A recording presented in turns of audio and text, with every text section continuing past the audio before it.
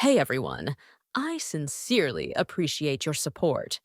If you enjoy my audiobooks, I would be truly grateful if you could subscribe to the channel. And if you'd like to support even further, you're welcome to become a Patreon member, where you can access audiobooks of novels as long as they are freely available on the internet. Your kindness and support mean so much. Thank you. Chen Yin was at a loss for words. Luo Xiao fell silent as well. She propped her head up, gazing at the stream flowing by her feet. After a long while, she kicked off her shoes and dipped her bare feet into the cool water. The water flowed between her white toes and over her delicate feet, bringing a refreshing sensation. So comfortable, she sighed contentedly. Chen Yin stared at her feet. What are you looking at? Are they that interesting? They are quite beautiful, Chen Yin replied seriously, nodding. Luo Xiao glanced at him with a playful smile. So, do you like them? You can touch them if you want. Chen Yin immediately put on a serious expression. I'm not that kind of person. But your hand is already on them. Chen Yin looked down and realized that his fingers were gently touching Luo Xiao's delicate foot. Beneath the hem of her red dress, her long, slender legs rested on the rock, her skin as smooth and white as jade. Chen Yin couldn't help but gently squeeze her ankle, earning a playful slap and a soft gasp from Luo Xiao. Bad boy. You really have dirty thoughts. Well, maybe it's just because Sister Xiao's body is too alluring. As he spoke, Chen Yin scooped up some water and poured it over her feet, his movements gentle. I don't need you to think I'm more important than you, he said softly. I'm not that important. I shouldn't be more important than your parents and your sect. Spend more time with your parents, and don't waste too much time on a scumbag like me. Luo Xiao curled her toes, a frustrated expression on her face. What? I'm just worried about you. Thank you, but there's no need to worry. Chen Yin flicked the water droplets from his hand and chuckled. I'm a coward who's afraid of death. So I won't do anything reckless. Luo Xiao stared at him for a long time, then whispered, You're not a scumbag at all. If all scumbags were as cowardly as you, there wouldn't be so many heartbroken women in the world. Well, the same goes for scumbag women. Chen Yin teased, You don't have to force yourself, Sister Xiao. If you don't have the talent for it, don't try to be a scumbag. Bah! What a horrible word. She pouted and retorted, It's just a night of fun. It's normal for both men and women, isn't it? As long as it's consensual, there's no need to call anyone a scumbag. Chen Yin chuckled. That's not how you reacted that night, Sister Xiao. Someone's heart raced and face flushed just from a kiss on the forehead. I won't say who. Splash. Luo Xiao kicked him into the stream, glaring at him playfully. Don't say it. After a while, Chen Yin emerged from the water, soaking wet and looking miserable. Couldn't you be a little gentler? Who told you to tease me? Luo Xiao snorted, then asked, What about you? What are your plans? I'll probably stay in Fragrance City for a while. Chen Yin thought for a moment. If you find out anything from your parents, you can come find me here. Hearing that Chen Yin wasn't planning to leave, Luo Xiao beamed with joy. Okay. It's settled then. You're not allowed to wander off. Chen Yin nodded seriously. Can I come visit you whenever I want? Of course. Hee. She narrowed her eyes and said excitedly, Then I'm going to find my mother now. Wait for me in Fragrance City, all clean and pretty. With that, her red dress flashed through the forest as she disappeared into the distance. Chen Yin was surprised by her sudden departure and stood there for a moment, then chuckled softly. What a straightforward and innocent girl. Walking along the streets of Fragrance City once again. The fairy conference was over, and the city seemed a bit quieter than before, but it was still bustling with activity. He walked along the familiar streets, stopping at a street vendor selling candied hawthorns. After a moment of thought, Chen Yin said. Give me a bag. A bag? All of these candied hawthorns, young master. Yes, all of them. he repeated. After buying the candied hawthorns, he bought some pastries and dried fruits. He continued buying until his hands were full, then headed towards the inn he had stayed at before. It seemed to have rained recently. The moss on the stone steps was vibrant green, and the air was damp. Chen Yin pushed open the inn door. The waiter recognized him and greeted him enthusiastically. "Welcome back, young master. Are you staying with us again? I'd like the same room as last time." "All right, I'll get it ready for you right away."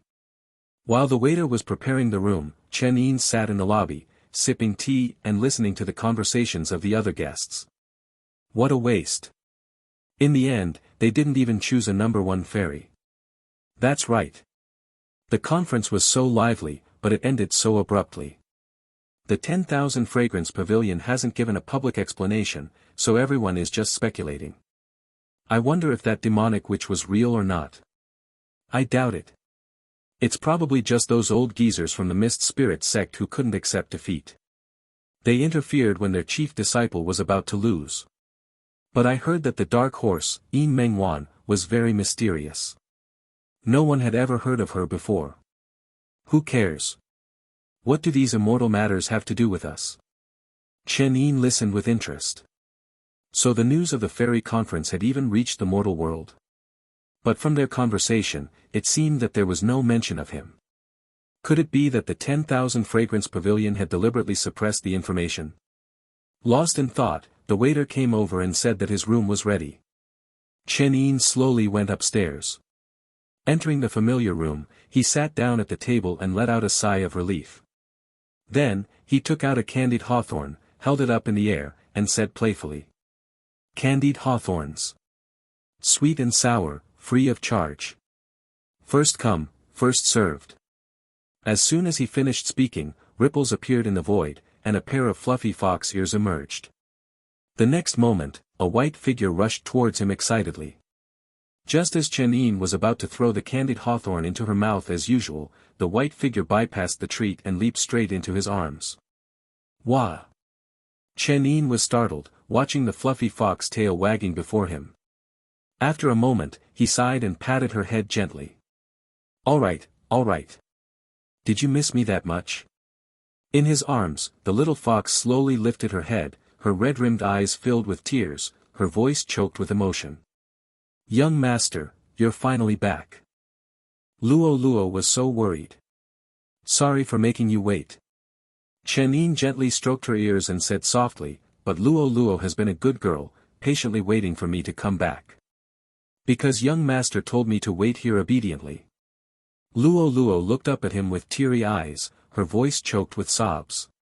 "Many times, I wanted to go find you, but I was afraid you wouldn't be able to find me when you returned. So I could only wait here alone. I waited until this morning, when I finally sensed your presence through the master-servant contract, woo. The little fox's tearful expression softened Chen Yin's heart. He could only comfort her. "All right, don't cry. Look, I brought you delicious food. See." He held up a candied hawthorn in front of Luo. But Luo didn't even look at it. She continued in a soft voice, Luo can be less greedy. Can young master please not leave me behind? Don't put yourself in danger and leave Luo alone to worry, like this time." This was the first time Chen Yin had seen Luo refuse her favorite candied hawthorns. He knew she must be truly upset. "I'm sorry." Chen Yin coughed lightly, then said seriously, "I was wrong this time. So as compensation, I'll grant you one wish." "Really?" Her ears perked up, and she looked up at him with sparkling eyes. "Of course. Any wish? Anything." "Well." Luo wagged her tail, her eyes darting around. "I heard a storyteller telling a very interesting story the other day, and I bought the book. But I can't read it on my own. Can young master read it to me? Just like, on the mountain." Her face flushed slightly, making her even more adorable. Chen Yin was taken aback. "That's all?" "Yes. If you do that, Luo won't be angry with you anymore."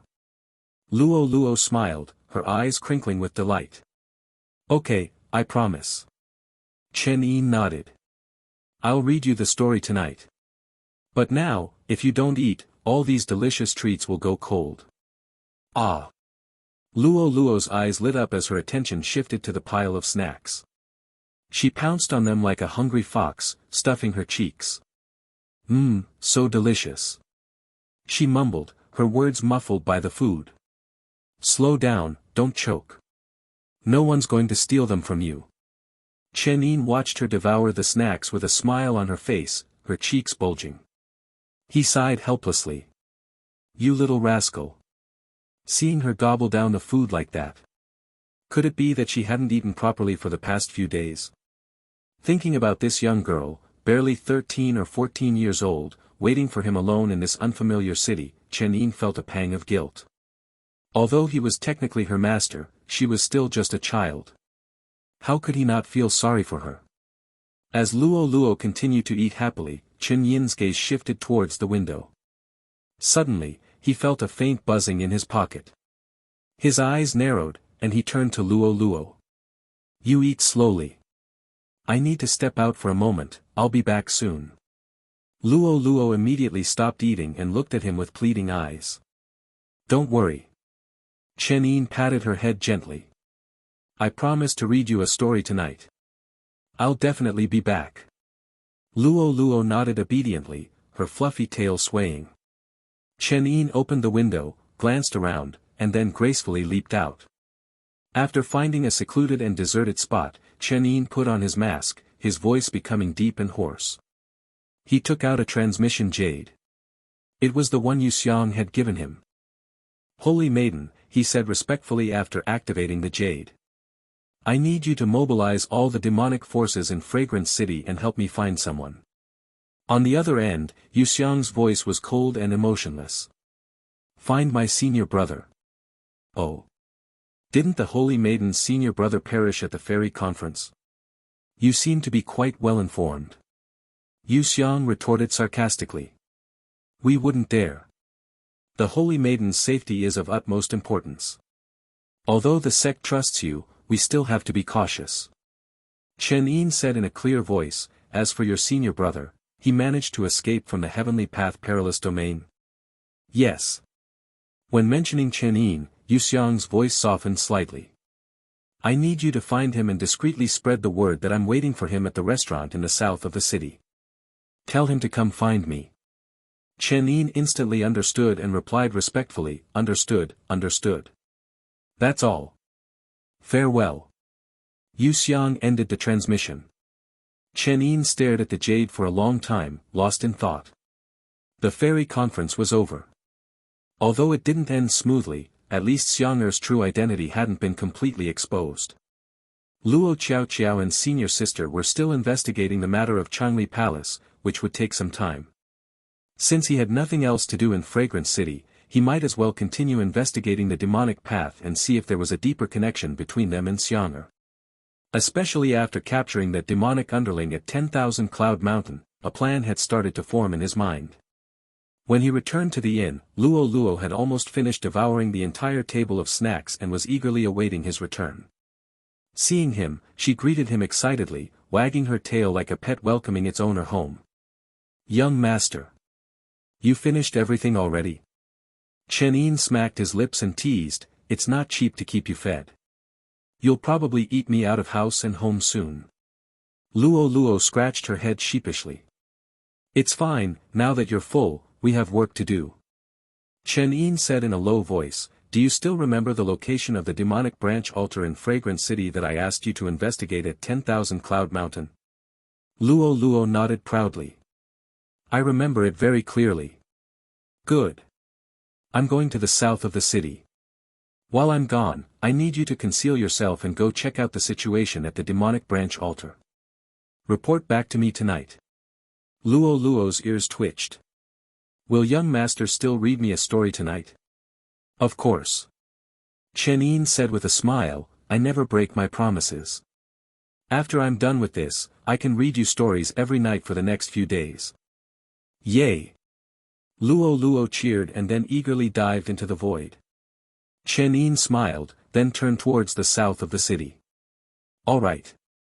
It was time to find Xiang'er. Flowers bloomed silently in front of the restaurant in the southern part of the city. Yu Xiang, dressed in a light green dress, stood by the window on the second floor, her figure bathed in the soft sunlight streaming through the window. She had reserved the entire second floor. Outside, numerous missing person notices were posted, each bearing Chen Yin's name. She looked like a wife patiently waiting for her husband's return. After an unknown amount of time, a soft cough broke the silence behind her, followed by a playful male voice. "Excuse me, miss, is this place taking in homeless handsome young men?" Yu Xiang turned abruptly, her eyes meeting Chen Yin's warm smile. Tears welled up as she threw herself into his arms. "Stinky senior brother. Bad senior brother," she murmured softly against his chest. "You're the bad one. You almost made Xiang'er homeless." Chen Yin lowered his gaze and said soothingly, "Don't say such ominous things. I'm here now, aren't I? Stinky senior brother, where have you been?" Xiang'er looked up at him, her eyes red-rimmed. "After the fairy conference ended, I immediately went back to the mountain to look for you. But the 10,000 fragrance pavilion was suddenly sealed off, and no cultivators were allowed to enter. I didn't know what happened or where you were, so I could only wait here in Fragrance City." Chen Yin was silent for a moment, then said casually, "Well, the fairy conference was cancelled anyway. But you don't have to worry about my safety. I just exchanged contact information with a few beautiful ladies with long legs and ample bosoms at the fairy conference. We became close friends, and I lost track of time, that's all." Yu Xiang's tearful expression instantly changed to one of resentment. "Senior brother, if you really left Xiang'er alone in Fragrance City for so long just because of that, I'm going to tell Master when we get back." "I was wrong." Neither of them pressed for details about their whereabouts during the fairy conference. They both tacitly avoided the topic. "How did you know I was looking for you?" "I just asked a random passerby where the most beautiful girl in the city lived, and here I am." Xiang'er blushed and glared at him playfully. "Be serious. I heard someone say that there was a girl in the south of the city looking for someone. I guessed it was you." Chen Yin chuckled. "After all, only our Xiang'er would be so well-behaved and obedient, waiting for me here in Fragrance City. If it were any other heartless woman, she would have returned to the mountain without even waiting. I was just worried about your safety, senior brother. You know how you always like to act tough. What if something happened to you?" Xiang'er's voice trailed off. Chen Yin ruffled her hair and said with a smile, "Don't worry. Senior brother isn't as useless as you think. Alright, now that the fairy conference is over, and we've been out for a while, what are your plans, Xiang'er?" Xiang'er's eyes darted around. "Since we're already out here, it wouldn't hurt to play for a bit longer before going back. I heard there are many interesting things in the towns to the north. I want to go explore. You don't have to accompany me, senior brother. We've been out for so long. If we don't report back to Master soon, she'll be furious." She took Chen Yin's hand.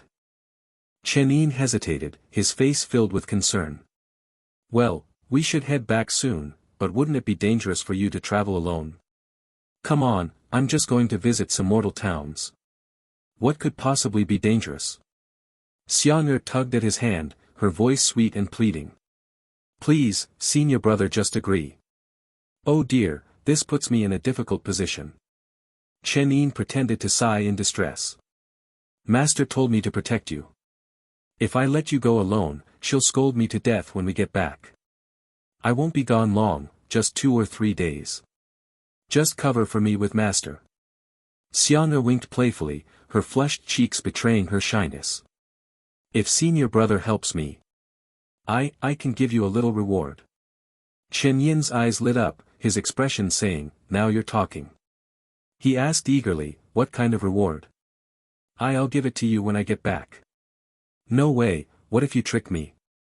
Xiang'er would never trick senior brother. Xiang'er smiled, her hands behind her back, as she skipped closer to Chen Yin. Her voice was soft and sweet as she whispered in his ear. "I can't tell you now, but I can give you a little preview." Then, she quickly pecked him on the cheek like a bird. Chen Yin coughed, feigning annoyance. That's it? It'll take more than that to bribe me. Ah. Then what do you want, senior brother? Well. Chen Yin stroked his chin, a serious expression on his face. I think there are many things we can do. Even if we don't go all the way, there are other ways to have fun, right? Xiang'er's hands are so soft and delicate, your lips are so red and alluring, your feet are small and exquisite, your legs are so long and beautiful, and your breasts, after years of my special culinary care, are so perky and irresistible. Finally, Xiang'er couldn't take it anymore. She kicked Chen Yin down the stairs, her voice filled with playful anger. Stinky senior brother. Bad senior brother. You pervert, shameless. Chen Yin rubbed his sore bottom and stood up, dusting himself off under the surprised gazes of the passers-by.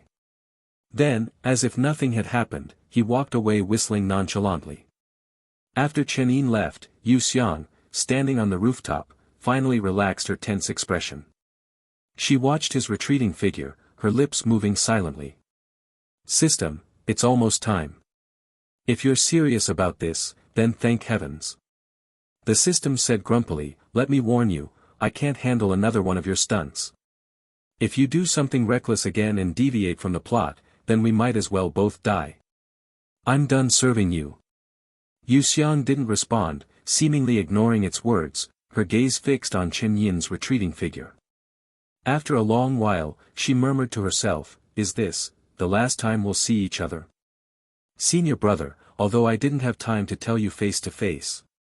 But I'm truly happy to have met you. Her time on Mount Yu had been the happiest days of her life. In the end, Xiang'er only has one wish. She closed her eyes slowly, whispering silently. I hope that senior brother will meet a girl he truly loves. And love her as much as he loved Xiang'er. And let her, stay by his side forever, in Xiang'er's place. Her voice was soft, barely a whisper. This time, even the system didn't interrupt her. After saying those words, Yu Xiang slowly opened her eyes, a lifeless emptiness in her gaze. Let's go, she said coldly, her expression impassive, as she turned and put on the mask. To the demonic sect's main altar. Not long after leaving Luo Qiao, Chen Yin stopped, a thoughtful expression on his face as he looked back at the restaurant. Xiang'er had deliberately sent him away, clearly to take her next step. And if he guessed correctly, it had something to do with the demonic path. Luo Qiao and Shen Shuanglian hadn't yet brought him any news about Changli Palace, so he might as well focus all his attention on the demonic path for now. He found a secluded corner, put on his mask, and vanished into the bustling streets. A moment later, inside a hidden antique shop in Fragrant City. The shop was quiet, with only an old man wearing reading glasses sitting behind the counter.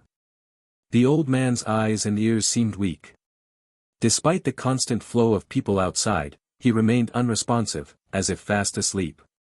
The door creaked open, and a gentle voice asked, "Old man, do you have any treasures in your shop?" The old man didn't seem to hear. The voice repeated the question.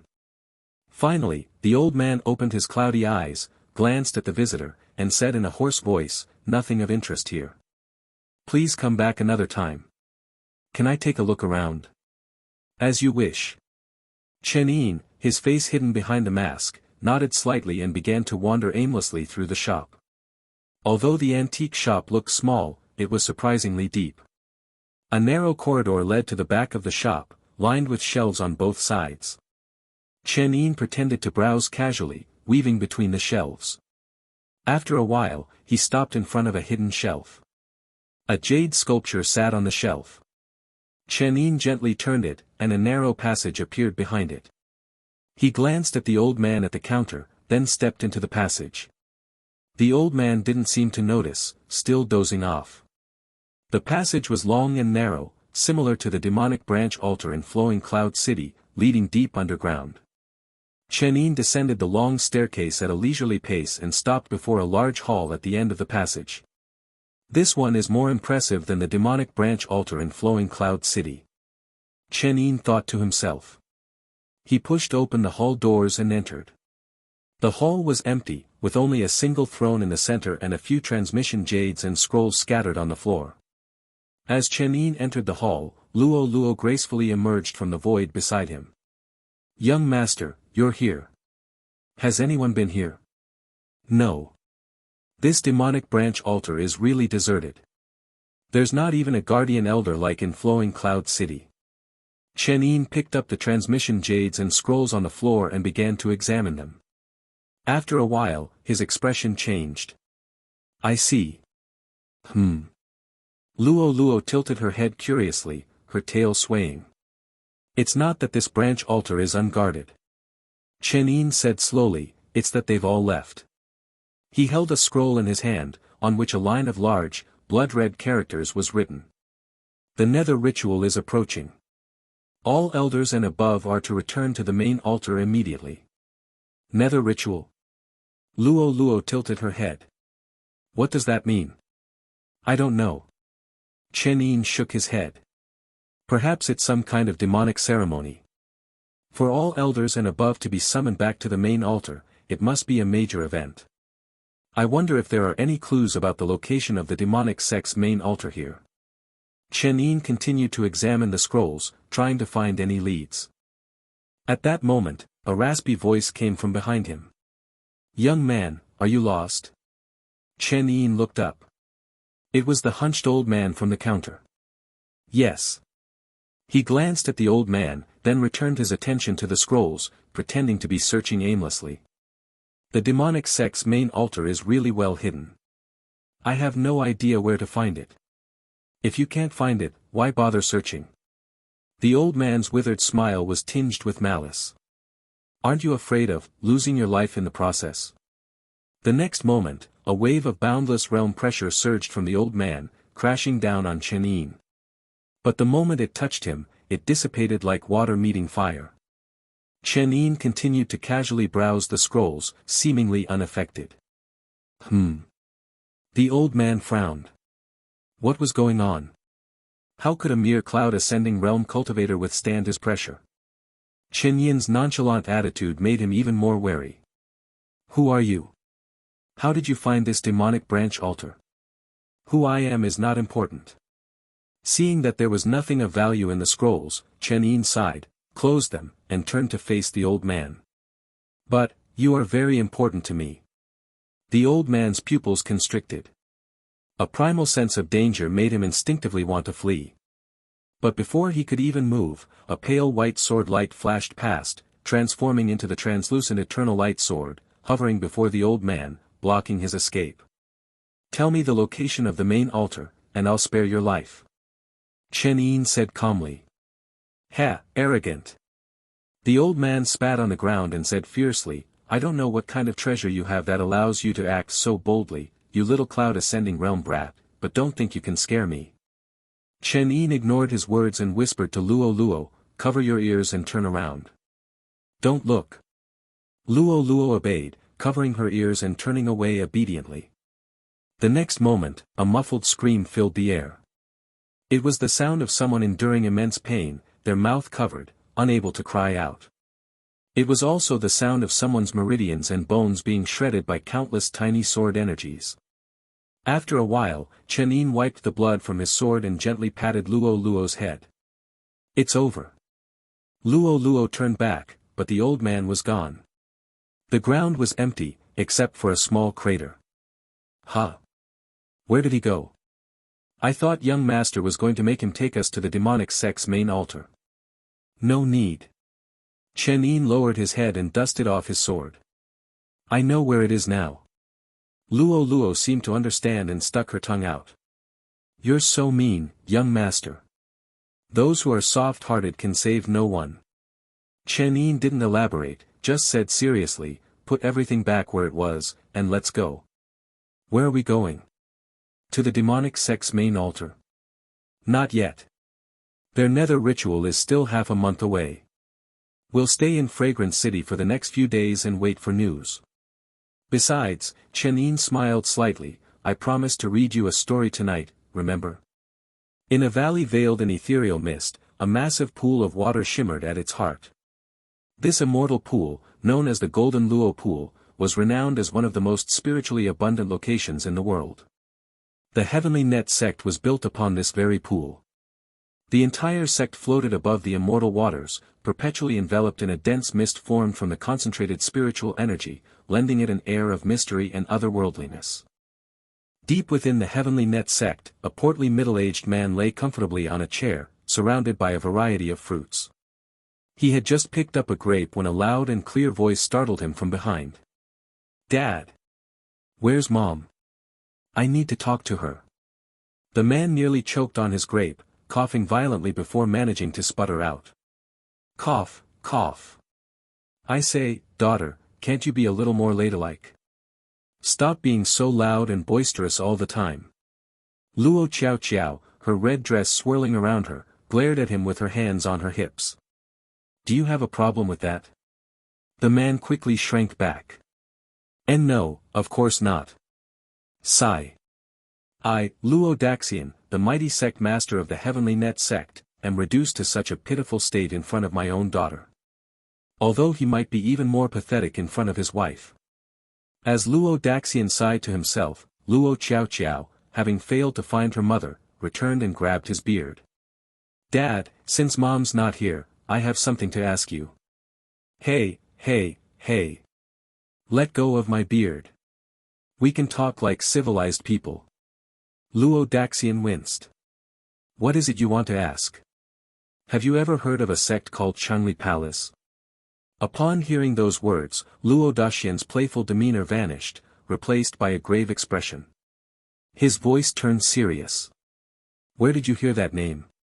"Oh, never mind that. Just tell me about it." Seeing her father's reaction, Luo Qiao Qiao knew she had hit the right spot. She settled beside him, picking at the fruits as she waited for the story. Luo Daxian asked cautiously, "Can I not talk about this?" "No. Otherwise, I'll tell Mom. Last time, you said you were going to the 10,000 Fragrance Pavilion for business, but you actually went to Dash." Alright, I'll tell you. This matter has nothing to do with our Heavenly Net sect. I don't want you involved." Luo Daxian sighed deeply. "Strictly speaking, it's a private matter of the Mist Spirit sect. A private matter that could bring disgrace upon the entire Mist Spirit sect." Luo Qiao Qiao tilted her head curiously. Mist Spirit Sect, Scripture Hall. This was the hall where the Mist Spirit sect's main branch stored its vast collection of scriptures and ancient texts, encompassing thousands of years of knowledge and tradition. Shen Xuanlian was the only person in the spacious hall, pacing back and forth, aimlessly browsing through scrolls and books. She had deliberately chosen a time when all the other disciples were practicing to come to the scripture hall alone. She was searching for information about Changli Palace. While looking through the catalogue, Shen Xuanlian noticed something strange. Changli Palace was just an ordinary small sect, yet all information related to it was restricted to elders. As the chief disciple and a boundless realm cultivator, Shen Xuanlian also had elder privileges. But she had never heard of these restricted materials before. This time, she had chosen a time when no one else was around to secretly access them. Changli Palace. Shen Xuanlian opened a book, her brows furrowing slightly. Yin Changli, a disgrace to the heavenly Tao. These terms were completely unfamiliar to Shen Xuanlian. As she continued reading, her frown deepened, and a subtle change came over her expression. At that moment, a gentle voice spoke from behind her. "Shen Xuanlian. What brings you to the scripture hall today?" Shen Xuanlian quickly flipped to a different page and turned around, bowing respectfully. "Master Changwen." The man before her, a scholarly-looking middle-aged man with a gentle demeanor, was the elder in charge of the scripture hall. He was known for his kind and amiable personality and was well respected among the disciples. "Why is our chief disciple suddenly interested in studying?" "Ah. I've recently encountered a bottleneck in my cultivation, so I thought I'd browse through some books to relax. Perhaps I'll gain some insight." "That's good. Cultivation requires a balance of work and rest." Elder Changwen said with a smile, "What kind of books are you looking for?" "Nothing specific, I'm just browsing." Shen Xuanlian hesitated for a moment, deciding not to mention Changli Palace. She said politely, I've already gained a lot today. I won't disturb you any longer, master. I'll take my leave. Alright, come visit me again when you have time. Elder Changwen watched Shen Shuanglian leave with a gentle smile, then narrowed his eyes thoughtfully. After a moment, he sent a silent voice transmission. Shen Shuanglian might be onto something. Sect Master, what are you going to do about your disciple? Meanwhile, in the main hall of the Mist Spirit sect, a figure shrouded in shadows sighed softly and spoke. There's no need to rush. She hasn't uncovered the truth yet. But, find an opportunity to send her away. He pondered for a moment, then took out a token and inscribed a command on it with his spiritual energy. It was the sect master's token, used to issue sect missions. After completing this task, the figure said softly, Chen Yin. Instantly, a black shadow knelt on one knee, and a cold voice replied, Sect Master. Follow Shen Shuanglian. If she continues to investigate anything related to Changli Palace. The figure hesitated for a moment. His beloved disciple. To kill or not to kill? Killing her would be a pity. After all, the Mist Spirit sect might not see another prodigy like Shen Shuanglian for generations. But if he didn't? After a long silence, he finally said, kill everyone who comes into contact with her. Yes. Chen Yin replied coldly, her figure flickering and disappearing. Shen Shuanglian didn't immediately leave after exiting the scripture hall. She glanced back at the hall with a hint of regret. It was a pity she couldn't finish reading everything. But she had learned enough to understand the general situation. She should go find him. Tell him what she had discovered. Shen Shuanglian found a reason to see Chen Yin, and a smile unconsciously appeared on her lips. But the next moment, the disciple token at her waist suddenly lit up. A sect mission? Shen Shuanglian picked up the token with a puzzled expression. Why would there be a sect mission issued at a time like this? She activated the token, and a message inscribed with spiritual energy appeared in the air. The words on it made Shen Shuanglian frown slightly. Sect Master's mission, order Chief Disciple Shen Shuanglian to immediately depart for Xianyun Province. Eliminate the demonic cultivators causing chaos in the region. Back at the inn that evening, Luo sat on the edge of the bed, a pastry dangling from her mouth, her tail wagging expectantly. Chen Yin stared at the book Luo had brought him, a long silence stretching between them before he finally managed to speak, his voice strained. This is the story you want me to read to you? Yes. Luo's ears twitched excitedly. This book is so interesting. The stories inside are amazing. I just glanced at it for a bit, and I already love it. But reading alone is boring. I still prefer young master reading to me. Chen Yin sighed, his expression a mixture of awkwardness and distress. Reading a story was simple enough. The problem was. It was an erotic novel. The book was titled Tales of the Powdered Rouge Pavilion, and the Powdered Rouge Pavilion was a brothel in Fragrance City. As the name suggested, it chronicled the encounters between prostitutes and their clients. The language wasn't explicitly vulgar, instead opting for a more elegant and subtle approach. However, any experienced reader could easily decipher the true nature of the stories. And Chen Yin was no stranger to such literature. In his previous life, he had even dabbled in writing erotic stories himself. But after skimming through a few pages, he already felt uncomfortable. He couldn't believe Luo was so engrossed in this kind of book. Did she even understand what she was reading? Luo, seemingly impatient, tugged at Chen Yin's shoulder. Young master, are you ready yet? Ahem. Chen Yin cleared his throat and said with a serious expression, Luo, be honest with me. Who gave you this book? Why do you ask, young master? It will determine whether I need to eliminate a few more scumbags for the police. No one gave it to me. I found it in the west of the city. Luo grinned, revealing her little fangs. I was wandering around the streets at night and saw this book lying by the road near the brightest restaurant. It was quite new, so I took it. I had nothing to do while waiting for young master to return, so I started reading it. It's so interesting. Chen Yin covered his face in mock despair. Seriously, even if you're broke, you don't have to pick up trash from the streets, do you? I'm raising a servant, not a beggar. Luo, listen to me. Chen Yin said patiently, this book, it's not interesting at all. The stories inside are not fun at all. How about this, tomorrow I'll go to the bookstore and pick out some interesting historical records or tales of the supernatural for you. I'll read them to you when I get back tonight, okay? Hearing this, Luo's ears, which had been perked up with excitement, drooped dejectedly. Her cute little face was filled with disappointment. But young master broke his promise. She pouted, her eyes welling up with tears. Chen Yin couldn't resist her pitiful expression.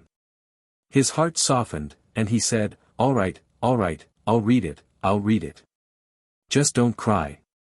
He picked up the erotic novel with a stiff and awkward expression, his face contorting as he flipped to the first story. Ahem. This one tells the story of a traveling merchant from the southern kingdom who arrived here, exhausted from his journey. He stayed at the Powdered Rouge Pavilion, seeking a night of pleasure to relieve his fatigue. The southern kingdom had many exotic goods. That night, while enjoying tea, the merchant took out a bean-shaped pellet and put it in the tea. In the tea. Chen Yin's expression was pained, as if he was trying to hold back a scream. Luo, confused by his sudden change in demeanor, asked curiously, young master, why did you stop reading? Isn't the fun part coming up? Chen Yin took a deep breath and continued reading, his voice strained. Suddenly, the tea boiled like a raging tide, its color deepening to red, its texture becoming moist and soft. The whistling sound of the boiling teapot echoed throughout the night, lingering in the air. A pot of tea, enjoyed for an entire night. The next morning, the tea was finished, and the people dispersed. The merchant gifted the bean-shaped pellet to the courtesan, as a memento. After struggling to finish the first story, Chen Yin felt completely drained, as if he had just fought a Grand Clarity Realm expert. See, young master, how interesting. Luo's face was flushed with excitement, her eyes sparkling with wonder. There are such interesting things in the mortal world. It can make tea boil instantly and enhance its flavor. That merchant was so generous, leaving such a wondrous object at the brothel as a memento. I wonder if the owner will give it to the next guest as a surprise. Hearing this, Chen Yin couldn't hold back any longer. Luo, how about this, I'll buy you some late-night snacks. Huh? Luo fiddled with her fingers, confused. But I'm not hungry. I want to hear more stories. But I'm afraid if I continue reading, I'll end up destroying that Powdered Rouge Pavilion. Chen Yin said seriously. Luo. Looking at Luo's confused expression, Chen Yin didn't know how to explain the story to this innocent little fox. Ahem, Luo, listen carefully.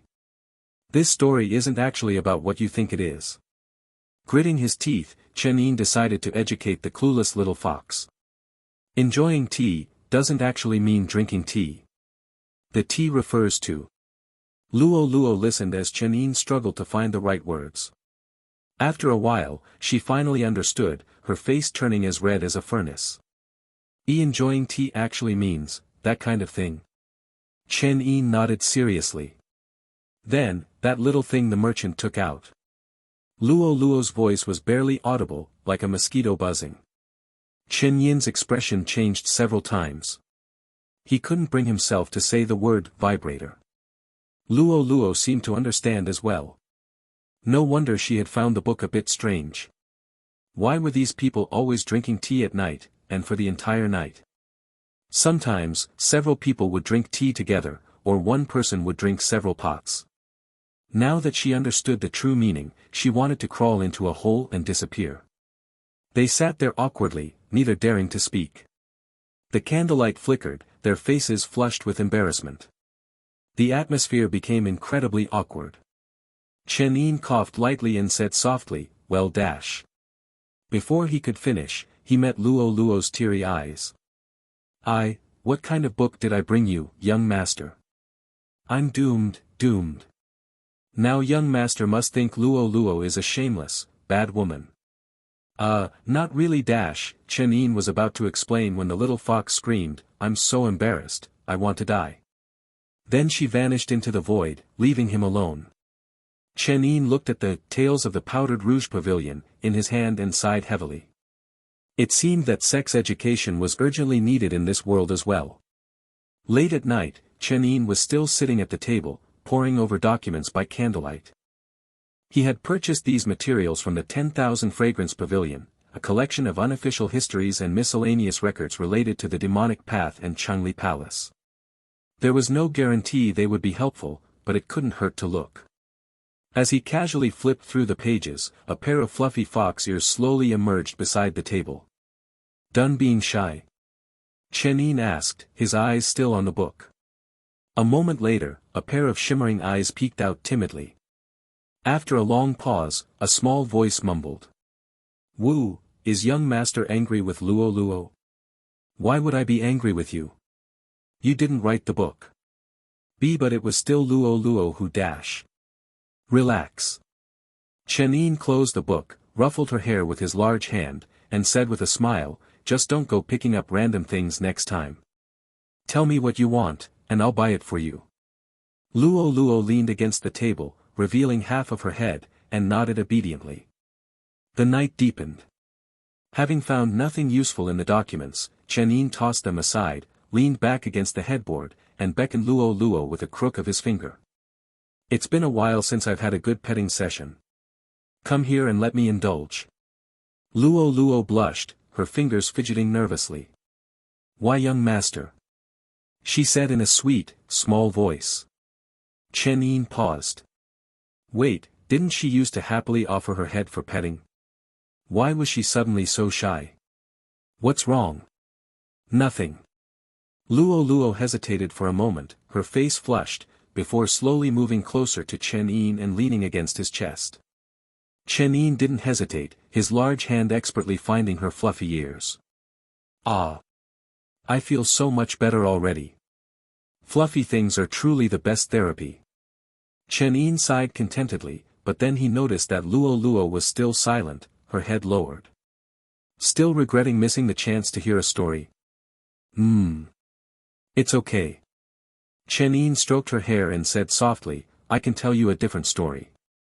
Luo Luo's ears perked up, and she wagged her tail excitedly, snuggling closer to Chen Yin. Chen Yin began, "I love fluffy creatures. Because I used to have a dog. It was a golden retriever. Very well behaved and obedient. It would always wait by the door for him to come home from work. During those lonely days, the golden retriever had been his only solace. All the exhaustion and stress of the day would melt away whenever he hugged the fluffy dog. It was soft and cuddly, very well behaved and adorable, just like Luo Luo." Chen Yin chuckled and patted her head. Luo Luo immediately protested, baring her teeth. "Luo Luo is not a dog." "Huh, of course you're not." Chen Yin's eyes dimmed slightly. "But back then, I didn't have you. When I was sad, it would come and lick my face. When I ate alone, it would lie quietly by my feet, as if accompanying me. In that empty world, I had nothing. Except for that dog. Perhaps, including myself, we were two lonely souls clinging to each other. What happened then? One day, it died. I don't even know why. Actually, he did know. The neighbor's brat had fed it chocolate as a prank. A lot of it. An entire bag. He didn't know that chocolate was dangerous for dogs. And at the time, he was too busy writing his unprofitable stories to notice. By the time he realized and took it to the vet, it was too late.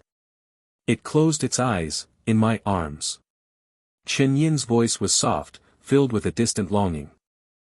Luo Luo's ears drooped, and she whispered, "Luo Luo doesn't want to hear such a sad story. I'm sorry. Maybe I should tell you something else." Chen Yin blinked. "Seeing you just reminded me of it." Luo Luo hesitated, then asked, "Have you told anyone else this story, young master?" "No." Chen Yin shook his head. "You're the first." Luo Luo snuggled closer to Chen Yin, rubbing her cheek against his chest. "Then it's okay. My mother said that keeping sad things bottled up inside will only make you sadder. If it makes you feel better to talk about it, then Luo Luo wants to hear this story. As she spoke, Luo Luo suddenly raised her head and licked Chen Yin's face gently. Chen Yin froze, his hand instinctively reaching up to touch his damp cheek. He asked in a daze, "What are you doing? Didn't young master say that when you were sad, it would come and lick your face?" Luo Luo chuckled, revealing her small fangs. "I guess. Young master is sad right now." Chen Yin was silent for a long time, then he chuckled softly. "Didn't you say you're not a dog? Luo Luo is not a dog. Luo Luo is a fox." Luo Luo blinked and said seriously, "But now, Luo Luo is here with young master. You can tell Luo Luo anything, whether you're happy or sad." Chen Yin gently pinched her soft cheek, making her whimper in protest. "You're right." Chen Yin's eyes softened as he rested his chin on her ear. "Luo Luo is not a dog. And you don't have to replace it. You're my little servant, Luo Luo." The night breeze rustled the leaves outside. This time, Chen Yin didn't pet her ears but let her rest against his chest. Soon, he heard the little fox's soft snores. After carefully tucking her in, Chen Yin returned to the table and spread out a map. His eyes scanned the vast map, finally stopping at a city marked on the western edge. Xianyun Province. That was where the demonic sect's main altar was located, according to the information he had extracted from the captured demonic cultivator in Fragrant City. Xianyun Province was located on the western side of the continent. It was said to be a place with scarce spiritual energy and few cultivators. Chen Yin wasn't familiar with the area. But thinking about it, only such a remote location could possibly house the demonic sect's main altar. He had taken care of everything he needed to do in Fragrant City. Now, he just had to wait for Luo Xiaoqiao to see if she could learn anything about Changli Palace from her parents. After meeting her, he would head to the demonic sect's main altar. Lost in his thoughts, he suddenly heard a soft moan from behind him. Chen Yin turned around and saw Luo Luo's face pale, her expression contorted in pain, her body trembling slightly. He quickly picked her up and asked anxiously, "Luo Luo? What's wrong?" "Young master." Luo Luo slowly opened her eyes and whispered, I had a nightmare. I dreamt about Ye and the others." Chen Yin gently stroked her messy hair. "Are those the friends you mentioned when we first met?" "Yes." Her eyes were downcast, and she whispered, "That day, we were just playing outside the city like usual, sneaking out with Ye and the others. But we ran into bad people. They were using evil techniques, and their aura felt very uncomfortable. They captured Ye and the others. I was hiding in the void, playing hide and seek, but I was too scared to make a sound."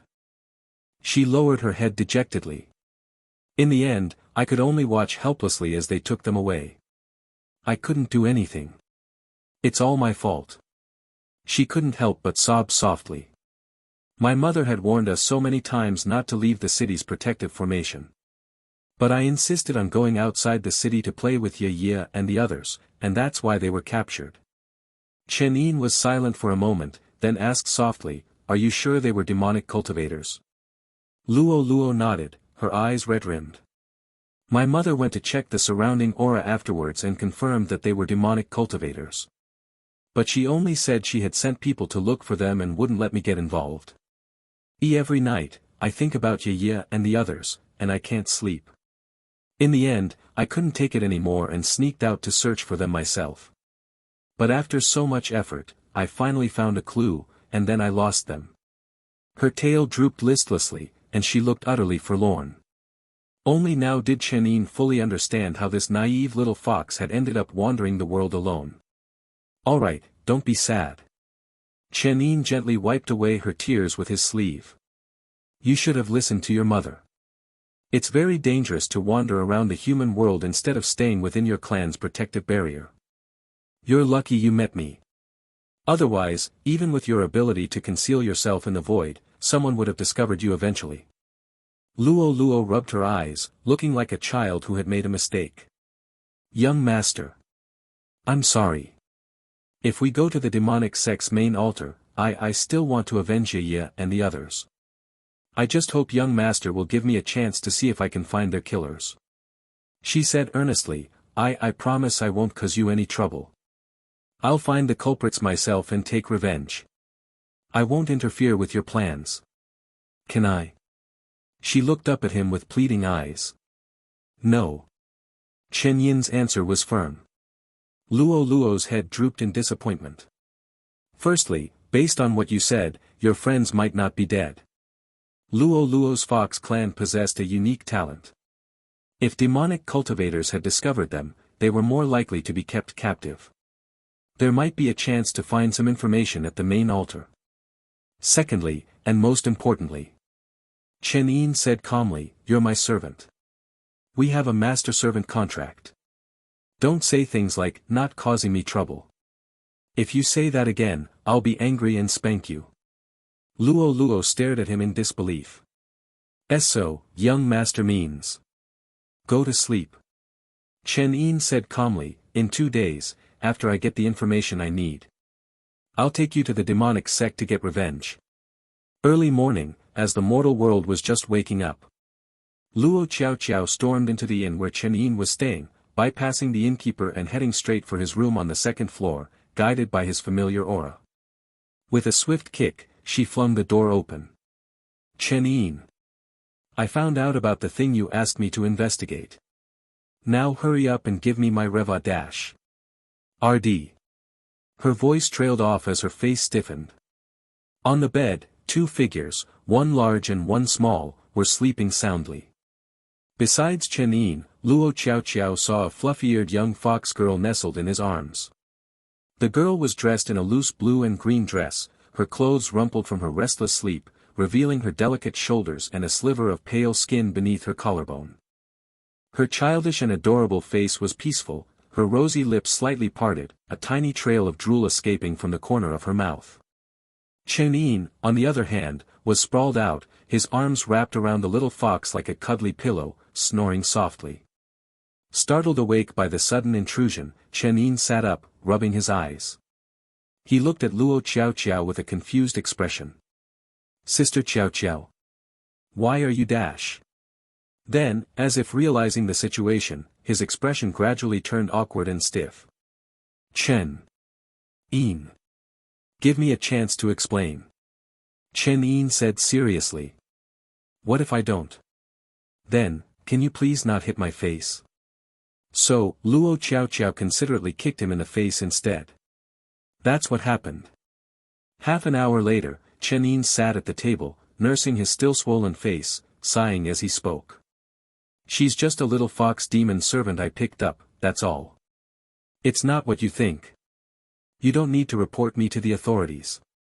I'm not a lolicon. Luo Xiao sat with her legs crossed, elegantly lifting the teapot with one hand and pouring the tea directly into her mouth. She wiped her lips and looked at him skeptically. A fox demon servant? How did you get so lucky to just stumble upon such a cute little fox? Maybe because I'm handsome. Chen Yin said cautiously, glancing at her. The next moment, she slapped his other cheek.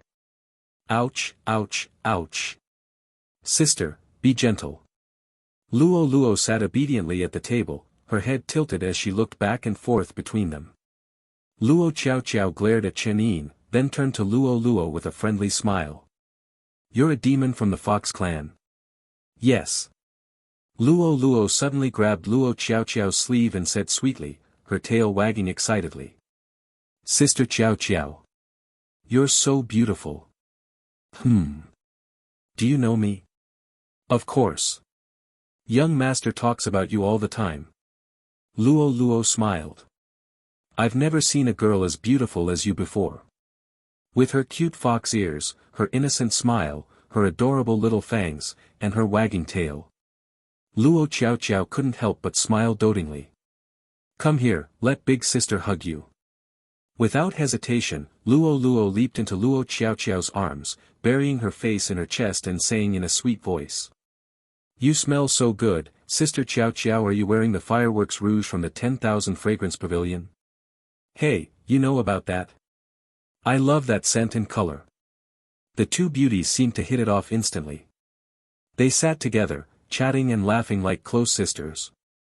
Luo Xiao, especially, seemed to be completely smitten with the adorable little fox girl, constantly pulling her into her arms and stroking her soft fur. Luo Luo would occasionally rub her head against Luo Xiao's chest, then glance at Chen Yin with a playful wink. Jealous much? Not at all. Chen Yin sipped his tea and shrugged. Was this the unique charm of the Fox clan? Even a strong woman like Luo Xiao couldn't resist Luo Luo's adorable fox ears. It seemed that falling asleep while reading her a story last night wasn't his fault after all. It was all because Luo Luo was too comfortable to hold. Yes, that must be it. Seeing that the two women were about to chat endlessly, Chen Yin quickly interrupted. All right, we can chat later. Let's talk business first.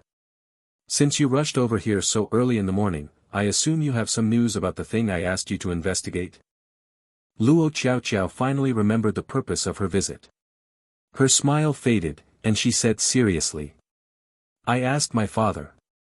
You were right, the Changli Palace incident was a big deal back then. However, most of the information was suppressed. Only a handful of high-level cultivators, like my parents, know some of the details.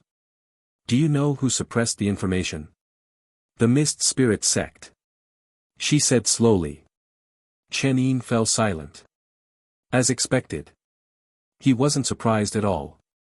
This explained Xiang'er's desire to destroy the Mist Spirit sect and the strange events that had transpired at the fairy conference. Technically, it's considered a scandal for the Mist Spirit sect. Luo Xiao said softly, Changli Palace was just a small, insignificant sect back then, living a peaceful life in a secluded immortal mountain in the south. They were known for having a good relationship with the mortals, often helping the people in the nearby villages without any arrogance. They had a good reputation in the southern region. However, according to my father, the sect master of Changli Palace seemed to have obtained a very valuable treasure, a treasure that the Mist Spirit sect had been searching for tirelessly. Luo Xiao hesitated and glanced at Chen Yin. But Chen Yin remained calm and said, continue. Not long after that, the Mist Spirit sect suddenly received news of demonic cultivators wreaking havoc in the region. They investigated and traced it back to Changli Palace. And then, well, you know what happened. Luo Xiao shrugged. The Mist Spirit sect claimed that the sect master of Changli Palace had been secretly practicing demonic cultivation and was actually an elder of the demonic path. When his secret was exposed, he went mad and massacred the entire Changli Palace. It took great effort for the Mist Spirit sect elders to subdue him. But that's just the Mist Spirit sect's side of the story. After all, the only witnesses were the massacred disciples of Changli Palace and the people from the Mist Spirit sect. That's all my father knows. Luo Xiao took a sip of tea, her throat dry. Then she pouted. There are too many suspicious details in this incident. Many sects suspected something was amiss back then. However, the Mist Spirit sect was at its peak at the time, and no one was willing to openly confront them based on mere suspicions. This incident became a taboo topic in the cultivation world. Oh, right, she added, if my father remembers correctly, the sect master of Changli Palace was named Yin Changli. After listening to her story, Chen Yin fell into a long silence. Finally, he sighed softly. I see. I think I understand now. Thank you. This time, he bowed deeply to Luo Xiao. Luo Xiao was embarrassed by his formal gesture and stammered, what are you being so polite for? We're friends. It's no big deal. It's still a favor. Chen Yin said calmly, without your help, Sister Xiao, it would have taken me a lot of effort to gather this information. Luo Xiao blushed at his praise and lowered her head shyly. So, is there a reward? Chen Yin's composure crumbled, and he coughed awkwardly. As long as it's not something harmful to your health, I'll consider it. Then, come stay at my house for a few days. That would definitely be harmful to my health. Luo Xiao pouted and said playfully, what? You make it sound like I'm some kind of insatiable beast. I won't devour you, you know. Chen Yin cleared his throat and changed the subject. It's not because of that.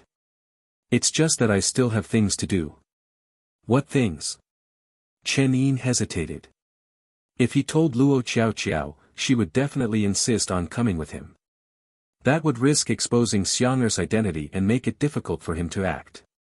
So, he made up an excuse. Master is injured. I need to go west and find some of her old friends to get her some healing medicine. Hearing this, Luo Xiao couldn't say anything more. She could only lower her head dejectedly. Ah, so we have to part ways again. It's okay. You can stay at home and relax for a couple of days.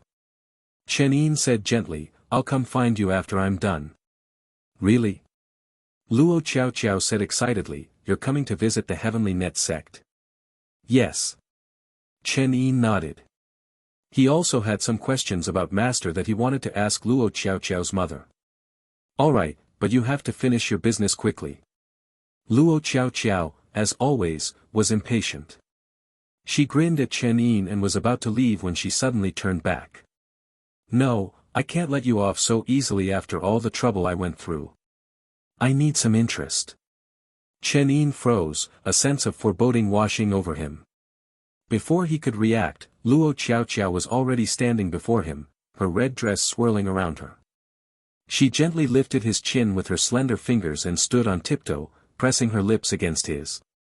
Luo, stunned by Luo Xiao's bold and unrestrained actions, covered her eyes with her hands, her face flushed.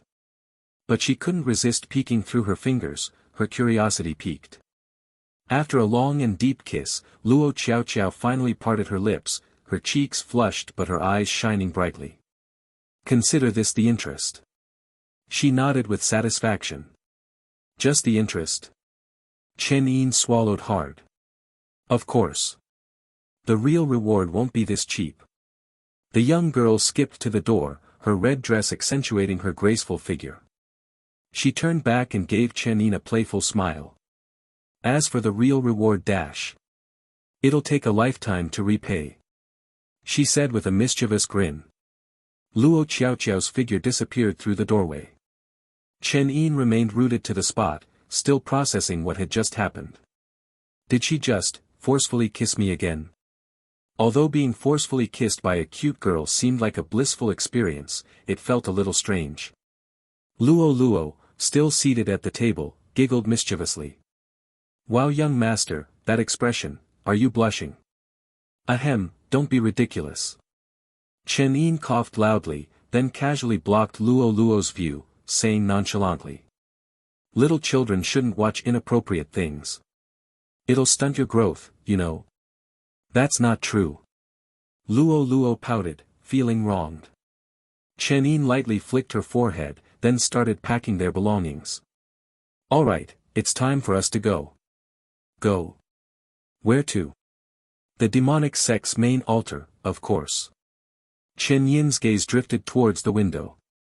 Luo fell silent and began to pack her things as well. After a moment of silence, Chen Yin said softly, don't overthink it. Just follow me. Okay. She replied quietly. Think about what you want to eat. I'll buy it for you on our way out. Really? Then. Steamed buns. Xianyun Province. A vast and sparsely populated region, Xianyun Province had scarce spiritual energy. Only a few areas with concentrated spiritual energy had human settlements. Most of the province was a desolate wasteland, ravaged by ferocious beasts. 5 days had passed since Shen Shuangnian received her mission. She had traveled tirelessly to Xianyun Province, but she hadn't seen a single demonic cultivator. So she could only wander aimlessly through the nearby towns. Of course, she had another purpose. As she neared the border of Xianyun Province, Shen Shuangnian discreetly slowed down and whispered to the system. System, any information about the person following me? Unfortunately, no. The system's aged voice replied. She hasn't appeared in the plot records. But that also means she's probably not a threat to you. Shen Shuangnian didn't answer, only blinking subtly. You figured out her identity? The system asked. She nodded slowly. I have an idea. Right after she had accessed the information about Changli Palace, she was hastily sent away on a mission by the sect, with someone assigned to follow her. The connection was obvious. I heard there's a secret division within the sect, directly under the sect master's control. That person is most likely from that division. Sent to monitor me, she said, glancing around discreetly. The system chuckled. It seems the matter of Changli Palace is a sore spot for your sect. System, are you sure there's no mention of Changli Palace in the records? At least not in your records. The system said slowly, but I don't know about other chosen ones. Shen Xuanlian knew who it was referring to. The woman with the opposite script, Chen Yin's junior sister. Do you think, if I told him the truth, would it be good or bad for him? The system was silent for a long time before replying, I don't know. Since you've decided to deviate from the plot, every step forward is unknown. It's even possible that things will end up worse. It all depends on your choices. I'm just a system, I can't help you. Shen Xuanlian lowered her eyes and nodded slowly after a long silence. I understand. Sensing her thoughts, the system said softly, if you're truly worried, there's another way. Leave everything to that man. See what he chooses. Perhaps someone who's not bound by the plot, a non-chosen one, is better suited for this path. Shen Xuanlian hesitated, then shook her head resolutely. No. It's too dangerous. He's not a chosen one. If he actively goes against the system's plot, it'll be too dangerous. He can't get hurt. Shen Xuanlian said firmly. The system sighed. Well, in that case, stop overthinking it. Just take things one step at a time. Shen Xuanlian nodded, took a deep breath, and was about to continue her journey when she suddenly froze at a turn in the road. Chen Yin, walking towards her, also froze. They stared at each other for a while, then Chen Yin awkwardly raised his hand in greeting. Yo, senior sister, what a coincidence. Shen Xuanlian glanced at the young fox-eared girl he was holding hands with, her eyes filled with unspoken words. Can I still explain? I'm listening. That's what happened. Chen Yin finished explaining his relationship with Luo Luo. She's just a little fox demon servant I picked up, that's all. It's not what you think.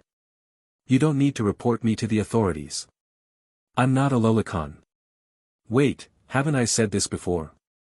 Shen Xuanlian was silent for a moment, then nodded slowly, her bright eyes fixed on Chen Yin's face. Okay. I believe you. Chen Yin was so touched that he almost cried. Woo, senior sister is an angel. At least my face is safe this time. What about you? Chen Yin asked. What are you doing in such a remote place, senior sister?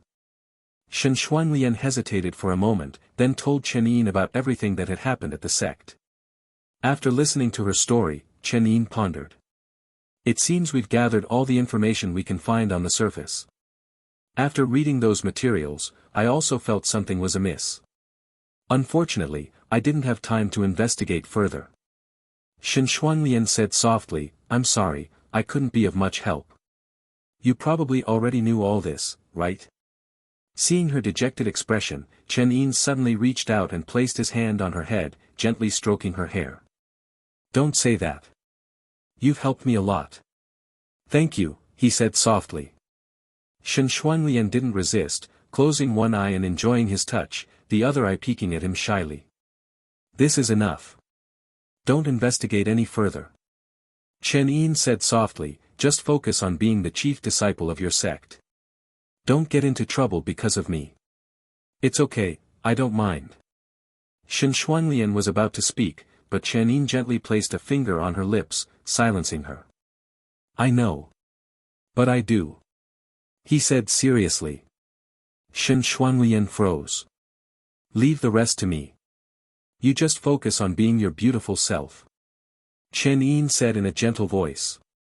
Shen Xuanlian's star-like eyes seemed to dim for a moment, then she lowered her head and nodded almost imperceptibly. It's getting late. Let's find a place to stay. With that, Chen Yin turned and walked ahead. Shen Xuanlian followed behind, her steps matching his rhythm. Sometimes close, sometimes further away, but always following his shadow.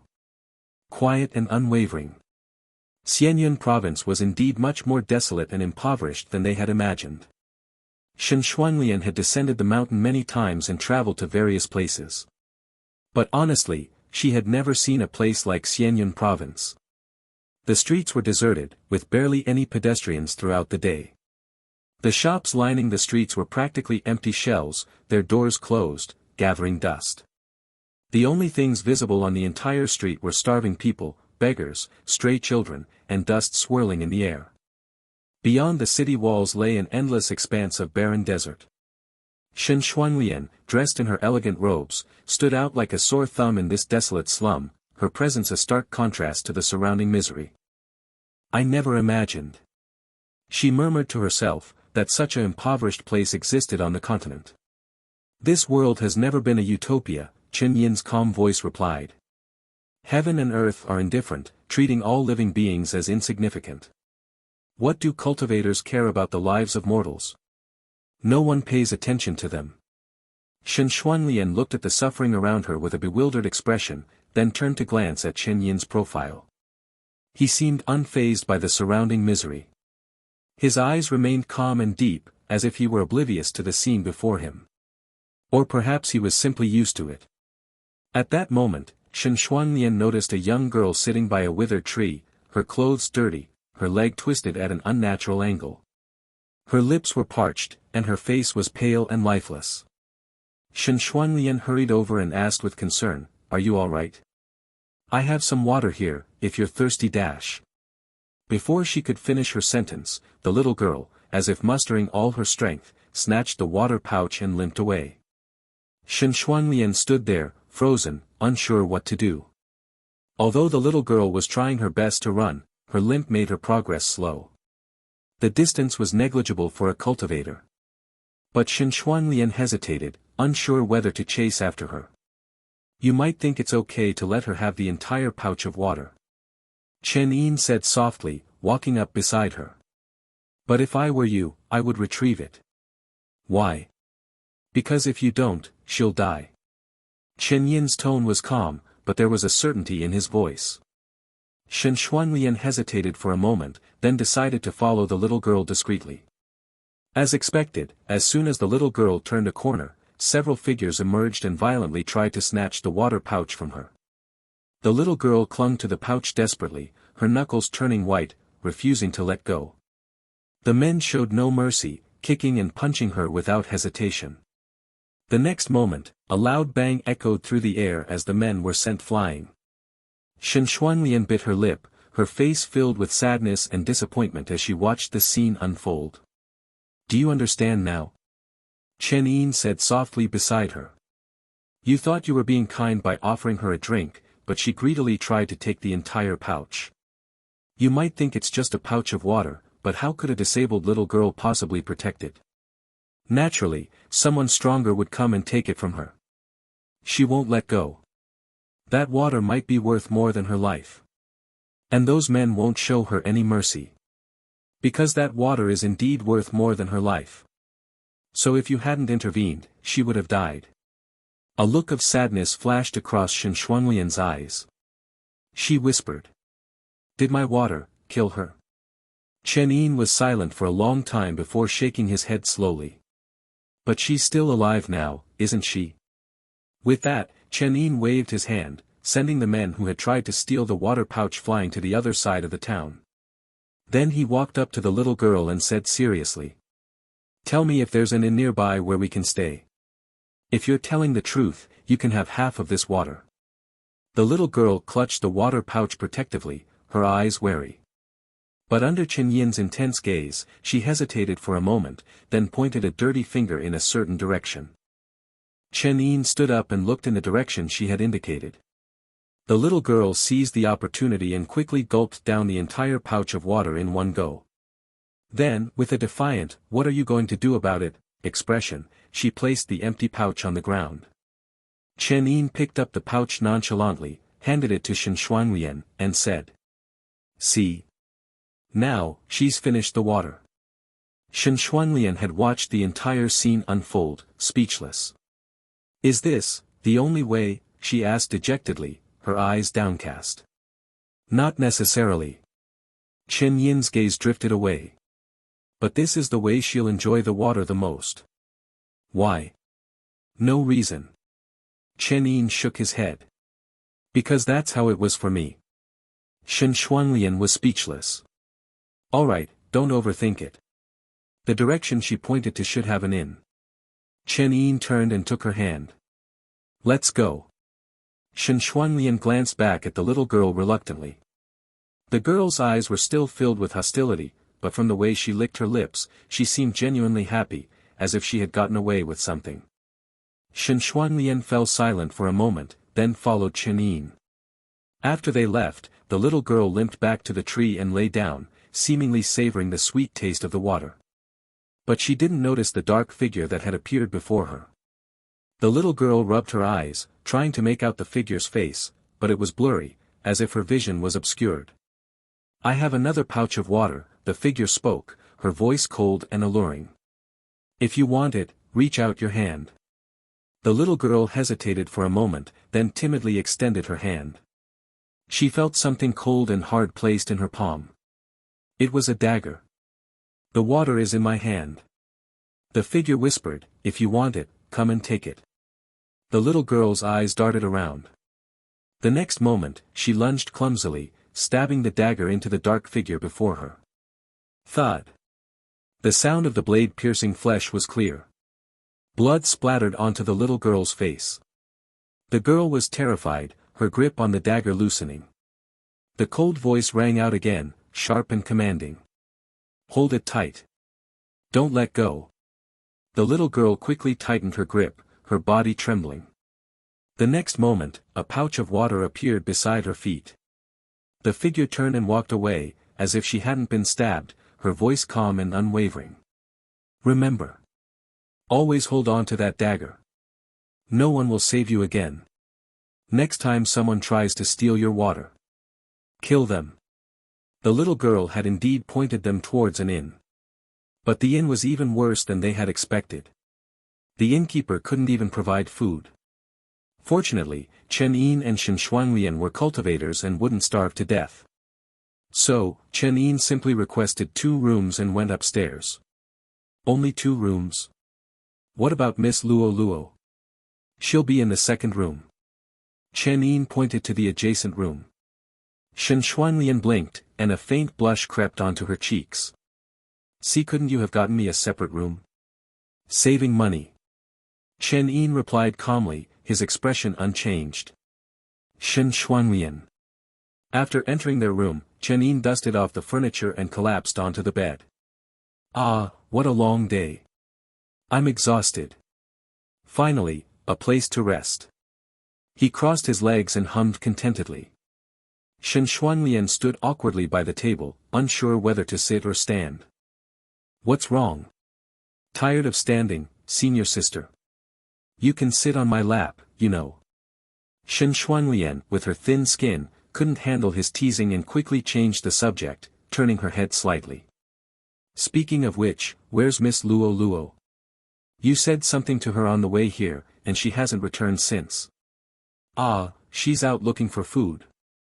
Chen Yin waved his hand dismissively. That girl's probably hungry. If I don't feed her enough, she has to find her own food.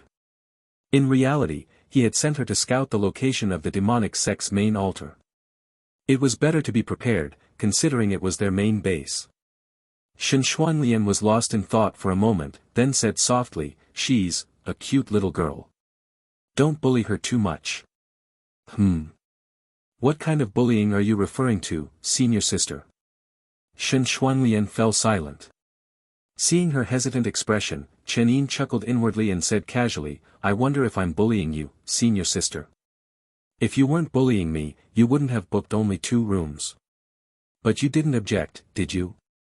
Shen Xuanlian's cheeks flushed, and she lowered her head. I can share a room with Luo Luo. That wouldn't be fair to you. Chen Yin smiled, lying on the bed. Senior sister is used to spacious rooms with large beds at the main sect. It would be too much to ask you to squeeze into this small inn room with Luo Luo. I would feel bad. Then you can't share a room with Luo Luo, can you? Chen Yin thought for a moment, then nodded thoughtfully. That makes sense. As expected of senior sister. So it's settled then. This spacious bed is all yours, senior sister. Shen Xuanlian bit her lip, looking at Chen Yin's mischievous smile, but she didn't say anything. Are you jealous? No. If you actually admitted to being jealous, I might try to coax you. Shen Xuanlian finally raised her head, a hint of suppressed grievance in her clear eyes. I'm not jealous. But can you please stop bullying me? Because bullying you is really addictive. Chen Yin propped his head up with his hand and looked at her with a grin. Shen Xuanlian turned her head away, unable to meet his gaze. We'll talk about sleeping arrangements later. Let's discuss something important first. Chen Yin's smile faded. Have you seen any demonic cultivators around here? Shen Xuanlian shook her head. Although the sect mission mentioned demonic cultivators causing trouble, I haven't heard of any sightings after searching all over Xianyun province. Then stop searching. Chen Yin said decisively. Huh? Why? You'll alert them. Chen Yin looked out the window and said calmly, there might be more demonic cultivators here than you think.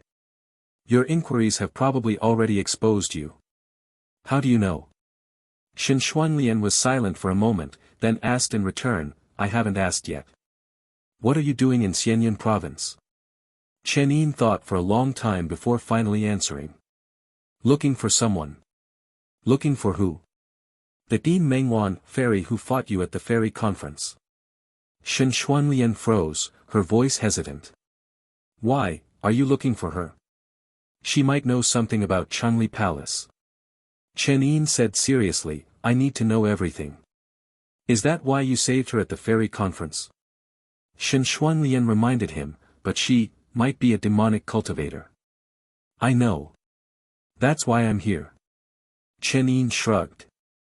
Shen Xuanlian couldn't help but feel worried. It's dangerous to interact with the demonic path. You should know, I'm not weak. I know you're not weak, but...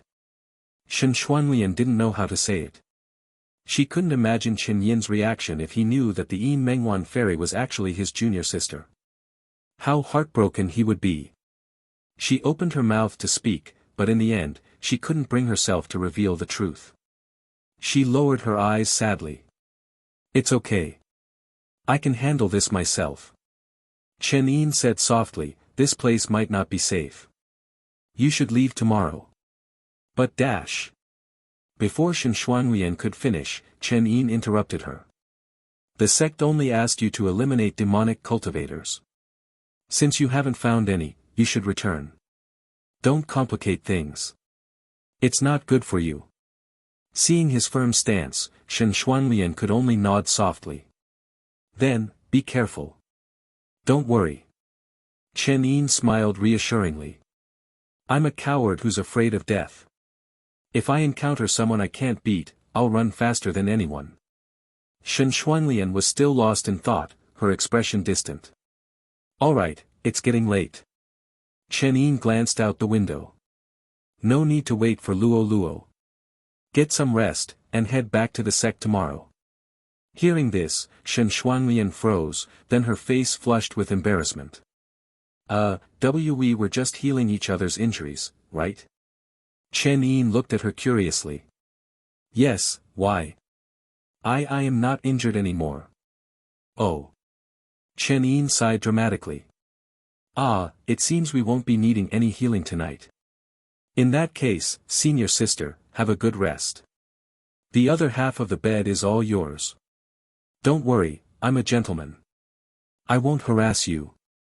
With that, he flopped onto the bed, closed his eyes, and started snoring loudly. Shen Xuanlian stood awkwardly by the bed, hesitating for a long time. After pretending to sleep for a while, Chen Yin suddenly heard a soft voice, barely a whisper. What if it relapses? Her eyes were shy and hesitant, a faint blush on her cheeks. Chen Yin instantly jumped out of bed and blew out the candle. Then this divine doctor will have to examine you thoroughly, fairy sister. Shen Xuanlian had a very bad habit. She loved to bite. She loved to bite Chen Yin's fingers, wrist, shoulder, earlobe. She would bite hard, leaving marks that wouldn't fade until the next morning. No matter how much Chen Yin tried to persuade her to stop, she would just look at him with teary eyes. So in the end, Chen Yin gave up. If she wanted to bite, then let her bite. It didn't hurt that much anyway. Probably didn't hurt as much as it hurt her. The next morning, they arrived at the edge of the town. Go back soon, and be careful on the way. Chen Yin reminded her once again. Shen Xuanlian lowered her head slightly, her expression hesitant. What's wrong? I'm a little reluctant to leave you. She held Chen Yin's hand tightly, unwilling to let go. Chen Yin chuckled and said softly, don't be too greedy. Greedy children don't get candy. Shen Xuanlian was silent for a moment, then whispered. Then if I'm a good and obedient girl, can I get more candy than others? Chen Yin was taken aback. After a long silence, he gently ruffled her hair. You don't have to be so obedient. But as long as you're happy, I'll always save the most candy for you. Shen Xuanlian savored his words, then nodded obediently. Then, I'll be going. Take care of yourself. She cast one last longing glance at Chen Yin before slowly turning and walking away. After she was gone, Chen Yin sighed softly, his hands tucked into his sleeves. Thank goodness she didn't insist on staying. It would have been inconvenient for my next move. At that moment, ripples appeared in the void beside him, and a soft voice spoke, Young master, what are your plans now? Based on your scouting yesterday, it seems the demonic sect's main altar is indeed located here.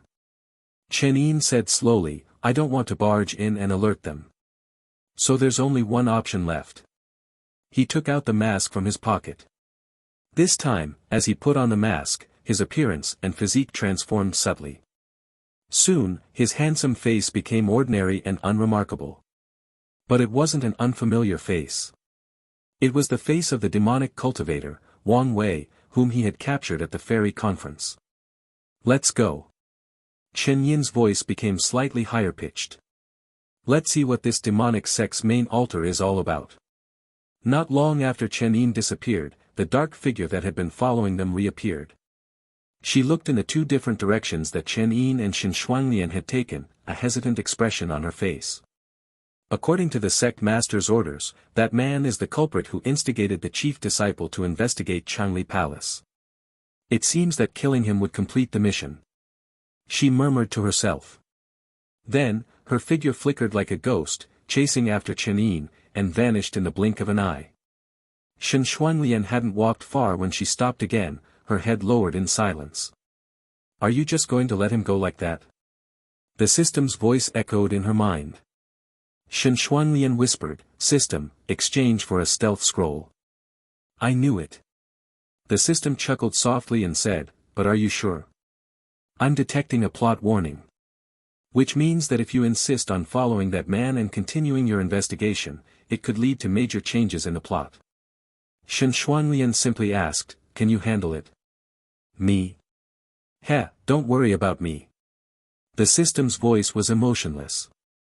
I don't have much time left anyway. Whether I disappear now or later, I might as well join you for a grand adventure. I'm also curious to see what happens when we completely deviate from the plot. Shen Xuanlian said apologetically, I'm sorry. If I had followed the plot, you might not have to disappear. Don't apologize. The system said calmly. You're human. I'm something different. You don't need to apologize to me. You didn't choose to become my host either. In the end, we both want to end this relationship. Hearing this, Shen Xuanlian suddenly asked curiously, are all other systems like you? Who knows? You can ask them yourself. As they spoke, a golden scroll appeared before Shen Xuanlian. Here's a bonus, a map of Xianyun province with an omniscient perspective. I've even marked the location of the demonic sect's main altar for you. The system chuckled silently. Consider it, a small gift for you. Shen Xuanlian held the map and the scroll, her lips pressed together. Thank you. Save those words for your lover boy.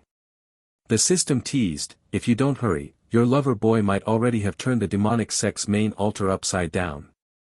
Chen Yin didn't hesitate. She nodded resolutely, her azure blue dress transforming into a stream of light as she disappeared. Xianyun Province, a dimly lit and secluded tea house.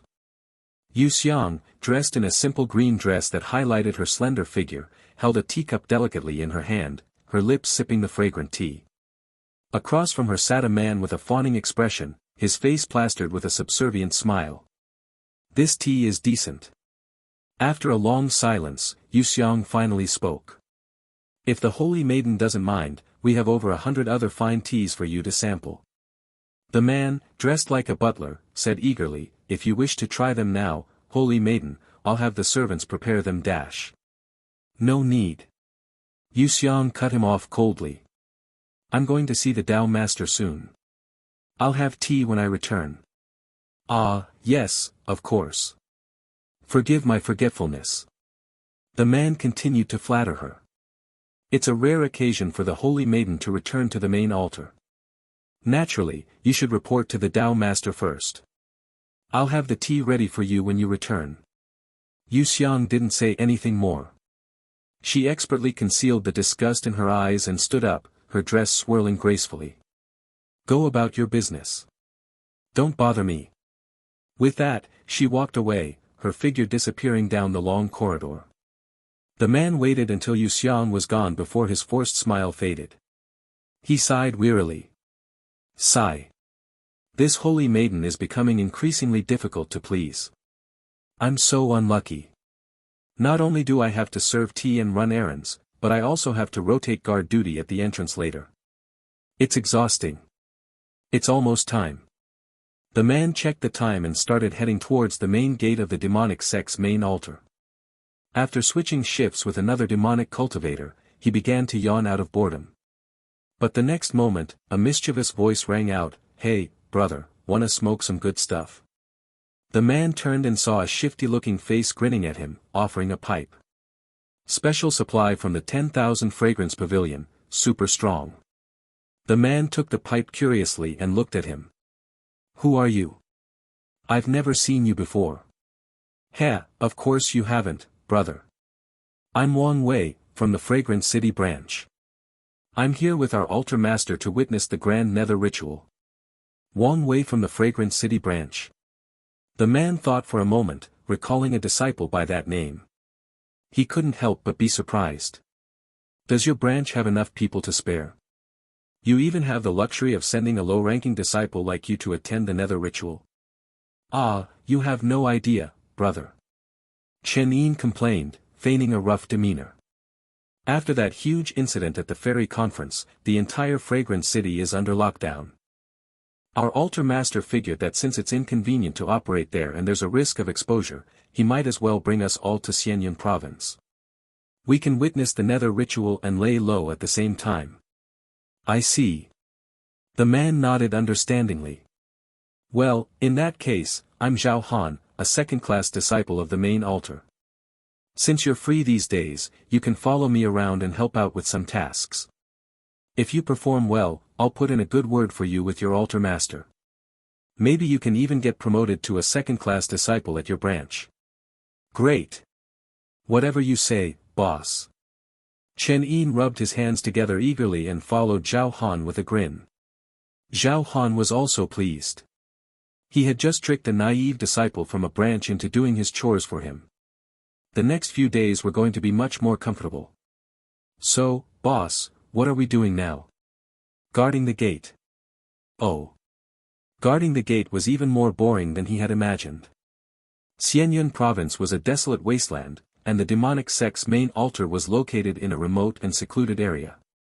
All he could see was sand and dust, not a single soul in sight. He wondered what they were even guarding. After a while, both of them grew bored and sat by the gate, chatting idly. You don't look that old, boss.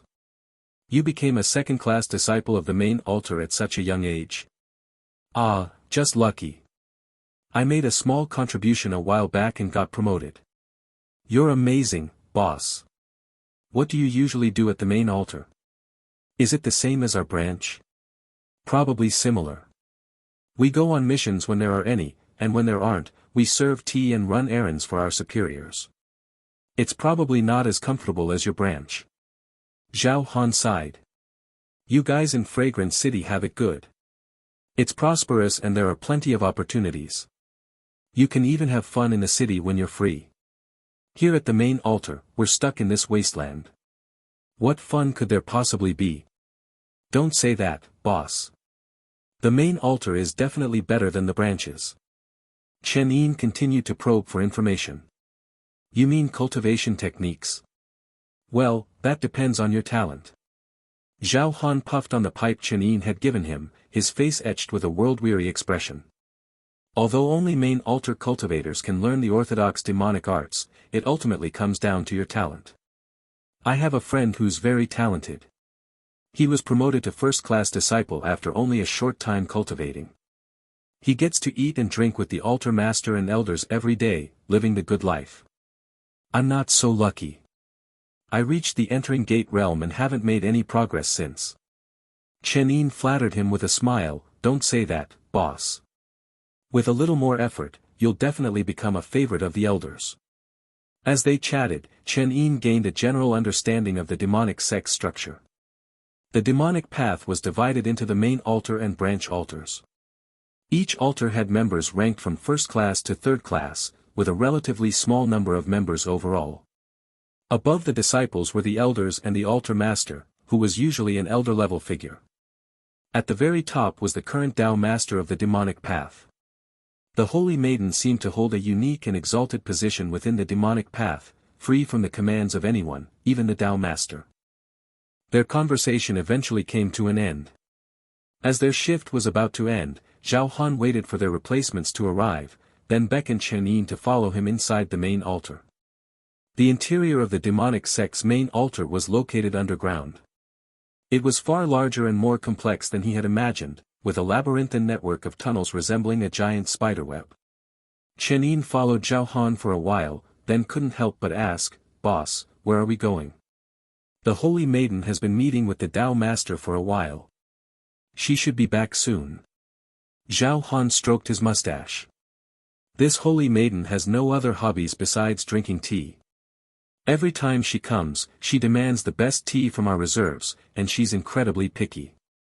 Since she's about to return, I have to go prepare her tea. Sigh, my life is like a servant's. I'm so unlucky. Hearing this, Chen Yin's eyes lit up, and he immediately volunteered, Boss, I'm good at making tea. I used to own a tea house in Fragrant City. Really? Zhao Han looked at him skeptically. But he was delighted to have someone take over this chore and patted Chen Yin's shoulder. Good lad, with your hard work and dedication, you'll definitely make it big someday. Go ahead, the kitchen is the third room on the left. Prepare the tea and take it to the Holy Maiden's room, the fifth room down the hall. Remember to be respectful to the Holy Maiden. If she's in a bad mood and beats you up, you won't have anyone to complain to. He added as a final warning. Chen Yin nodded eagerly. After giving his instructions, Zhao Han stretched and mumbled to himself, finally, I can get some sleep. See you later, boss. Once Zhao Han was gone, Chen Yin's smile faded, and he quickly headed towards the kitchen, his head lowered. He entered the kitchen, closed the door, and scanned the room. After making sure it was safe, he closed his eyes slowly. Ripples appeared in the void before him. Chen Yin reached out his hand and gently placed it on Luo Luo's head.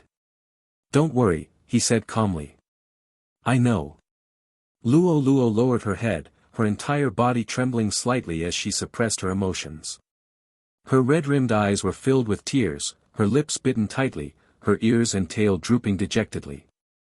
Luo Luo. Luo Luo will be patient. I won't cause any trouble for young master. Don't worry. Chen Yin said softly, I told you. I'm here to help you get revenge. He won't escape. Chen Yin turned his head, his gaze coldly glancing in the direction Zhao Han had gone. In fact, from the very beginning. When Chen Yin first met Zhao Han, he had sensed Luo Luo's intense emotional fluctuations through their master-servant contract. He didn't even need to ask to know what had happened. This man was one of the demonic cultivators who had captured Ye and her friends. Chen Yin could almost feel Luo desperately restraining herself, preventing herself from jumping out of the void and demanding to know the whereabouts of her friends. He wouldn't hesitate to eliminate this scum. But right now, it was more important to find out more about Ye and the others. Especially after confirming that Xiang'er was also at the main altar. Chen Yin pondered as he prepared the tea. The nether ritual was still a few days away. There was no need to rush Xiang'er's matter for now. He needed to find out about Ye and her friends first. He calmed Luo down and sent her back into the void. After finishing the tea and arranging it on a tray, he slowly opened the kitchen door. But the moment he stepped out, a sharp pain pierced his chest, and blood gushed out. The tea tray crashed to the ground. Chen Yin looked down at the dagger protruding from his chest, then turned to see the person hiding behind the door. But he only saw a shadowy figure and heard a cold voice. A disciple of the Mist Spirit sect, colluding with the demonic path. It seems I made the right choice. You deserve to die. Blood gushed from Chen Yin's chest. The dagger was imbued with a fierce and domineering spiritual energy, which surged into his body, wreaking havoc. Chen Yin could feel his life slipping away. But his expression remained relatively calm. He stared at the tip of the dagger, then turned his head to look at the shadow.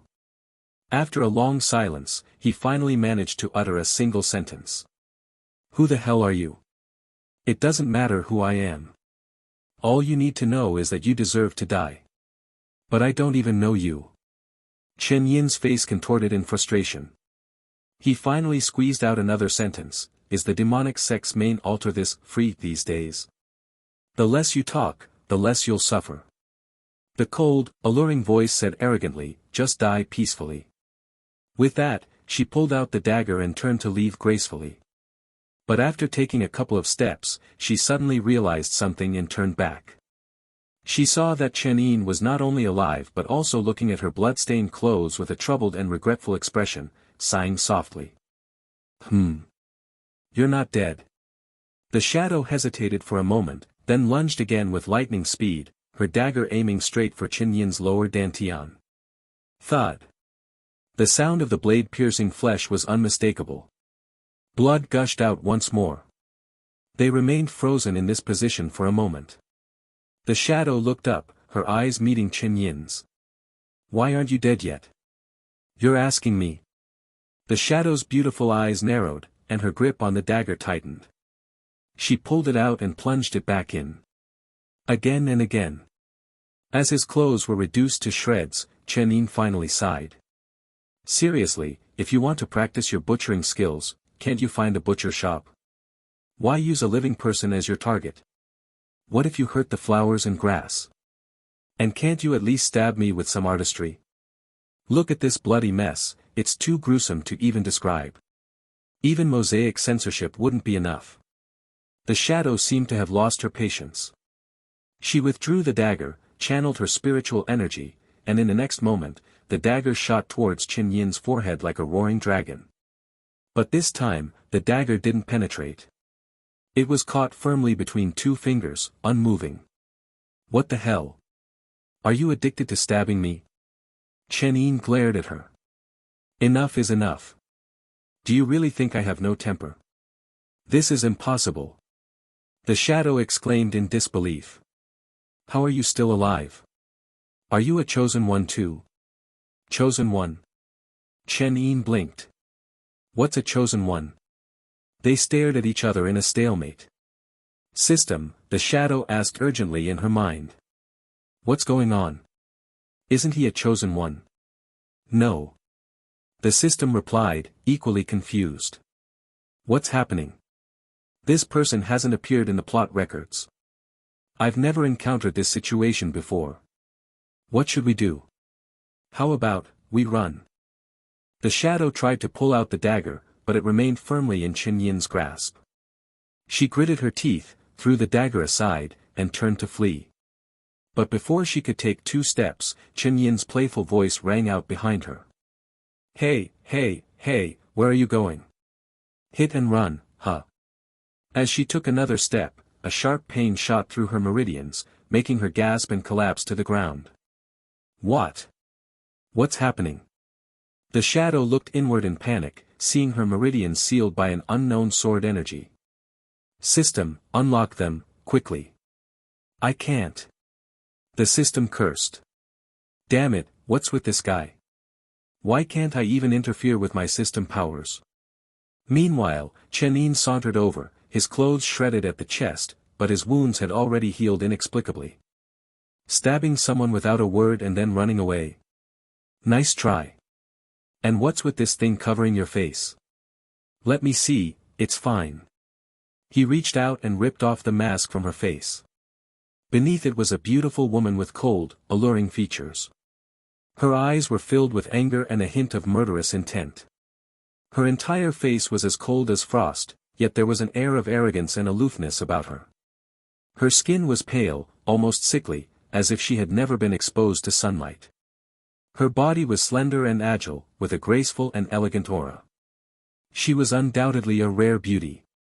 Chen Yin glanced at her briefly, then picked up the mask she had been wearing and examined it. It was a mask, similar to his own. He was intrigued. He leaned closer and asked, "Where did you get this?" The woman ignored him, her beautiful eyes narrowed in anger as she turned her head away. Not talking, huh? Chen Yin chuckled mischievously and rubbed his hands together. Then don't blame this demonic cultivator for being ruthless. With that, he picked up the woman, glanced at the empty corridor, then found an unoccupied room and tossed her inside, tying her up securely. As soon as he closed the door, Chen Yin started taking off his clothes with practiced ease. His movements were so fluid and natural that the woman stared at him in shock, then shouted in a mixture of anger and fear. What are you doing? You pervert. Do you want to die? What am I doing?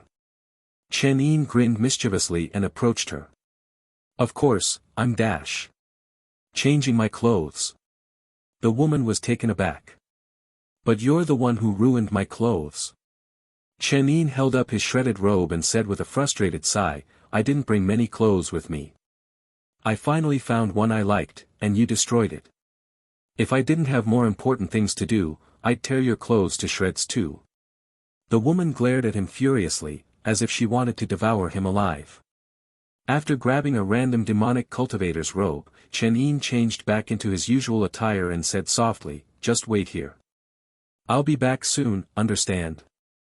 Don't make too much noise and alert the other demonic cultivators. They might not be as gentle as me. Ignoring the intense emotions in the woman's eyes, Chen Yin tied her up tightly, stuffed her into a large empty storage chest, and closed the lid. After making sure no one was around, he whispered to Luo to keep an eye on the room and then hurried back to the kitchen to prepare tea. In the Holy Maiden's room, Yuxiang sat at the table, her brow furrowed in displeasure. It seems I can't avoid this nether ritual. This disgusting ceremony, and I have to attend and show my face. I don't understand what the Tao Master is thinking. My dear host, please don't cause any more trouble. The system pleaded in her ear. It's just a ceremony. If you don't want to watch, you can always take a nap there. Please don't antagonize the demonic path any further. I really can't handle it anymore. Yuxiang ignored it and simply snorted, muttering to herself. Where's my tea? Why hasn't that Zhao Han brought it yet? At that moment, a soft knock came from the door. Enter. The door opened, and Chen Yin entered, bowing respectfully. He held a teapot in his hand and said in a low voice. Holy Maiden, your tea is here. Chen Yin was afraid of revealing his true identity, so he only dared to steal glances at Yuxiang using his peripheral vision. Xiang'e was still wearing her simple green dress, but her usual gentleness and vulnerability were gone, replaced by a faint aura of hostility, as if she was keeping everyone at arm's length. But for now, she seemed to be in good spirits, indicating that she was doing well within the demonic path. Yuxiang took the tea and said with a hint of displeasure, Why is the tea so late? It's my fault, Holy Maiden. I didn't control the heat properly, and the first pot burned. That's why it took a little longer. Chen Yin tried his best to disguise his voice. After Yuxiang finished a cup of tea with small sips, Chen Yin finally heard. This tea is acceptable. Bring another pot. Yes. Chen Yin bowed his head respectfully and turned to leave. But before he could take 2 steps, a chilling voice stopped him in his tracks. Wait. Chen Yin stopped and turned around, his expression unchanged. Do you have any further instructions, holy maiden? Who are you? I've never seen you at the main altar before. Yu Xiang frowned. And where's Zhao Han? Where did he go? This lowly one was previously from the Fragrant City branch. I came to the main altar with our altar master to witness the nether ritual and have been helping brother Zhao Han with some chores. Chen Yin's answer was flawless, his tone and demeanor perfectly mimicking Zhao Han's. Yu Xiang narrowed her eyes slightly, then nodded slowly. Fragrant City. What was it like before you came here? Fragrant City has been under lockdown for a long time. I came to the main altar to lay low. What would you like to know, holy maiden? I'm asking if you've seen, Yu Xiang hesitated for a moment, then shook her head. Never mind, it's nothing. You may leave. Yes. Chen Yin nodded and respectfully retreated from the room. After he left, Yu Xiang sighed softly. I wonder if senior brother is still in Fragrant City. Or has he already returned to the mountain? Maybe he's having fun with another girl. The system chimed in, trying to stir up trouble. It expected Yu Xiang to scold it back as usual, but she just lowered her head silently. Her eyes were filled with sadness. Senior brother. Even if there's another girl by your side, it's okay. As long as you're happy. If you can occasionally remember that you still have a junior sister named Xiang'er. Then Xiang'er will be content. Closing the door behind him as he left the holy maiden's room, Chen Yin let out a soft sigh. He was about to turn around when a face suddenly appeared right before him. Whoa! Brother Zhao Han, you scared me. You did well, kid. Zhao Han said with a chuckle, I've tried every method I know to brew tea for the holy maiden, but she's never satisfied. I heard everything. You're quite skilled. You managed to impress her with your first try. Just lucky, Chen Yin scratched his head awkwardly. He couldn't exactly tell him that the holy maiden had been drinking his tea for years. Alright, enough with the false modesty. Zhao Han said nonchalantly, hurry up and brew another pot. If you can please the holy maiden, your future will be bright. I have something to do, so I'll be going now. He hummed a tune and sauntered away. Chen Yin watched him leave, his smile slowly fading. His gaze followed Zhao Han, a thoughtful expression on his face. After a moment of contemplation, he returned to the kitchen, brewed another pot of tea for Yu Xiang, and then went back to the room where he had left the mysterious woman. As soon as he entered the room, Chen Yin relaxed and addressed Luo Luo, who was hiding in the void. No one came by, right? No, young master. Good. He pulled the woman out of the chest and tossed her onto the floor, then sat down on a chair with a casual air. All right. Finally, some peace and quiet. Now, let's see how I should deal with you. He looked at the woman with a playful smile. The woman glared at him, her beautiful eyes filled with anger. If her mouth weren't gagged, she would probably be gnashing her teeth in fury. Luo Luo, do you know what girls are most afraid of? Luo Luo tilted her head thoughtfully and said softly, being told they have small breasts. I think that's just you. Chen Yin glanced at the woman's chest and coughed lightly. His suggestive gaze made the woman blush with shame, her body trembling slightly. Anything more ruthless? How about tickling her feet? Good idea. Chen Yin slapped his thigh and, without hesitation, reached out with his evil claws towards the woman. You. The woman, her mouth still gagged, let out muffled protests. Luo Luo, come and hold her down. Yes, young master. They worked together, pinning the woman down and swiftly removing her shoes, revealing her delicate feet. Even though she didn't bind her feet, her naturally small feet were incredibly exquisite, as if meticulously sculpted, a sight to behold. Chen Yin grabbed her foot and turned to Luo Luo. Do it. Yes, young master. Seeing Luo Luo grab her fluffy tail and both of them approach with mischievous grins, the woman's eyes filled with terror. No. Mmm. Woo woo, woo, woo. For the next half hour, indescribable sounds echoed throughout the room. Finally, Chen Yin and Luo collapsed onto the floor, panting and drenched in sweat. The woman lay limply on the ground, her eyes red and unfocused. Well? Are you going to talk? The woman remained silent. Still playing tough. Chen Yin looked at her with surprise. Fine, another half hour it is. At that moment, a soft whimper came from the woman. Chen Yin removed the gag from her mouth.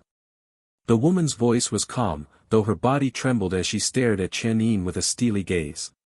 Kill me. Nice try. Chen Yin scoffed. You think you can just die after stabbing me so many times? Is my life that worthless? The woman's expression remained unchanged, her eyes as deep and unreadable as a still pond. Seeing her stubbornness, Chen Yin sat down on the floor and casually dusted off his hands. Actually, even if you don't tell me, I can probably guess your background. Firstly, you're definitely not from the demonic path. The woman remained silent. The demonic sect's main altar is so well hidden that no outsider could easily enter. So you must have followed me in. I don't believe anyone could follow me for so long without being detected. I'm not that careless. You've been following me for less than a day. And the only person I met within that time was Senior Sister. He murmured. You're from the Mist Spirit sect, aren't you? The woman's eyes narrowed slightly, but her expression remained unchanged. It seems I was right. Chen Yin stretched lazily and said, since you weren't following me but Senior Sister, that's quite intriguing. Senior Sister is the chief disciple of the Mist Spirit sect. Why would she need to be monitored by the sect? The only explanation is that she came into contact with something related to Changli Palace. And your main sect is worried. I've heard rumors of a secret division within the Mist Spirit sect, answerable only to the sect master. He chuckled softly. It seems, sister, you're a member of that secret division. How would a mere branch disciple know about the dash?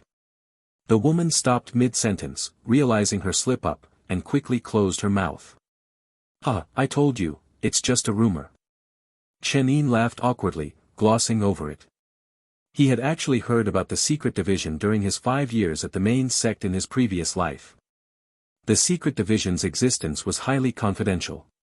They handled matters that the sect didn't want to be made public. Even ordinary disciples were kept in the dark about them.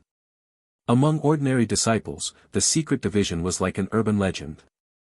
But in his previous life, he had encountered members of the secret division during a mission in a secret realm, so he knew they actually existed. It said that the secret division always has 10 members, all elite assassins chosen and trained from a young age.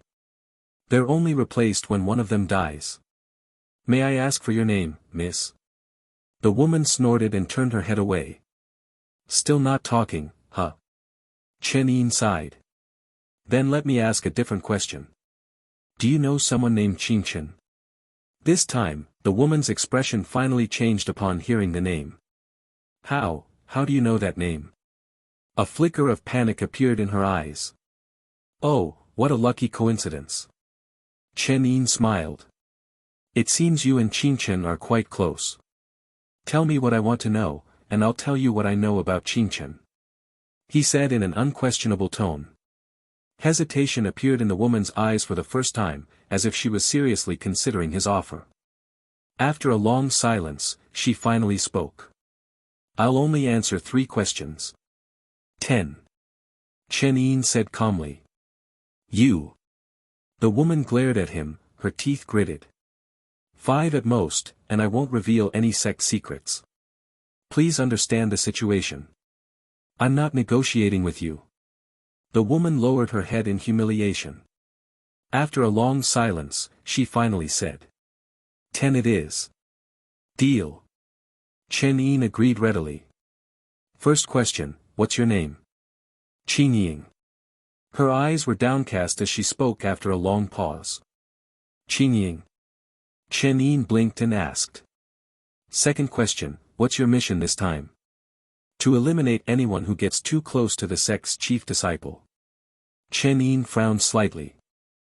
That ruthless? Is it because of the Changli Palace incident? I don't know. Chen Yin looked at him intently. Seeing her reluctance to speak, Chen Yin could only guess at her motives. He decided not to press further. She was just an assassin following orders. He wouldn't be able to extract much valuable information from her. All right, as per our agreement. Chen Yin stared at him. Tell me, how do you know Qin Chen? This time, it was Chen Yin's turn to hesitate. He mentally calculated the time and said softly, as a fellow member of the secret division, wasn't he on a mission in a secret realm a few months ago? Chen Yin's expression became even more uncertain. That's correct. Then it all makes sense. Chen Yin closed his eyes and remained silent for a long time before finally speaking. He is most likely dead. His voice was calm, with a hint of regret. Chen Yin's pupils constricted. What? Impossible. She suddenly burst out, her voice laced with despair. You're lying. How could Aiken be dead? You've never even met him. You're lying to me, aren't you? Speaking of appearances, Chen Yin ignored her outburst and said softly, you and he do resemble each other. You're his sister, aren't you? Chen Yin collapsed to the ground, staring at him in a daze. You must have heard of that secret realm. Chen Yin continued, the Azure Cicada Ancient Domain. It's said to be the mansion of an ancient immortal. The largest and most mysterious secret realm on the continent. It was one of the few secret realms that didn't have cultivation restrictions, allowing anyone to enter. It was so vast that even after years of exploration, the cultivation world had only scratched the surface. And because of that, countless cultivators ventured into the ancient domain every year, hoping for a chance to achieve great power and fortune. But many of them perished within its depths. Your brother, while on a mission, fell into the most dangerous and rewarding part of the ancient domain. Like almost everyone who went there, he couldn't survive for more than half an hour before being obliterated. But he was a man of integrity. Before he died, he left a voice transmission jade as his last words. That's how I came to know him. Chen Yin said with a neutral expression. Chen Yin listened to his story in a daze, her eyes filled with sadness. Then, how do you know all this? Me? Chen Yin chuckled wryly, his eyes distant and lonely. Because I'm the only one who came out of that place alive.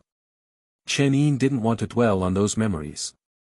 He had once believed that it was his desperate will to survive that allowed him to escape the secret realm. He found the scroll. He mastered the 3 swords. He returned to Mountu, eager to reunite with his master and Xiang'er.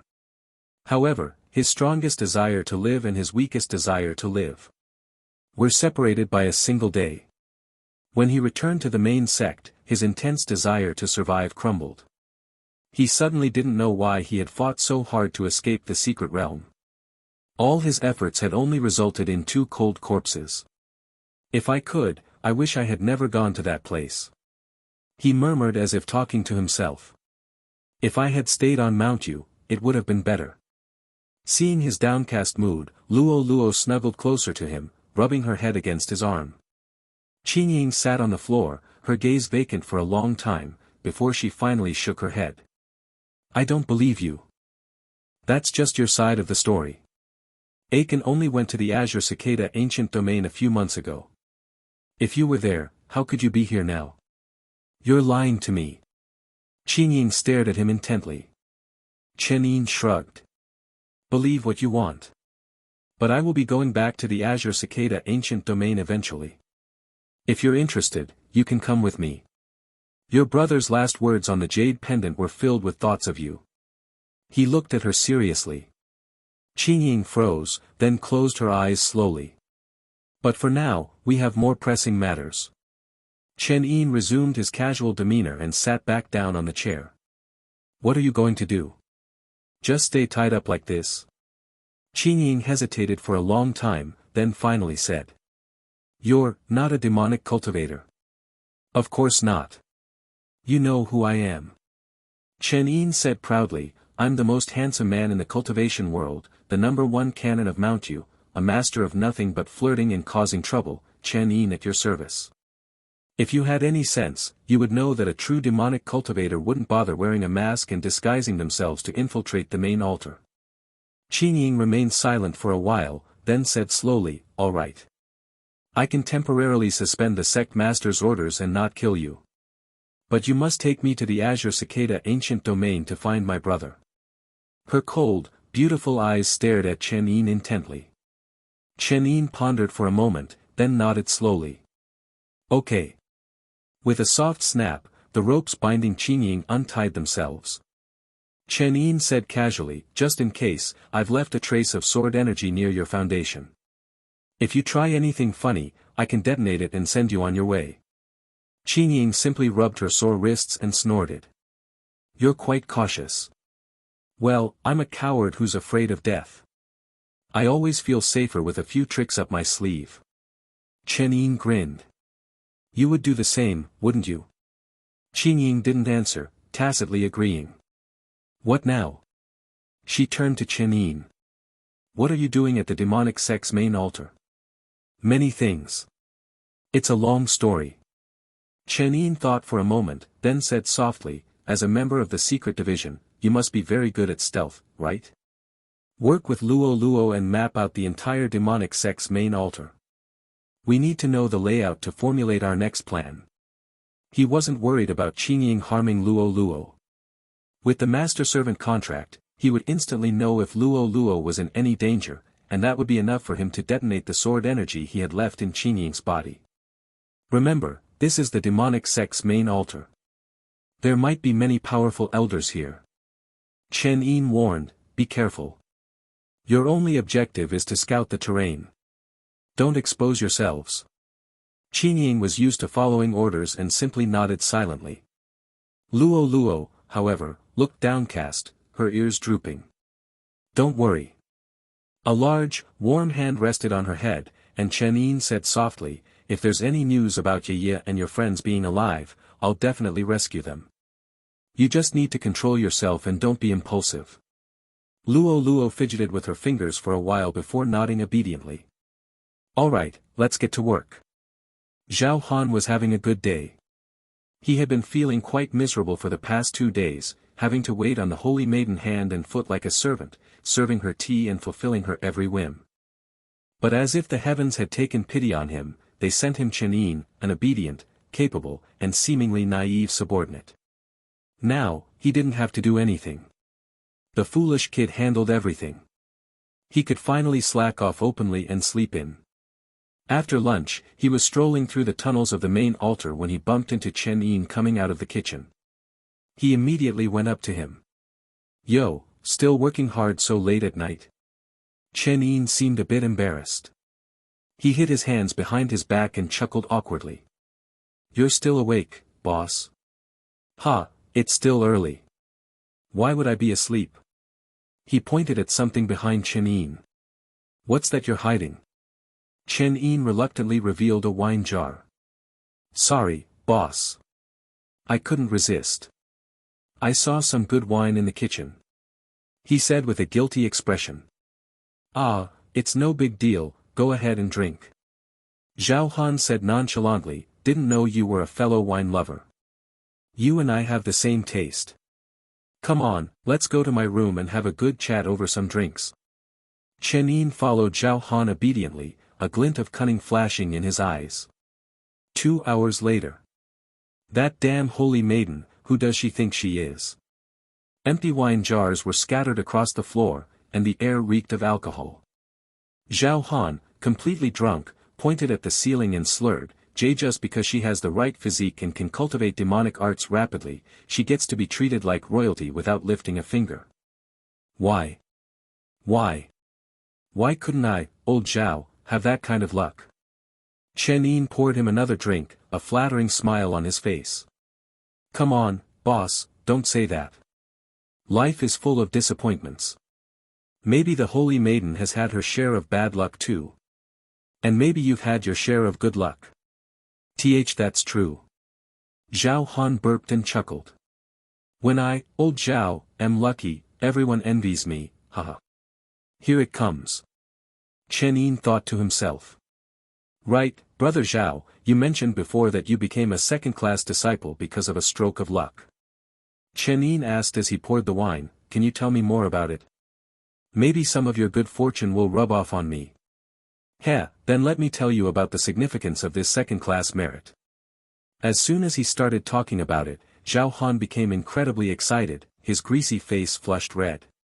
Have you heard of the Azure Fox clan, brother? Azure Fox? Chen Yin blinked. It's normal that you haven't. Which cultivator these days cares about the affairs of the demon race? Zhao Han explained proudly, the Azure Foxes are the kings of the Fox clan. It's said that they hold an exalted position among all demon races. Even the most powerful beasts have to show them respect. That's because the Azure Foxes possess a unique bloodline talent communication with the Void. This talent is incredibly powerful. You see, the Void is a realm that only Grand Clarity realm experts can access. Ordinary cultivators below that level would be obliterated upon entering. But the Azure Foxes can ignore the dangers of the Void and communicate with it. Those with a strong bloodline can even freely travel between the Void and the material world, making them virtually invincible. Freely travel through the Void? Chen Yin's expression turned strange. It seemed that Luo's background was even more impressive than he had imagined. Such a powerful talent. He feigned surprise. Aren't they practically invincible? Not exactly. Zhao Han smacked his lips. With great power comes great difficulty in reproduction. The Azure Fox lineage has always been small, and their precious talent is often coveted by others. Therefore, most Azure Foxes live in seclusion within a protective barrier created by their powerful elders, isolated from the world. And they've become the most sought-after pets in the entire cultivation world. If someone can form a master-servant contract with an Azure Fox, it's like gaining a powerful ally. That was true. Luo was indeed much more useful than he had imagined. And then? Chen Yin asked, what does this have to do with you, boss? Don't be impatient, let me tell you the story. Zhao Han said with a world-weary expression, that day, I was on a mission with a few brothers from the main altar. We were about to return after completing the mission when we stumbled upon a group of Azure Foxes in a valley deep within a mountain forest. It was like a gift from heaven. Those Azure Foxes were all young and had low cultivation levels, and their bloodline wasn't that strong. When we encountered them, they had nowhere to run. Zhao Han laughed triumphantly, while Chen Yin continued to listen with a gentle expression. And then? Did you claim those Azure Foxes for yourself, boss? Of course not. Zhao Han chuckled. I wouldn't dare. I turned them over to the sect. Azure Foxes, with their ability to communicate with the Void, are perfect for transmitting information. It's a pity that those foxes were still young and their bloodline wasn't strong enough. We could only keep them captive for now and wait for them to grow older before sending them to serve the Tao Master. I see. Chen Yin closed his eyes for a moment, then chuckled softly. Really? Are those little foxes still at the main altar? Of course. Zhao Han pointed at Chen Yin with a grin. You haven't seen such rare creatures before, have you? Want to take a look? No problem. I'm in charge of guarding those little foxes now. It's no problem to let my brother have a look. Leave it to me. Thank you, boss. Chen Yin smiled and added, oh, one more thing, boss. Have those little foxes formed master-servant contracts yet? Of course, otherwise, they might run away. Zhao Han gave him a thumbs up. Their lives are in my hands now.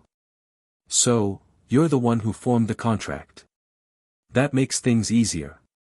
Chen Yin smiled at him. Like he was looking at a corpse. A cacophony of snores echoed through the room.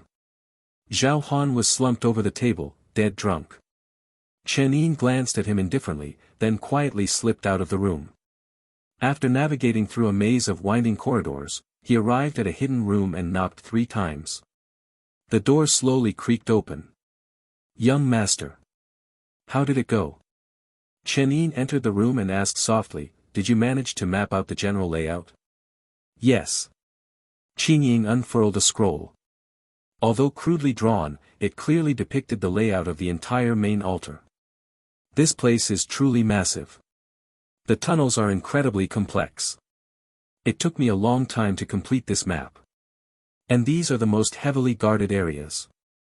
Following Chen Ying's finger, Chen Yin mentally noted the locations. The Tao Master's chambers and the main hall of the demonic sect's main altar. Those two places are heavily guarded. We won't be able to approach them easily. She lowered her voice. There are a few other areas with less security, but we didn't dare get too close to avoid arousing suspicion. We only observed from a distance. Chen Yin nodded as she pointed out several locations, then said casually, "Impressive. As expected of someone from the secret division, you're quite skilled at this." Am I to understand that as sarcasm? Chen Yin asked coldly. Consider it a compliment. Chen Yin shrugged, committing the map to memory. He turned to Luo Luo and said. Good news. Your friends are alive, and they seem to be safe. Luo Luo's eyes widened, her ears and tail perking up. Really? She asked excitedly. When have I ever lied to you? Chen Yin smiled gently. Tomorrow, you'll stay by my side. I'll find a way to see them and confirm their safety. That's great. Thank you, young master. Luo Luo cheered and hugged Chen Yin's arm, rubbing her cheek against him. Chen Yin patted her head affectionately. Chen Ying stood silently, her arms crossed.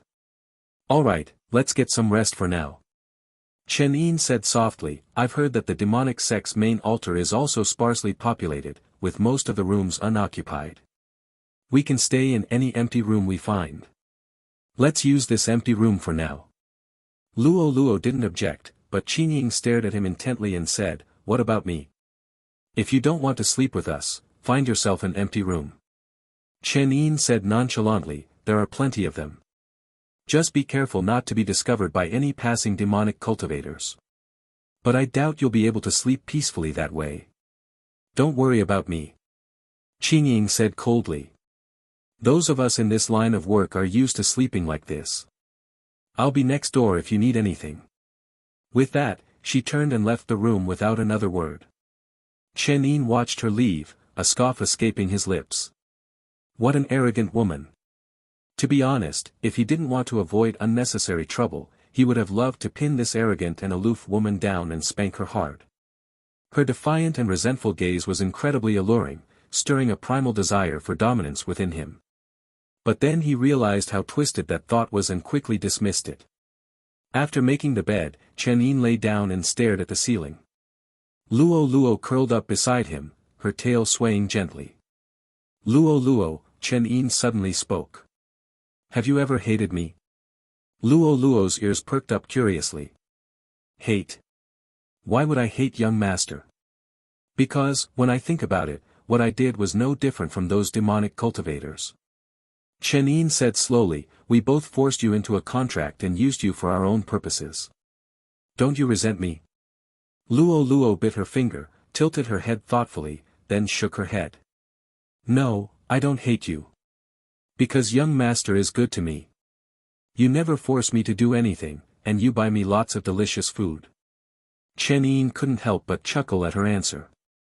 This girl, her simple heart could be won over with just a few snacks. Perhaps this was the embodiment of orcs will never be slaves, unless you provide food and shelter. Even so, Chen Yin remained silent for a moment, then said. Luo Luo, once this is over, we'll cancel the master-servant contract. I'll give you back your freedom. You can go wherever you want. Luo Luo's eyes dimmed with disappointment, and her ears drooped sadly. Young master, don't you want Luo Luo anymore? She asked timidly. Don't overthink it. I'm just giving you back your freedom. He gently stroked Luo Luo's hair and said softly, You've been away from home for so long. You should go back and see your family. So they won't worry. Luo Luo lowered her head, lost in thought for a while, then mumbled softly. Then. Young master can come with me. What? I mean. Luo Luo averted her gaze and whispered, Wouldn't young master want to visit my home? You can consider it a vacation. Chen Yin pondered for a moment and nodded slowly. That's not a bad idea. After this is over, if I have time and nowhere to go, I can visit you for a few days. Luo's expression brightened. Then I'll treat you to the best wine we have at home. And we have so many delicious foods that you can't find anywhere else.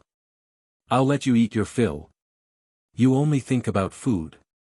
Chen Yin chuckled silently.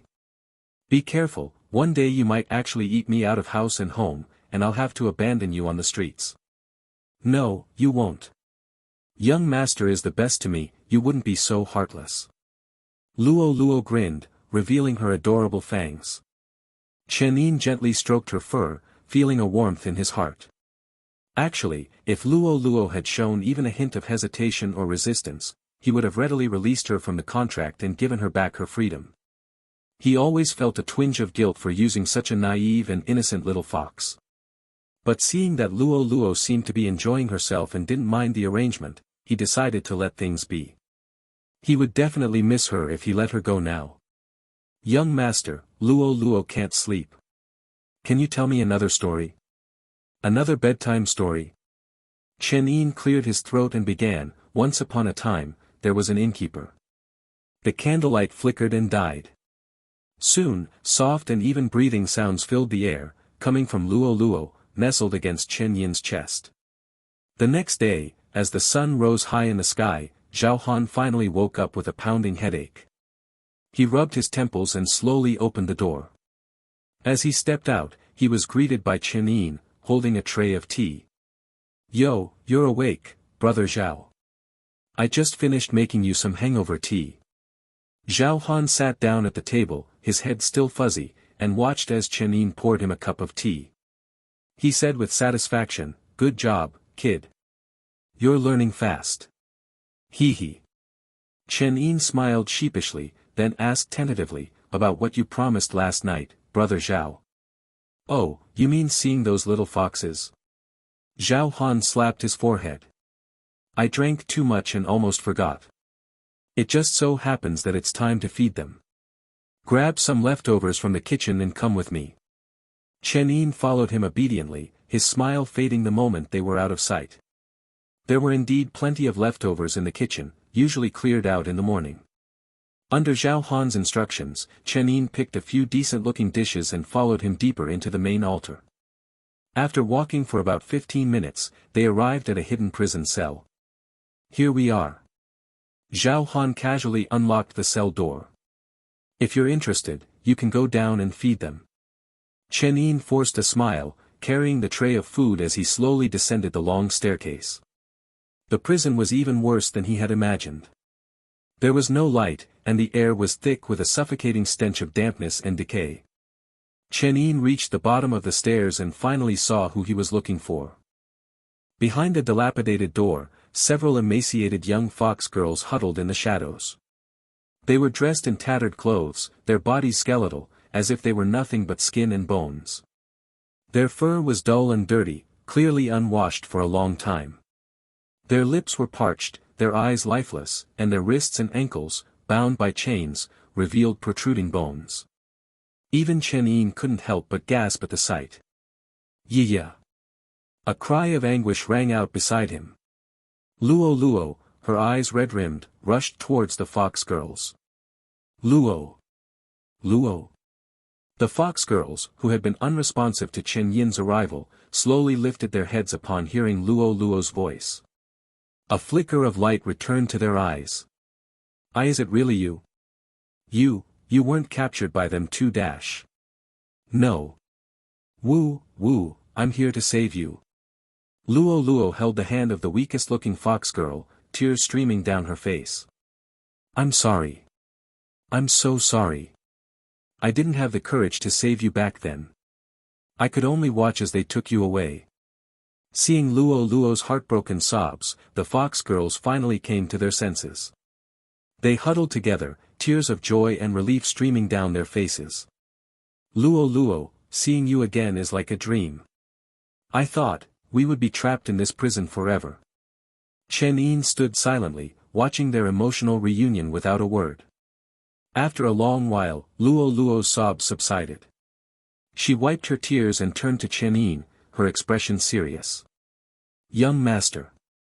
Her voice was unusually firm. I know. Chen Yin nodded calmly. Don't worry. His life is yours. Do with him as you please. Outside the prison cell, Zhao Han paced impatiently. What's taking that Wang Wei so long? What's so interesting about a bunch of scrawny little foxes? He pondered, a wave of suspicion washing over him. Could it be, that guy has some kind of twisted fetish? Is he interested in young girls? The thought sent shivers down Zhao Han's spine, and he shrugged, trying to dismiss it. Whatever. They're just a few little foxes. Let him do what he wants. Just as he was thinking this, Chen Yin emerged from the cell, carrying the empty food tray. Yo, finally done. Zhao Han greeted him with a chuckle. So, how were those little foxes? Did they meet your expectations, brother? Of course. Chen Yin smiled at him. But there's something that doesn't meet my expectations. What's that? You. Before Zhao Han could react, a sharp dagger was pressed against his throat. Try moving, and you die. A cold female voice spoke from behind him. Zhao Han was stunned. As he tried to speak, he realized that his meridians, vocal cords, and even his ears were sealed. He could only stare at Chen Yin, his eyes wide with fear. Don't worry. I won't kill you. Chen Yin smiled gently. I promised someone they could deal with you. Zhao Han could only watch helplessly as a fox-eared girl emerged from behind him. Then another, and another. After all the fox girls had escaped, Chen Yin asked in a low voice, what now? Zhao Han has to go to the gate for guard duty for a certain period every day. During that time, there are no other guards besides us. You and Luo will take advantage of that time to get them out. Chen Yin said softly. But who will replace Zhao Han? I will. As he spoke, the mask on Chen Yin's face shifted subtly. In a matter of moments, to Zhao Han's astonishment, he transformed into Zhao Han himself. Even his physique and voice were identical. I'll keep watch. You guys focus on getting them out. Chen Yin whispered. All right. As their shift change approached, a young man stood by the entrance of the main altar, yawning out of boredom. After a while, he heard a voice behind him. You've worked hard. I'm here to relieve you. The young man looked up and saw Chen Yin, disguised as Zhao Han. He couldn't help but be surprised. Old Zhao, why are you so eager today? You usually drag your feet until the last minute. Well, I decided to be proactive for once. Don't make it sound like I'm always slacking off. The young man laughed. Come on, what else are you good at besides slacking off? Alright, I'll be going now. Take care. Chen Yin smiled and watched the young man leave. His eyes flickered with a mix of emotions. After a moment, he gestured discreetly. Following his signal, several figures swiftly slipped out of the entrance. Once he was sure they hadn't been detected, Chen Yin said to Luo, find a safe place to hide. There are many rogue demonic cultivators in Xianyun province. Be careful not to expose yourselves. What about you, young master? Luo asked anxiously. I'll come find you after I'm done here. Chen Yin patted her head reassuringly. Don't worry. It'll be easier for me to move around alone. Luo nodded softly and whispered, be careful, young master. Chen Yin nodded and watched as Luo and Chen Yin disappeared silently into the night. Then he stretched lazily, resuming his carefree demeanor. Ah, it's so much easier to move around alone. Now, I don't have to hold back. He hummed a tune as he strolled around the entrance. When the time was right, he turned and headed back inside. But after taking a few steps, he saw a group of demonic cultivators rushing past, their expressions urgent. Chen Yin stopped one of them and asked, what's going on? Why is everyone in such a hurry? Last night, someone reported seeing an outsider entering the main altar. We're searching for them now. Chen Yin narrowed his eyes. That shouldn't be possible. Had they been exposed so quickly? Did anyone see what the intruder looked like? Not clearly, but they said the person was wearing blue clothes. Blue clothes? Then it couldn't be Chen Yin, Luo, or the Fox girls. An unsettling thought crossed Chen Yin's mind. It couldn't be, right? Meanwhile, in the grand hall deep within the demonic sect's main altar. The dimly lit but imposing hall was empty except for a lone figure sitting on the throne. It was a man in an extravagant black fur coat. His face was thin and angular, as if sculpted by a knife, and his aura was aloof and reserved. Despite simply sitting there, his presence felt like a churning sea of blood, its power surging endlessly. He remained motionless, his head resting on his hand, like a statue. After an unknown amount of time, a figure entered the hall and knelt before the throne. "Tao Master, we haven't found the intruder." The man narrowed his eyes slightly, then closed them again. "You may leave." His voice was deep and raspy. The subordinate hesitated. "Should we continue searching?" "No need." The man waved his hand dismissively. "If there's a bug in our midst, it's only because of tomorrow's nether ritual. We'll just wait for them to walk into our trap." "Yes." The subordinate bowed respectfully and left. The man tapped his fingers rhythmically on the armrest, seemingly lost in thought.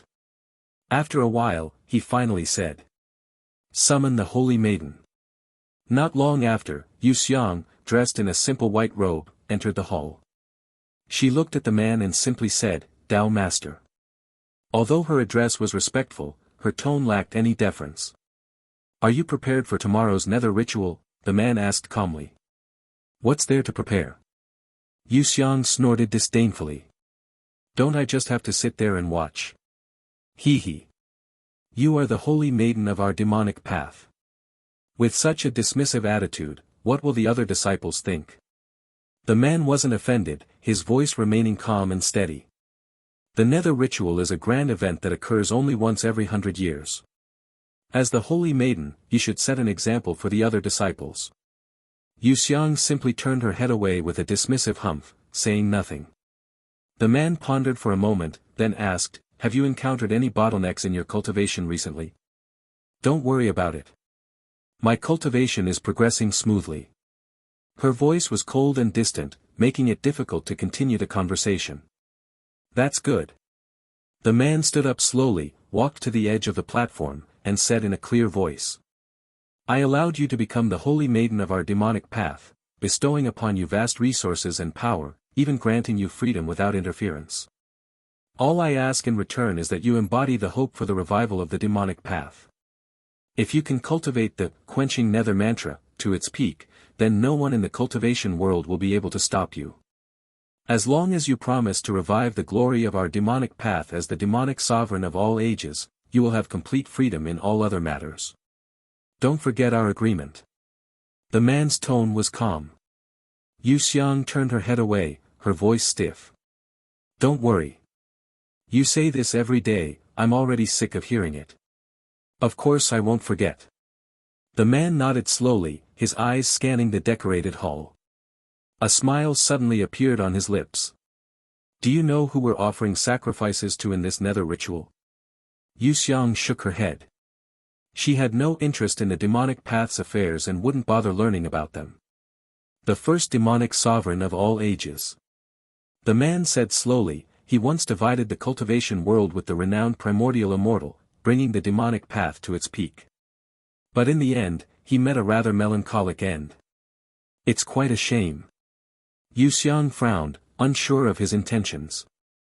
"Forget it." The demonic sovereign of all ages waved his hand. "Go back and rest. Don't be late for the nether ritual tomorrow morning."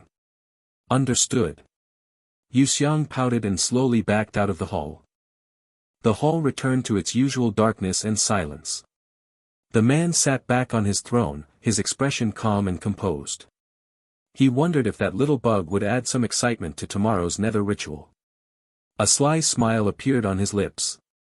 Chen Yin, disguised as Zhao Han, had been searching with the other demonic cultivators for several hours when they finally received the order to return to their rooms and rest. Back in his room, he was becoming increasingly convinced that the intruder wasn't him, Luo, or Chen Yin. I hope I'm wrong. Otherwise, we'll have a lot more to deal with. With that thought, Chen Yin lay down and fell asleep. He slept soundly until the next morning, when he was awakened by the noisy commotion outside. What's all the noise? He rubbed his eyes and stepped out of his room, only to see the usually deserted corridors of the main altar now filled with a procession of demonic cultivators, marching in an orderly manner. They wore strange and eye-catching attire, resembling ancient shamanic ritual garments, their faces hidden behind intimidating masks. They carried torches, drums, and totems of various shapes and sizes. As they walked, they chanted words that Chen Yin couldn't understand, like some kind of prayer. Chen Yin froze, taken aback by the grand spectacle. This is the nether ritual. It was much more impressive and lively than he had imagined. He was about to join the procession and blend in with the crowd when he inadvertently turned his head and saw someone nearby. His heart skipped a beat. Senior sister. His senior sister was also dressed in the ornate shamanic robes, which accentuated her graceful figure. The mysterious and elegant mask she wore added an air of allure and mystique. Her entire appearance exuded an ethereal and enigmatic beauty. But even with such beauty before him, Chen Yin had no time to admire it. He quickly blended into the crowd, moving closer to Shen Shuanglian, and whispered through voice transmission. Senior sister. What are you doing here? Hearing his voice, Shen Shuanglian looked around frantically. Her eyes lit up with surprise when she saw Chen Yin beside her, his head lowered, his mask removed. You're really here. Didn't I tell you this place is dangerous? Why didn't you leave? I was worried about you. She whispered. Chen Yin sighed in frustration. As expected. He had thought she would listen to him. It seemed he had overestimated her obedience. Sigh, can you please stop making me worry? Shen Shuanlian bit her lip, her bright eyes flickering with a mix of emotions. Chen Yin wanted to find a way to get Shen Shuanlian out of there, but they were already surrounded by the crowd, making it difficult to escape. They could only continue moving forward with the procession. Do you know where they're going? The main hall. That's where the nether ritual will be held. As the long line of people slowly shuffled forward, Chen Yin repeatedly warned Shen Shuanlian. Stay close to me and don't wander off, understand? The demonic path's Dao master is most likely a Grand Clarity realm expert. If you're discovered, it'll be difficult for me to save you. I don't need you to save me. I can take care of myself. Shen Shuanlian retorted, a hint of defiance in her voice. Must you always contradict me? Chen Yin sighed helplessly. Taking advantage of a moment when no one was looking, he reached out and pinched her waist. Shen Shuanlian let out a muffled gasp, her face flushing crimson. What are you doing? She asked, flustered. Punishment for not listening. Chen Yin said playfully. Why are you so childish? You're one to talk. They bickered quietly through voice transmission, and before they knew it, they had arrived at the entrance of the main hall. The crowd stopped at the entrance and began chanting some kind of prayer towards the hall doors. Shen Shuanglian, who had been silent, suddenly spoke. When we enter the hall, please try not to be too shocked. After a long hesitation, Shen Shuanglian took a deep breath and decided to reveal the truth to Chen Yin. Actually, your junior sister is the current holy maiden of the demonic path. She blurted it out in one breath, then waited nervously for his reaction. But to her surprise, Chen Yin's expression remained unchanged. He stared at her for a long time before finally squeezing out a single word. That's it? Shen Shuanglian was stunned. Why, you're not surprised? You silly girl, you didn't follow me in here just because you were worried I'd be shocked and lose control after seeing my beloved junior sister as the demonic holy maiden, did you? Chen Yin sighed softly. I've known for a while. About Yin Mengwan being my junior sister. I've known for a long time. Shen Shuanglian stared at him blankly for a long time before finally lowering her eyes. So, you already knew when you intervened at the fairy conference. Her eyes were filled with a mixture of sadness and disappointment. All this time, she had just been acting childishly and impulsively. He didn't need her help at all. Seeing her expression, Chen Yin couldn't bear to scold her. He said softly. But thank you anyway. I appreciate your concern. Shen Xuanlian didn't answer. Her eyes shimmered with unshed tears. At that moment, the doors to the main hall creaked open, and the crowd surged forward. We'll talk about that later. Chen Yin gently took Shen Xuanlian's hand. Stay close to me, and don't get lost. Shen Xuanlian felt the warmth and strength of his hand, a sense of comfort washing over her. She let him lead her forward. The procession moved slower than expected. The vast number of demonic cultivators slowly filed into the hall, then lined up on both sides in an orderly manner. Chen Yin and Shen Xuanlian hid among the crowd, remaining silent and observing their surroundings discreetly. At the front of the hall, Chen Yin noticed two figures. One was Xiang'er, dressed in a simple white robe. She sat beside the throne, casually playing with a teacup, a bored expression on her face. The other was a man sitting on the throne. Even with a single glance, Chen Yin felt a deeply unsettling aura emanating from the man. A surging, bloody aura, as if countless mountains of corpses and seas of blood were hidden beneath his calm gaze. Was he the Tao master of the demonic path? Chen Yin quickly averted his gaze, not wanting to attract attention at such a crucial moment. Soon, as the procession took their positions, a figure dressed as a priest walked to the front of the hall and announced in a clear voice. One person suffers, 100 ghosts are spared. Let the 10,000 nights nether ritual commence. Dim candlelight illuminated the hall, and 2 rows of strangely dressed individuals walked to the front, performing a rhythmic dance with a peculiar charm. The demonic cultivators on both sides began to chant in unison. Chen Yin glanced around and realized they were surrounded by demonic cultivators. Moving now would be too conspicuous. So he decided to just sit back and observe this ritualistic dance, which resembled a religious ceremony. The ritual was long and solemn. The rhythmic dance had a strange beauty, captivating to watch. Chen Yin stared intently at the dancers. Beside him, Shen Xuanlian had no interest in the mesmerizing performance. She lowered her head slightly, her gaze stealing glances at Chen Yin beside her. They were surrounded by the low and solemn chants, both dressed in ornate ritual robes. She suddenly found the scene beautiful. It reminded her of watching TV shows as a child, those romantic scenes of brides in white wedding gowns exchanging vows in a church. Back then, the innocent little girl would always be moved by the bride's happy smile, imagining if one day she would also meet someone who would hold her hand and lead her into this sacred place. It must be the happiest thing in the world. She tightened her grip on Chen Yin's hand slightly. What's wrong? Chen Yin whispered, turning to her with concern. Nothing. Shen Xuanlian pursed her lips and smiled at him softly. Chen Yin was taken aback. He rarely saw Shen Xuanlian smile. In his memories, his senior sister was always a quiet and reserved girl, only speaking more freely when she was with him. She was easily flustered by his teasing, but she rarely smiled. But Shen Xuanlian's smile was truly beautiful. It was like a pavilion by the lake during the rainy season, a smile that could cleanse one's soul. He stared at her for a moment, then couldn't resist pinching her cheek playfully. What are you doing? It's a shame for you to hide such a beautiful smile, senior sister. Shen Xuanlian blushed and lowered her head, unable to meet his gaze. Time passed slowly, and the dance and ceremony finally came to an end. After the dancers left the stage, the priest returned and announced in a clear voice. The eternal night is vast, and without the moon, it's hard to see. Please, Tao Master, ignite the nether altar's bonfire and bestow the only light upon this eternal night. The man sitting on the throne finally stood up. He walked down the steps with steady strides, looking down at the demonic cultivators gathered in the hall, his gaze sharp and intense. The eternal night is vast, and without the moon, it's hard to see.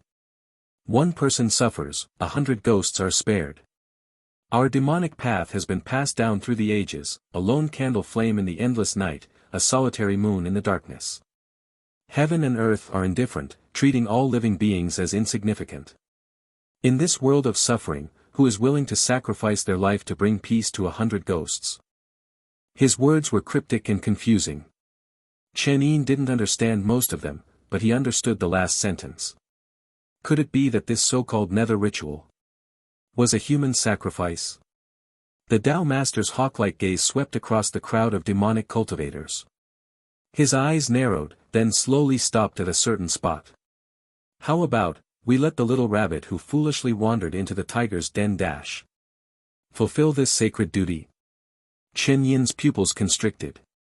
As soon as the Tao Master finished speaking, the demonic cultivators surrounding Chen Yin and Shen Xuanlian stepped back in unison, creating a large empty space around them. Shen Xuanlian looked around frantically, her grip tightening on Chen Yin's hand. Don't be afraid, Chen Yin whispered reassuringly. You too, are you enjoying our nether ritual? The Tao Master's voice boomed from the stage. Oh dear, it seems we've been discovered. Chen Yin sighed, then decided to drop the act. He slowly removed his mask. I didn't expect the Tao Master of the demonic path to be so hospitable. Then we shall humbly accept your invitation. As the mask fell away, Yu Xiang, who was sitting on the stage, gasped and shot to her feet.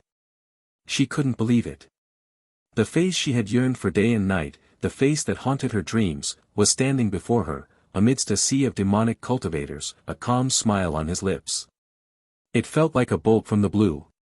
Say. Her voice was stuck in her throat, unable to escape. Yo, Xianger, long time no see. Did you miss your senior brother? Chen Yin waved at her with a smile, his voice gentle. Senior brother is here. To take you home. Countless eyes stared at Chen Yin, both on and off the stage. But he remained unfazed, standing there calmly, as if he were in his own backyard. Yu Xiang covered her mouth with her hand, her eyes wide with disbelief, her voice choked with emotion. Senior brother, how could? Oh. The Tao Master of the demonic path, intrigued by this dramatic turn of events, raised an eyebrow and said playfully, so, this is the senior brother you've been yearning for, Chen Yin, is it? Hee, to dare barge into the main altar of the demonic path with just two people, you're quite bold. And this young lady beside him Shen Xuanlian removed her mask, revealing her delicate and elegant features. She said calmly. Shen Xuanlian, of the Mist Spirit sect. At that moment, not only did Yu Xiang's expression change, but a surprised voice also rang out in her mind. What the hell? Shen Xuanlian. Is she crazy? What is she doing here? The system's voice was laced with panic. She's a chosen one. How dare she come to the demonic sect's main altar? Doesn't she know this will severely violate the plot? Seeing Shen Xuanlian, the Tao Master seemed even more intrigued. A sly smile appeared on his lips. Huh, it's the renowned Frost Moon Sword Immortal, Fairy Shen.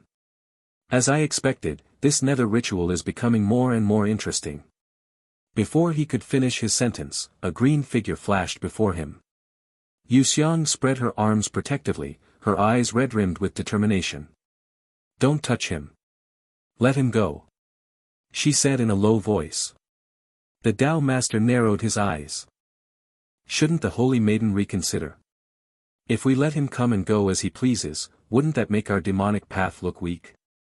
Don't forget, you are ultimately the Holy Maiden of our demonic path.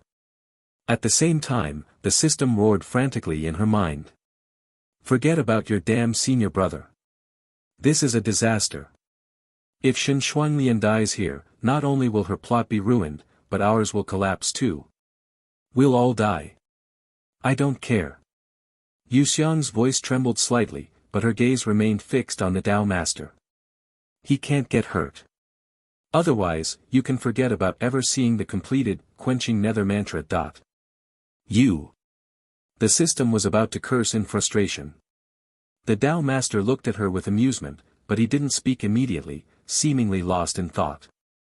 But at that moment, a playful voice came from below. I say, Xianger, have you forgotten senior brother's words again? Yu Xiang turned around, stunned, and saw Chen Yin looking at her with a calm and carefree expression. Remember what I said. Don't keep everything bottled up inside. Junior sisters are meant to be spoiled. It's okay to rely on your senior brother sometimes. Isn't it? He walked towards the platform, his steps firm and unwavering, as if he didn't even notice the terrifying presence of the Tao Master. Senior brother, I. Yu Xiang's eyes welled up with tears, and she looked at him helplessly. We've been out playing for a while now. It's time to go home. Chen Yin smiled. If we don't go back soon, Master will hang us upside down from a tree and spank us. Yu Xiang hesitated, reaching out a hand, then quickly withdrawing it as if she had been burned. Senior brother. I'm sorry. After a long silence, she finally looked up at him, her eyes red and swollen, and whispered. Xianger. Xianger can't go back with you. I'm not asking if you can. Chen Yin's voice was calm. I'm asking if you want to. Yu Xiang was stunned for a moment. Anything you can achieve in the demonic path, you can achieve with your senior brother's help. The demonic arts, the matter of Changli Palace, everything. Silly girl, why carry all the burden on your own? Chen Yin's eyes softened, his tone filled with brotherly affection. If you want to, senior brother will take care of everything for you. Yu Xiang was about to speak when a mocking voice interrupted her. Oh. Now this is interesting. The Tao Master looked at Chen Yin with amusement. How can a mere cloud-ascending realm cultivator like you make such arrogant claims? I wasn't talking to you. Chen Yin didn't even spare him a glance, his voice cold and dismissive. The Tao Master's eyes narrowed dangerously. Heh, I'd like to see. He slowly returned to his throne, propping his head up with his hand as if watching a play. Will the Holy Maiden choose to trust our demonic path and the demonic art she has cultivated for so long, or will she trust a weak, powerless cloud-ascending realm cultivator? Yu Xiang pressed her lips together, her gaze towards Chen Yin filled with avoidance and bitterness. Senior brother, you already know about Changli Palace, don't you? I'm sorry, Chen Yin whispered. I didn't have much time to investigate. I only know the general situation. Your real name is Yin Mengwan, right? The daughter of Yin Changli, the sect master of Changli Palace, which was destroyed by the Mist Spirit sect over a decade ago. Yu Xiang's breath hitched, and tears streamed down her face. Silly girl, why didn't you tell me and master? His eyes were filled with the helplessness and affection of a family member, his voice incredibly gentle. Tell us, and your ridiculously strong master and your ridiculously handsome senior brother will help you get revenge. Yu Xiang was silent for a long time, then shook her head slowly. Mount Yu is ultimately a branch of the Mist Spirit sect.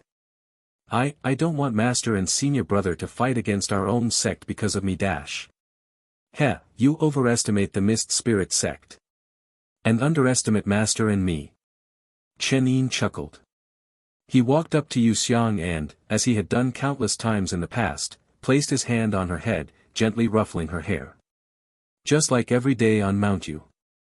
What happens at the main sect is none of our business. I can leave the Mist Spirit sect. But I can't lose my family. I can't lose you. He looked at Yu Xiang intently. The familiar warmth of his hand on her head, like a gentle flame, almost made Yu Xiang break down completely. She covered her mouth, her head lowered, tears splattering onto the ground. Senior brother. Let's go. Come home with senior brother. Chen Yin said seriously. Before Yu Xiang could respond, the system screamed in her mind. Think carefully. If you keep defying the plot, don't blame me for being ruthless. Don't overestimate your senior brother and master. If you push me too far, none of you will survive. Yu Xiang's body trembled slightly. She had witnessed the system's strange power countless times over the years. It was a power that didn't belong to this world, a power that transcended all cultivation levels. She didn't dare gamble. What if the system truly lost control and eradicated her, her senior brother, and her master? It seems our holy maiden is still hesitant. The Tao Master, growing impatient, finally spoke. Boy, if you don't have the power to back up your words, stop trying to act cool. Playtime is over. I can spare your life for the sake of the Holy Maiden. But if you continue to interfere and disrupt our grand plan, then, don't blame me for being ruthless. His eyes turned cold. Chen Yin simply raised his eyelids and glanced at him nonchalantly. Then, he turned back to Yu Xiang. Xiang'er, are you really unwilling to come home with senior brother? His eyes held a hint of disappointment. Yu Xiang shook her head frantically, like a frightened animal. And no. I don't hate you, senior brother, I just.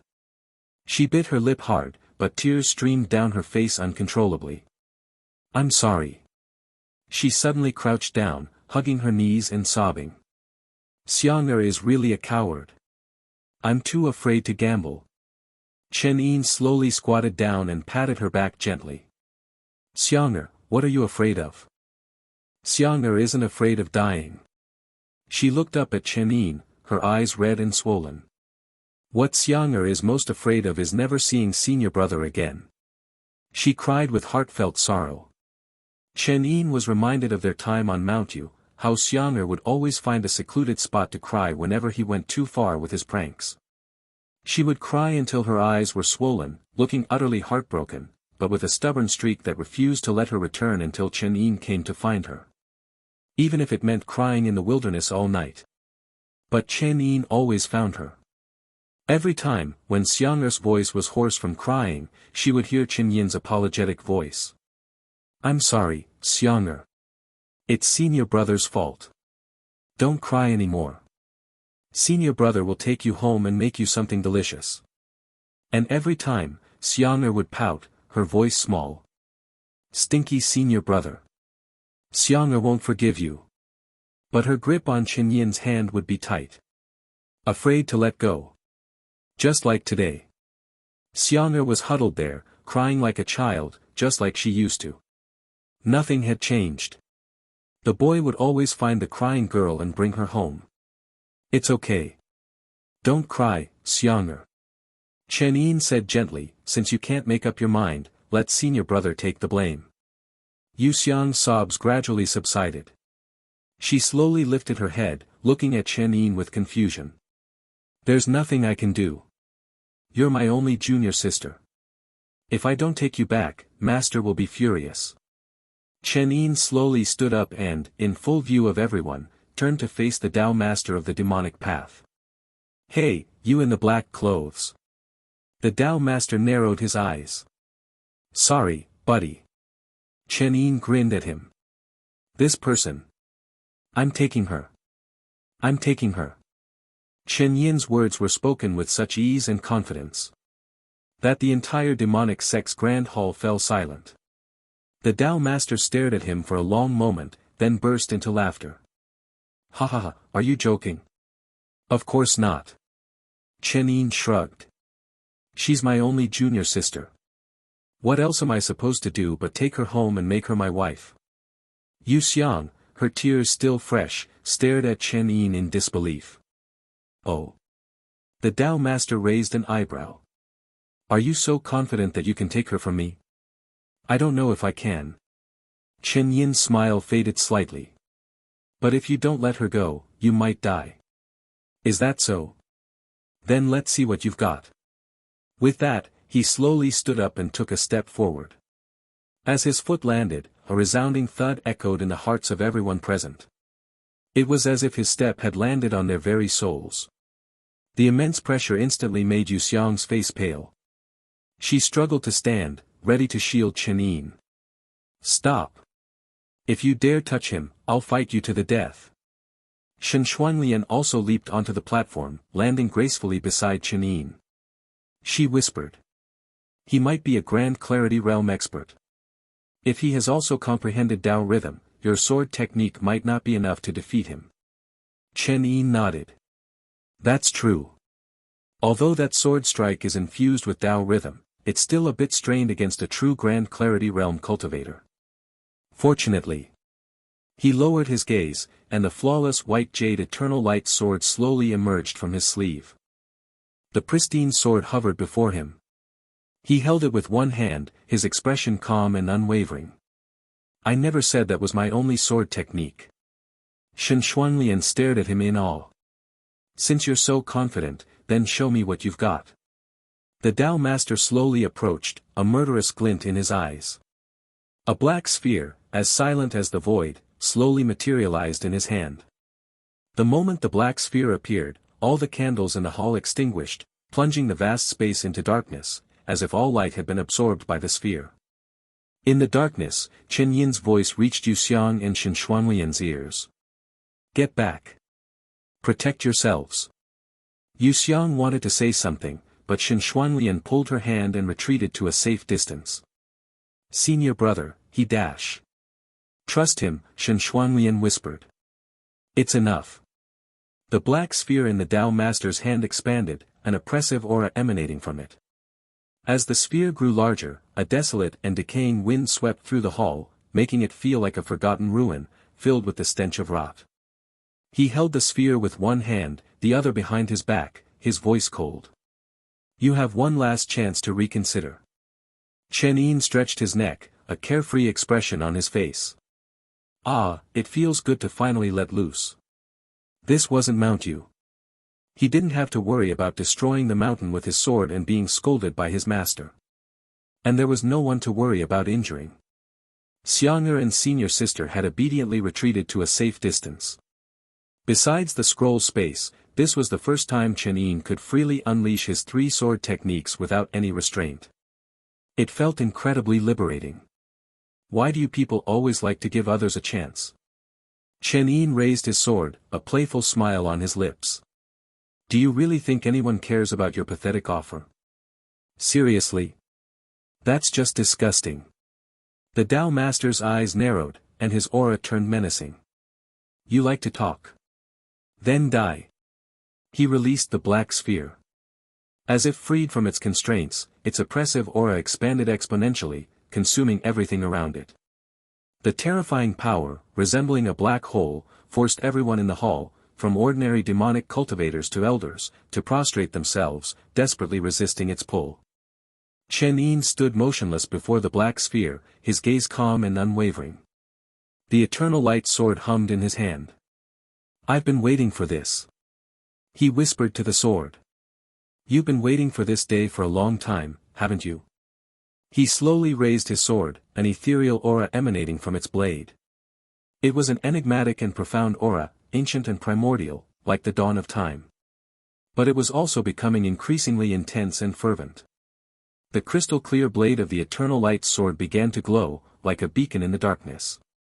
Brighter and brighter. From a tiny flicker, it grew into a radiant moon, then transformed into a blazing sun. Eternal darkness, illuminated by a single, enduring light. Second sword. Chen Yin whispered. The next moment, the blinding sword light erupted. Like the sun piercing through the night. The scorching light, like boiling water, slowly consumed the darkness. The black sphere in the air shattered under the force of the strike. Everyone was blinded by the intense light. Only the Tao Master remained standing, unmoving, as the blinding sword light filled his vision. Wang. The afterimage of the bright light lingered in everyone's eyes. As the dust settled, Chen Yin stood calmly on the platform, his sword in hand, his clothes spotless. Across from him, the Tao Master was silent. He slowly looked down at his arm. His left arm was gone, severed cleanly at the shoulder. He stared at the empty space for a long time, then slowly looked up and asked. Why didn't you kill me? It's not that I didn't want to. Chen Yin shrugged lightly. It's my sword that didn't want to kill you. He wasn't joking. The moment his second sword struck the Tao Master, the eternal light had shifted slightly on its own. So in the end, the sword had only severed his arm. Even so, the wound was clean and cauterized, as if there was no cut at all. The Tao Master couldn't understand that power. He only felt a strange numbness where his arm had been, no pain, no spiritual energy, no sensation. It was as if his arm had simply vanished from existence. He had never seen or heard of such a strange and domineering power. He glanced at the sword in Chen Yin's hand. What's the name of that sword?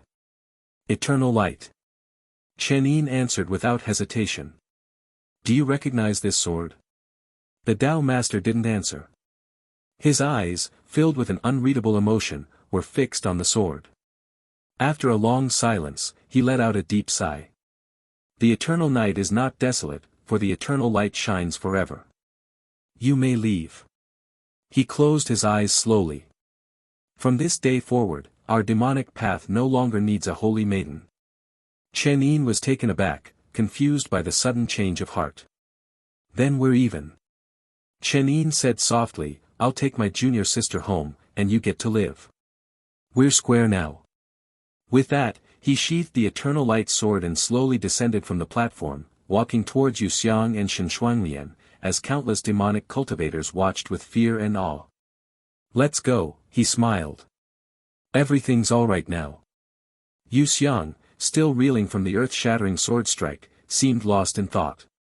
After a while, she finally mumbled in a daze. Senior brother. Hey, don't tell me you're having second thoughts now. Chen Yin said quickly, you're already mine now, you have no say in this. You don't have to make any more difficult choices. Senior brother will take care of everything. Yu Xiang was silent for a long time, then her nose twitched, and tears welled up in her eyes. Hey, don't cry now. Chen Yin panicked. We can talk about everything when we get home. We're still in their lair. Don't air our dirty laundry in public. Hearing this, Yu Xiang burst into laughter, her tears turning into a smile. Stinky senior brother. Who's your wife? We're all family on Mount Yu.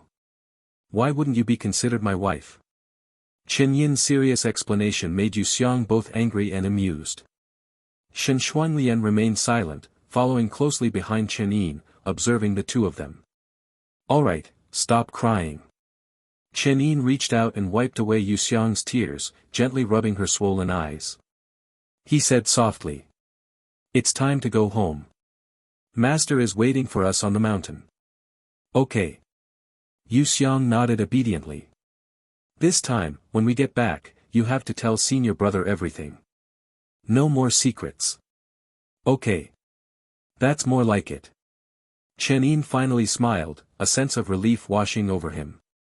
As the three of them walked out of the main hall, Yu Xiang suddenly stopped.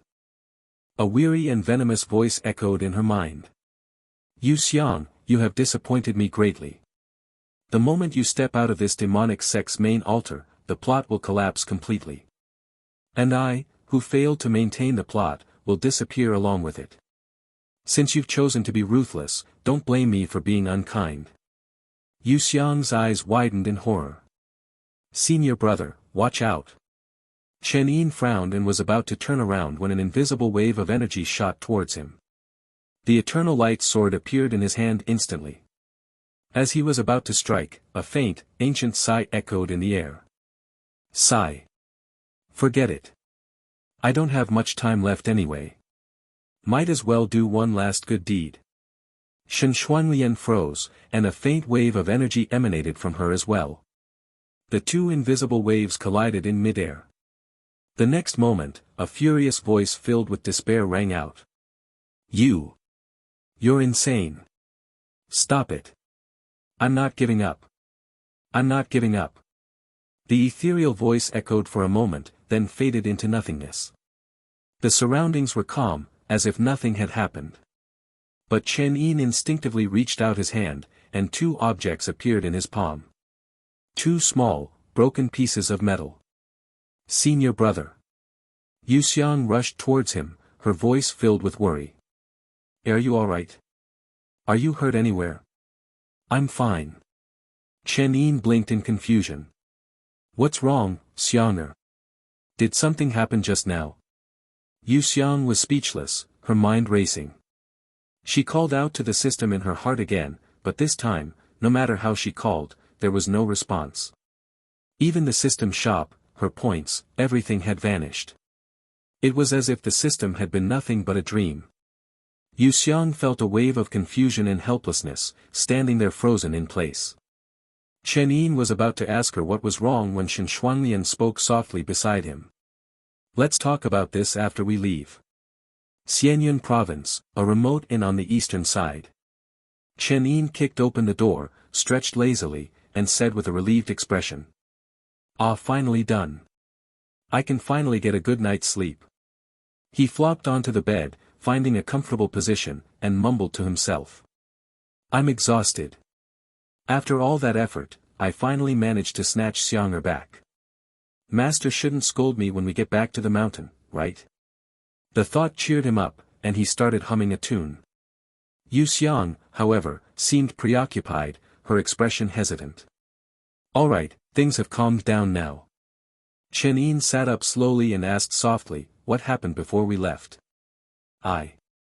Yu Xiang was about to speak when Shen Xuanlian interrupted her. There's no rush. You've been working so hard for your junior sister. Now that it's over, get some rest. Everything's fine now. We can talk after you've rested. Yu Xiang glanced at her and nodded silently. Seeing their secretive behavior, Chen Yin pouted playfully, feigning jealousy. Fine, I'll take a nap. We can talk about everything after I wake up. With that, he lay down and instantly fell asleep, snoring softly. Shen Xuanlian exchanged a look with Yu Xiang, and they quietly left the room, heading next door. As soon as they entered the room, Shen Xuanlian asked directly. Your system is gone too, right? Yu Xiang was stunned for a moment, then nodded slowly. Could it be that yours? It seems so. Shen Xuanlian sighed softly and sat down at the table, pouring herself a cup of water. From now on, we're no longer chosen ones. She said, her clear eyes downcast. Yu Xiang was confused. What happened? Tell me about yours first. Shen Xuanlian took a sip of water. Why did your system suddenly attack Chen Yin? Yu Xiang's expression darkened. Because I chose to go home with senior brother instead of following the plot. I knew it would kill it. And me too. She murmured. Shen Xuanlian glanced at her and put down her cup.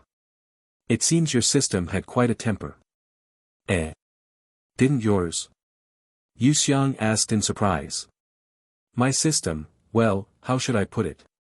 Shen Xuanlian pondered for a moment. It always seemed to feel guilty about being bound to me, so it never forced me to follow the plot. Even after suffering multiple backlashes and knowing its time was running out, it still insisted on letting me choose. In the end, it chose to sacrifice itself to destroy your system. This. Yu Xiang lowered her head, filled with regret. So there are good and bad systems too. Mine was definitely a villain system. It only cared about completing the plot and surviving, regardless of the consequences for others. Shen Xuanlian chuckled wryly. Being bound to a system is never a happy thing. It's like knowing there's a predetermined ending, even a tragic one, and being forced to walk towards it. Without any chance of resistance. Yu Xiang and Shen Xuanlian exchanged a look, seeing the same helplessness in each other's eyes. Indeed, some things could only be understood by fellow chosen ones.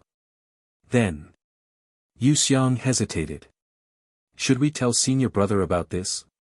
This time, Shen Xuanlian fell silent. After a long while, she propped her head up with her hand, her hair cascading down her arm. I don't know. For someone bound to a system, revealing its existence is no different from directly disrupting the plot. It would lead to a lose-lose situation. Although we don't have systems anymore, logically, we shouldn't be restricted by that anymore. But, she said hesitantly, what if Chen Yin encounters other chosen ones in the future? If he knows about the existence of systems, he might become a target for elimination. I'd rather believe that most chosen one systems are like yours, not like mine. Yu Xiang nodded in agreement. Then, let's keep it a secret from senior brother for now. She said softly, it's better for him not to know. They reached a consensus to keep this matter from Chen Yin. Meanwhile, in the other room, Chen Yin slowly opened his eyes. He stared at the ceiling for a long time, lost in thought, before murmuring softly. Chosen ones. Systems. So, there was another layer to this world. It sounded like the system novels he used to write back on Earth. No wonder he had always felt something was off about Xiang'er's actions but couldn't pinpoint what it was. After a moment of silence, he took out 2 rusty metal fragments from his pocket and examined them carefully. The material of these fragments was strange. They seemed thin and fragile, easily breakable, nothing like immortal artifacts. But in reality, they were incredibly durable. Chen Yin couldn't even leave a scratch on them despite using all his strength. Neither immortal nor ordinary, their peculiar shape didn't belong to this world. But at the moment, the 2 fragments were lifeless, like ordinary pieces of scrap metal. Chen Yin examined them for a while, then was about to put them away when he noticed something else glowing in his pocket. This time, he was truly surprised. Because this item hadn't reacted for a long time. It was the scroll. He took out the scroll. It was glowing faintly, as if it was drawn to the metal fragments. Hesitantly, Chen Yin brought the fragments closer to the scroll. In a flash of light, they disappeared, as if absorbed by the scroll. Intrigued, Chen Yin quickly entered the scroll's space. Inside, the statue he had found in the bamboo forest of the Heavenly Path Perilous Domain was now floating in the center, exuding an air of authority and solemnity. And the 2 metal fragments, like 2 cowering mice, lay at the foot of the statue, trembling slightly. The statue had been in the scroll's space for a long time, but it had always been inert. Chen Yin had simply ignored it. Now, seeing the statue finally react, he reached out towards it curiously. But the next moment, a strange image appeared before his eyes. What is this? System shop, points. His gaze swept across the dazzling array of images and text, and he was completely captivated. Okay, I recognize pills and cultivation techniques. What's perfume? Why is that in the system shop? Beauty magazines? Game discs? Holy crap, why are there even adult magazines? The vastness of the system shop was overwhelming. It took Chen Yin almost 2 hours just to browse through the catalog. It seemed to have everything. Not only items from this world, related to cultivation, but even things from his previous life on Earth. And there were many things he had never seen or heard of before, things that seemed to belong to another world entirely. He spent the entire afternoon browsing. As night approached, a knock came from the door. Stinky senior brother. Wake up, you lazy pig. After a while, Chen Yin finally opened the door, his voice weary. Xiang'er, how long have I been asleep? 4 hours. Yu Xiang pouted. If you sleep any longer, you'll turn into a pig. But then she noticed the dark circles under Chen Yin's eyes and his exhausted expression. Senior brother, you've worked hard. She bit her lip, her eyes filled with concern. It's all because of me that you're so tired. You must have exhausted yourself these past few days. If you want to sleep, go back to sleep. Chen Yin didn't know how to explain and could only chuckle awkwardly. I am fine. By the way, where's senior sister? She went downstairs to get food. Let's go down too. Yu Xiang took Chen Yin's hand and was about to lead him downstairs. But Chen Yin hesitated and said softly. Xiang'er, I have something to ask you. Yu Xiang stopped and turned around gracefully. Do you miss home? Chen Yin asked seriously, I mean Mount Yu. Our little home with you, me, and master. Yu Xiang's dark eyes flickered with confusion, then she lowered her head and whispered. Of course I do. I dream about it every night, about going back to those days when the 3 of us were together on Mount Yu. Carefree and happy, their entire world contained within a small mountain peak. The scent of the mist-dew flowers. The temperature of the pool behind our hut. Even senior brother's smelly blanket. She smiled, her eyes bright and innocent. That was truly the best home for me. Chen Yin's eyes softened. He gently pulled Yu Xiang into an embrace and, as she blushed, kissed her forehead softly. Me too. You two are the best family I could ask for. This time. It was truly time to go home. That night. After Yu Xiang and Shen Shuanglian had fallen asleep, Chen Yin quietly got out of bed and slipped out the window.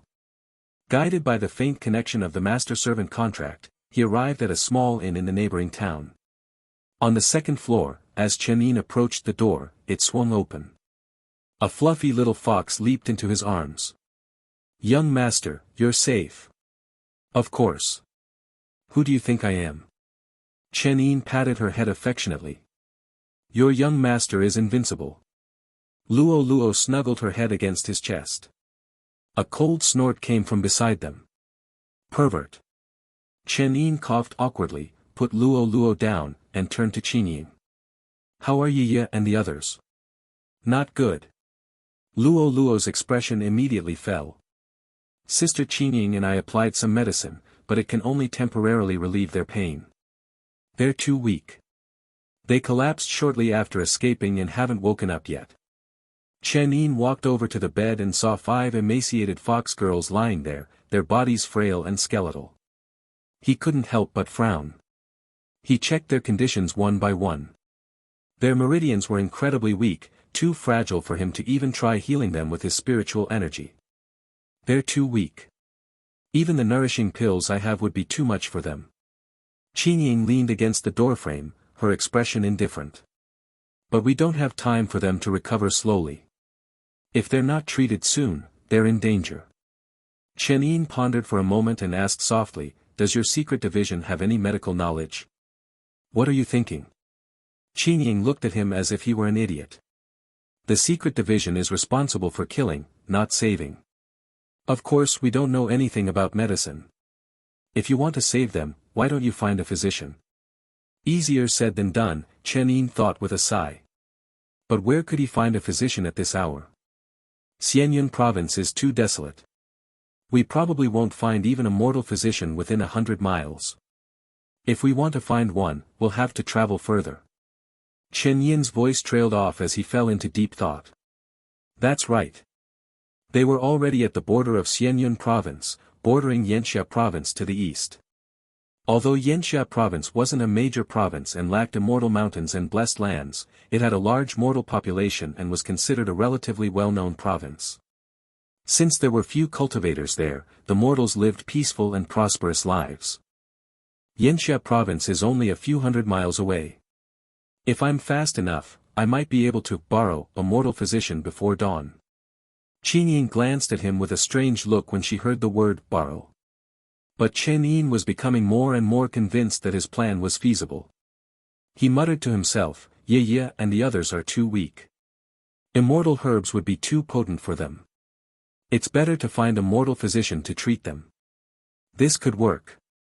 It's worth a shot. Chen Yin said in a low voice, you take care of Ye and the others. I'll go to Yanxia province and bring back a physician. Be careful, young master. Luo waved goodbye obediently, while Chen Yin simply turned her head away. Leaving the inn, Chen Yin soared into the night sky, transforming into a streak of sword light, heading east under the moonlight. Yanxia province bordered Xianyun province. By the time Chen Yin finally found a relatively prosperous town, it was almost midnight. The streets were deserted, most houses were dark, and only a few windows glowed with candlelight. The medical clinics were definitely closed at this hour, so Chen Yin could only go from door to door, searching. After a long and arduous search, he finally stopped in front of a grand-looking medical clinic. Xiaoxiang Medical Clinic. Judging by its size, it must be a reputable clinic. Chen Yin muttered to himself and then, with a single step, silently appeared inside the clinic's courtyard. The large clinic was shrouded in darkness. Most of the residents were asleep. Only a few rooms still had flickering candlelight. Unsure where to find someone, Chen Yin approached a room with a lit candle. But as he got closer, he heard the sound of running water coming from inside. And the faint sound of a woman humming. Who takes a bath at this hour? Chen Yin felt awkward. He had no choice but to wait outside until the woman finished bathing before asking about the physician. However, to his surprise, an hour passed, and the only light in the entire clinic was still coming from that room. The woman was still bathing. Chen Yin was starting to lose his patience. Honestly, besides his master, he had never met anyone who could take such long baths. Seeing that there was no end in sight and he was running out of time, Chen Yin gritted his teeth and coughed lightly. Ahem. Excuse me, miss, when will you be done bathing? I have a question. The sound of running water stopped abruptly, followed by a wary voice. "Who's there?" I'm a traveler seeking medical attention." Chen Yin said innocently, "I was going to wait until you were done bathing, but, your bath time is a bit inhuman." After a long silence, a soft and gentle voice came from inside. "Just a moment." So Chen Yin waited patiently. But 10 minutes passed, and there was still no further response. Impatient, Chen Yin called out again, "Miss, are you almost done?" The moment he finished speaking, a commotion erupted around him. Countless torches lit up the night as a swarm of servants poured in from all directions, surrounding Chen Yin and the room. "Protect the young mistress. Catch the pervert." Chen Yin. I knew it. Surrounded by a sea of angry servants holding torches, Chen Yin could only force a wry smile. "Miss, I just wanted to ask for medical help. I had no intention of being a pervert." "Liar." One of the servants glared at him. "Sneaking into the clinic in the middle of the night, who would do that for medical help? And you're lurking outside the young mistress's room while she's bathing. You're clearly a pervert." "Exactly. Which shameless scoundrel is trying to take advantage of our young mistress's beauty?" Chen Yin's expression, sweating bullets. "Seriously, who the hell is your young mistress? Does she have some kind of legendary beauty that's worth me traveling all this way just to peek at her bathing?" Seeing that he wouldn't be able to leave before dawn if he kept stalling, he sighed. "Forget it, I'm in a hurry. I'll just ask directly. Who's the physician in your clinic?" "Humph, still pretending," the servant said indignantly. "Even a 3-year-old child in Yanxia province knows that our young mistress, Nan Xiaoxiang, is a renowned physician, respected even by the governor. You still want to act like you don't know her? She's that impressive, huh? Then I won't hold back." Chen Yin didn't bother explaining anymore and simply said, "Excuse me, then." With that, he dashed forward, bursting through the door and into the room. Inside, a delicate woman in white sat by the bathtub, her beauty reminiscent of Shi. She looked utterly surprised by Chen Yin's sudden intrusion. Shi, one of the renowned 4 beauties of ancient China. Before she could even speak, Chen Yin scooped her up over his shoulder and ran. His eternal light sword flashed through the air. He leaped onto the sword and, amidst the gasps and shouts of the mortals below, soared into the night sky. An immortal? "Oh no, the young mistress has been kidnapped by an immortal. Quick, inform the master." The eternal light sword sped through the air like the wind. Chen Yin, disregarding any semblance of decorum, carried the woman over his shoulder, his mind focused on getting back as quickly as possible. The wind whipped past, but the woman remained silent and motionless. Chen Yin was worried that he might have scared her to death and nudged her gently. "Hey, miss, are you still alive? Make a sound if you are." The woman remained silent. Helplessly, Chen Yin put her down, only to find that she was not only fine but also looking at him with clear and bright eyes, her expression devoid of fear or panic. Her pristine face glowed under the moonlight filtering through the clouds.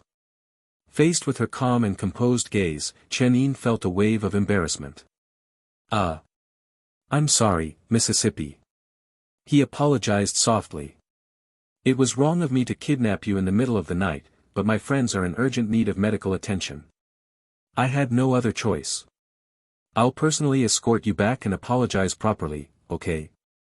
The woman seemed to ignore him and simply asked in a calm voice. "Is this how you immortals invite people?" Chen Yin scratched his head awkwardly. "I'm truly sorry. As long as you treat my friends first, I'll let you decide my punishment, how about that?" The wind howled as the eternal light sword soared through the clouds, bathed in the silvery moonlight. The woman glanced at him briefly, then turned away, her long eyelashes fluttering. "Fine. The patients come first. We'll settle our score later." Chen Yin nodded eagerly. The wind whipped at the woman's white dress and hair. She lowered her gaze and suddenly whispered. "You, stand in front." "Why?"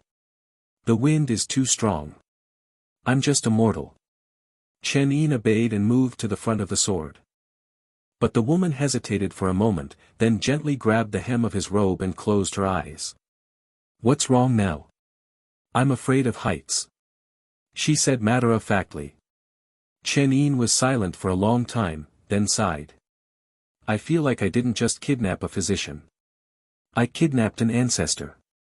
Inside the inn. Outside, the night was at its darkest, the moon hidden behind thick clouds. The world was enveloped in a peaceful silence, the last moments before dawn. Inside the room, the candlelight flickered. Luo and Chen Yin sat quietly, barely daring to breathe. Chen Yin, as always, stood by the door, her eyes cold and observant. By the window, Nan Xiaoxiang gently held Ye Ye's wrist, her slender fingers lightly tapping the pressure point between her thumb and index finger. After a long while, she withdrew her hand and said calmly. Severe exhaustion, weakened constitution, frail meridians. If you were mortals, I would tell you to prepare for the worst. Fortunately, you're demons. After transforming into human form, your meridians are more resilient than ordinary mortals. I can temporarily sustain your lives with acupuncture. 3 parts each of cinnamon twigs, millet stone flour, longan fruit, and dried ginger, simmered for 2 hours. 2 bowls daily. I'll prescribe further treatment after 3 days. Luo's eyes lit up with hope. That's great. Ye and the others will be all right. Chen Yin also breathed a sigh of relief and bowed slightly. Thank you. You trust her that easily? Chen Yin, still guarding the door, said with suspicion, a mortal physician, treating demons with such confidence. Isn't she afraid of the differences between humans and demons? Chen Yin was about to speak when Nan Xiaoxiang retorted calmly. What else can she do? Can you treat them? Or are you going to find a veterinarian? You. Chen Yin's eyes narrowed in anger, but Chen Yin quickly intervened. Hold on, we're not physicians. Why don't we listen to what the doctor has to say? Nan Xiaoxiang glanced at them with her alluring, fox-like eyes, then sat down at the table and took a sip of tea. After transforming into human form, demons' bodies, meridians, and organs are no different from those of humans. And you cultivators, before achieving immortality, aren't you also mortal? You eat food, you drink water, just like ordinary people. You just happen to know some spells and manipulate spiritual energy. Without your spiritual powers and spells, without specific body tempering techniques, how different are your bodies from those of mortals? We call you immortals out of respect. Don't actually start thinking you're gods.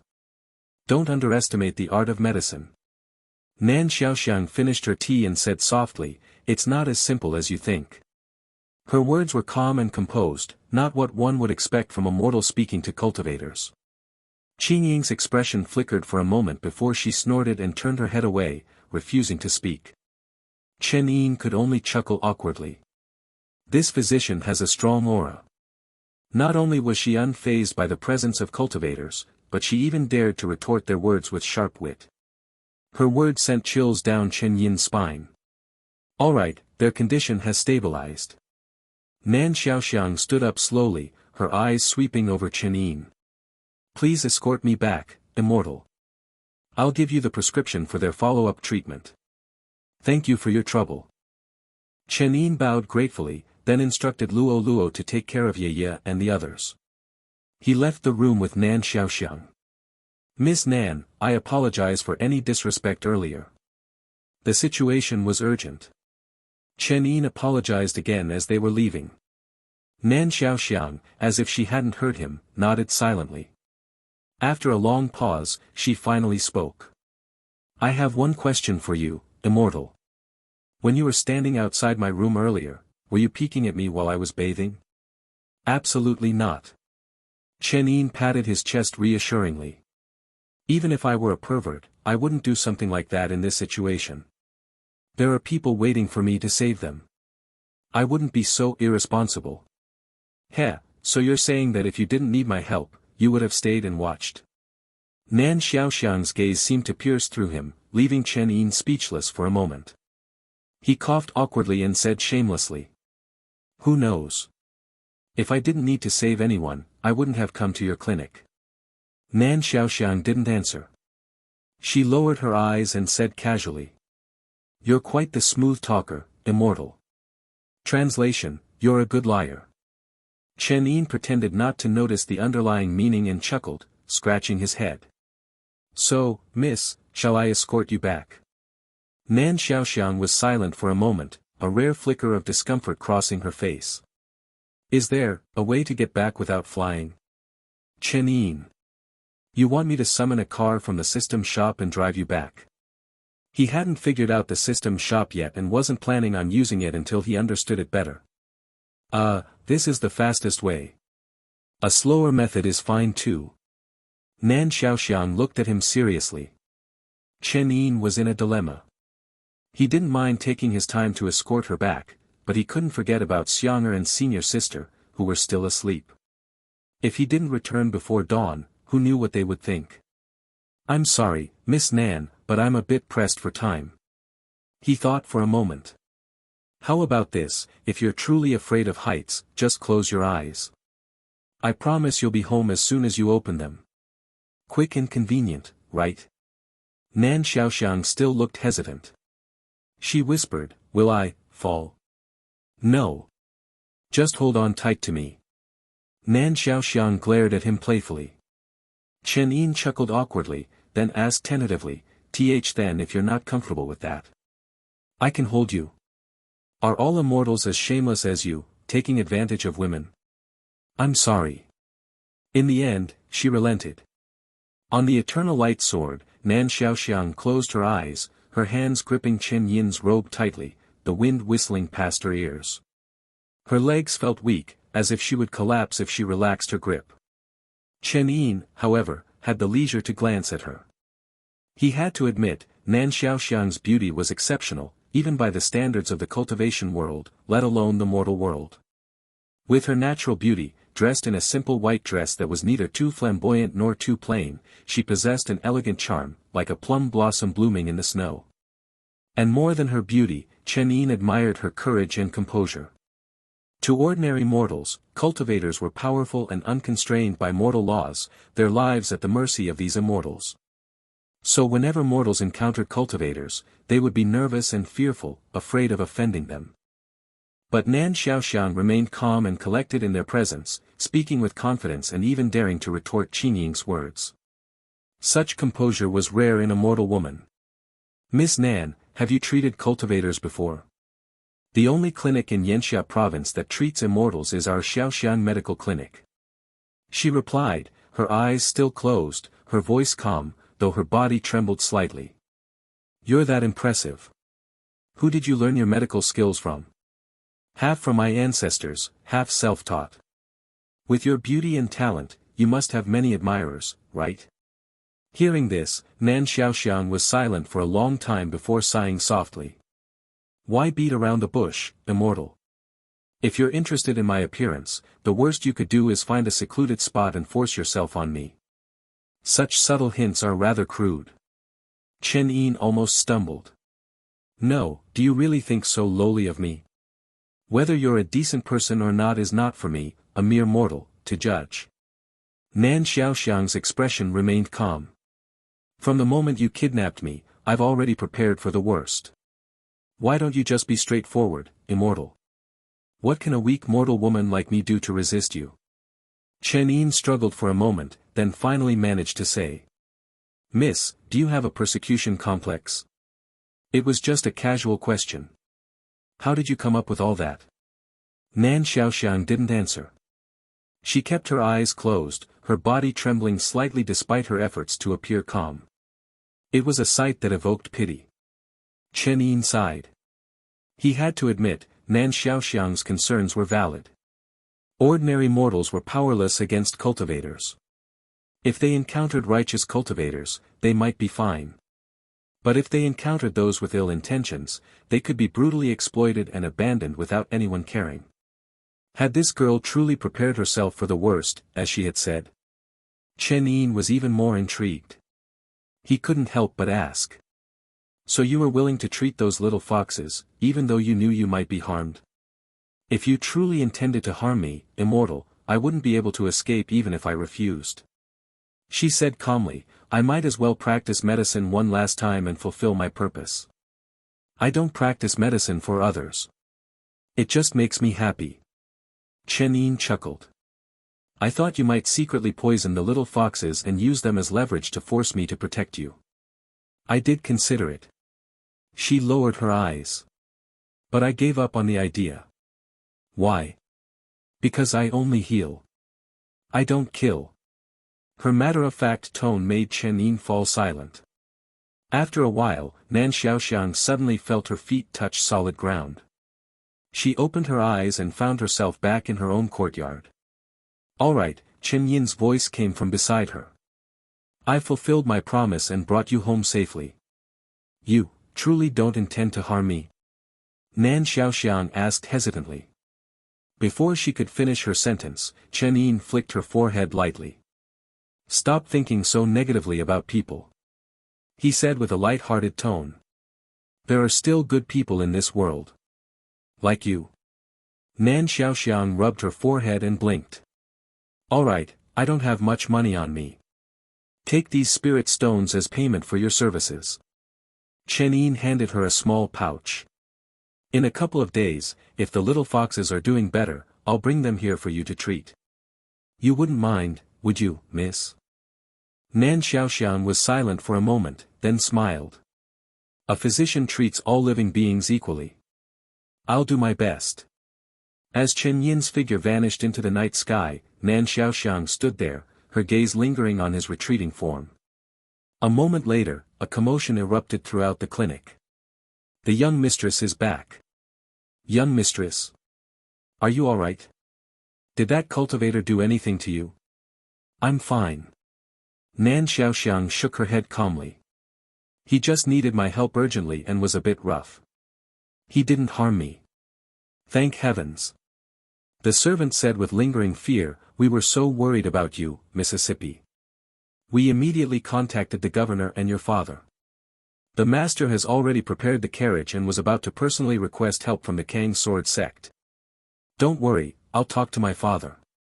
Nan Xiaoxiang paused after taking a couple of steps and instructed in a low voice. Don't speak of this matter to anyone. Pretend it never happened, understand? Yes, miss. Also, prepare a few empty guest rooms. She lowered her eyes, her voice calm. There will be patients coming in a few days. We'll need them.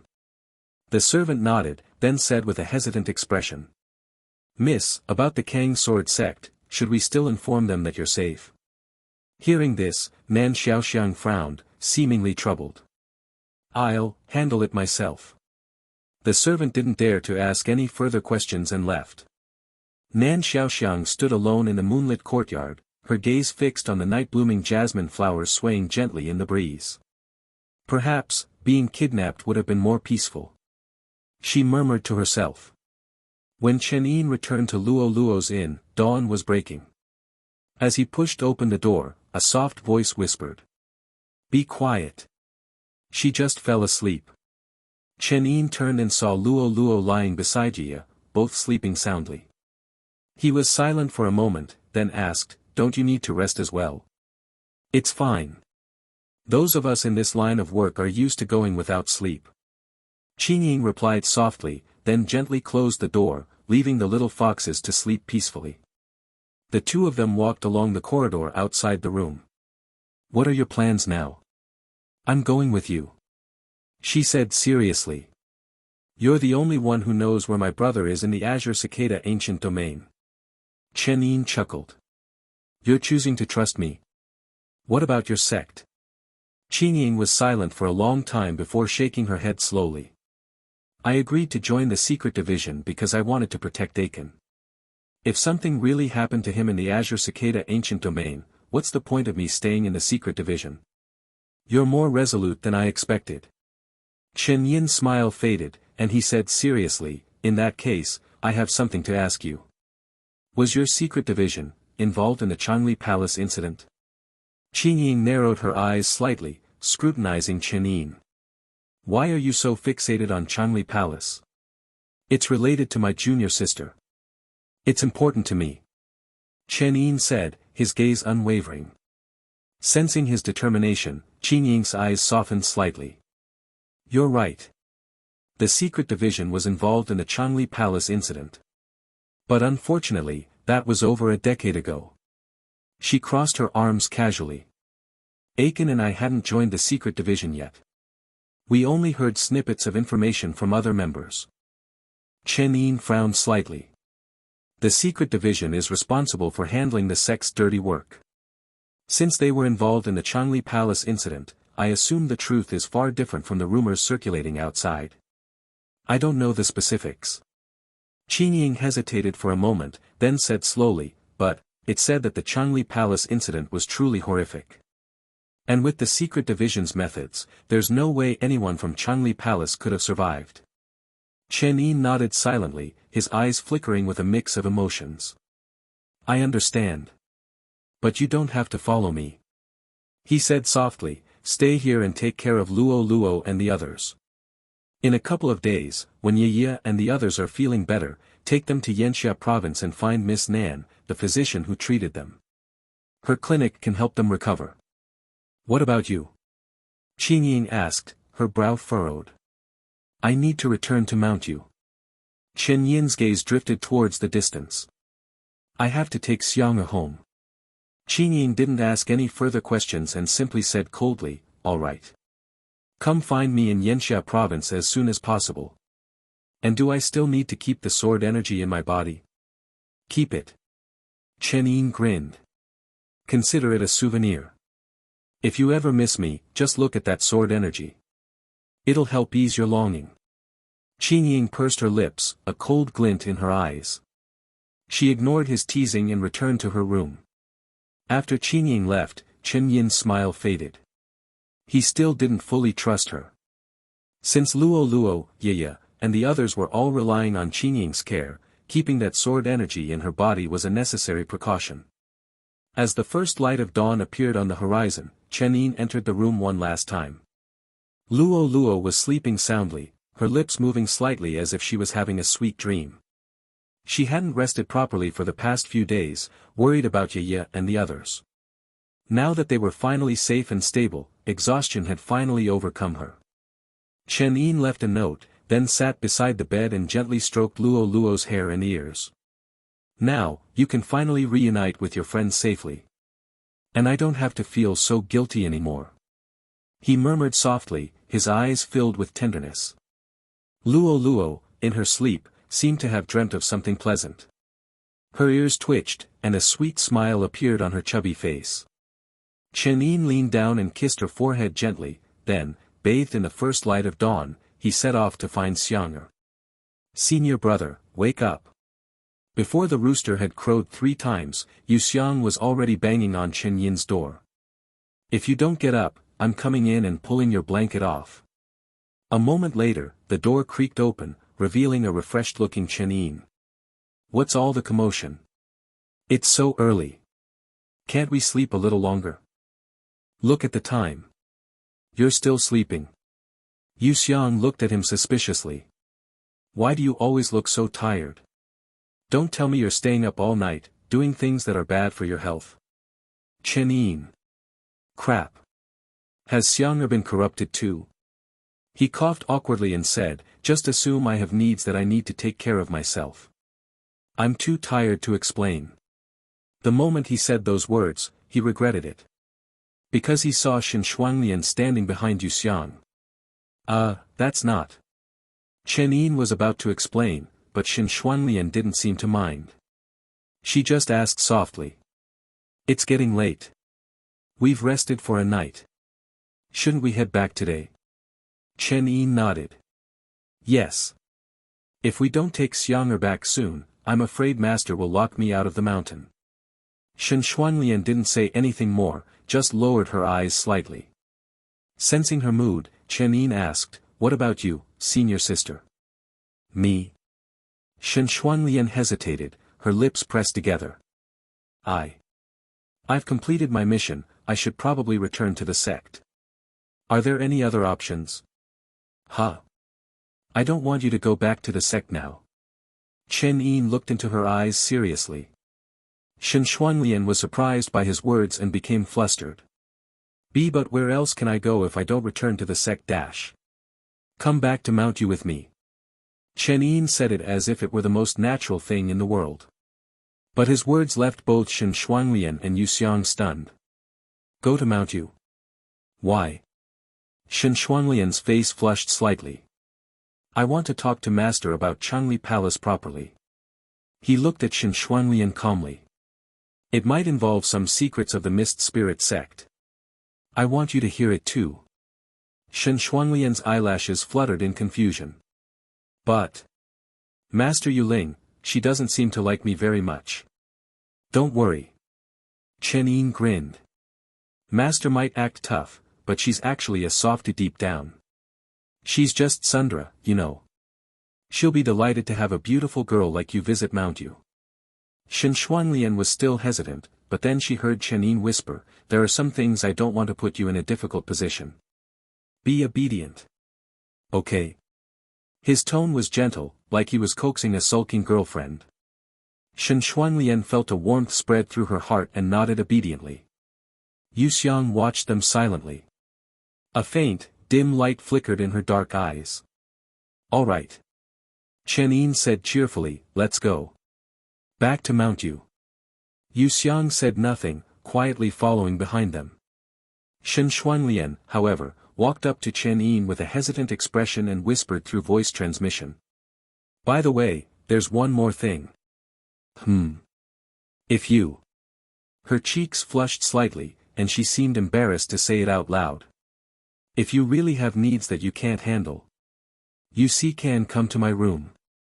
Her voice was barely a whisper. Chen Yin stared at her for a long time. After a while, he took a deep breath. Senior sister, you're still recovering. Regular checkups are necessary. But I still have to say, what I said to Xiang earlier, it was just a joke. Don't take it seriously, okay? Shen Shuanglian blinked playfully. Chen Yin frowned, a sense of foreboding washing over him. Crap. Senior sister has learned bad habits too. In the afternoon, Master Yuling was still humming a tune as she bathed in the pool at her residence on Mount Yu. That Chen Yin is really something else. She mumbled to herself with a hint of annoyance. Why hasn't he brought Xianger back yet? Is that brat even capable? Or will I have to go myself? She stopped mid-sentence. Her humming ceased abruptly, and her eyes flickered with a subtle glint. The next moment, she vanished from the bath and reappeared in the main hall, fully dressed. Her small frame was enveloped in a luxurious robe, and she held a teacup delicately in her hand, her red lips sipping the fragrant tea. She spoke nonchalantly. Well, this is a surprise. You old geezers from the main sect have time to visit Mount Yu. As her words faded, several shadowy figures entered the hall. Hee, Yu Ling, it's been a while. How have you been? A kind and elderly voice spoke. Don't even bother. Master Yuling pouted. You wouldn't have traveled all this way unless you were hoping I was doing poorly. Get to the point. What do you want? The leading figure chuckled softly. Can't we just visit an old friend? Who's your old friend? I don't know you. Master Yuling glared at them with disdain. Are you going to talk or not? If not, I'm sending you away. The shadow chuckled. Very well. I'll get straight to the point. We heard that your little ones from Mount Yu have been investigating the matter of Changli Palace. Are you aware of this? Yu Ling's eyes narrowed, but she still said nonchalantly, who knows? Those two kids of mine are wild. They run around all over the place. How would I know what they're up to? But let me warn you, either bring concrete evidence or keep your mouths shut. If you dare touch my children without any proof. Yu Ling's eyes flashed with a murderous glint. You'll face the consequences. The shadowy figures exchanged glances. The leader continued to smooth things over with a smile. All right, let's not talk about that for now. Your little disciple, is her name Yu Xiang? Yes. What about it? Does immortal Yu Ling remember where you found her? The air in the hall suddenly grew cold. Yu Ling's expression darkened. She glared at them and said slowly. That was over a decade ago. How would I remember? You're joking, immortal Yu Ling. How could you forget such an important matter?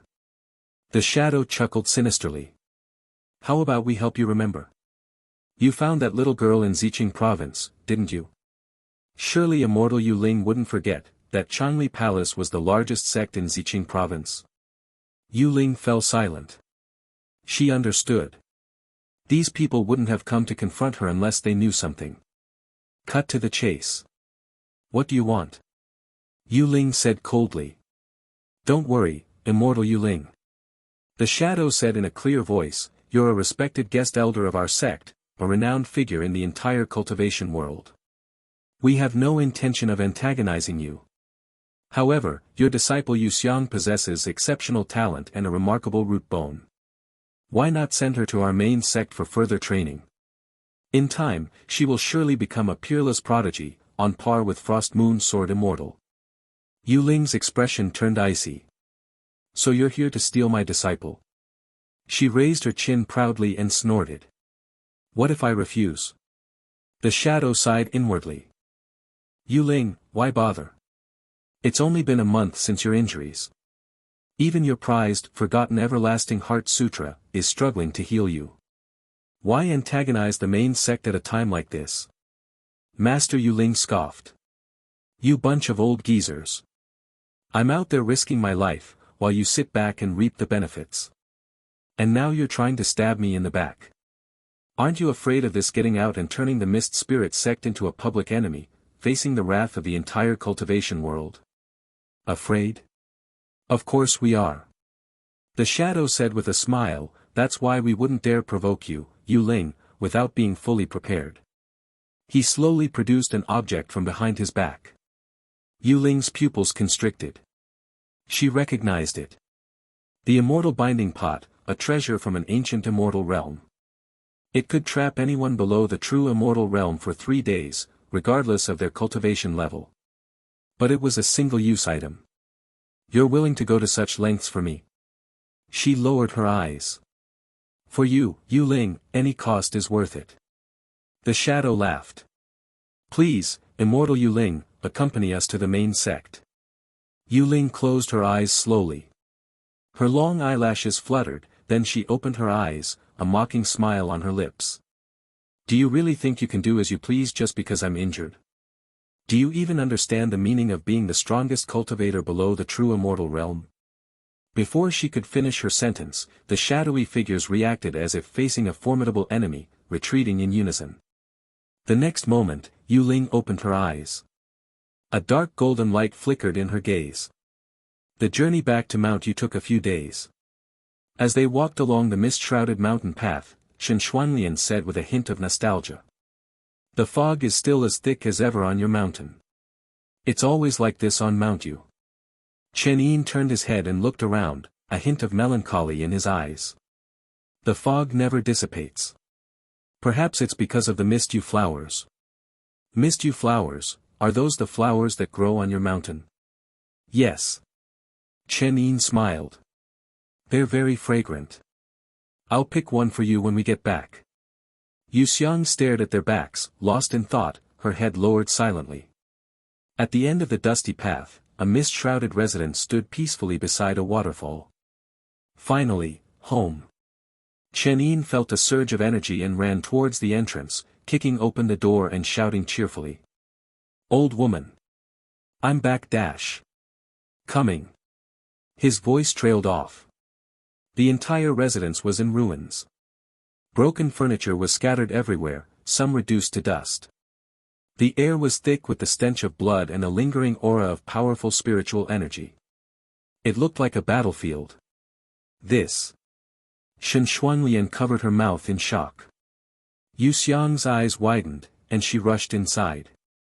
Master. Xiang frantically searched the residence, while Chen Yin's eyes turned cold.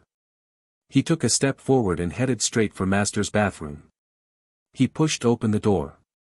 The steam-filled bathroom was silent, a delicate figure lying motionless by the edge of the pool, her face hidden by the mist. The entire pool was stained crimson with blood. As if sensing someone approaching, Master, who had been lying there with her eyes closed, slowly opened them. She glanced at Chen Yin, then closed them again. You brat. Had your fun? Coming back so late. I'm sorry. Chen Yin said seriously. Heh, what are you apologizing for? Didn't you bring Xiang'er back? Master said calmly, I can hear that girl yelling. Tell her to be quiet, she's disturbing my sleep. Before she could finish her sentence, a pair of large, warm hands rested on her shoulders. Since Chen Yin cultivated the same, forgotten everlasting heart sutra, as his master, his spiritual energy flowed into her body without resistance, soothing her chaotic meridians. His expression became increasingly cold and serious. After a long silence, he finally spoke, I should have waited until you recovered before going to find Xiang'er. If you were fully healed, you wouldn't have been afraid of them. Even injured, I'm not afraid of them. Master chuckled. Looking down on your master, are you? Let me tell you, with a single finger, I can crush all those old geezers. It was the Mist Spirit sect, wasn't it? Master's voice stopped abruptly. Her eyes dimmed after a moment of silence. You'd better, stay out of this. She scooped up a handful of water and poured it over herself, her voice calm. I'll make them pay when I recover. Chen Yin didn't speak. His eyes were as cold as stone. Soon, Yu Xiang and Shen Xuanlian found them. Shen Xuanlian gasped in shock, while Yu Xiang rushed towards Master, on the verge of tears. Master! Hey, why are you crying? I'm not dead yet. Master pouted with dissatisfaction. You brat, you've been out playing for so long. You deserve a good spanking. When I recover, I'll pin you down and give you a proper beating. We'll talk about that when you recover. Chen Yin interrupted her. He stared at his master intently, his voice emotionless. Use all the medicinal pills you have and focus on healing your injuries for the next 2 days. Hey, you prodigal child. Master grumbled. Do you know how expensive those pills are? Each one is worth a fortune. Are you going to pay for them? Okay. To Master's surprise, Chen Yin readily agreed. No matter what you have to do, recover quickly and be able to protect yourself. I'll have Shen Xuanlian stay here and protect you. Just focus on healing. Master seemed displeased with his domineering tone but only frowned and asked. Where are you going? Chen Yin turned his head and looked towards the Mist Spirit sect's main branch, his eyes cold and determined. To kill. Late at night, Master was sitting cross-legged on the bed, her robes loosely draped around her. Chen Yin stood behind her, channeling his spiritual energy into her body. Master's meridians were like a vast labyrinth, its walls thick and intricate. Now, they were in ruins, a chaotic mess of broken pathways and stagnant energy. The forgotten everlasting heart sutra flowed through her like a raging torrent, engulfing everything in its path. Nourishing and healing, it slowly revitalized her meridians. Soon, beads of sweat appeared on Master's forehead. She wrinkled her nose in discomfort. So sticky and uncomfortable. Just bear with it, Chen Yin said calmly. You can bathe later. Can't we heal in the bath? Of course. But I won't go into the bath with clothes on. If you don't mind, then it's fine. Master pouted, her displeasure evident. You little bean sprout, one day I'll break you in half. She said with a fierce but playful tone. Chen Yin, for once, didn't respond to her suggestive remark.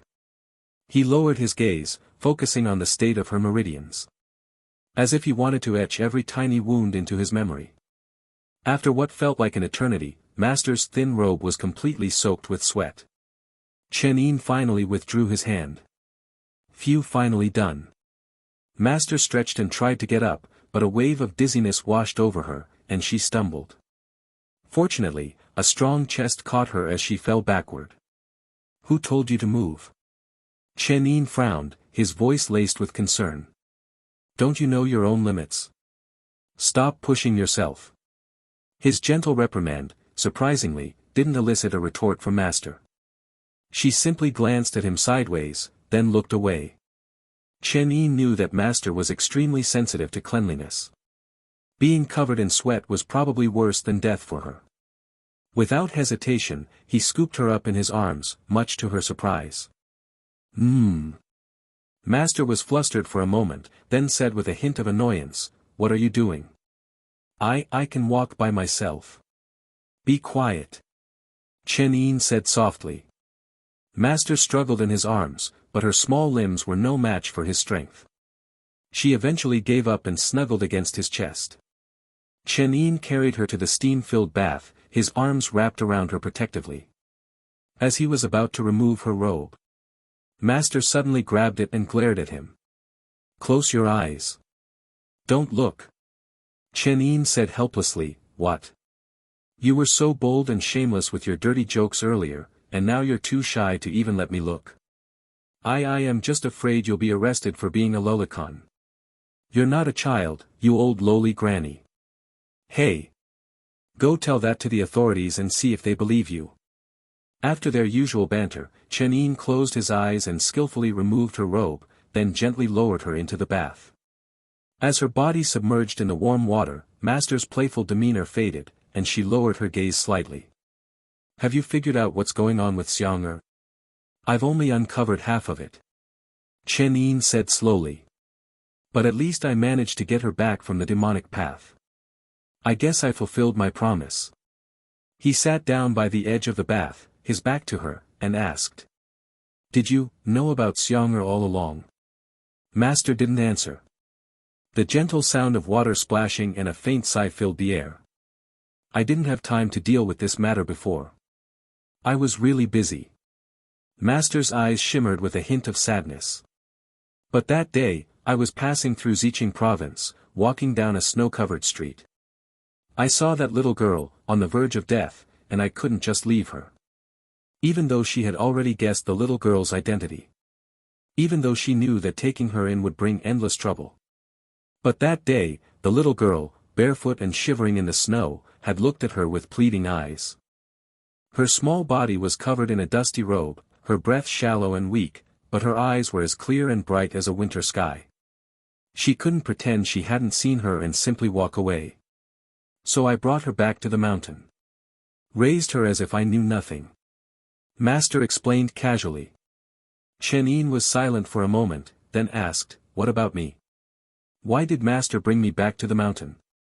"You." Master chuckled playfully, her eyes twinkling. "I saw that you had potential. You were a cute little boy, and I thought you would make a good servant when you grew up. So I brought you back to the mountain, waiting for you to grow old enough to keep me company at night." Chen Yin could tell she wasn't planning on telling him the truth.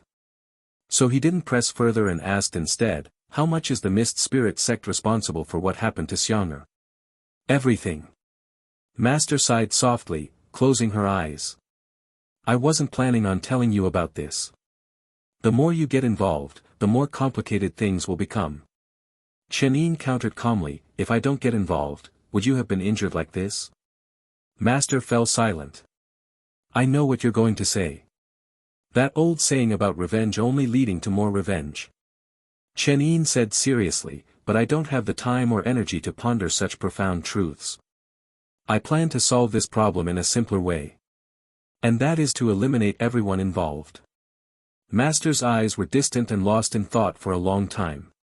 Then she chuckled self-deprecatingly. "That sounds just like you." "What?" "Nothing." Master's voice was calm. "Instead of asking me about what happened to Changli Palace, why don't you ask Xiang'er yourself? If you insist on seeking revenge on those old dogs from the Mist Spirit sect after hearing her story, I won't stop you. Just one thing." Her voice turned serious. "Don't die. I don't have the energy to collect your corpse." Chen Yin listened silently, then smiled faintly. He gently ruffled Master's wet hair before leaving. "Don't worry. Your disciple is a coward who's afraid of death." In the courtyard, the blooming mist-yew flowers swayed gently in the evening breeze. The cool mist condensed into dewdrops on the petals, filling the air with a delicate and lingering fragrance. Yu Xiang sat by the edge of the pool, her bare feet dangling in the water, her toes playfully creating ripples. After an unknown amount of time, a figure sat down beside her. "Senior brother." Yu Xiang's eyes lit up. How's master? Don't worry. Chen Yin said gently. You know master's forgotten everlasting heart sutra. As long as she's still breathing, she'll be fine. It's just a matter of how quickly she recovers. I've already cleared most of her blocked meridians. The rest will heal naturally with time. She should be mostly recovered in a few days. Yu Xiang was relieved, then her expression turned sad, and she lowered her head. Senior brother. She said softly, was master injured because of me? Chen Yin looked into her eyes for a moment, then averted his gaze. Don't overthink it. She has enemies all over the world. I wouldn't be surprised if someone killed her one day. What about you? It's time for you to tell me everything. Xiang'er's eyes widened, her lips pressed together tightly. What happened to Changli Palace all those years ago? Of course. He gently ruffled her hair. If those memories are too painful, you don't have to tell me. Yu Xiang bit her lip gently, her eyes welling up with tears. If I tell you, senior brother, there's no going back. She said with a trembling voice, you'll have to turn against the main sect dash. Even if you don't tell me. Chen Yin said calmly, I won't let those bastards off easily. I'm not that forgiving. I can't just stand by and watch as they injure my master. Xiang'er's lips moved slightly. She closed her eyes slowly, and when she opened them again, they were filled with sadness. That day wasn't about Xiang'er. It was about another girl, a girl named Yin Mengwan. She was a lively and cheerful little girl. She grew up in Changli Palace, the largest sect in Ziqing province. From the moment she was born, she was the apple of her father, sect master Yin Changli's eye, a precious treasure cherished by everyone in the sect. She remembered the senior brothers who would let her ride on their backs like a horse, the senior sisters who would bake her delicious pastries, and even the junior sisters, younger than her, who would follow her around with blushing faces, calling out sweetly. Senior sister, let's play. She was happy. It was a kind of happiness that many people in the world could only dream of. But those carefree days, like a fragile dream, were shattered in an instant. The little girl would never forget that day. She was playing with her mother, her senior brothers and sisters, their laughter echoing from the main hall to the lake behind the mountain. Then, suddenly, her father burst through the doors of the main hall, covered in blood. He stumbled towards her senior brothers and sisters, his words barely audible. She couldn't hear what he was saying. She only remembered that everyone's expressions turned serious after he spoke. Her mother quickly picked her up and headed towards the back mountain. On the way, the little girl asked her mother, why isn't Dad coming with us? You little rascal. Her mother's eyes were still gentle. Don't bother your father today. Be good and go to sleep early. Your father and I will be waiting for you in your dreams. She said softly. Those were the last words the little girl ever heard from her mother. She obeyed her mother and went to bed early. She had a sweet dream. In her dream, the sea became the sky, and she was covered in the colors of coral and rainbows. Whales swam through the clouds, and the sound of the ocean filled her ears. Then she woke up. Half awake, she rubbed her eyes and looked for her mother. But she couldn't find her. All she saw was a lake, stained crimson with blood. The blood lake. The corpses. Her senior brothers and sisters, who had been laughing and playing with her just moments ago, now lay dead in pools of blood, their bodies piled in the center of the courtyard, forming a gruesome mountain. The heads of her senior brothers had been severed and arranged neatly in a row, while most of her senior sisters' bodies were naked and withered, their life essence drained as they had been used as cultivation furnaces. Among the mountain of corpses, she even saw her only junior sister, Qing'er. Qing'er, like a discarded doll, slumped against the edge of the pile, her eyes dull and lifeless. That innocent little face, just a while ago, had been clinging to her, shyly asking, "Senior sister, can we play together?" The little girl stared at the scene before her, her mind blank. She couldn't remember if she was still dreaming. If this truly was a nightmare, she would cry in her mother's arms until she woke up. She stumbled through the familiar yet alien corridors. She saw a group of people wearing identical masks, their expressions cold and emotionless as they patrolled the area. She saw the places she used to play, now engulfed in flames. She walked on, unnoticed. Even the masked cultivators simply brushed past her, as if she were invisible. She wondered if she was already dead. If she was just a wandering soul. She was terrified and wanted to find her mother. But she searched everywhere, to no avail. She collapsed onto the ground, hugging her knees and crying. Screams and wails filled the air, mixed with curses and pleas for mercy. It was a scene straight out of hell. Father. Mother. Warner is having a nightmare. This nightmare is so scary. Warner can't wake up. The little girl cried for a long time, until exhaustion overwhelmed her. Through her tear-filled eyes, she saw the masked cultivators gathering, many of them emerging from the scripture hall on the west side of the mountain. Several elderly men with strange robes and wrinkled faces gathered in the center of the square, whispering amongst themselves. Did you find it? We've searched everywhere, but it's nowhere to be found. That man is quite stubborn.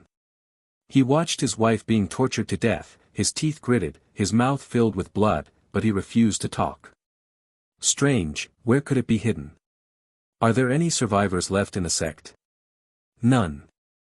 There's no sign of life anywhere. Then search. He couldn't have gone far. Even if we have to dig up the entire mountain, we'll find it. The little girl didn't hear what they were saying. She simply stood up, her face still stained with tears, and walked towards the scripture hall in the distance. Her long sleeping robe trailed behind her as she reached the entrance. Suddenly, she was afraid to open the door. She was terrified that if she opened it, everything she had seen wouldn't be a nightmare but reality. She would never find her mother and father again. She would never wake up from this nightmare. But she pushed the door open. She saw a man kneeling in a pool of blood, his upper body bare, his body covered in wounds. She saw a woman hanging from chains in the center of the hall, her face as pale as snow, devoid of any color. Father? Mother? The little girl walked towards them, her hand reaching out to touch their faces. But her hand passed through them as if they were intangible, like ghosts. She started crying again. She cried loudly, until her throat was raw and she started coughing, as if she were coughing up her lungs. She cried until blood trickled from her throat, until her voice was hoarse. At some point, the cultivators had left, leaving behind a raging inferno that consumed the buildings one by one. In the flickering firelight, the little girl, her voice hoarse from crying, lay down beside the man and the woman. She closed her eyes and fell asleep. Maybe when she woke up, the nightmare would be over. But I didn't wake up. The second time I opened my eyes, all I saw were smoldering ruins. My parents' bodies had been completely burned to ashes, and the corpses of my senior brothers and sisters had been devoured by wild beasts and crows. Nothing had changed. The nightmare had become reality. I was hungry and thirsty, and I had to walk down the mountain barefoot. If I hadn't met Master, I might have died with my family. By the end of her story, Yuxiang was sobbing uncontrollably. I've been trying to avoid those memories. But every night, those images would haunt my eyes, invading my dreams. I was so scared. Many times, I wanted to just die and join my parents. But their souls would appear by my bedside every night, crying and begging me not to die, to avenge them.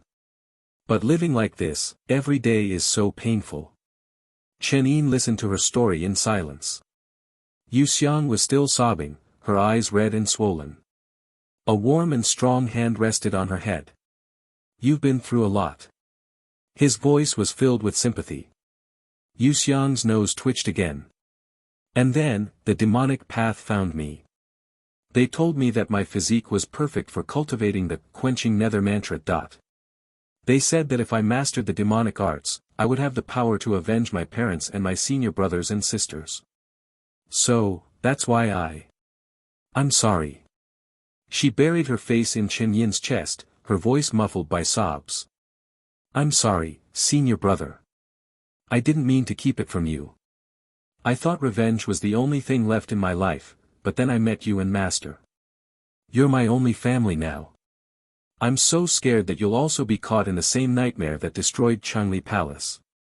Chen Yin gently stroked her hair and whispered, you're also my family. I only have you two left.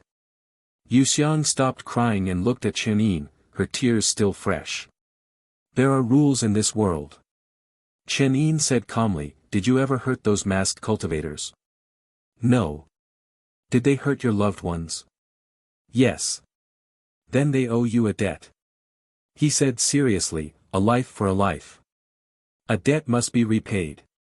That's the rule. If they refuse to follow the rules, it's fine. Get some rest. Chen Yin patted Yu Xiang's head. Tomorrow, I'll take you to the main sect. You can teach them the rules yourself. Yu Xiang stared at Chen Yin's profile, her eyes wide with disbelief.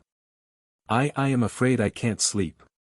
If I remember those things, I'll have nightmares again. It's okay. Chen Yin picked her up in his arms. Tonight, I'll sleep with you. That night, as expected, Xiang couldn't fall asleep. She tossed and turned, opening and closing her eyes countless times, her mind plagued by fear. Only when she saw Chen Yin sitting by her bedside did her anxiety subside.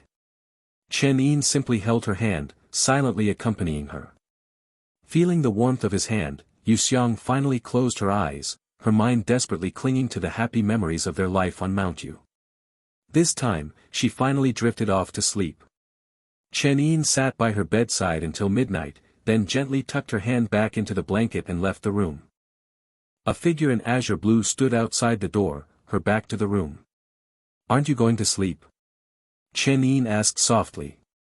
Shen Shuanglian bit her lip, her eyes shimmering with unshed tears. Is this why you wanted me to stay on Mount Yu? To spare me from making a difficult choice? Chen Yin said slowly, that's the sect you grew up in. I know no matter what you choose, it would be painful. So I made the choice for you. I'll bear the responsibility. Just pretend that you're being held captive on Mount Yu by Master and me, unable to return to your sect during this crisis. Shen Shuanglian was stunned. After a long silence, she asked hesitantly, what are you going to do? Destroy the entire sect? Of course not. Chen Yin shook his head and said seriously, you heard what I said earlier. A life for a life, a debt must be repaid. I'm going to collect a debt, not massacre innocent people. Most of the Mist Spirit sect disciples know nothing about the Changli Palace incident. Why would I kill them? Hearing this, the sadness in Shen Shuanglian's eyes faded slightly, and her gaze became clear. This matter must have been the decision of the sect master and the elders. Perhaps, even my master was involved. Her voice was filled with a deep sadness as she spoke those words. He's the sect master, he must have known about such a major incident. Chen Yin gently ruffled her hair. Don't worry. Stay here tomorrow. I'll personally confront him and demand an explanation. See, can I go with you? No. Why? A look of disappointment flashed in Shen Shuanglian's eyes. Because if you're there pleading for your master, I'm afraid I'll hesitate. He said calmly. Shen Shuanglian bit her lip and whispered, I won't. I just want to hear the truth from master myself.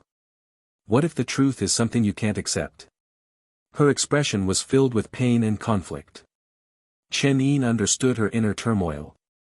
He patted her head silently and said with a gentle gaze. It's okay. Just this once. You can choose to avoid it. Stay on Mount Yu and pretend you know nothing. Wait for me to return. Even if you hate me or resent me later, it's okay. Shen Shuanglian stared at him blankly, speechless.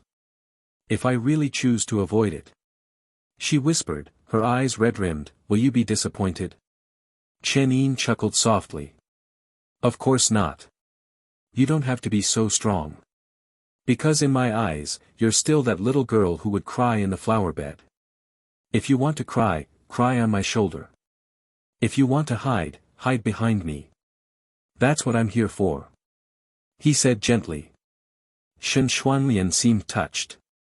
She lowered her eyes and, after a long silence, nodded slowly. Okay. I'll wait for you. Chen Yin gently kissed her forehead. Get some rest. Enjoy the scenery of Mount Yu tomorrow. Come back soon. She whispered. Okay. Yu Xiang woke up with faint tear stains on her cheeks. She hadn't had any nightmares this time. But she missed her parents. A reassuring warmth still lingered on her hand. She turned her head and saw Chen Yin sitting by her bedside, holding her hand. He said softly, "You're awake." Xiang'e nodded timidly. Then let's get washed up and ready to leave. Yu Xiang slowly sat up, her messy hair and red-rimmed eyes betraying her exhaustion. Senior brother, are we really going to the Mist Spirit sect's main branch? Do you think I was joking yesterday? Chen Yin countered. Every injustice has a culprit. Whether it's your matter or master's, they need to answer for their actions. He looked towards the distance. If they refuse to give us an explanation, we'll take it ourselves. Yu Xiang stared at Chen Yin's profile for a long time, then rubbed her sore nose, her eyes glistening with tears. Senior brother, thank you. You haven't asked me for help yet. He lowered his head, his gaze softening. Xiang'e pursed her lips and smiled faintly, a smile as delicate as a mist-dew flower in bloom. Senior brother, master, and I have been bullied. Will you avenge us? Chen Yin closed his eyes and smiled. Anyone who dares to bully my family will face the consequences. Let's go. To the Mist Spirit sect. Deep within the main hall of the Mist Spirit sect, in a hidden underground chamber. Sect Master Wu Sun sat cross-legged on a cushion, his old and cloudy eyes fixed on the 6 or 7 figures in black robes sitting before him, his expression grave. How is it? We've barely recovered half our strength. One of the figures slowly removed their mask, revealing Elder Changwen from the scripture hall. My previous injuries hadn't fully healed, and now Yu Ling has made things worse. I'm afraid it'll take at least 10 days to half a month before I can even use my spiritual energy properly. Another figure, his voice filled with displeasure, also removed his mask. It was Elder Mo Jie, whom they had encountered at the fairy conference. I knew Yu Ling would be troublesome, but I didn't expect her to be this formidable. Another figure sighed, his voice laced with a sinister tone. We wasted the immortal binding pot, and even with the combined strength of 7 Supreme Clarity Realm cultivators, we still ended up suffering heavy losses. The strongest cultivator below the true immortal realm is truly terrifying. Sect Master Wu Sun was silent for a long time, then sighed softly. We underestimated her. Then what should we do, Sect Master? Elder Changwen asked with concern. Immortal Yu Ling's status is special. We failed to eliminate her even after risking everything. If our attack on her is exposed, the consequences could be far worse than the Changli Palace incident. The Mist Spirit sect might truly become a public enemy, facing the wrath of the entire cultivation world. Wu Sun's wrinkled brow furrowed deeply as he pondered the situation. Where's Qingying? I ordered her to follow Shen Xuanlian. Why haven't we heard from her? I don't know. Elder Mo Jie shook his head slowly. If everything went according to plan, Qingying should have killed Yu Ling's chief disciple and returned to report by now. No news. It's not looking good. Wu Sun sighed wearily. One wrong step, and we've ruined everything. The Changli Palace incident has truly backfired. They had failed to find the Heavenly Tao fragment, and somehow, a survivor had escaped.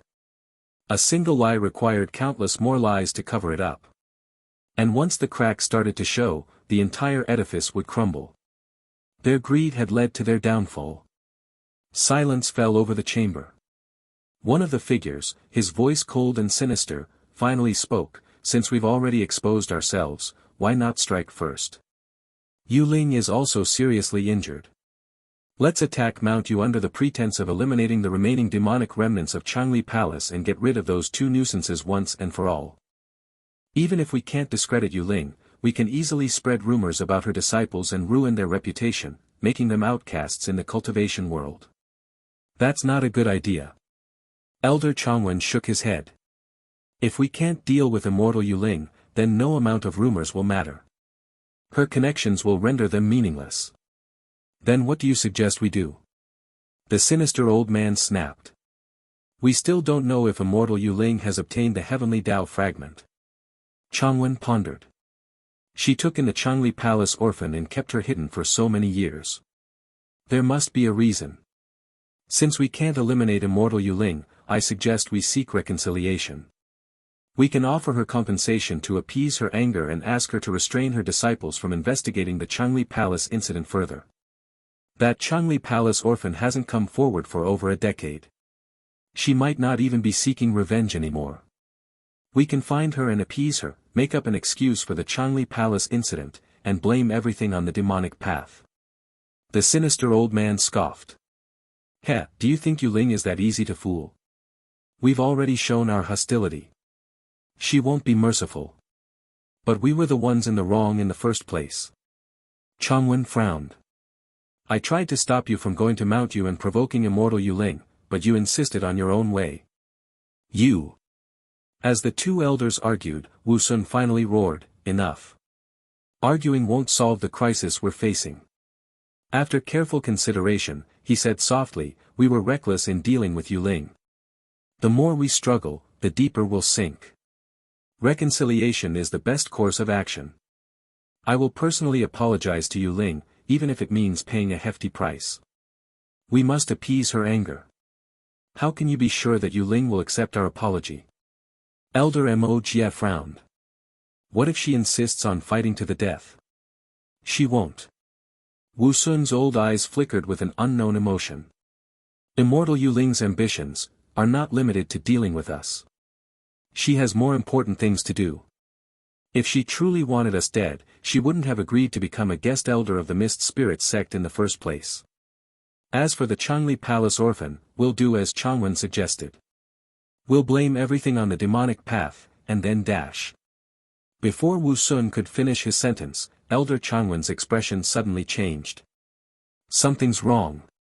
People from Mount Yu are causing trouble at the sect gate. Everyone in the chamber was shocked. Wu Sun asked urgently, how is that possible? Even with her extraordinary abilities, Yuling couldn't have recovered from her injuries in just a day or two. Immortal Yuling isn't here. Changwen's expression turned strange. It's her two disciples. Yu Xiang and Chen Yin. The Mist Spirit sect was located atop a grand mountain peak. The peak was shrouded in an ethereal mist, covered in lush green pines and cypresses. At the end of a long, white marble staircase, a massive gate stood tall, the characters, Mist Spirit Sect, inscribed on it in a bold and elegant calligraphy.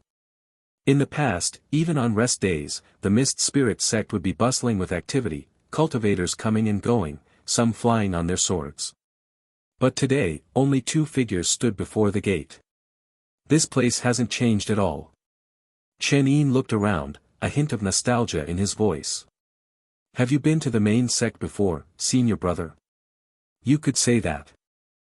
Chen Yin casually brushed it off, his gaze fixed on the scenery before him. Once upon a time, he was just a lowly disciple of the Mist Spirit sect's main branch. The endless stream of meaningless tasks had drained his passion for cultivation, and he had eventually become just another face in the crowd. To even return home, he had to desperately take on missions, spending 5 years of his life with no time for himself. Now, standing before this gate once again, Chen Yin felt a strange mix of emotions. Xiang'er tilted her head and looked at him. What are you thinking about, senior brother? Nothing. Chen Yin smiled and shook his head. I wonder if that disciple has gone to inform them of our arrival. Hopefully, they won't make us wait too long. Let's go. With that, Chen Yin led Yu Xiang up the stairs towards the sect's main hall. Behind them lay a trail of unconscious Mist Spirit sect disciples. A long staircase led to the Mist Spirit sect's main hall. Chen Yin and Yu Xiang ascended the stairs, step by step. Xiang'er seemed nervous, her palms sweating slightly. Chen Yin turned and gave her a reassuring smile. Don't worry. He whispered. We're here to seek justice. Our conscience is clear. Xiang'er nodded obediently. As they neared the halfway point, two figures appeared before them, blocking their path. One was a middle-aged man with a kind face. The other was an old man with a scarred and disfigured face. "Greetings," the middle-aged man said with a gentle smile, cupping his hands. "I am Elder Changwen of the main sect, and this is Elder Su Li from the Law Enforcement Hall. Are you two the disciples of immortal Yuling from Mount Yu, Chen Yin and Yu Xiang?" Chen Yin didn't answer immediately. He stared at Elder Su Li for a while, then said slowly. "If I remember correctly, the disciple I sent to report our arrival was supposed to summon Sect Master Wu Sun. Why are only the two of you here?" Changwen's face stiffened, and Elder Su Li said with a menacing glare, "Insolent. You, a mere cloud ascending realm disciple from a branch sect, dare speak to an elder of the main sect like that?" Chen Yin's expression remained unchanged. He said softly, "Do you have a problem with that?" "You." Su Li was about to lash out when Changwen stopped him with a hand on his arm. He said with a forced smile, "We're all family here, let's not be so hostile. You two are the esteemed disciples of immortal Yuling. We're all part of the same sect. Seeing your aggressive approach, I assume there's been a misunderstanding. Whether it's a misunderstanding or not, we'll know once the sect master arrives." Chen Yin ignored their attempts to play good cop, bad cop and turned to Xianger. "Are either of these two among your enemies from that day?" Yu Xiang stared at their faces intently for a long time. A hint of bloodlust flickered in her eyes. "I couldn't recognize the masked cultivators from that day. But the elder leading them, wasn't the one on the left. However." She slowly raised her head, her gaze fixed on Su Li, her voice laced with hatred. "I remember this man's face." Changwen frowned, and Su Li narrowed his eyes menacingly. "Is that so?" Chen Yin said calmly, "What a coincidence. I remember him too. Although he hadn't seen his face before. But that aura, that voice. It was definitely the same person he had encountered after emerging from the Heavenly Path Perilous Domain, the one who had massacred the disciples from various sects. It seems you have quite a few debts to settle." "Perfect."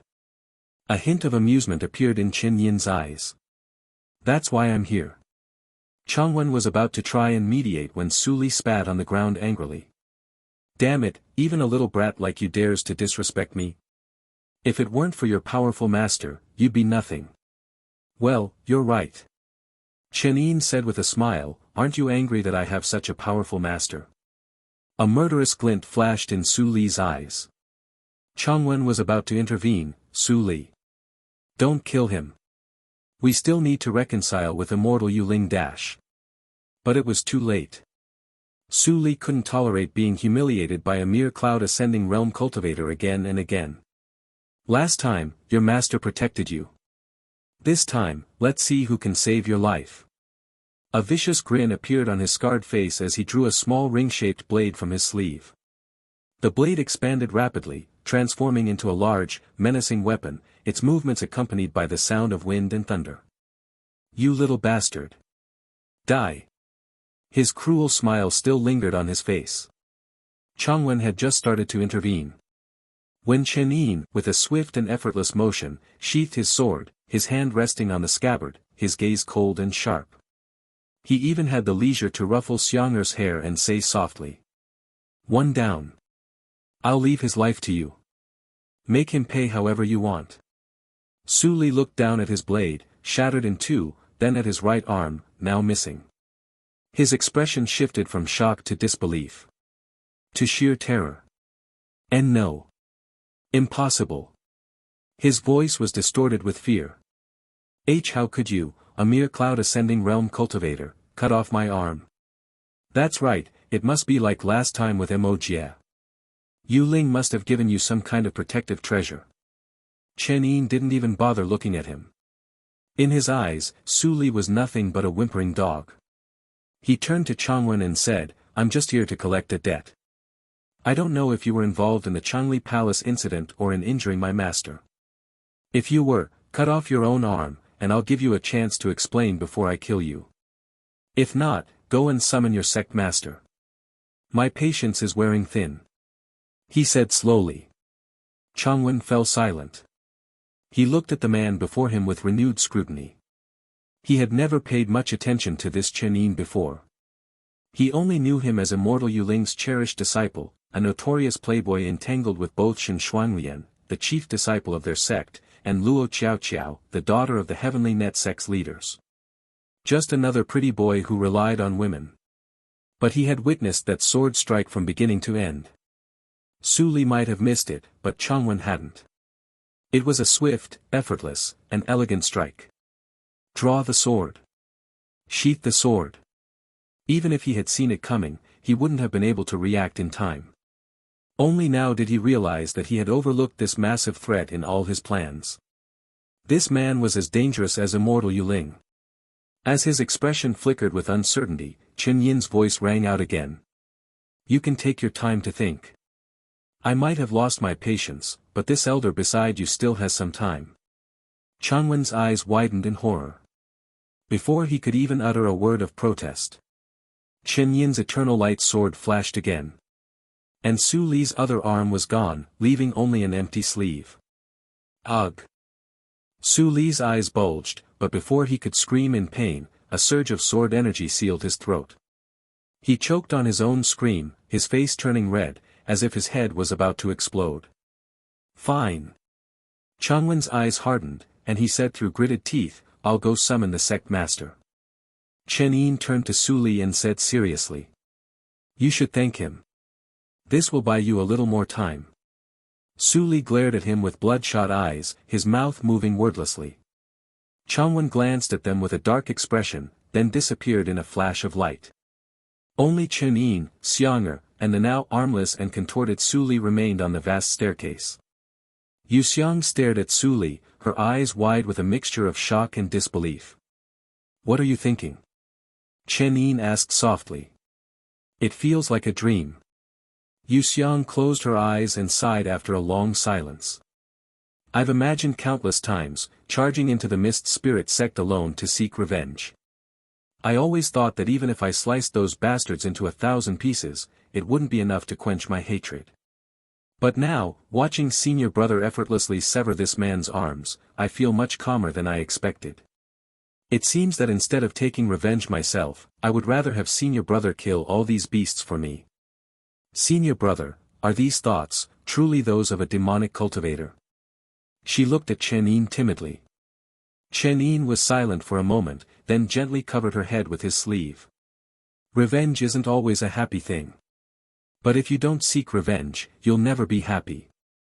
That's why we're here today. Yu Xiang stared at Chen Yin's profile, her heart filled with a newfound sense of security. She couldn't help but squeeze his hand tightly.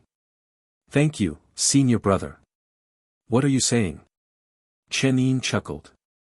A senior brother exists to be relied upon by his junior sister. Don't be so polite. Lean on me all you want. A faint blush appeared on Xianger's cheeks, and she smiled sweetly. Ugh, ugh. A faint whimper escaped Su Li's throat. But the next moment, his body felt lighter as he was forced to his knees. You're being too noisy. Chen Yin glanced at him nonchalantly. If you don't want to stand, then kneel. This time, Changwen didn't make Chen Yin wait long. Within moments, a large group of people descended from the mountain gate. Countless Mist Spirit sect disciples followed behind a row of elders, their aura powerful and imposing. Among the elders, Chen Yin recognized several faces. There was Changwen. There was Elder Mo Jie from the Fairy Conference. And there was the Law Enforcement Hall elder who had ridiculed and tormented him in his previous life. Leading the group was a figure Chen Yin also knew. He had white hair and a beard, his eyes cloudy yet steady. He wore a simple blue and white robe, emanating an air of an immortal. The sect master of the Mist Spirit sect, Wu Sun. They stopped before Chen Yin and Yu Xiang, the disciples and elders alike staring at them with hostility. You finally arrived. Chen Yin smiled and glanced at Su Li, who was still kneeling on the ground, unable to speak. He said softly, looks like you get to live a little longer. Su Li glared at him with bloodshot eyes, his face contorted with hatred. I am Wu Sun, sect master of the Mist Spirit sect. Wu Sun glanced at the kneeling Su Li, then said in a deep voice, "May I ask why the two disciples from Mount Yu have barged into our main sect so aggressively?" "I'm here for two reasons," Chen Yin said calmly. "First, to hear the truth about the Changli Palace incident and get justice for my junior sister. Second, someone attacked my master on Mount Yu yesterday, and I'm here to demand an explanation." Xiang'e gripped Chen Yin's hand tightly, her eyes wide with anxiety as she looked at the imposing crowd before them. Wu Sun exchanged a glance with Changwen, then shook his head regretfully. "Heh, as expected of immortal Yu Ling's disciples. A great master produces great students. It's just a pity that you're so quick to judge without knowing the full story." He said in a clear voice, "We chose to suppress the truth about Changli Palace to avoid disrupting the unity of the righteous path and giving the demonic path an advantage.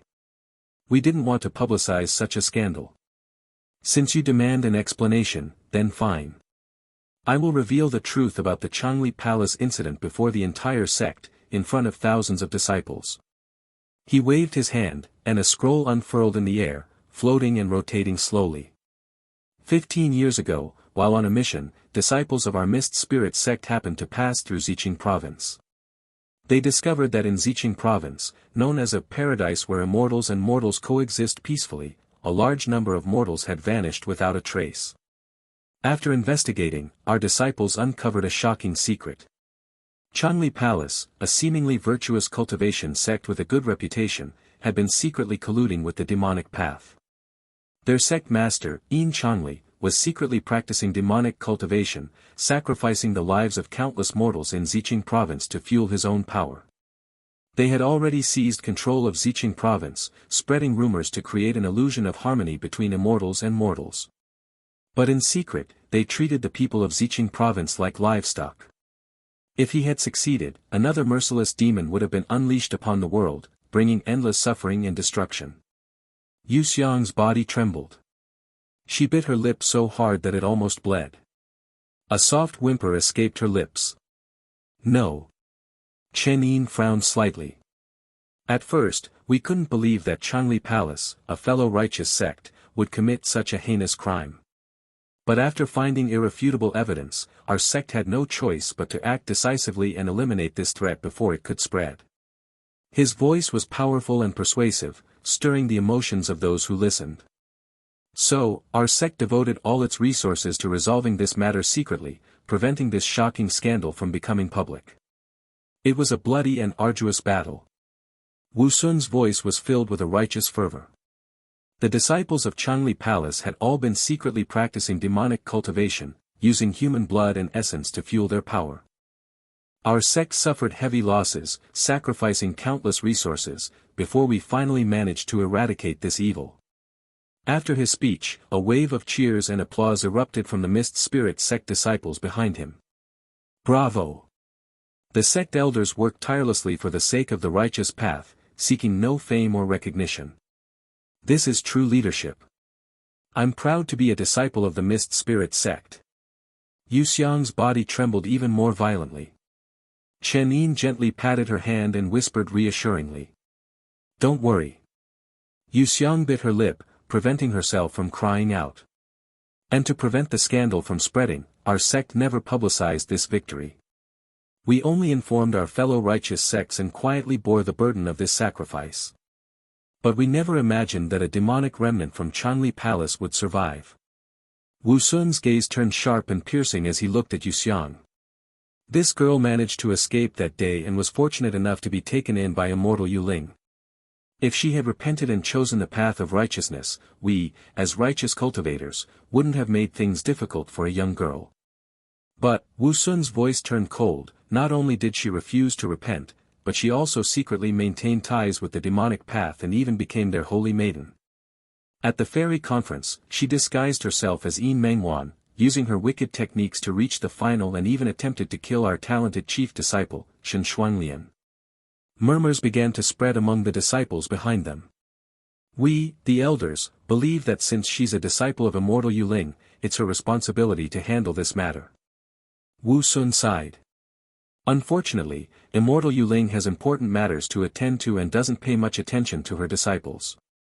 She failed to notice this girl's evil deeds. And now, She's even trying to shift the blame. Although we are merciful and don't wish to embarrass immortal Yuling, we can't let her point fingers at us. We have to reveal the truth to the world. His voice was loud and clear, reaching everyone present. This is the explanation I offer to my disciples, to the entire world. His words ignited the emotions of the disciples behind him. The Mist Spirit sect disciples erupted in anger, condemning Yuxiang's actions. Death to the demonic witch. How dare she come here? Today, we will uphold justice and avenge the innocent people of Ziqing province. The overwhelming wave of insults and accusations almost drowned out Yuxiang. She covered her ears, her body trembling uncontrollably. No. It's not like that. She mumbled to herself, her nose stinging with tears. Chen Yin, however, remained calm and composed in the face of the overwhelming hostility, his expression unchanged. Wu Sun and the elders stared at him intently. Young friend Chen Yin, Changwen said, you're the esteemed disciple of immortal Yuling. I know it must be difficult for you to accept being deceived by your junior sister, whom you've known for over a decade. Why don't you leave this demonic witch to us? We'll make sure she confesses everything. All eyes were on the two of them. The elders' gazes were heavy with suspicion and hostility, while the disciples' voices were filled with insults and condemnation. But at that moment, a single chuckle cut through the noise, clear and distinct. Pfft. The disciples' voices gradually quieted down, and everyone stared at Chen Yin, who was struggling to contain his laughter. Pfft, ha ha ha. Chen Yin's laughter was light and carefree, completely out of place in such a serious atmosphere. Hearing his laughter, Wu Sun narrowed his eyes and said slowly, what's so amusing, young friend Chen Yin? Nothing. Chen Yin grinned. I'm just laughing at idiots. A brief silence fell over the hall.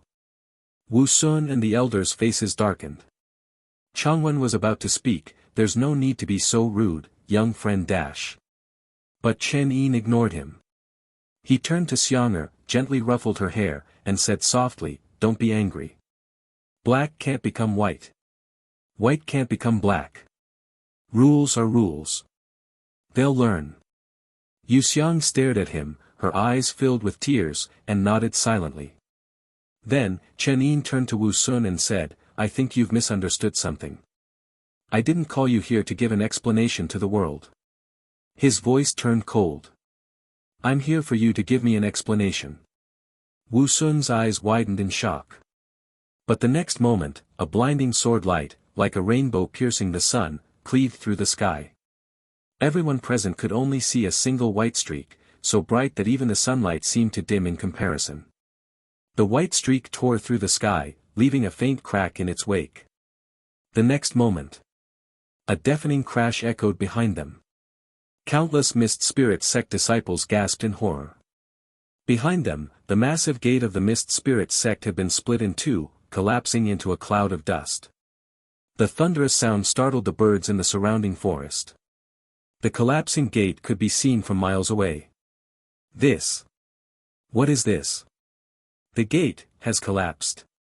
Amidst the shocked cries of the disciples, Wu Sun slowly turned around, his face dark as he looked at Chen Yin. Chen Yin casually flicked the dust off his eternal light sword and said nonchalantly. I don't care if the world accepts your explanation. It's irrelevant to me. But I'm sorry. I don't accept your explanation. I gave you a chance. He slowly raised his gaze, his eyes cold and indifferent. Too bad.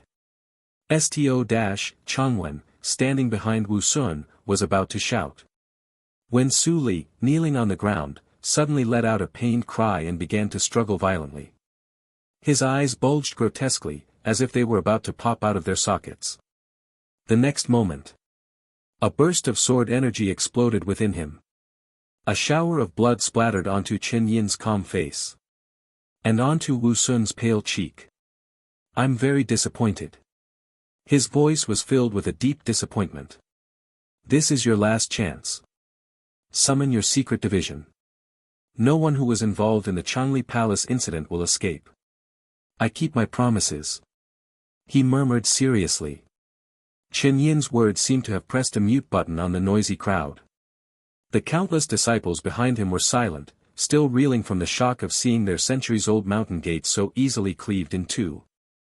Wu Sun's face was dark with fury. He gritted his teeth and said, "It seems, young friend Chen Yin is determined to remain deluded.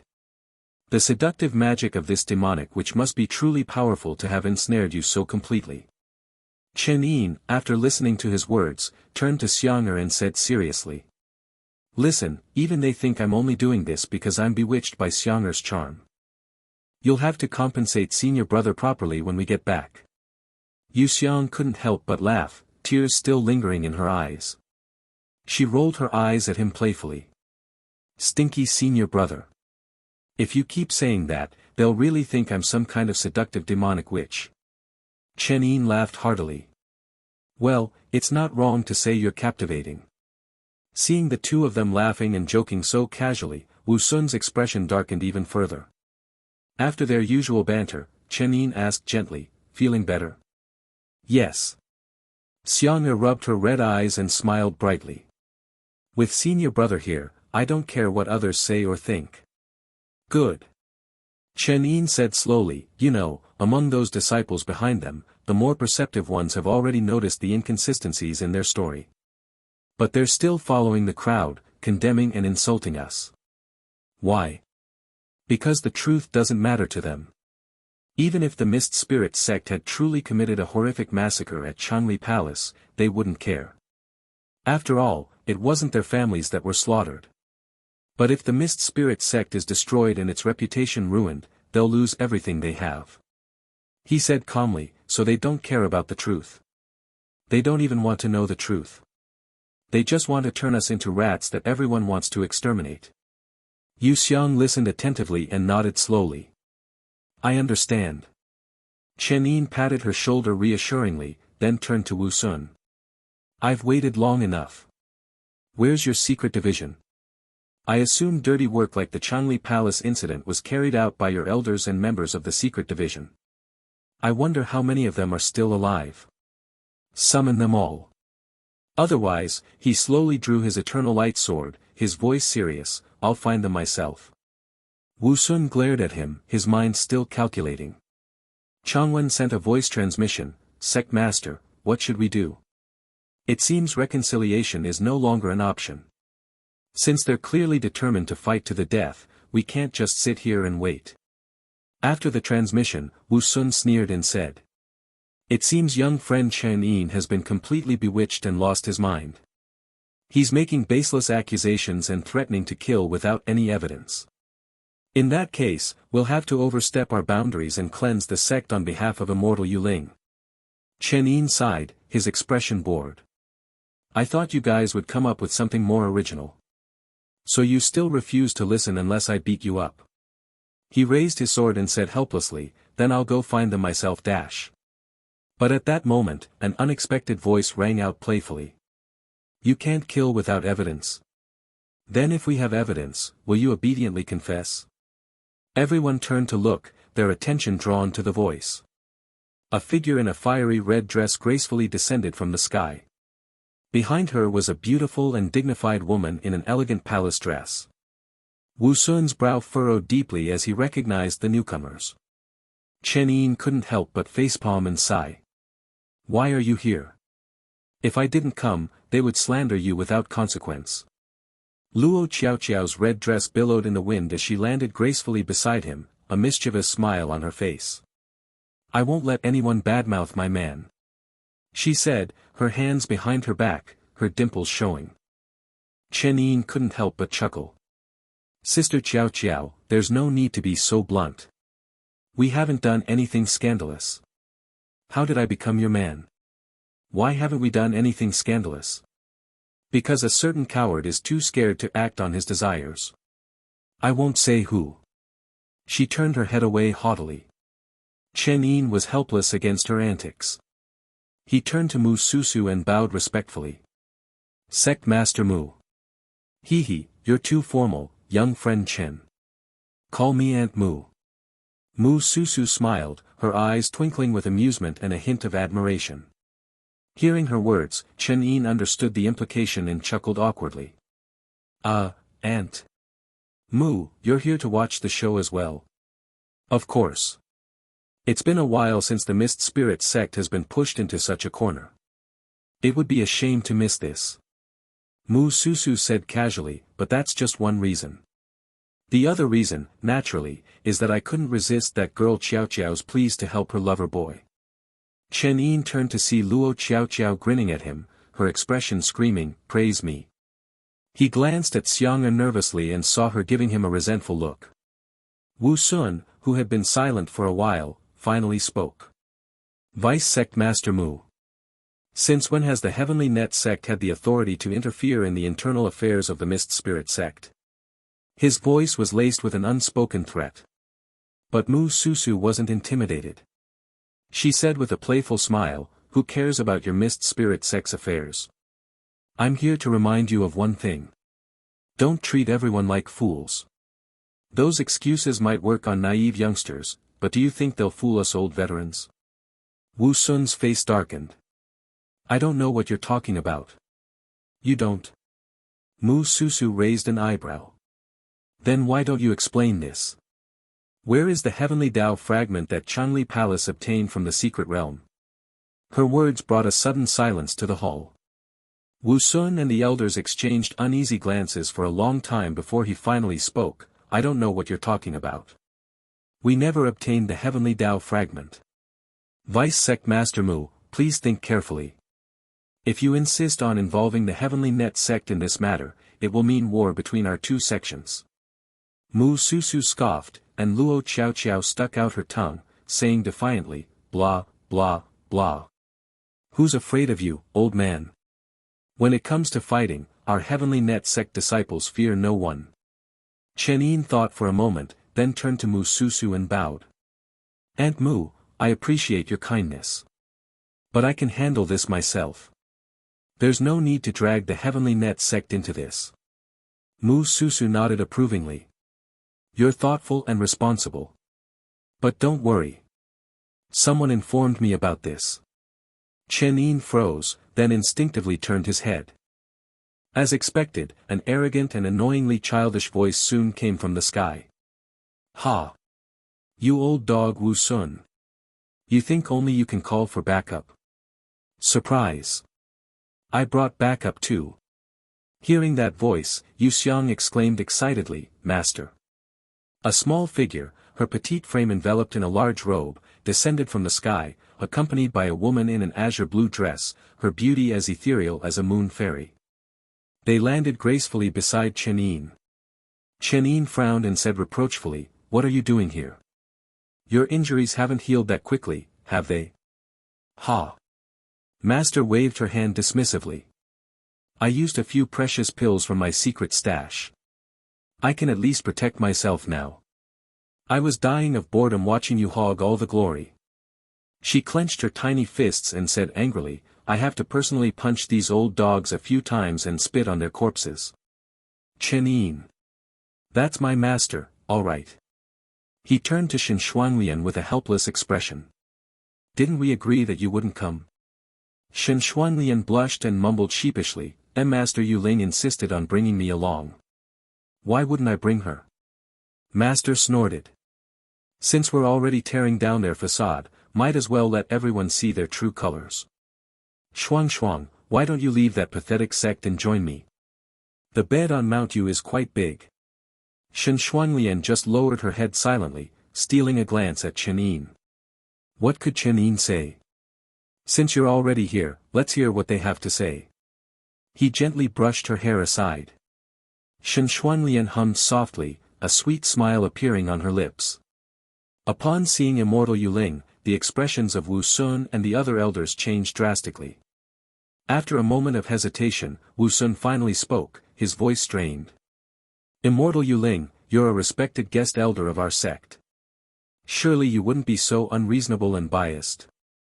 Master stared at his old face for a long time, then said slowly, each word dripping with disdain. "Who the hell are you? We just fought yesterday, and now you're acting like nothing happened. Have you no shame?" Wu Sun suppressed his anger and said through gritted teeth, "I believe there's been a misunderstanding. I'm willing to personally apologize and explain everything.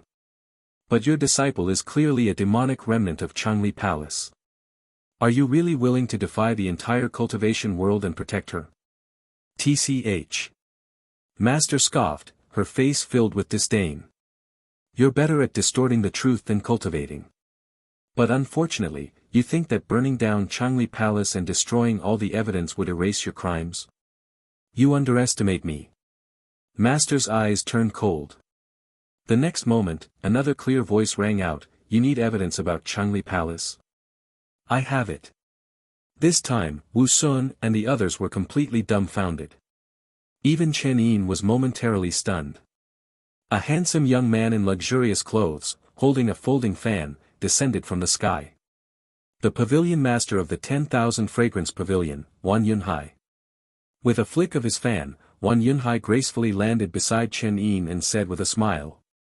If you're looking for concrete evidence about the Changli Palace incident, it just so happens that I have a copy right here. Upon seeing him, Changwen let out a long sigh, and the expressions of the other elders turned grim. Wu Sun stared at them, his face dark and silent. Chen Yin looked at Wan Yunhai curiously and turned to his master. You called him for backup too?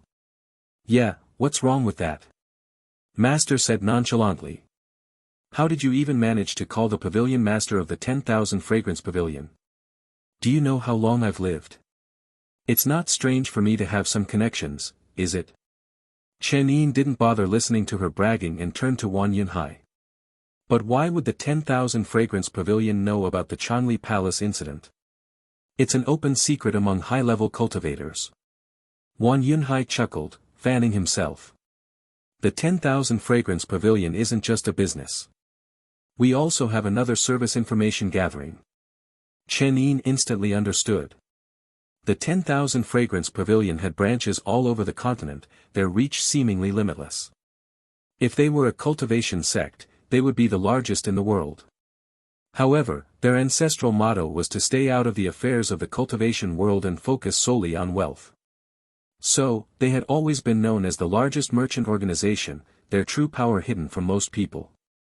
But it was clear now that the 10,000 Fragrance Pavilion was not as simple as it seemed. If they used their resources to build an intelligence network.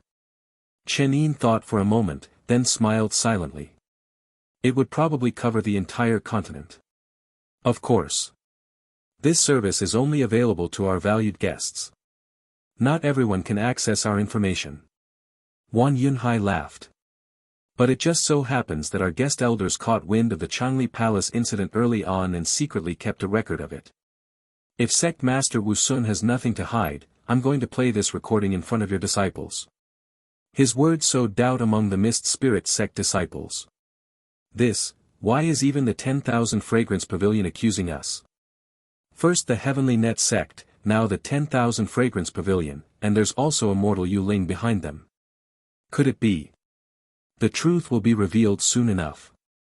Wan Yunhai waved his hand, and a metal box flew into the air.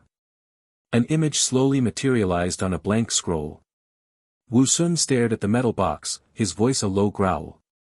A sound-condensing jade box. Chen Yin, however, looked at the box with a strange expression. Isn't that a video camera? How did that end up in this world? Did the 10,000 Fragrance Pavilion also have someone with a system? Seeing Chen Yin's puzzled expression, Wan Yunhai explained, this is a treasure passed down from our ancestors. It can record and preserve images, allowing us to replay them at any time. It was one of our ancestors' favorite treasures. Pretty cool, huh? He grinned proudly. Chen Yin could only force a smile. Cool, very cool. The image on the scroll showed Changli Palace, peaceful and serene, before a group of masked cultivators suddenly stormed in. The leaders were elders from the Mist Spirit Sect. The scenes that followed were horrifying, even for the Mist Spirit Sect disciples. Massacre, torture, interrogation, rivers of blood. Chen Yin gently covered Yuxiang's eyes and whispered in her ear. Don't look. Yuxiang's shoulders trembled, and she nodded, biting her lip. The Mist Spirit Sect disciples, watching the scene unfold before them, turned pale, their gazes towards their elders filled with fear and distrust. Do you have anything else to say? Wan Yunhai closed his fan with a snap, a mocking smile on his lips. Wu Sun closed his eyes for a long time. Beside him, Changwen sighed softly and said, "We've lost. There's no other way out." His words were like a signal. All the elders present stiffened upon hearing them. Wu Sun nodded, then stepped forward and said in a clear voice. "Everyone, I don't understand why you're all determined to destroy the Mist Spirit sect today. But if you think we're that easy to bully, then you're underestimating our legacy, built over countless years in the cultivation world." Hearing his words, the expressions of Wan Yunhai and Mu Susu changed drastically, as if they had realized something. Master narrowed her eyes. "Since you're all determined to fight us to the death dash, then we'll show no mercy." Wu Sun's eyes turned cold and venomous. As soon as he finished speaking, several masked figures appeared around them, surrounding them completely. The next moment, a blinding golden light erupted from beneath their feet. Chen Yin looked down and saw countless complex patterns swirling and interweaving on the ground, a powerful and ancient aura enveloping the entire mountain peak. This is... Even Chen Xuanlian's eyes widened in fear. The Mist Spirit Sect's protective formation, the primordial mist concealment formation. Chen Yin asked curiously, "What is it? Is it powerful?"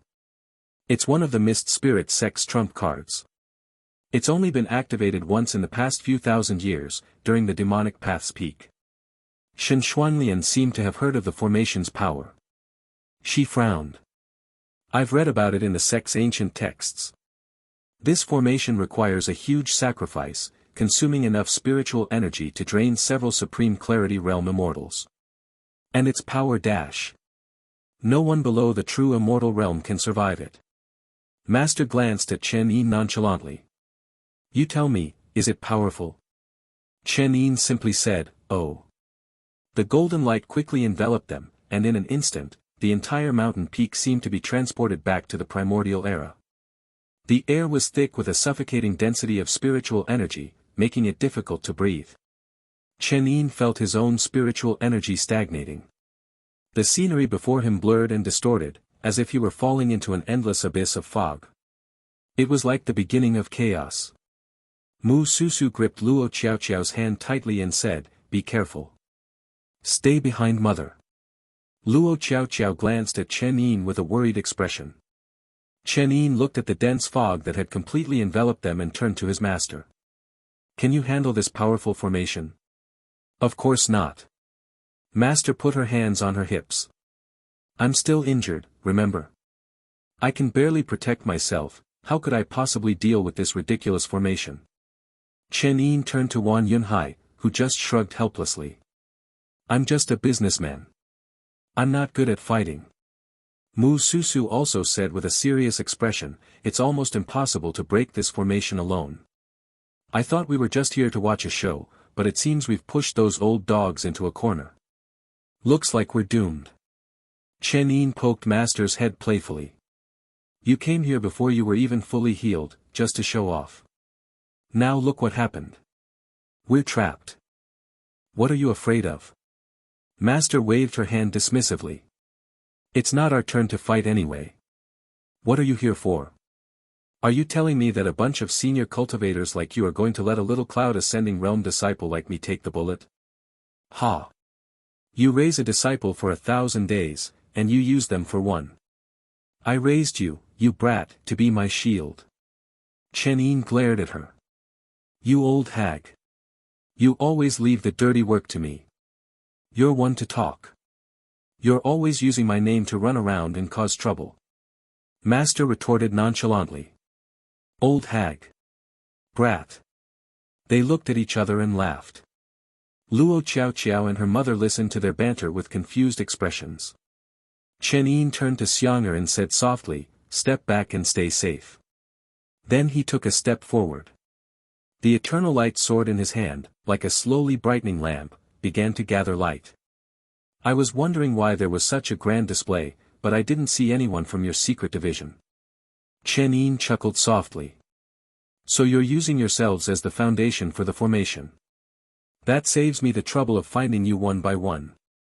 His voice turned cold. The light grew brighter and more intense, the eternal light sword trembling slightly, its clear ringing echoing through the air. His figure seemed to become ethereal in the mist. Senior brother. Yu Xiang couldn't help but call out. Chen Yin turned and gave her a gentle smile. Xianger, watch closely. From now on, no darkness will ever overshadow your life again. Because I, your senior brother, will tear down the heavens for you. He said calmly. His aura suddenly became cold and distant, not like an immortal, but like an ordinary mortal, standing before the vast and boundless sky, sword in hand. His figure was small and insignificant, but the sword in his hand grew brighter and hotter. Like a blazing sun. Under its light, the masked cultivators of the secret division, who had become part of the formation, began to tremble uncontrollably, blood seeping from their bodies. Countless tiny sword lights, like 1,000 arrows piercing their hearts, tore them apart. They didn't even have time to scream before they were obliterated by the overwhelming sword light.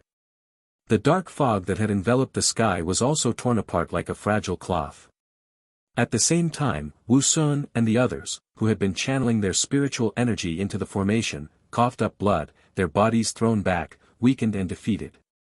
Elder Mo Jie, already injured, let out a scream as half of his body exploded into a bloody mist. Elder Changwen chuckled wryly, his eyes dimming with despair. One sword, two outcomes.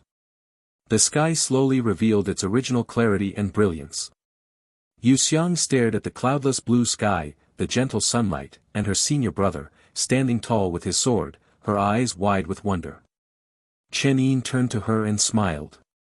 Xianger, look. The sky has cleared. One sword, cleaving through the mist.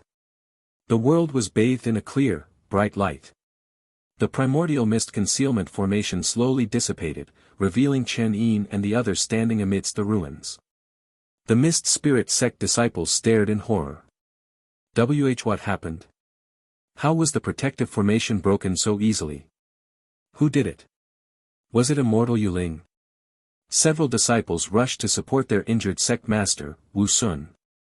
Sect master.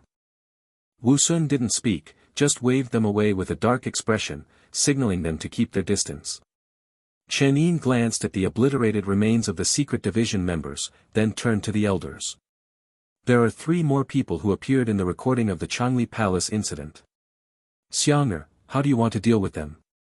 He handed the eternal light sword to Yu Xiang. Yu Xiang looked at him with a dazed expression. Her pale face trembled slightly as she bit her lip, then took the sword and slowly walked towards the 3 elders. Most of the Mist Spirit sect disciples were still in shock, but a few loyalists tried to step forward and protect the elders. However, before they could move, a figure in an azure blue dress blocked their path, her sword, as clear as moonlight, drawn before them. Stop. Shen Xuanlian said softly, her eyes downcast. This is a personal matter between the elders. We disciples should not interfere. Yu Xiang walked towards the 3 elders, her steps firm and resolute. W8. One of them cried out in fear. I had nothing to do with the Changli Palace incident. It was the sect master's orders. I was just following orders. Please, spare me. I don't want to die. Heh, you little bastard. You were the only one who escaped. Another elder spat out, his mouth frothing with blood. If I had killed you along with the others, none of this would have happened. Ah, you reap what you sow, this is karma, karma. The last elder sighed with a wry smile. Yu Xiang stood before the 3 elders, her face reflecting a torrent of emotions. Hatred. Anger. Sorrow. Relief.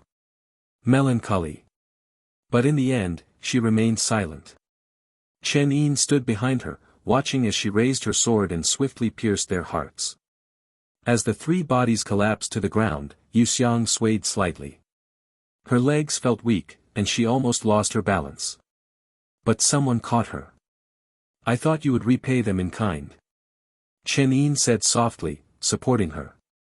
Yu Xiang bit her lip, her eyes filled with a fragile vulnerability. I don't want to waste any more time on them. No matter how much I torture them, my parents and my senior brothers and sisters won't come back. If their souls are still lingering, I'll let them take revenge themselves. Chen Yin didn't say anything more. Instead, he asked, now that you've had your revenge, how do you feel? Yu Xiang looked up and whispered, I just feel lighter. And I want to cry. Then cry. She bit her lip hard, then threw herself into Chen Yin's arms, burying her face in his chest. A heart-wrenching sob, suppressed for years, finally erupted. Her cries sounded like a crow flapping its wings in the night sky. The entire world seemed to fall silent, only her mournful sobs echoing through the air. As if her soul was being torn apart. Chen Yin remained silent, his hand resting on her head, waiting for her to calm down. Master, Mu Susu, and Wan Yunhai walked towards Wu Sun. Look what you've done to that poor girl. Master said with a disgusted expression. You old bastard, you've truly sinned. Wu Sun's beard trembled slightly, his cloudy eyes filled with a strange calmness. History is written by the victors. He said hoarsely. Without the heavenly Tao fragment, who can guarantee that the Mist Spirit sect won't suffer the same fate one day? Mu Susu and Wan Yunhai remained silent. Master simply snorted disdainfully. TCH. A coward who bullies the weak. After all these years of cultivation, no wonder you haven't comprehended the Tao. End it yourself. Don't make me dirty my hands. She looked at him with disgust, like he was a cockroach. Wu Sun didn't answer. His old eyes were fixed on Wan Yunhai and Mu Susu. Everyone. This was my decision, my responsibility. I'm willing to end my own life, but for the sake of maintaining stability in the cultivation world, please spare the Mist Spirit sect. Wan Yunhai simply bowed silently, while Mu Susu said gracefully, don't worry. The Heavenly Net sect is wealthy and powerful. We have no interest in your meager possessions. Besides, it would bring bad luck. But from today onwards, the Mist Spirit sect will be removed from the ranks of the major sections. Hearing those words, a flicker of regret crossed Wu Sun's eyes. The next moment, his face became incredibly old and weary, the light fading from his eyes.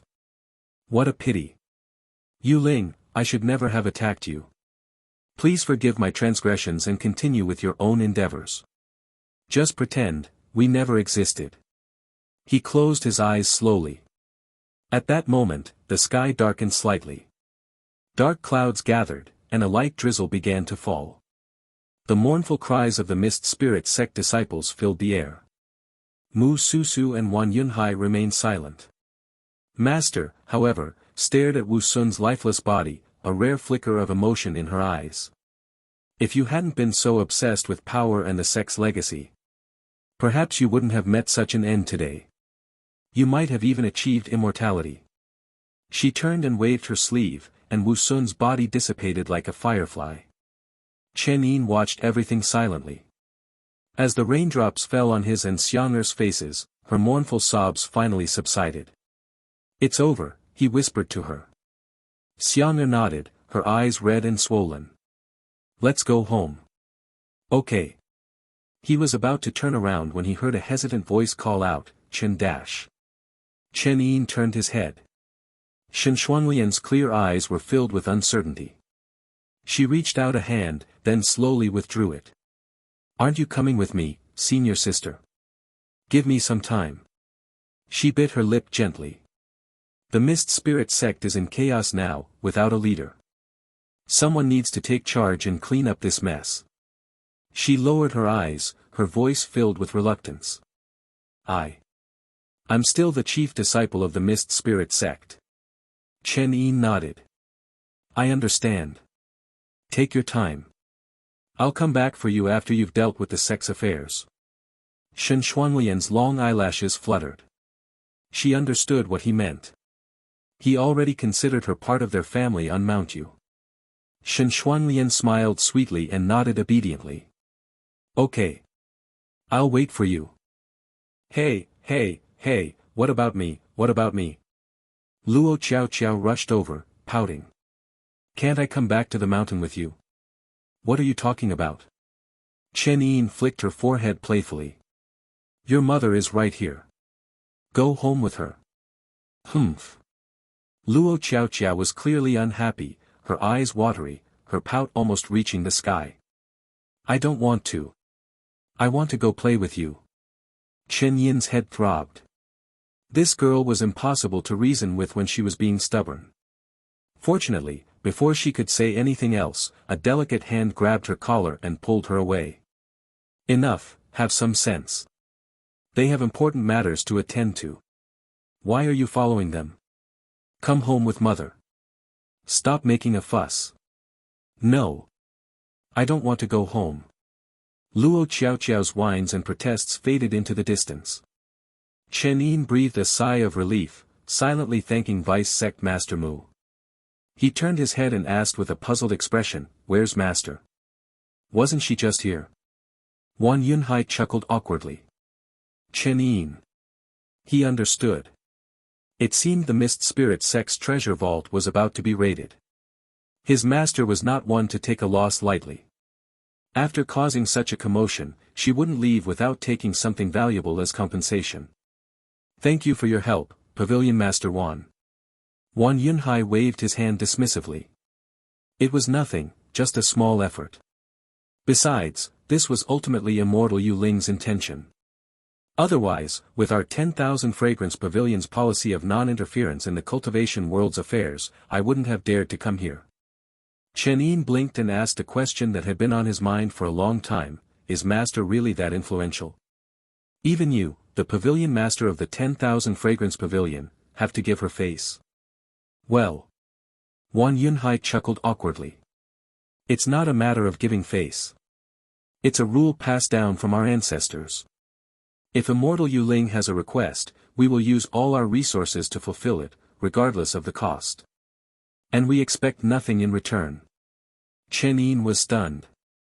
Wow. This wasn't just about giving face. This was practically having the entire 10,000 Fragrance Pavilion at her disposal. And a rule passed down from their ancestors. Just how long had this old woman lived? But Immortal Yu Ling has mostly just used the 10,000 Fragrance Pavilion for information gathering. She rarely interferes in the affairs of the cultivation world or the pavilion.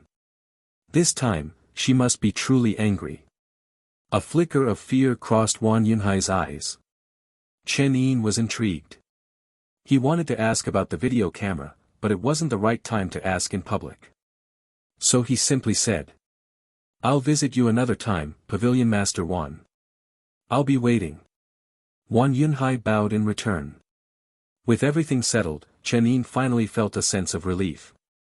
He looked down at Xiang'er, who was clinging to him timidly, her head lowered in silence. Forget about Master. Let's go home, he whispered. Xiang'er nodded slowly. In the soft, silky rain, their figures, nestled against each other, walked away, disappearing into the distance. Upon returning to Mount Yu, Xiang'er immediately went to her room and fell asleep without a word.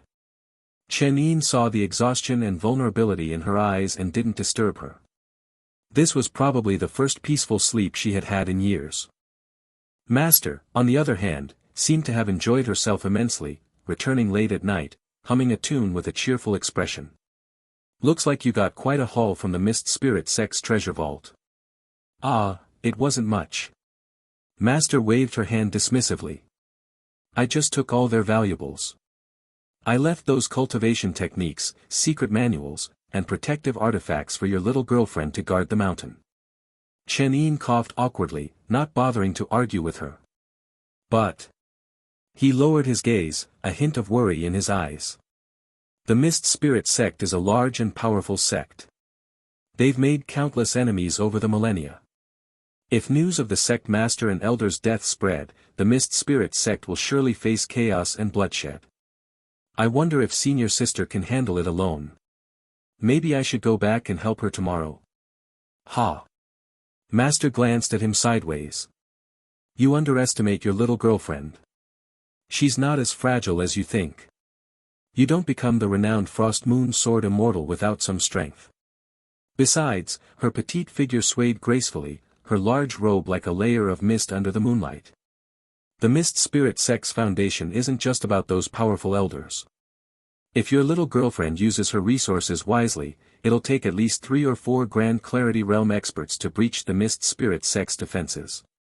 Chen Yin nodded slowly, then suddenly asked, "You don't want me to go back to senior sister because you're jealous, are you?" The next moment, Chen Yin was kicked down the mountain. Midnight. The mountains were quiet and serene. The door to the small wooden hut at the foot of the mountain was open. Chen Yin glanced inside, then turned and walked towards the hill behind the hut.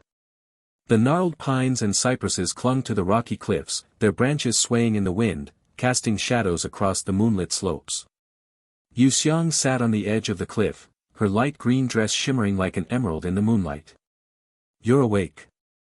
Chen Yin sat down beside her. Yu Xiang lowered her head, her green embroidered shoes dangling in the air. "I couldn't sleep." "Why? Are you still having nightmares?" "No, it's the opposite." Xiang'er's eyes, as clear as glass, flickered.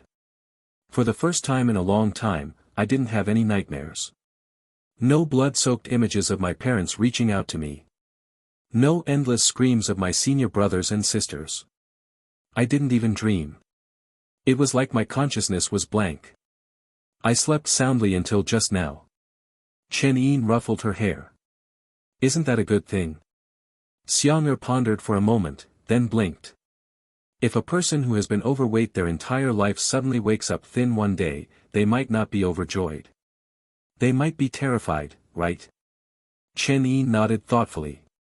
"I've gotten used to seeing my parents in my nightmares every night." She spoke slowly, as if talking to herself. "I always thought it was their souls reminding me not to forget, to avenge them. To never forget. Revenge became my life, my reason for living. Now, the revenge is over. My parents no longer visit me in my dreams. And I suddenly don't know what to live for anymore." She lowered her long eyelashes, a hint of sadness in her eyes. Chen Yin shrugged. "Aren't Master and I enough of a reason for you to live?" Yu Xiang was silent for a long time, then turned to him with a sweet smile. "Of course you are. Even if from now on, I live only for senior brother. I'm willing," she said, a gentle smile on her lips. Chen Yin stared at her profile, then suddenly flicked her forehead playfully. "Ouch!" Xiang'er pouted, her eyes watering. "What was that for?" "It hurts. I didn't take you to get revenge so you could live for me. I did it to give you freedom." Chen Yin said softly, "Freedom means that one day, our Xiang'er will be free from all burdens, free to do what she wants, to become who she wants to be. Whether it's your past grievances or Master and me, nothing will hold you back anymore. Every action you take, every person you meet, will be for one reason only. Because you choose to. Live for yourself. Live happily. Live freely. Understand?" He whispered. Yu Xiang's eyes widened slightly. Her vision suddenly blurred, and she couldn't see Chen Yin's face clearly. She rubbed her eyes instinctively. But her vision only grew blurrier, tears welling up. A warm hand gently stroked her hair. Yu Xiang looked up, her eyes red-rimmed, and saw Chen Yin smiling at her. "All right, stop crying. You're no longer Yin Mengwan, trapped by hatred. You're free." Yu Xiang wiped her tears with the back of her hand and suddenly burst into laughter. "What's so funny? Stinky senior brother, always trying to sound cool and saying things you think are profound." Chen Yin couldn't help but rub his nose. Wasn't it cool?" "It was cool. Super cool." But Xiang'er just pouted, her eyes twinkling with amusement. "What about senior brother? Are you a free person?" "Of course. Your senior brother lives a carefree and happy life, wandering freely. Then do you have someone you like, senior brother?" Chen Yin teased her as usual, "Of course I like Xiang'er." This time, Xiang'er simply smiled, her face lit up with joy. "I like senior brother too."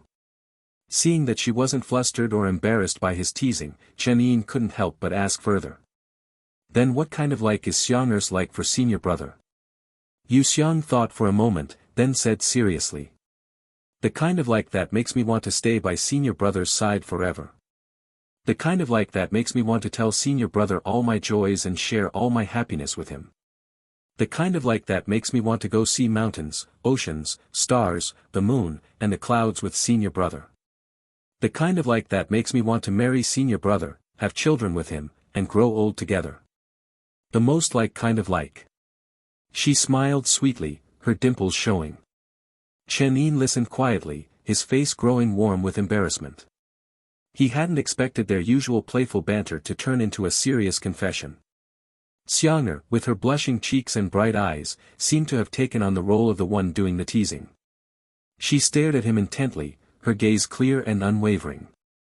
Unable to withstand her captivating gaze, Chen Yin blushed and turned his head away. Ahem. Don't be so cheesy. You're making me embarrassed. So senior brother can be embarrassed too? Xiang'er chuckled playfully. I thought your skin was as thick as a city wall. Hee hee. I'm getting old, I can't handle such straightforward confessions anymore. Then what about Xiang'er and senior brother's heart? Yu Xiang blinked her bright eyes, her gaze filled with anticipation. What kind of like, is senior brother's like for Xiang'er? Chen Yin thought seriously for a moment, then suddenly asked, are you still wearing it? Wearing what? The sachet. Xiang'er blushed and nodded, slowly taking off the emerald green embroidered pouch from her waist. The one senior brother gave me. Of course I wouldn't take it off. She looked at the sachet, her eyes filled with tenderness. That's what I wanted to say. Chen Yin said softly, there's a saying that every flower in the world has its own symbolic meaning, called flower language. Like the rose, which symbolizes passionate love, and the tulip, which represents pure love. Xiang'er tilted her head slightly. Then, what's the language of the mistyu flower? The mistyu flower only grows on our mountyu. Chen Yin's eyes were bright and cheerful. Why don't we decide on its meaning? Yu Xiang thought for a moment. Does senior brother have any ideas? Flower language should reflect the flower itself. Chen Yin said slowly, like the rose, which is vibrant and intense, symbolizing passionate love. And the lilac, which is elegant and fragrant, with a hint of melancholy. But the fragrance of the mistyu flower is the most unique and unforgettable I've ever encountered. Faint and elusive, lingering in the air. You think you smell it, but when you inhale deeply, it's barely there. When you think it's gone, a gentle fragrance suddenly fills your senses. Like mist, it appears and disappears. But when you're feeling down, its scent always lingers, comforting and reassuring. My Xiang'er is just like the mistyu flower. Not as flamboyant as a rose, not as melancholic as a lilac. It should be the gentlest form of love. Chen Yin murmured softly, his eyes filled with tenderness. Yu Xiang's eyes widened slightly. Several mistyu flower buds swayed in the evening breeze. Under the clear moonlight, their delicate fragrance filling the air, the mistyu flowers suddenly bloomed. The scent intensified, sweet and refreshing, enveloping the entire moonlit night in a soft embrace. Yu Xiang stood up, watching the fireflies dance among the flowers in the moonlight, and twirled joyfully. Her light green dress, like the blooming mistyu flowers, unfurled gracefully. Chen Yin watched her dance under the moonlight, a smile on his lips. Senior brother. I can smell the mistyu flowers. Do they smell good? Yes. That's how much I like you. Xiang'er became noticeably brighter and more cheerful during the days they spent back on Mountyu. The melancholic shadow that had lingered in her eyes was gone, replaced by the carefree innocence of her youth. Chen Yin also enjoyed a few days of peace. He not only indulged Xiang'er with food, drinks, and playful activities but also kept a close eye on Master, making sure she stayed on the mountain to recover. Several times, the old lowly granny tried to sneak out for a drink, only to be dragged back to her room by Chen Yin, her robe clutched firmly in his hand. For days, her cries of distress echoed through her cave. Help! Someone! A beautiful young maiden is being held captive. During this downtime, Chen Yin also took the opportunity to study the system shop that had suddenly appeared in his scroll. Honestly, This was the first time he had encountered a system. Although he had written many system novels in his previous life, actually encountering one in reality was still a novel experience. This system had no task list or point system, only a vast and seemingly endless shop. It contained countless items, from this world to his previous life on Earth, and even from worlds beyond his imagination. It was like a treasure trove of infinite possibilities. Of course, Chen Yin tried to retrieve some items from the shop, but some were accessible, while others were locked. The accessible items were mostly mundane trinkets. None of the powerful techniques, pills, treasures, or weapons were available to him. He had no system points, so he could only assume that he didn't need points to purchase items from the shop, but rather permission. And currently, his permission level only allowed him to access insignificant items. Even so, Chen Yin's favorite pastime these past few days was dressing Xiang'er up in different outfits. Xiang'er, try this one on. And this one. And this one. He had a collection of JK, high school student, uniforms with pleated skirts and blouses, black silk-made outfits, OL, office lady, suits with glasses, cheongsams with high heels, fishnet stockings, and bunny girl costumes. Finally, when he presented her with a bikini, Yu Xiang couldn't take it anymore. Her face flushed crimson as she threw the swimsuit at his head. Stinky senior brother. Where did you get all these embarrassing clothes? Why is there so little fabric? It's fine, as long as it looks good. Chen Yin gave her a thumbs up. Look at this swimsuit, it's light and breathable, and with Xiang'er's size, it'll definitely wow. Before he could finish his suggestive comment and picture the scene in his mind, Yu Xiang had already kicked him out of the room, her face burning with shame. Stinky. Senior. Brother. Chen Yin picked himself up from the floor, dusting himself off as if nothing had happened. After kicking Chen Yin out, Yu Xiang sat back on the bed, fuming. But a moment later, her eyes couldn't help but wander towards the pile of clothes on the bed. She hesitated, then picked up the bikini and held it against her body, examining herself in the mirror. Does senior brother like this kind of clothing? See, could it be that men really prefer women to wear as little as possible? Just the thought made her face burn with embarrassment. Chen Yin sat in the main hall of Master's residence, sipping his tea leisurely, his legs crossed, looking as carefree as ever. Soon, the door to the side room creaked open a crack. Absolutely not. Chen Yin said calmly, without looking up. You're not going anywhere until your injuries are healed. A cute little head peeked out from the crack, then cleared its throat and said in a mock-serious tone. Disciple, I've noticed that you've been quite arrogant lately. Don't think you can ride roughshod over me just because I'm injured. I command you to prepare 10 jars of the finest wine for me immediately, or else I dash. She was still rambling when a loud thud made her jump and open her eyes wide. On the table in the hall, over a dozen jars and bottles of wine were neatly arranged. Some were in traditional jars, some in bottles, and some in strange and unfamiliar containers with foreign writing. Chen Yin, who was sipping his tea with his eyes closed, waved his hand, and all the lids flew off the containers. Whoa! The air was instantly filled with a mixture of fragrant and potent aromas, assaulting Master's sensitive nose. Her eyes widened, and drool almost escaped her lips.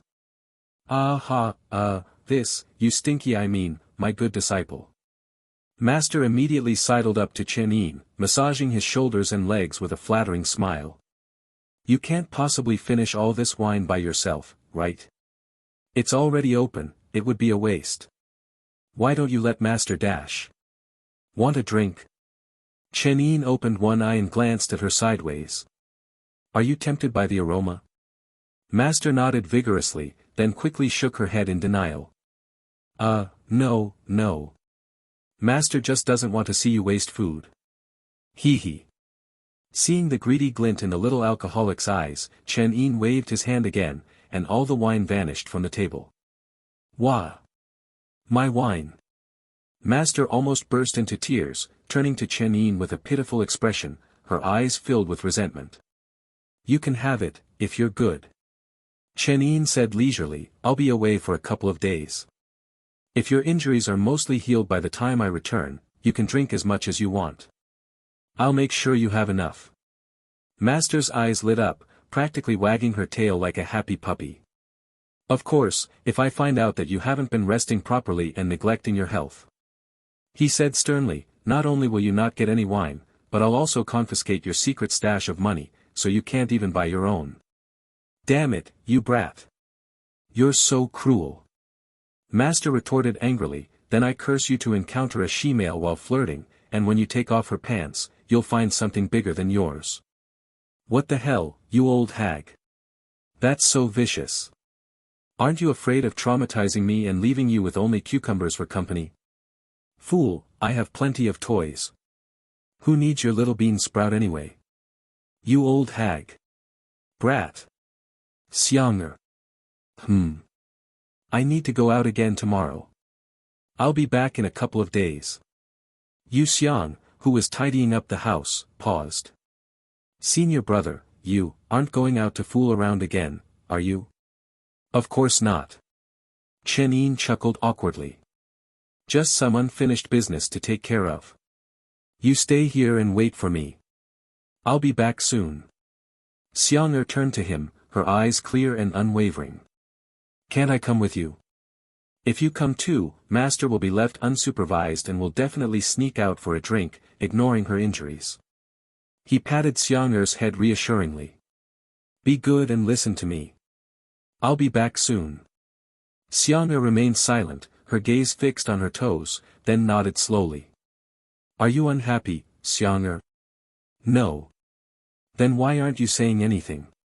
Isn't senior brother going to see senior sister? Chen Yin froze, then scratched his nose awkwardly. Although that's not my main purpose, I will be passing by the Mist Spirit sect to check on things. I can't help but worry about her. Yu Xiang's nose twitched, and her lips pouted slightly. So it's for senior sister after all. Are you jealous, Xianger? If I said I was jealous, Xianger looked at him seriously, would senior brother not go see senior sister? Chen Yin didn't answer. Yu Xiang seemed to have expected his reaction. She wasn't angry, nor did she cry or sulk. She simply walked behind him. And gently hugged him. I don't want to compare myself to anyone.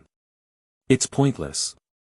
As long as senior brother still loves Xianger as his junior sister, that's enough. She whispered softly, Xianger is indeed greedy. If I could, I would want senior brother to stay on Mount Yu forever, never leaving. But I also don't want senior brother to think that Xianger is selfish. Chen Yin's eyes flickered. He suddenly said softly, open your mouth. Huh. Before Yu Xiang could react, Chen Yin popped something into her mouth. She instinctively bit down. A sweet and delicious flavor exploded on her tongue. What is this? Yu Xiang asked in surprise, covering her mouth with her hand. Candy. Don't swallow it. Chen Yin said gently, is it good? It's delicious. Sweet and fragrant.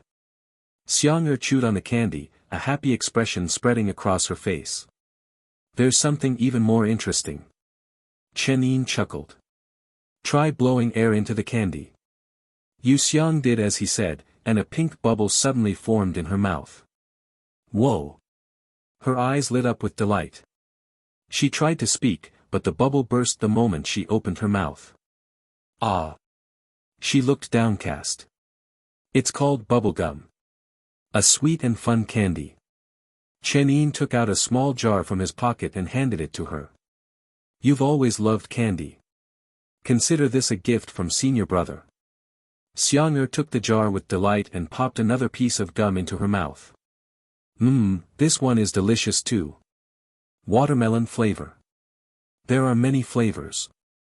You can try them all. She popped another piece into her mouth and looked at Chen Yin with sparkling eyes. Do you know what flavor this one is, senior brother? I don't know. Then, do you want to try? She stood before him, her hands behind her back, her face flushed, her eyes filled with shyness and anticipation.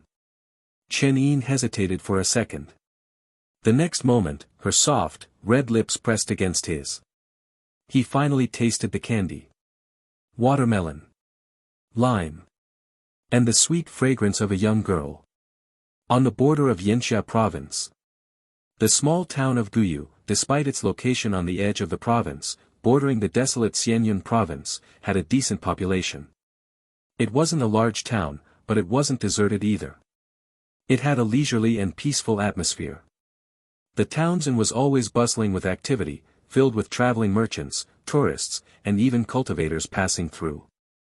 The spacious hall housed several tables, each occupied by groups of people eating, drinking, and chatting, their voices filling the air with a lively chatter. Like any other day, the hall was filled with traveling merchants, their rough clothes discarded as they drank heartily, their boisterous laughter echoing outside. Immortals? What about immortals? I've seen plenty of them. When they come to divine physician Nan for treatment, they're all respectful and obedient. They can act arrogant elsewhere, but in our Guyu town, everyone follows the rules. The bearded man spoke with a bold and unrestrained air, oblivious to the two cultivators sitting at a table in the corner, their expressions filled with displeasure as they glanced at him.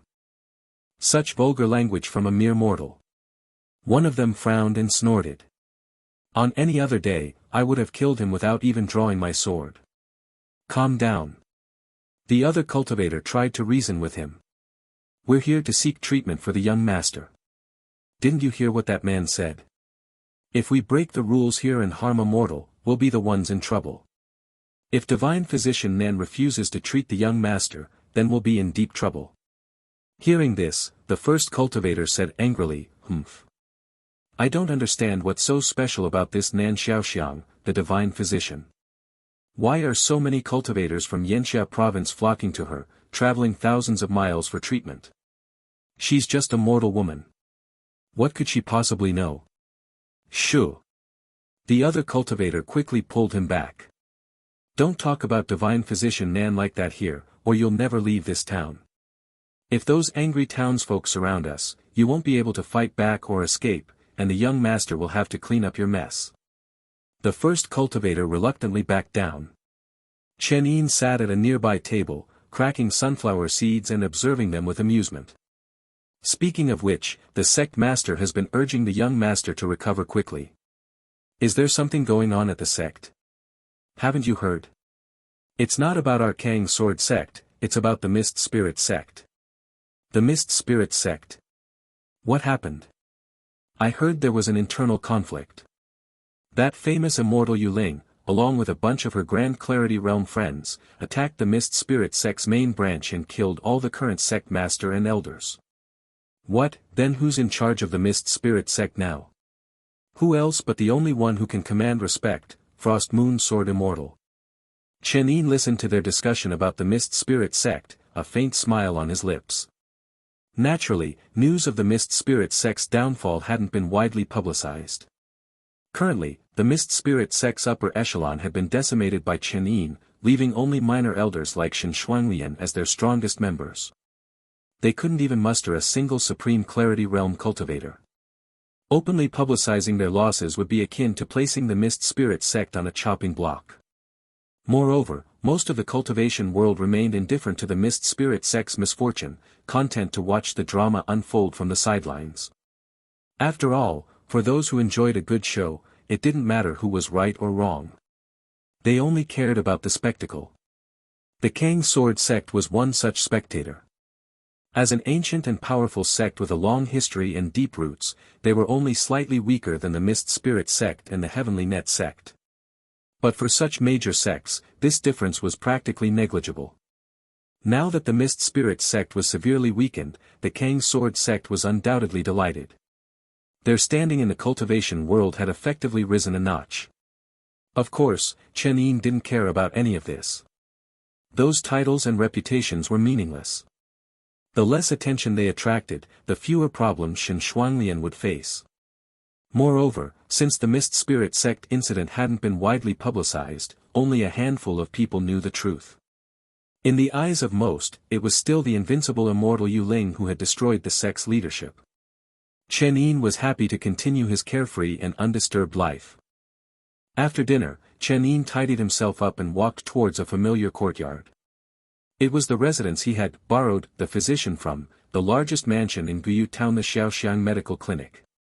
As he was about to enter, he saw someone being thrown out, landing face first in the dirt. The young master has ordered you to stay outside today. You're not allowed to enter. Two cultivators said arrogantly. The person who had been thrown out nodded repeatedly. Yes, yes, yes.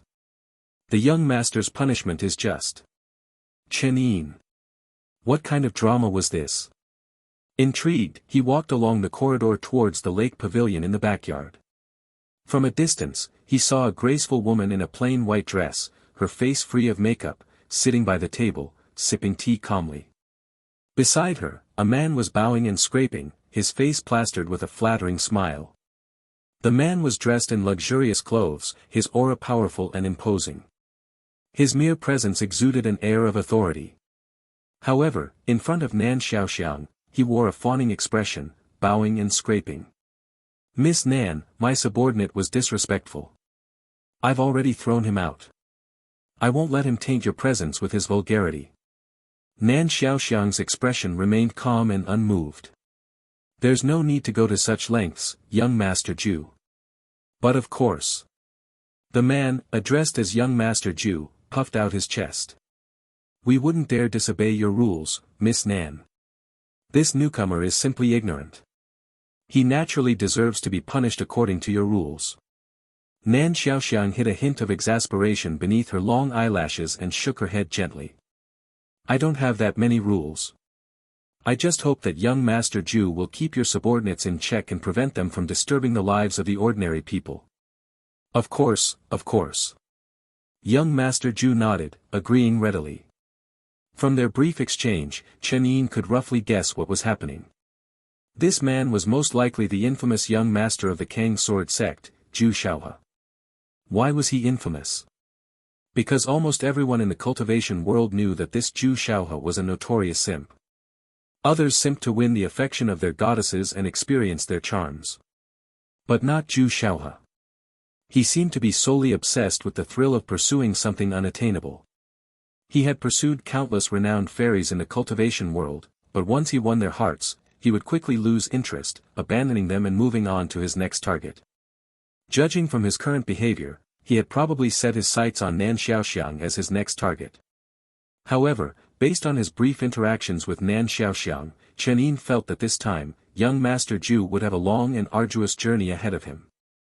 Miss Nan, last night's moon was particularly beautiful, do you know why? Because it was a night I spent thinking of you. Zhu Shaohe continued to shower Nan Xiaoxiang with cheesy compliments, but the exasperation and boredom were evident on her face. She was about to excuse herself, using the pretense of preparing medicine, when she noticed Chen Yin approaching. Young Master Chen. Miss Nan, it's been a while. Apologies for intruding again. Chen Yin bowed politely. Nan Xiaoxiang's eyes, as clear as jade, lit up, but her expression remained unchanged. I know why you're here. They're all doing well and are able to move around now. That's good to hear. Chen Yin was relieved. At that moment, Zhu Shaohe, who had been completely ignored, couldn't contain himself any longer and interjected, Miss Nan, may I ask who this is? A relative of the patient's. Nan Xiaoxiang replied calmly, glancing at him. His friends are recovering here. Oh, I see. Zhu Shaohe then turned to Chen Yin with a forced smile and greeted him. I am Zhu Shaohe, from the Kang sword sect. May I ask, which sect does young Master Chen belong to? Ahem. Just an insignificant disciple from the Mist Spirit sect. Mist Spirit sect, huh? Zhu Shaohe nodded thoughtfully, a glint of cunning flashing in his eyes. His gaze held a hint of disdain. As expected, everyone kicks a man when he's down. Mist Spirit sect disciples probably faced such scorn everywhere now. Thinking about how he was partly responsible for their downfall, Chen Yin couldn't help but touch his nose awkwardly. Young Master Ju, it's time for your patient's checkup. Nan Xiaoxiang said gracefully, it's getting late, and your medicine won't be ready today. Please come back tomorrow. Of course, of course. I'll come visit you again tomorrow, Miss Nan. He nodded repeatedly with a forced smile, glancing at Chen Yin before leaving. Chen Yin pretended not to notice. After Zhu Xiaohe and his entourage had left, Nan Xiaoxiang finally let out a sigh of relief. Heh, I didn't realize you were so popular, Miss Nan. Chen Yin teased casually. If you don't want those fox demons to continue recovering here, keep talking. Nan Xiaoxiang glared at him, her voice cold and sharp. Chen Yin shrugged, defeated. This woman was truly fierce. Where are they? Follow me. Nan Xiaoxiang led Chen Yin through the winding corridors and spacious courtyards, finally stopping at a secluded section of the clinic. We're here, she said softly. Chen Yin took a deep breath and slowly pushed open the door. The moment the door opened, a flash of green darted towards him, burying itself in his arms. Young master. A voice filled with joy and relief rang out from within his embrace. Chen Yin smiled and gently stroked the trembling fox ears. Good girl, Luo Luo. See, I kept my promise and came back for you. The young girl in his arms, her face still carrying a hint of childishness, looked up at him and grinned, revealing her adorable fangs. Hee hee. It was the familiar feeling again. A soft, fragrant, and fluffy little fox burying herself in his arms, small enough to be held with one hand. Like a cuddly pet waiting for him to come home. As he stroked Luo Luo's soft and adorable fox ears, Chen Yin felt a warmth spread through his heart. A gentle smile appeared on his face. Good girl, Luo Luo. Have you been behaving yourself these past few days? Luo Luo has been listening to young master's words. The little fox clung to Chen Yin like a cherished toy, her round and soft cheek rubbing against his chest contentedly. Young master told Luo Luo to wait patiently, so Luo Luo didn't wander off anywhere. I stayed in the room and took care of Ye Ye and the others. And I listened to Sister Qingying too. Chen Yin chuckled awkwardly. You don't have to listen to her. As he spoke, a cold and aloof voice came from behind the door. What's that supposed to mean? A tall and elegant figure emerged. Qingying, her eyes as cold as frost, glanced at Chen Yin and snorted disdainfully. Is it beneath you to listen to me? She's my servant, why should she listen to you? Chen Yin retorted without hesitation, then ruffled Luo Luo's head and walked over to the bed. Several frail little foxes were lying on the bed. They all perked up when they saw Chen Yin and gathered around him excitedly. Brother Chen. Their sweet voices chirped in unison.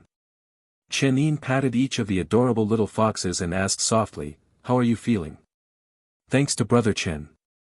Ye Ye's face was still pale, but a hint of color had returned, and her body wasn't as skeletal as before. Sister Nan said we can get out of bed and walk around now. Their meridians are still a bit weak. Nan Xiaoxiang said, her red lips parting slightly. In a couple of days, once their meridians are mostly healed, we can start nourishing them with immortal pills. They should recover quickly after that. That's good to hear. Chen Yin was relieved.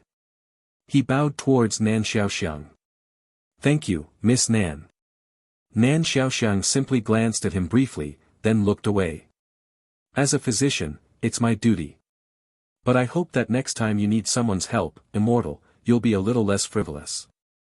Faced with her subtle jab, Chen Yin could only scratch his head awkwardly. He couldn't afford to offend her while he still needed her help. Please continue catching up, immortal. I have other patients to attend to. I'll excuse myself. Nan Xiaoxiang bowed gracefully and left the room. Qingying also glanced at Chen Yin coldly before disappearing behind the door. At the table, the little foxes were happily munching on candy. Luo Luo, what are your plans now?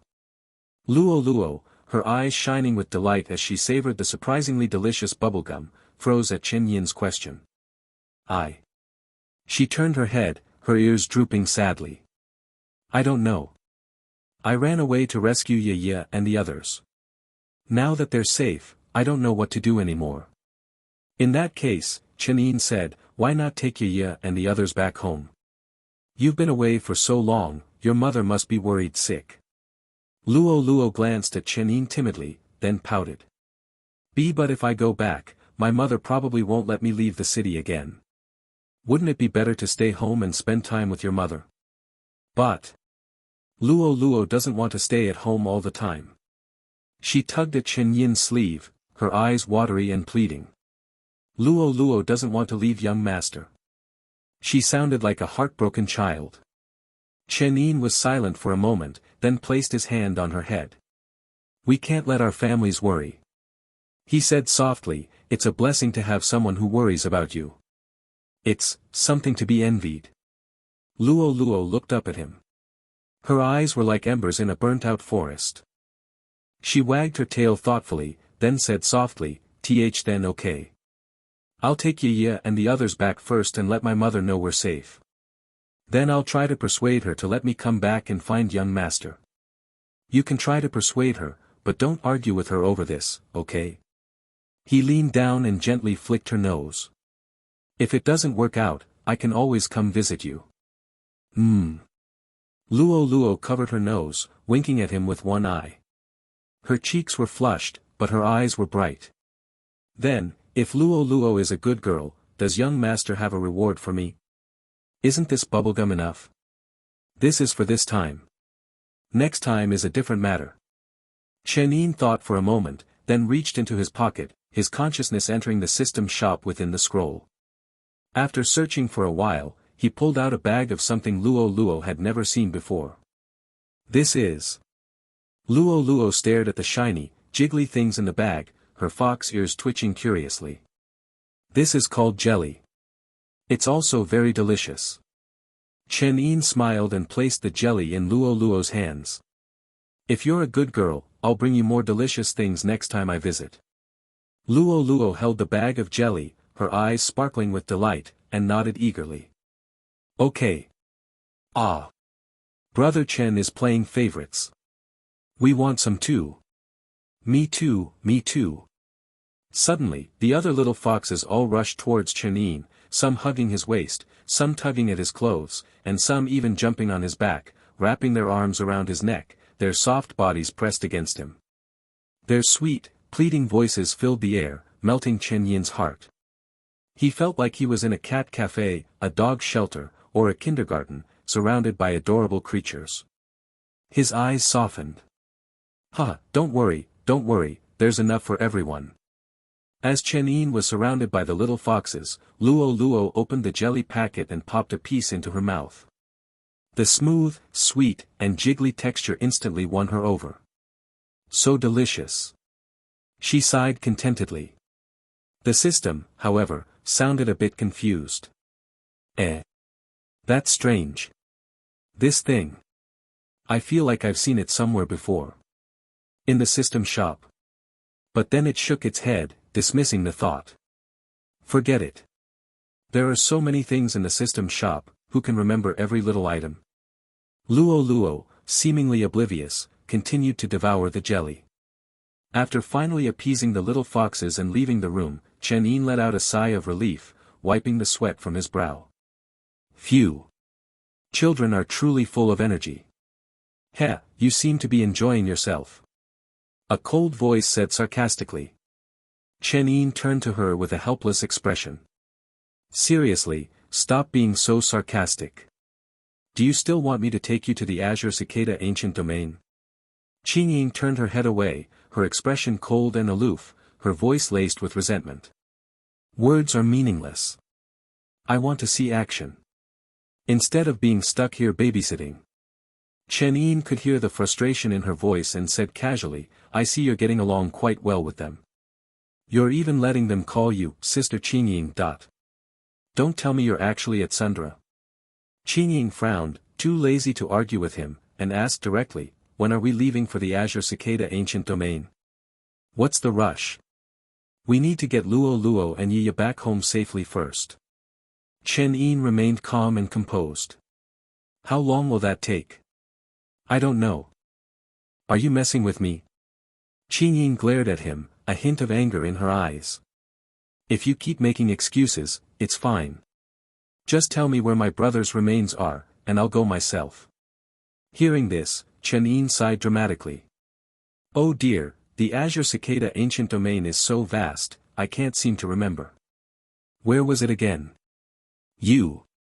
Chen Yin was about to lash out when he said playfully, but with your current strength, you probably wouldn't even survive long enough to find your brother's remains. Since you have nowhere else to go, just stick with me. After all, she was a free and eye-catching bodyguard.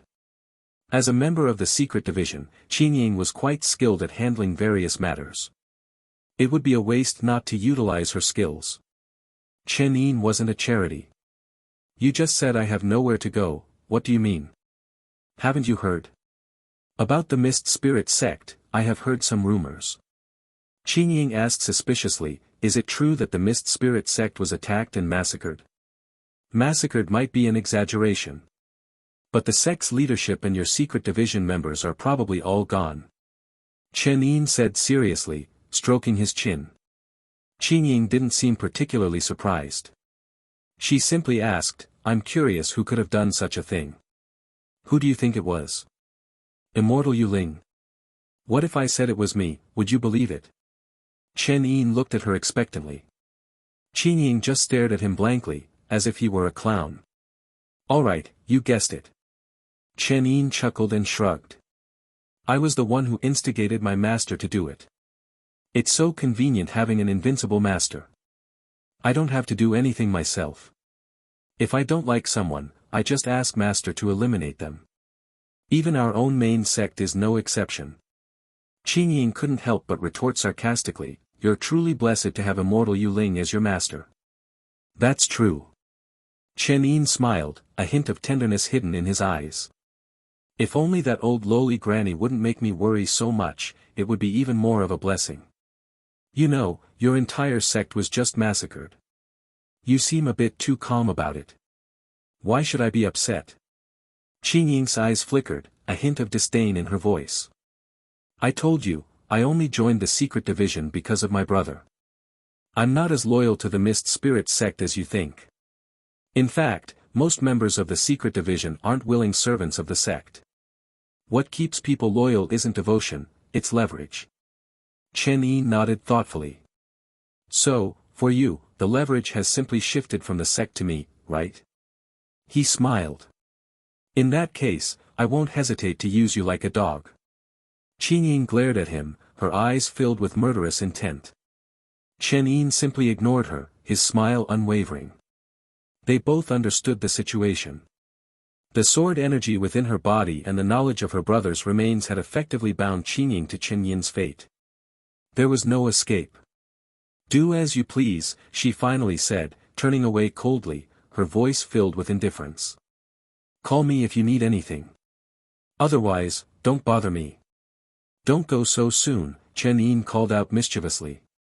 Since you're under my command now, why not give me a foot massage or something? Before he could finish his sentence, Chen Yin had already vanished. Her hasty retreat almost resembled a panicked escape. Chen Yin chuckled and looked away. He had to admit, teasing this icy beauty was quite addictive. Seeing her disgusted and annoyed expression, knowing she couldn't do anything about it and had to follow his orders, brought him a strange sense of satisfaction. Humming a tune, Chen Yin strolled out of the room, his hands tucked into his sleeves. Mist Spirit Sect, Main Hall. Since the incident, the Mist Spirit Sect had spent considerable effort repairing the mountain gate.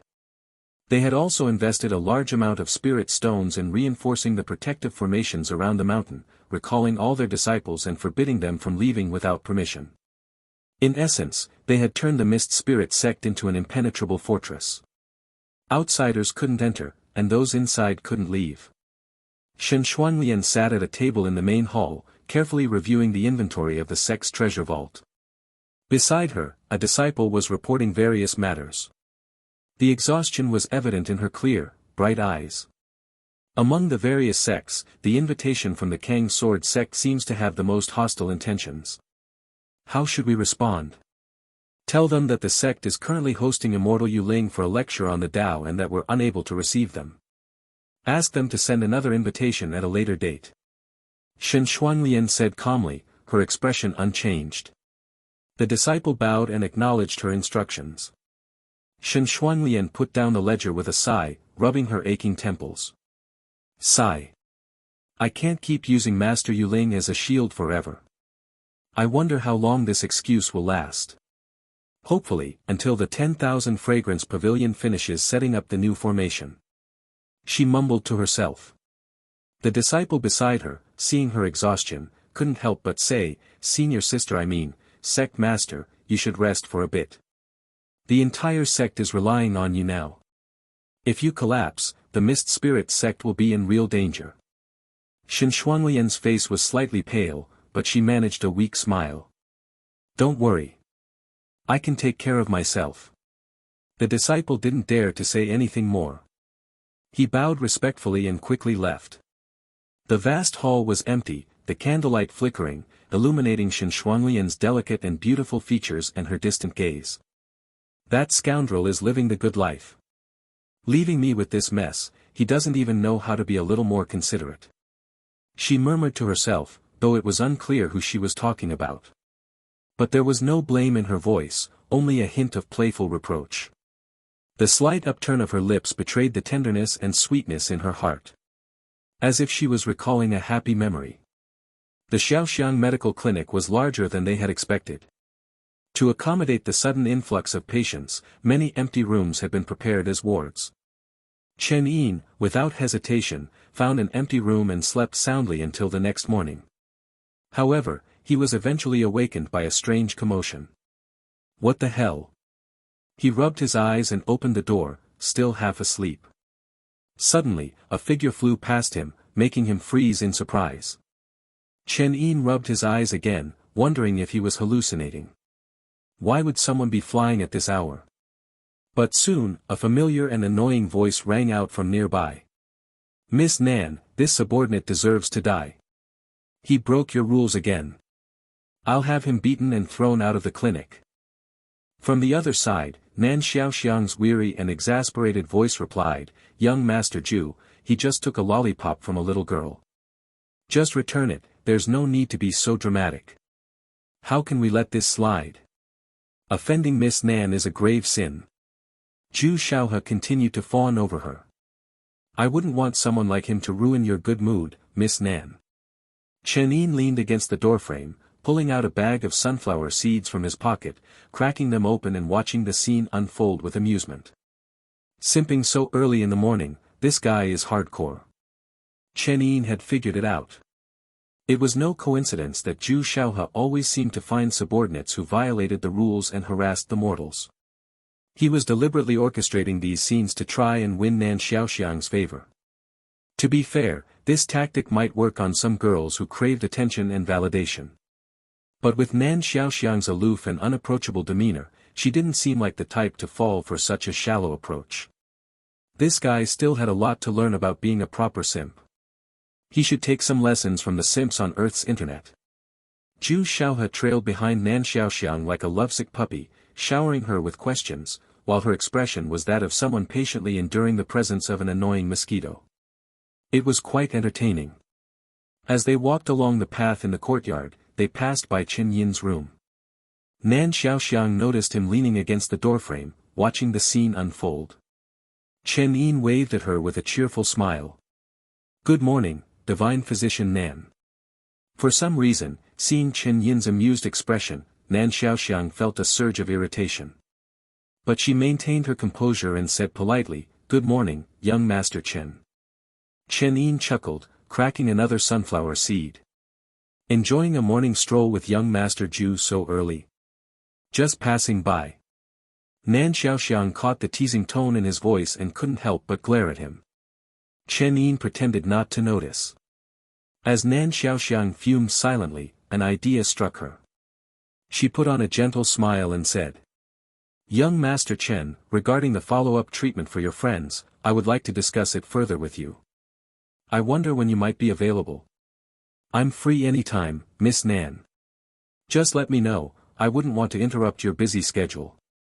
Chen Yin chuckled. Nan Xiaoxiang's long eyelashes fluttered, a glint in her eyes.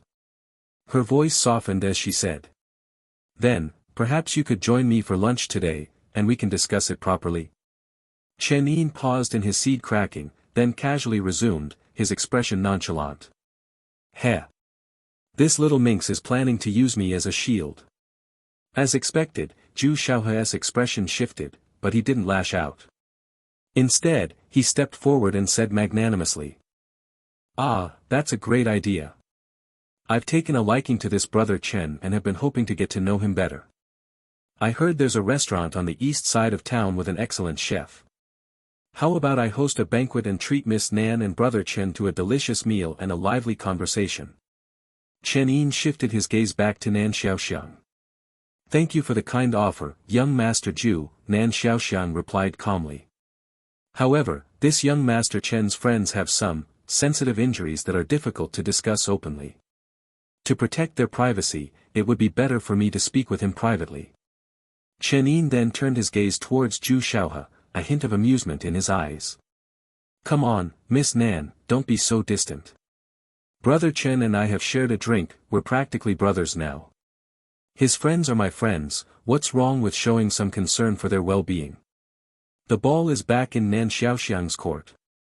You see, young Master Ju, some illnesses are rather embarrassing to discuss openly.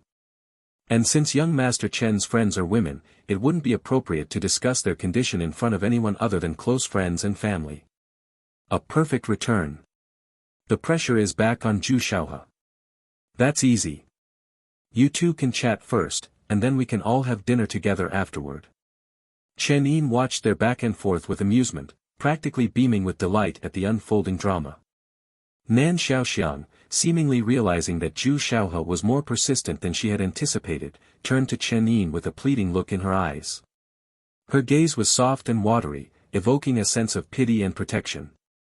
But Chen Yin just grinned at her mischievously, as if he hadn't noticed. Nan Xiaoxiang closed her eyes slowly, then opened them again, a hint of playful annoyance in her voice. "If young Master Chen agrees, then I shall follow his wishes." Her voice was sweet and alluring, sending shivers down one's spine. Chen Yin froze, realizing she had just thrown him under the bus. As expected, Zhu Xiaohe's composure finally cracked upon hearing her tone. He turned to Chen Yin with a forced smile, his eyes narrowed menacingly. "Brother Chen, wouldn't you like to be friends with the young master of the Kang Sword Sect?" He emphasized the words, "young master of the Kang Sword Sect." Chen Yin blinked innocently, his gaze towards them as pure and innocent as a little bunny. The next moment, he grinned mischievously and said in a clear voice, "Who the hell are you?" The 5 words echoed clearly through the morning courtyard. Not only was Zhu Xiaohe stunned, but his subordinates were also dumbfounded. Even Nan Xiaoxiang was momentarily speechless. Only Chen Yin, with a mischievous grin, seemed to enjoy the unfolding drama. "You're courting death. How dare you speak to our young master like that?" Zhu Xiaohe's subordinates, regaining their composure, were about to draw their swords when their young master stopped them. "Did you already forget the rules after just dealing with one person?" Zhu Xiaohe said sternly, "This is Miss Nan's clinic. Anyone who dares to break the rules and harm someone here is disrespecting me, Zhu Xiaohe." The subordinates reluctantly sheathed their swords.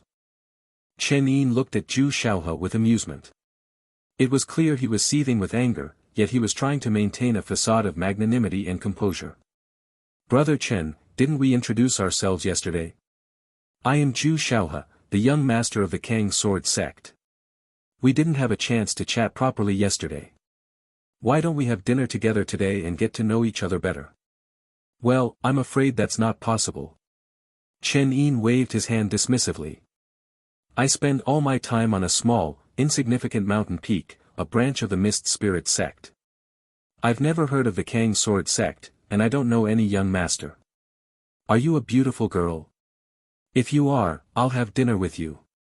His words made Zhu Xiaohe's eye twitch and a vein bulge on his forehead. It was clear he was on the verge of exploding. Even Nan Xiaoxiang, standing beside him, glared at Chen Yin with a murderous glint in her eyes. "Brother Chen, seems rather unfriendly." Zhu Xiaohe narrowed his eyes dangerously. "I'm not trying to bully anyone with my status as the young master of the Kang Sword Sect. I simply wanted to invite Miss Nan to dinner. Why are you being so hostile? If you weren't trying to use your status to bully me, wouldn't you have noticed that she doesn't want to go?" Chen Yin said casually, his arms crossed, looking like a street thug. "Insisting on forcing a girl to do something she doesn't want to do, aren't you blind? Should I recommend you for a judging position at the Tokyo Olympics? You. Zhu Xiaohe's anger reached its peak, but his reason prevented him from losing his temper in front of Nan Xiaoxiang. He snorted coldly. Humph. It seems not everyone who comes to seek treatment is reasonable. Since Miss Nan is reluctant, I won't bother you any longer. Let's go. He turned to leave, a menacing glint in his eyes as he glanced at Chen Yin. Chen Yin ignored him and grinned mischievously. After they left, Nan Xiaoxiang let out a sigh of relief and looked at Chen Yin. You're something else. I was just trying to use you as a shield, and you went and provoked him directly. Now you've caught the attention of the young master of the Kang sword sect. Let him be. Chen Yin shrugged nonchalantly. He's obsessed with his own father. So, by extension, I'm practically his dad now. Hearing this, Nan Xiaoxiang couldn't help but giggle, covering her mouth with her hand. Of course, there's another reason. Chen Yin crossed his arms and said with a playful tone, I don't like being used as a shield. I didn't mean any harm. Nan Xiaoxiang's eyes flickered with embarrassment. She explained in a soft voice, with my words earlier, you just had to agree that it wasn't appropriate to discuss the patient's condition openly, and young Master Zhu wouldn't have pressed further. How can you be so sure? What if he's petty and holds a grudge against me? Chen Yin said casually, you're just trying to shift the blame, using me as a scapegoat because I'm a cultivator. If you didn't have any malicious intent, why not find a mortal to do it? Are you afraid that the mortal would accidentally die after leaving? What if I were just a weak and powerless cultivator? Your actions could have gotten me killed by the Kang sword sect the moment I stepped out of here. Nan Xiaoxiang didn't argue any further.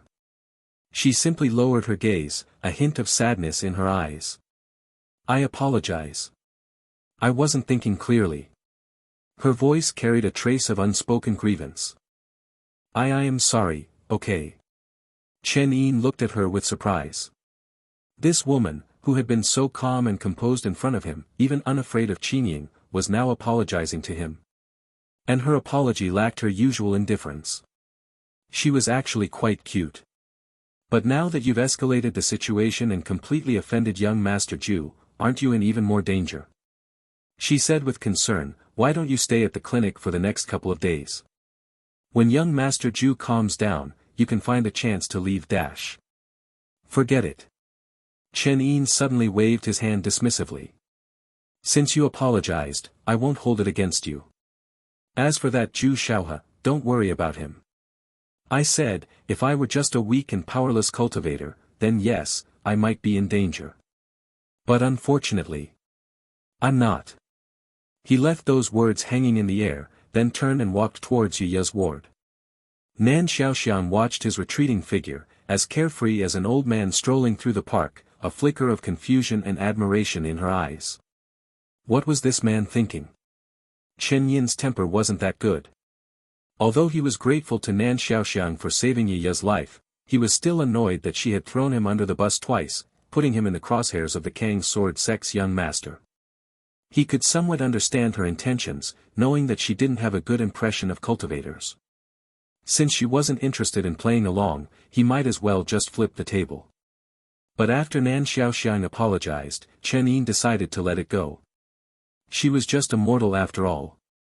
A young woman, barely 20 years old. Caught between the young master of the Kang sword sect and her own principles, her reputation as a physician offered her little protection. Even if she didn't like it, what could she, a mere mortal, do? In the end, she was just a pitiful person. A teenage girl couldn't be expected to think everything through. Since she had apologized, Chen Yin didn't want to dwell on it any longer. She was still Yi and the other's savior. Returning to Ya's ward, he found the little foxes gathered around the bed, listening intently as Luo read from a book. This Li boy was just an innkeeper's helper, he knew nothing about martial arts. But seeing the young lady in danger, his youthful spirit surged, and he grabbed a stool and charged at the villain. Chen Yin recognized the story as the one he had read to her before. He leaned against the doorframe, listening with amusement. But who would have thought, by sheer coincidence? The stool struck the villain's weak point. The young lady seized the opportunity, drew her sword, and killed the villain. Just as she was about to thank the Li Boya, young master. Luo, who had been engrossed in the story, noticed Chen Yin standing by the door and greeted him excitedly.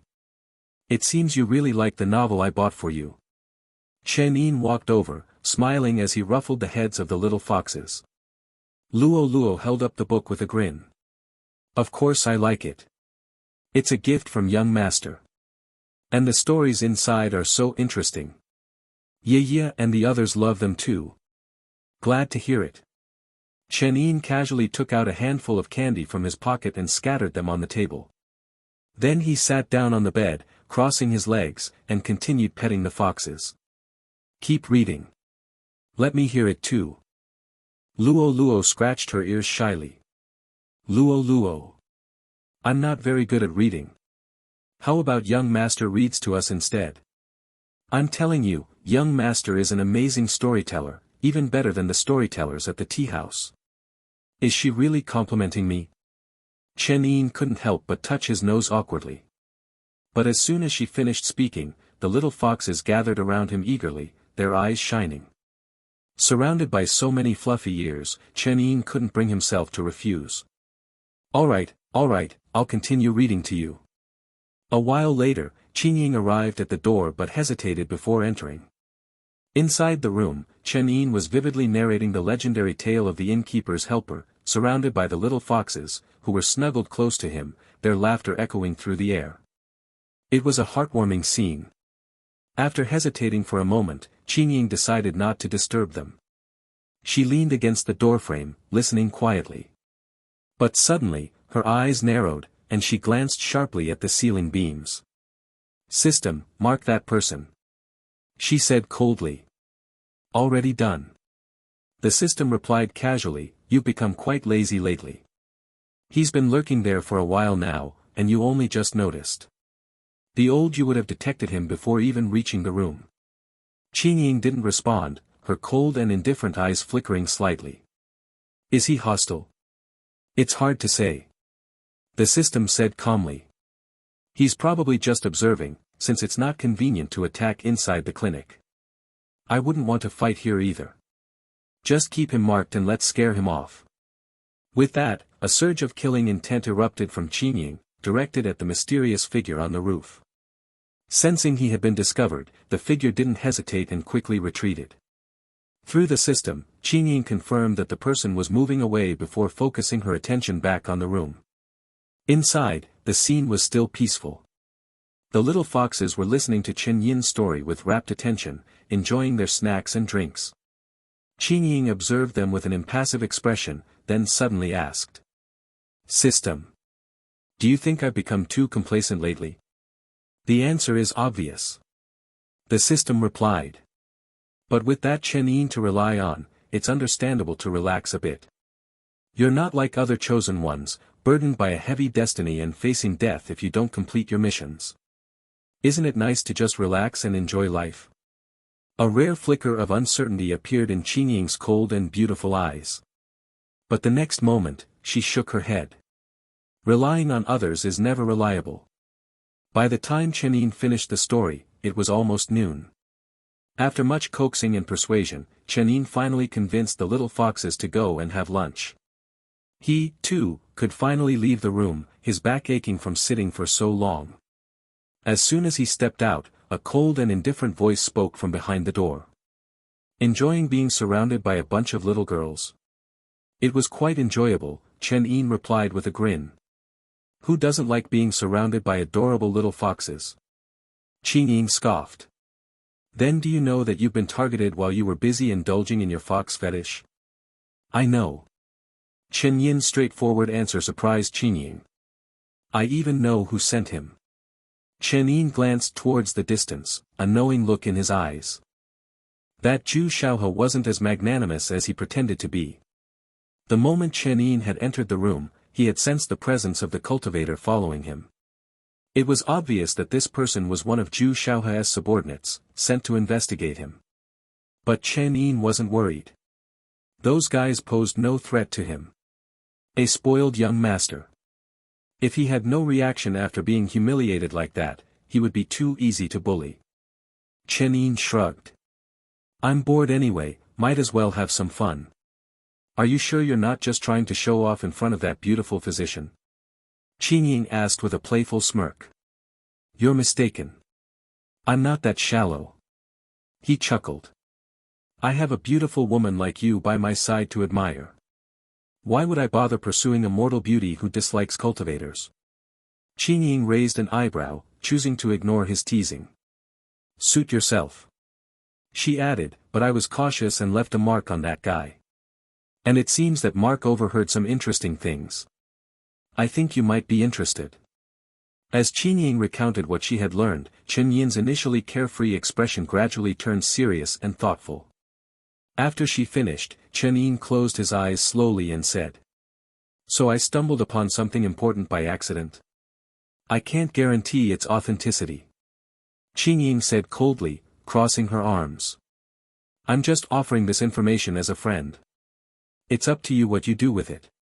Chen Yin pondered for a moment, then turned to her and asked, what do you know about the Kang Sword sect? I know what you're going to ask. Chen Yin glanced at him sideways, then turned and said. The sect master of the Kang Sword sect, Zhu Kang, had a son in his old age. Zhu Shaohe is his only child and his most prized possession. Everyone in the cultivation world knows this. Figure out the rest yourself. Chen Yin's eyes flickered, and he nodded slowly after a moment. Thanks. At noon, Nan Xiaoxiang, dressed in a simple white dress, had just finished preparing medicine and was about to step out for lunch when she saw a man standing at the door, smiling at her. Young Master Chen. What brings you here? Miss Nan, you're quite the joker. Didn't you invite me to lunch? Chen Yin asked, feigning surprise. Nan Xiaoxiang froze, her voice slightly flustered. I was just being polite dash. If we're going to put on a show, we might as well do it properly. We can't just stop halfway. Besides, Chen Yin said innocently, spreading his hands, I spent all my money on travel expenses and can't afford to eat anymore. I'm sure you wouldn't mind treating me to a meal, right, Miss Nan? Nan Xiaoxiang sighed helplessly, looking at the man with a mischievous grin on his face. Compared to Zhu Shaohe, she would rather have lunch with this annoying man. At least he was sincere and genuine, and it wouldn't be as exhausting. Besides, she was the one who had used him as a shield. So, Nan Xiaoxiang didn't refuse. Alright, then I'll have the kitchen prepare more food dash. Hey, it's not fun to eat at home when you're on a date. Chen Yin started to push his luck. Didn't that Zhu Shaohe mention a delicious restaurant on the east side of town? Why don't we go there and try it out? Seeing him trying to take advantage of the situation, Nan Xiaoxiang's voice turned a bit colder. Young Master Chen, we at Xiaoxiang Medical Clinic are charitable, but we're not wealthy. We can't afford to dine at fancy restaurants on the east side of town. Besides, you're a cultivator. It shouldn't be difficult for you to acquire money, right? Why make things difficult for a mere mortal woman like me? Chen Yin nodded in mock realization. Oh, so you're broke too, just like me. Nan Xiaoxiang. I'll let this one slide. Arguing with him would be pointless. In that case, Chen Yin said cheerfully, ignoring the flash of anger on her face, I know what to eat. Follow me. Without waiting for a response, he grabbed Nan Xiaoxiang's hand and dragged her out of the clinic. You. Nan Xiaoxiang was both embarrassed and angry, but she was no match for Chen Yin's strength. Before she could react, she was already being dragged through the streets. As they left the clinic, Chen Yin discreetly glanced at the corner of the street. A figure silently followed them the moment they stepped out. Chen Yin smiled to himself, pretending not to notice, and continued walking. Nan Xiaoxiang's stamina was even worse than Chen Yin had imagined. After only a few steps, her face was flushed, sweat dripping from her forehead, and her breath coming in ragged gasps. She took a few deep breaths to regain her composure, then asked indignantly. We have no quarrel, young Master Chen. Why are you humiliating me in public and ruining my reputation? It's just holding hands, you won't get pregnant. How is this ruining your reputation?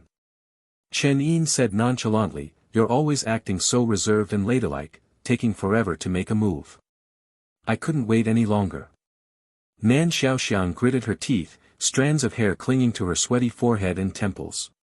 Her flushed face after the exertion made her look even more delicate and alluring. She was furious but helpless. You're clearly not someone who lacks manners, young Master Chen. Why do you keep making things difficult for me? She tried to calm her voice. If it's still about me using you as a shield, I apologize. Cut the crap. Chen Yin grinned and patted her shoulder hard. I told you, just treat me to a meal, and we'll forget about it.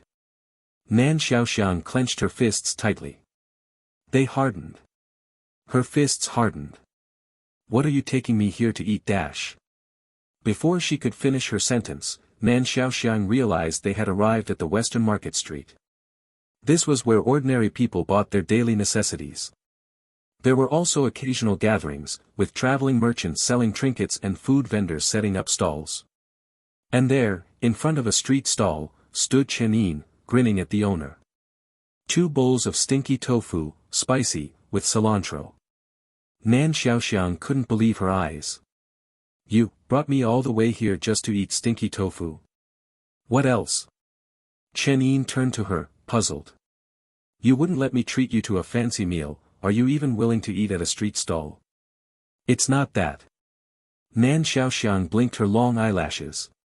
It's just that all the cultivators I've met can't stand the smell of stinky tofu. None of them would ever eat it. Don't you mind the smell, young Master Chen? Why would I mind? Don't be so fussy. As they spoke, 2 bowls of stinky tofu arrived. Chen Yin stuffed his mouth full, mumbling, as long as it tastes good, who cares about the smell? Those who haven't tasted this earthly delicacy are missing out. He continued to devour the stinky tofu with gusto. Nan Xiaoxiang was stunned. She had never seen a cultivator so unconcerned about his image, eating stinky tofu like it was a delicacy. She suddenly found this man less annoying than she had initially thought. Seeing that she wasn't eating, Chen Yin asked with his cheeks bulging, "What's wrong? Can't you handle the smell, Miss Nan?" "No."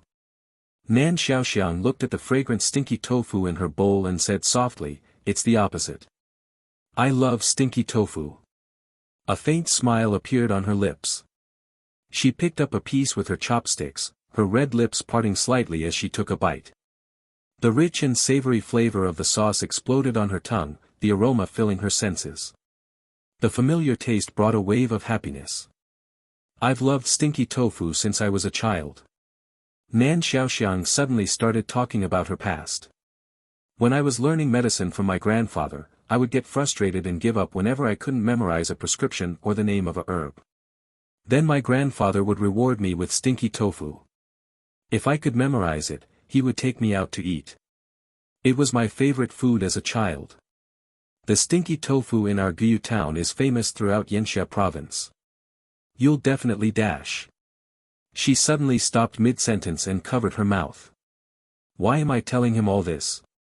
Chen Yin, his mouth still full of tofu, was already on his 3rd bowl. Why did you stop? And nothing. Nan Xiaoxiang lowered her head, watching him eat with a satisfied expression. She silently scolded herself. He's a cultivator. What's the point of telling him about your mundane life? While eating, Chen Yin discreetly glanced behind him. In a hidden corner, a shadow flickered. Chen Yin pretended not to notice and continued to devour the stinky tofu. After finishing his bowl, he grinned, his mouth covered in grease. Boss! Another bowl. After devouring 4 bowls of stinky tofu and even finishing the remaining soup, Chen Yin leaned back contentedly, patting his stomach and saying, "Ah, that hit the spot. Finally, a satisfying meal. Thank you for your generosity, Miss Nan." He smiled at her. But Nan Xiaoxiang lowered her head. "What's wrong? I didn't bring any money when you dragged me out." Chen Yin froze, his face falling. "So I'm paying after all." Nan Xiaoxiang hid a smile, seemingly delighted to see him frustrated. As Chen Yin reluctantly paid the bill, Nan Xiaoxiang chuckled. So, young Master Chen, you lied about being broke. It's true. Chen Yin insisted, stuffing his money pouch back into his pocket. This is my wife fund. Every penny counts. Does young Master Chen have a fiancé? Can't a single dog plan for the future? Nan Xiaoxiang laughed softly. I think the young lady who accompanied you, Chen Yin, is quite beautiful. Why don't you pursue her? Perhaps you'll find your soulmate. Her. Chen Yin thought about the woman who had stabbed him in the chest the first time they met and shook his head vehemently. No thanks. I'd like to live a little longer. You're in the prime of your youth, strong and healthy. Why would you say that? It's not like she's a succubus. She smiled playfully. If you need help, I have a few prescriptions that might be useful. Chen Yin chuckled awkwardly. I didn't know you were capable of making such suggestive jokes, Miss Nan. Hee, I have no idea what you're talking about, young Master Chen. Nan Xiaoxiang seemed to be in a good mood. She skipped ahead, her white dress swirling in the breeze. The smile on her lips was different from her usual polite smile. It was no longer the restrained and elegant smile of a proper lady, but the carefree smile of a young girl. All right, we're done with our meal. Let's head back to the clinic dash. She stopped mid-sentence, noticing that Chen Yin was staring at her intently. Young Master Chen. Don't move. Chen Yin suddenly reached out, cupping her face in his hands and gently wiping her lips with his sleeve. You have some sauce from the stinky tofu on your mouth. Nan Xiaoxiang froze, too surprised to even resist. A moment later, she was about to retort angrily, how dare you do this to me in public dash. Holding hands won't make you pregnant, and neither will wiping your face. Chen Yin said nonchalantly, I was just trying to be nice, afraid you'd embarrass yourself by walking around with sauce on your face, and you're accusing me of taking advantage of you. But no man would touch a woman's face so intimately dash. Then I'll say your face took advantage of my hand. Chen Yin retorted righteously. I'm shaking with anger. When will we men finally stand up for ourselves? Nan Xiaoxiang wanted to punch him. How could he justify his actions with such confidence? Suppressing her anger, she forced her voice to remain calm. Young Master Chen, please behave yourself. Such behavior in public is truly indecent. Please don't dash. She stopped mid-sentence, realizing that Chen Yin wasn't even looking at her. His expression was no longer playful and carefree but calm and indifferent as he turned to look at something in the distance. After a long silence, she heard him say softly. He's gone. Who? The one who was watching us. Nan Xiaoxiang instantly understood. Was it one of young Master Zhu's attendants? Most likely. Chen Yin resumed his casual demeanor, put his hands behind his head, and strolled towards the clinic. Nan Xiaoxiang quickly caught up to him. But if that attendant saw your actions and reports back to young Master Zhu, won't the conflict between you two escalate? Chen Yin stopped and turned to her with a mischievous grin. That's exactly what I want. Nan Xiaoxiang was stunned. He did it on purpose. Why? Don't ask so many questions. Chen Yin said calmly, an eye for an eye. Just consider this me using you as a shield as well. We're even now. Let's go back and watch the show. Nan Xiaoxiang couldn't ask any further questions. She could only walk beside him, lost in thought. As they reached the entrance of the clinic, she saw Chen Yin stop and turn to her, extending his hand. What? For the stinky tofu. Chen Yin said seriously. Nan Xiaoxiang stared at him blankly for a moment, then stammered. But you already paid dash. I told you, that's my wife fund. Chen Yin said matter-of-factly. You were the one who invited me to this meal, remember? Of course you have to reimburse me. Crack. Nan Xiaoxiang heard the sound of her own fist cracking. I was wrong. This guy was still as annoying as ever. On the top floor of a luxurious and grand restaurant on the east side of town. Crash. A teacup shattered on the floor. Outrageous. Zhu Xiaohe's face was dark with anger. They're already at the stage of touching faces and holding hands. That Nan Xiaoxiang is so ungrateful. I've been pursuing her for so long, and she chooses an unknown little cultivator over me. A subordinate knelt before him and said respectfully, "We can't be sure yet, young master. We were too far away, and I only saw the man's actions." Miss Nan didn't seem willing. "So you're saying that Chen Yin was the one who initiated the physical contact with Miss Nan?" A cold smile appeared in Zhu Xiaohe's eyes. "Heh. You've just given me a legitimate reason to get rid of him. Taking out this kid might even make Miss Nan see me in a new light." He stroked his chin thoughtfully, then said softly. "Go. Take a team and keep an eye on him. The moment he leaves the clinic alone, bring him to me." "Yes." The subordinate bowed and was about to leave when he suddenly stopped and turned back. "Young master, there's one more thing. The sect master has given strict orders for you to return to the sect within 3 days and stay there. You're not allowed to wander off." Zhu Xiaohe said with displeasure, "Why is my father rushing me back? What's he been up to these past few days?" "Well." The subordinate averted his gaze awkwardly. "I'm not sure." All right, I understand." Zhu Xiaohe waved his hand impatiently. "I'll return to the sect in 3 days. Let me have some fun with this little vixen for 2 more days." The subordinate bowed respectfully and left.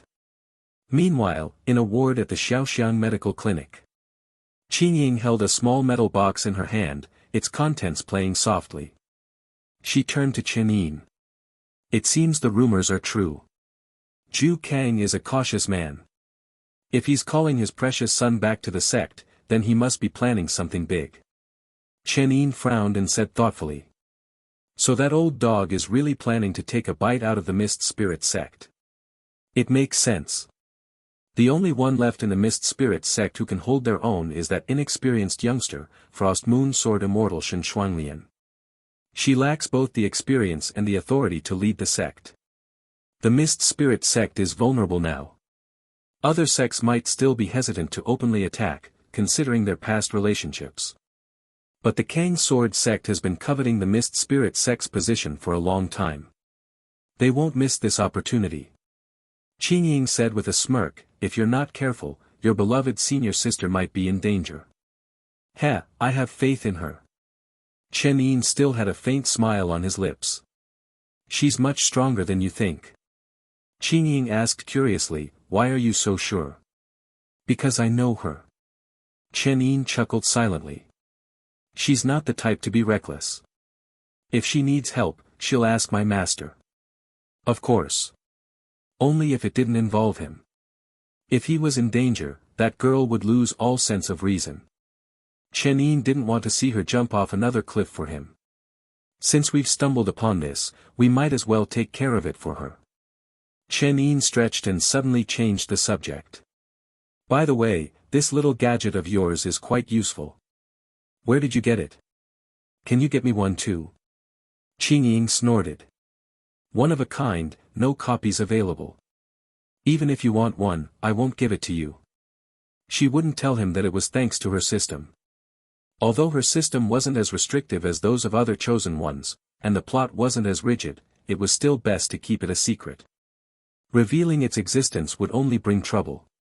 But she didn't know that Chen Yin was looking at the metal box with a strange expression. "Seriously? You seem like a decent person, but you have a system too?" During their first encounter, Chen Ying had asked him, "Are you a chosen one too?" At the time, Chen Yin didn't know what a chosen one was and didn't pay much attention to her question. But now he knew. "I need to find a way to pry the secret of her system from this girl." Chen Yin was already plotting how to interrogate her. Night had fallen, and he had coaxed the little foxes to bed. Several little foxes were sprawled out on the large bed, their fluffy ears and tails creating a heartwarming scene. Luo and Yiya were nestled together, their childish faces peaceful and serene, their lips moving slightly in their sleep. Chen Yin sat by the bed, gently stroking Luo's soft hair, when he suddenly heard a faint sound from the roof. "He's here." Chen Yin exchanged a look with Chen Ying. "Take care of Luo and the others," he whispered. Chen Yin nodded. Chen Yin left the room, stretched lazily, pretending to be taking a walk because he couldn't sleep, and strolled towards the exit of the clinic. The Xiaoxiang Medical Clinic was exceptionally peaceful at night. Chen Yin stepped out of the room. He hadn't gone far when he noticed a figure sitting in the courtyard. Under the cold moonlight, Nan Xiaoxiang sat beneath a tree, her pristine white dress pooling around her, her slender arms swaying gently. Her eyes were downcast, her expression serene and tranquil. "Are you digging a grave?" A jarring and irritating voice suddenly rang out behind her. Nan Xiaoxiang took a deep breath, closed her eyes for a moment, then turned around and said calmly, "It's not your fault you have low emotional intelligence, young Master Chen. But it is your fault that you talk so much despite it." Chen Yin scratched his head, feigning innocence. "Why aren't you asleep?" "Couldn't sleep. I came out for a walk." "Taking a walk at this hour?" "It seems the place young Master Chen is going to is indeed a place that would keep one awake." Nan Xiaoxiang's tone remained unchanged, but her words were laced with playful sarcasm. Chen Yin coughed awkwardly and chuckled, offering no retort. Judging by her attitude, she was still angry about what had happened earlier. "Well, I won't disturb you any further. I'll be on my way." He was about to turn and leave when Nan Xiaoxiang's melodious voice called out. "Young Master Chen, there are many wild beasts outside. Aren't you afraid of being devoured, leaving nothing but bones?" Chen Yin didn't turn around. He simply said calmly, "Wolves can't eat dragons." With that, a flash of sword light illuminated the night, and his figure vanished from the courtyard. Nan Xiaoxiang stared at the spot where he had disappeared, lost in thought. Chen Yin didn't fly at full speed. He only accelerated after leaving the town. Finally, he landed on a deserted hilltop and casually held his eternal light sword in his arms. He was surrounded by several cultivators. Chen Yin's expression remained unchanged. He looked at them with a playful smile. "Fellow Taoists, what brings you here to stop me in the middle of the night?" The cultivators remained silent. After a long pause, a clear and loud clap came from behind him. "Ha ha ha, excellent." Chen Yin turned and saw Zhu Xiaohe approaching, surrounded by his entourage of cultivators, a wide smile on his face. "Chen Yin, right?" His smile was unsettling. "I have to admire your audacity. A mere cloud-ascending realm disciple from the Mist Spirit sect, not only did you disrespect me, Zhu Xiaohe, but you also dared to steal my woman right in front of me. Are you unaware that your Mist Spirit sect is on the verge of collapse? Or are you truly that foolish?" Chen Yin smiled innocently. "I don't understand what you're talking about, young Master Zhu." "Heh, you don't need to understand." Zhu Xiaohe said coldly, "Attack. Seal his meridians, cripple his foundation, and sever his tendons. Make him crawl like a dog." "Yes, young master." His subordinates responded in unison, then charged towards Chen Yin menacingly. Chen Yin's eyelids drooped slightly, as if he were still half asleep. He was thinking about how to capture Zhu Xiaohe alive. The young master of the Kang Sword sect was only valuable alive. If he died, he would be worthless. But with so many guards surrounding him, Chen Yin was worried that he might accidentally kill Zhu Xiaohe with a single sword strike. He was considering how to lure him away from his guards when a strange sense suddenly made him frown. As the aggressive cultivators approached, their steps became weaker and weaker, and they eventually collapsed before him. Even the guards around Zhu Xiaohe fell to the ground, unconscious. Only Zhu Xiaohe remained standing, his face pale with shock and fear. What sorcery is this?" But as soon as he finished speaking, his eyelids grew heavy, and he also collapsed to the ground. Chen Yin looked at the unconscious Kang Sword sect disciples, his eyes cold and calculating. After a moment, he looked up. Standing before him was someone he had never expected to see. Nan Xiaoxiang, dressed in a pristine white dress, approached gracefully. What a coincidence! To meet young Master Chen in such a place. Her voice was calm and gentle, as always. "Ah, what a coincidence indeed." Chen Yin suddenly chuckled. "I thought you were busy at the clinic, Miss Nan." What brings you to this desolate place? Oh. I know, you must have been so captivated by my handsome face and charming personality that you couldn't help but follow me. If you spoke less, young Master Chen, you might be less repulsive. Her gaze was cold and indifferent, her eyes clear and unwavering. Chen Yin's smile faded, and his eyes flickered. Did you plan this from the beginning, or did you just happen to stumble upon this opportunity and decide to use me as bait? I didn't kill anyone. Nan Xiaoxiang's face was beautiful and alluring under the moonlight. I told you. I only heal, I don't kill. They're just unconscious from the poison of my goo worms. I didn't know you were skilled in goo techniques, Miss Nan. Medicine and goo are inseparable. I naturally know a thing or two. Not a single word she said was true. Knowing a thing or two about goo techniques wouldn't allow her to silently knock out so many cultivators. She was lying through her teeth. I've heard that the Wu Xian cave in the southern barbarian region is renowned for its goo techniques, but they've always been reclusive and isolated from the world. Chen Yin narrowed his eyes.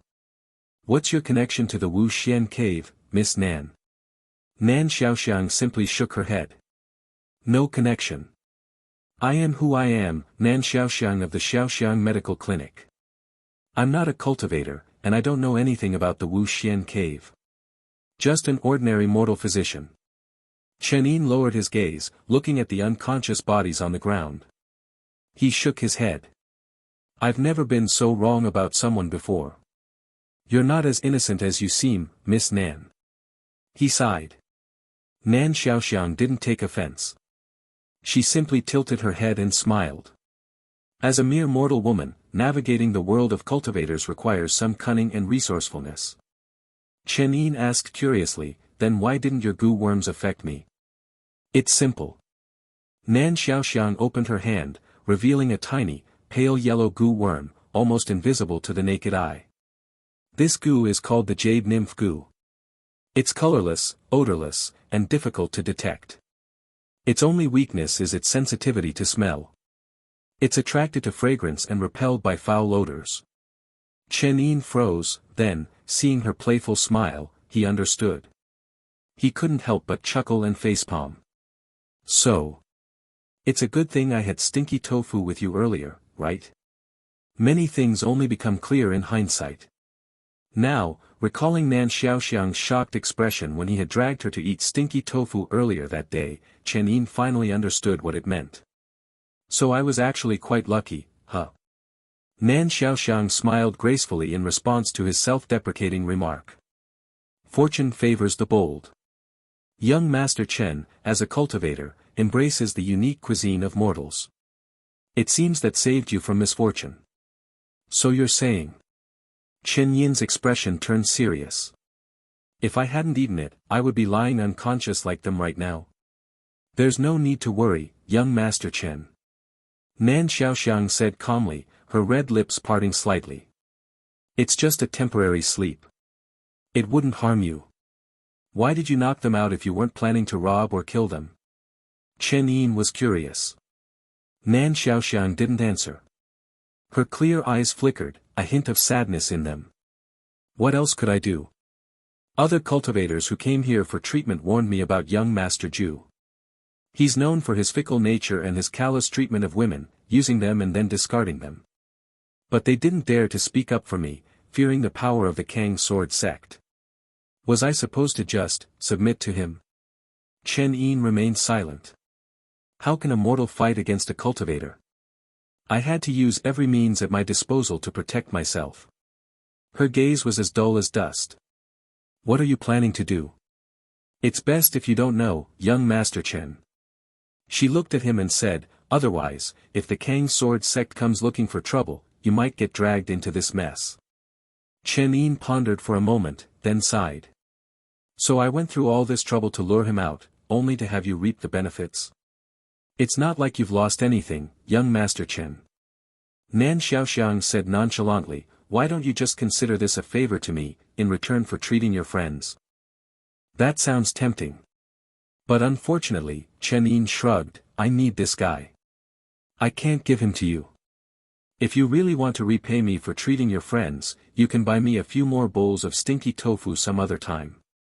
Nan Xiaoxiang's brows furrowed. Is there no room for negotiation? Of course there is. Chen Yin smiled mischievously. We both need Zhu Xiaohe. Why don't we cooperate? Tell me more. Alright, but since we're going to cooperate, first. The moonlight glinted off the blade of his sword. The breeze ruffled Nan Xiaoxiang's hair, revealing her delicate collarbone. A translucent, crystal-clear sword hovered before her throat. Don't let those bugs touch me. Chen Yin grinned. I'm a coward. I hate bugs. Nan Xiaoxiang blinked. A moment later, a faint buzzing sound, like the beating of insect wings, filled the air as the goo worms flew back to her hand. You're quite perceptive, young Master Chen. You too. He chuckled. You're not one to show mercy either, Miss Nan. You're threatening me like this, aren't you afraid I've left something behind on your friends? Not at all. Chen Yin said seriously, unless you want the people of Guyu Town to be buried with you. Nan Xiaoxiang's gaze, as deep as an autumn pool, locked onto his face. She said slowly, each word deliberate. You wouldn't do that. You're not the type to harm innocent people, young Master Chen. Ha! You think too highly of me. Chen Yin's eyes were clear and unwavering. If anything happens to them, I'll kill everyone in Guyu Town, one by one, right before your eyes. Nan Xiaoxiang was silent for a long time, then shook her head slowly. You're bluffing. Even if you know I'm bluffing, do you dare gamble? He stared at her with a playful smile. This time, she was truly speechless. You win. She sighed, her voice laced with defeat. After a masterful display of manipulation, Chen Yin had emerged victorious. He sat down on the ground, the eternal light sword still hovering before Nan Xiaoxiang. You want to get rid of this Zhu Xiaohe and prevent him from bothering you anymore, right, Miss Nan? That's easy. Just hand him over to me, and I guarantee he'll never trouble you again. Nan Xiaoxiang hesitated, then said softly, if you kill him now, all suspicion will fall on my Xiaoxiang medical clinic. If the Kang sword sect blames me, it won't just be me who suffers. The entire town of Guyu will be in danger. That's even easier. Chen Yin chuckled. The Kang sword sect won't blame you. I guarantee it. Hearing this, Nan Xiaoxiang's curiosity grew. What are you planning to do with him, young Master Chen? Well, since this young Master Zhu is so fair-skinned and delicate, and I have certain preferences, I was thinking of taking him back for my own personal enjoyment. Seeing the shock and disgust on Nan Xiaoxiang's face, Chen Yin coughed awkwardly. Ahem. Actually, I'm just going to give him to a friend as a gift. A friend? Who would want such a gift? Chen Yin thought for a moment and smiled silently. A quiet, clumsy, and rather adorable girl. Nan Xiaoxiang blinked but didn't press further. If you can guarantee the safety of my Xiaoxiang medical clinic and the people of Guyu Town, I don't mind handing him over to you. But how can I trust you, young Master Chen? She asked seriously. You can only trust me. Chen Yin met her gaze, his eyes clear and calm. Even if you don't trust me, I'm still taking him. Nan Xiaoxiang glared at him playfully. Is this what you call cooperation? Don't get it twisted. You're the one who disrupted my plans. Seeing Chen Yin's unwavering stance, Nan Xiaoxiang's gaze turned cold, and she looked away. Then I'll trust you this once. She turned around. I hope you'll keep your promise and not involve any innocent people in this matter. Happy cooperation. Chen Yin smiled at her retreating figure. Nan Xiaoxiang glanced back at him one last time, her eyes filled with meaning, then slowly left. Sigh, women are truly troublesome. Only a girl like Luo doesn't make me worry. He sighed. Then he turned to look at the unconscious Zhu Xiaohe lying on the ground. Alright, I finally caught you, kid. Without hesitation, Chen Yin retrieved a rope from his scroll and approached him with a mischievous grin. The next morning, Luo woke up, rubbing her sleepy eyes and yawning as she sat up in bed. She stretched her ears and reached for a cup of water. Suddenly, she noticed a note on the table. Be good, Luo Luo. Young master is out taking care of some business and will be back soon. Luo Luo held the note, her ears drooping sadly.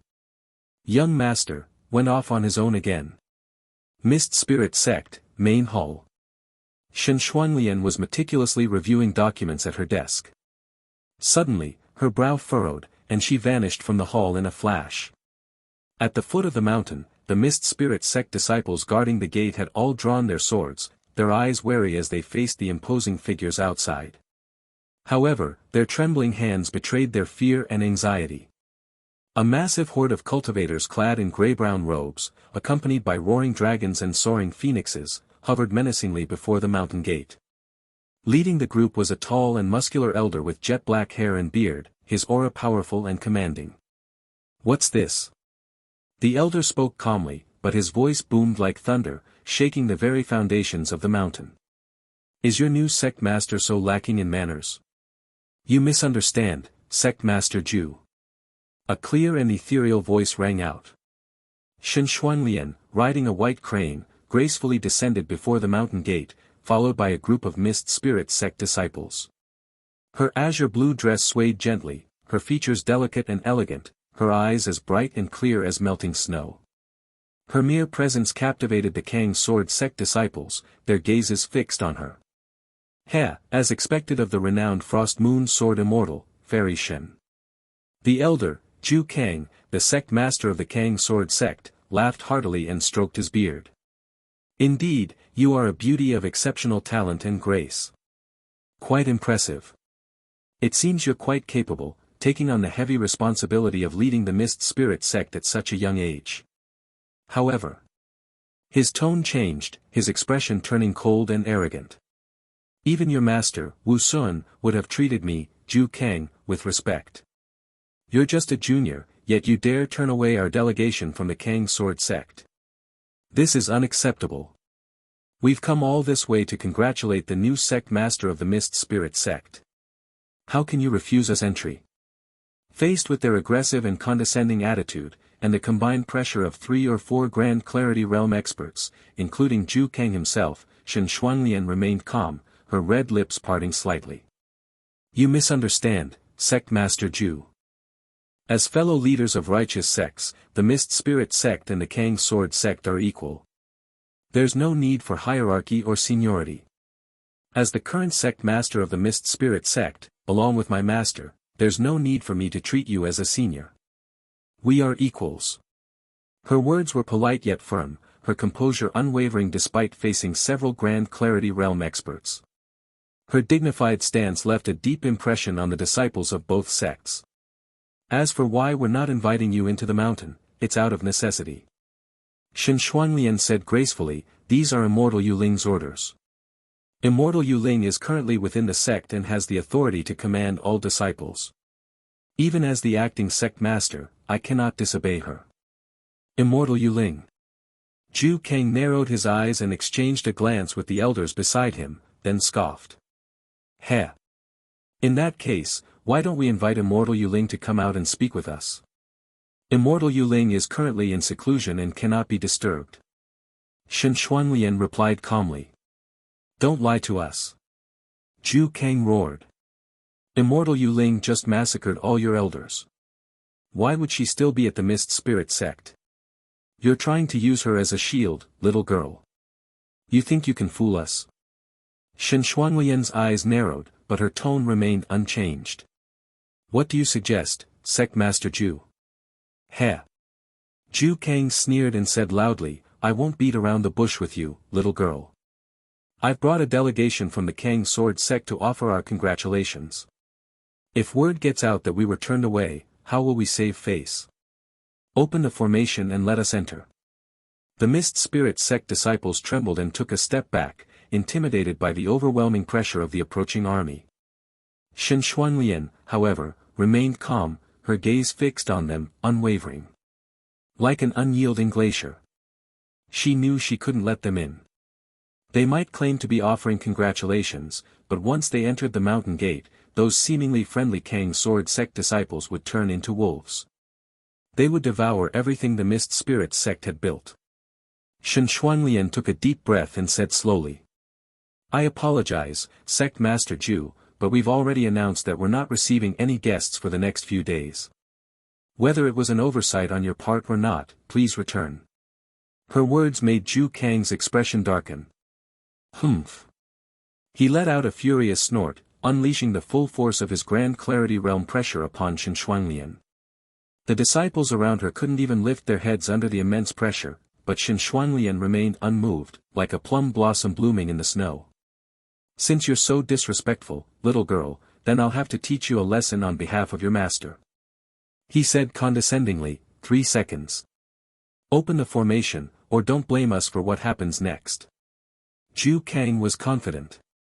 This Frost Moon Sword Immortal, no matter how renowned she was in the cultivation world, was just a young girl in her early 20s. Faced with such an aggressive and overwhelming force, she would surely crumble under pressure.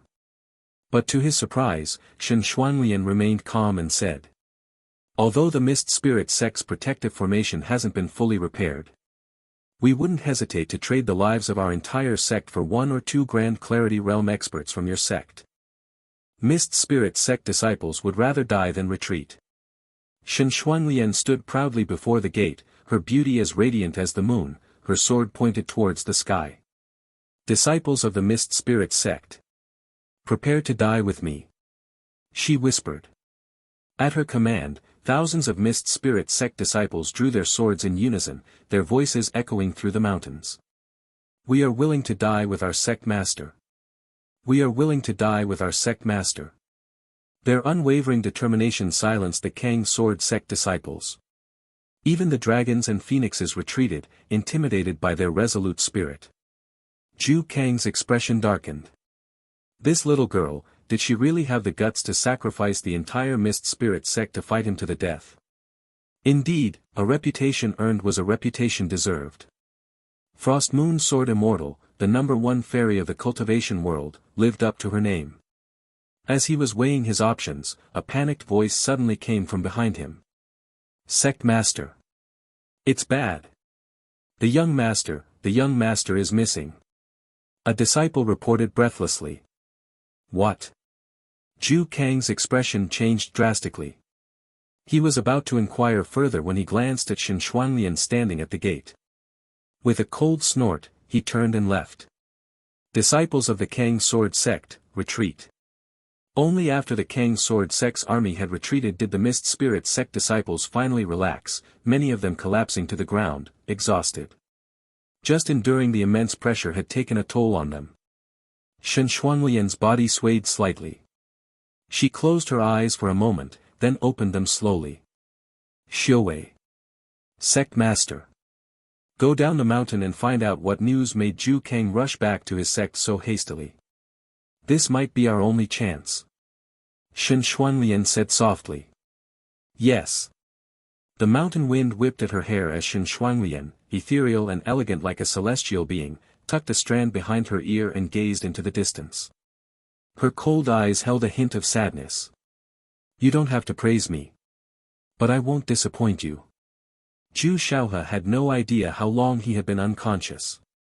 He clearly remembered walking towards that Chen Yin with a smug grin. But the next moment, everything went black.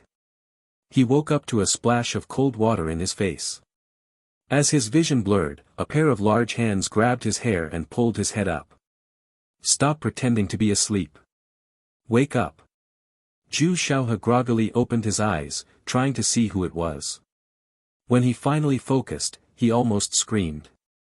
Holy shit. What the hell is that? The man before him was wearing a bizarre mask. It looked like a giant bean with human features painted on it, a wide, toothy grin plastered across its face.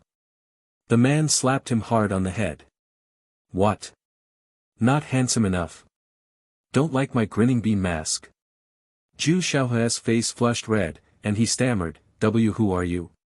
Where am I? Who I am is not important. You just need to know one thing.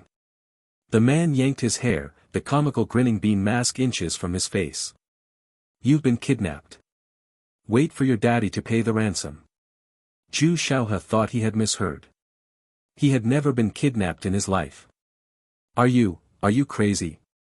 He said defiantly, my father is the sect master of the Kang Sword Sect. A Grand Clarity Realm expert. I'm the young master of the Kang Sword Sect. You dare kidnap me? You'll be hunted to the ends of the earth. Another slap landed on his head, making his vision swim. I'm a kidnapper. Why would I be afraid of death? Are you an idiot? The grinning bean said menacingly, now, hand over everything valuable you have, or I'll chop off your hands and feet. Zhu Xiaohe stared at the man, then suddenly said. Chen Yin, is that you? Before he could finish his sentence, another slap landed on his face. Who's asking the questions here? The grinning bean said angrily, hurry up.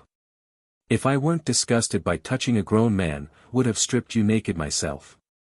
Don't make me beat you again.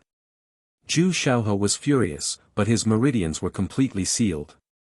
He couldn't use any of his spiritual energy. Under the man's threats, he reluctantly handed over his valuables and treasures. Is this enough? Of course not. The grinning bean shook his head. Those clothes you're wearing look expensive. Take them off. Leave only your underwear. Damn it. Zhu Xiaohe resisted the urge to curse. He knew that if he did, he would be beaten again. A few minutes later, a naked man, stripped down to his underwear, stood shivering in the corner. There, that's better. The grinning bean sat down on the floor, sorting through the loot with a smug expression. If you had been obedient from the start, you wouldn't have been slapped so many times. You lack experience in being kidnapped. You'll get used to it after a couple more times. A couple more times? Zhu Xiaohe glared at him, as if he wanted to devour him alive. The man, however, was delighted with the young master's wealth, his grin as wide as the one on his mask. He stuffed everything into his pockets.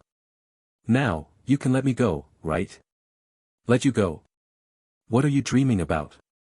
The grinning bean walked over and grabbed his hair again. Now for the main event. He took out a small box and placed it in front of Zhu Xiaohe. Zhu Xiaohe was wondering what he was up to when another slap landed on his face. This time, it was loud and crisp, and his cheek instantly swelled up. Zhu Xiaohe was completely dumbfounded. Then the grinning bean's voice rang out. Old dog Zhu, see this? Your son is in my hands now. If you don't want anything to happen to him, bring me 1,000,000 spirit stones and 20 Grand Clarity Realm treasures as ransom.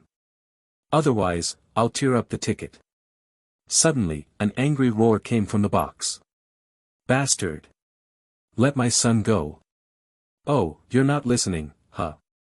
The grinning bean slapped him again without hesitation. Before Zhu Xiaohe could recover, his father's voice came from the box again, you're courting death.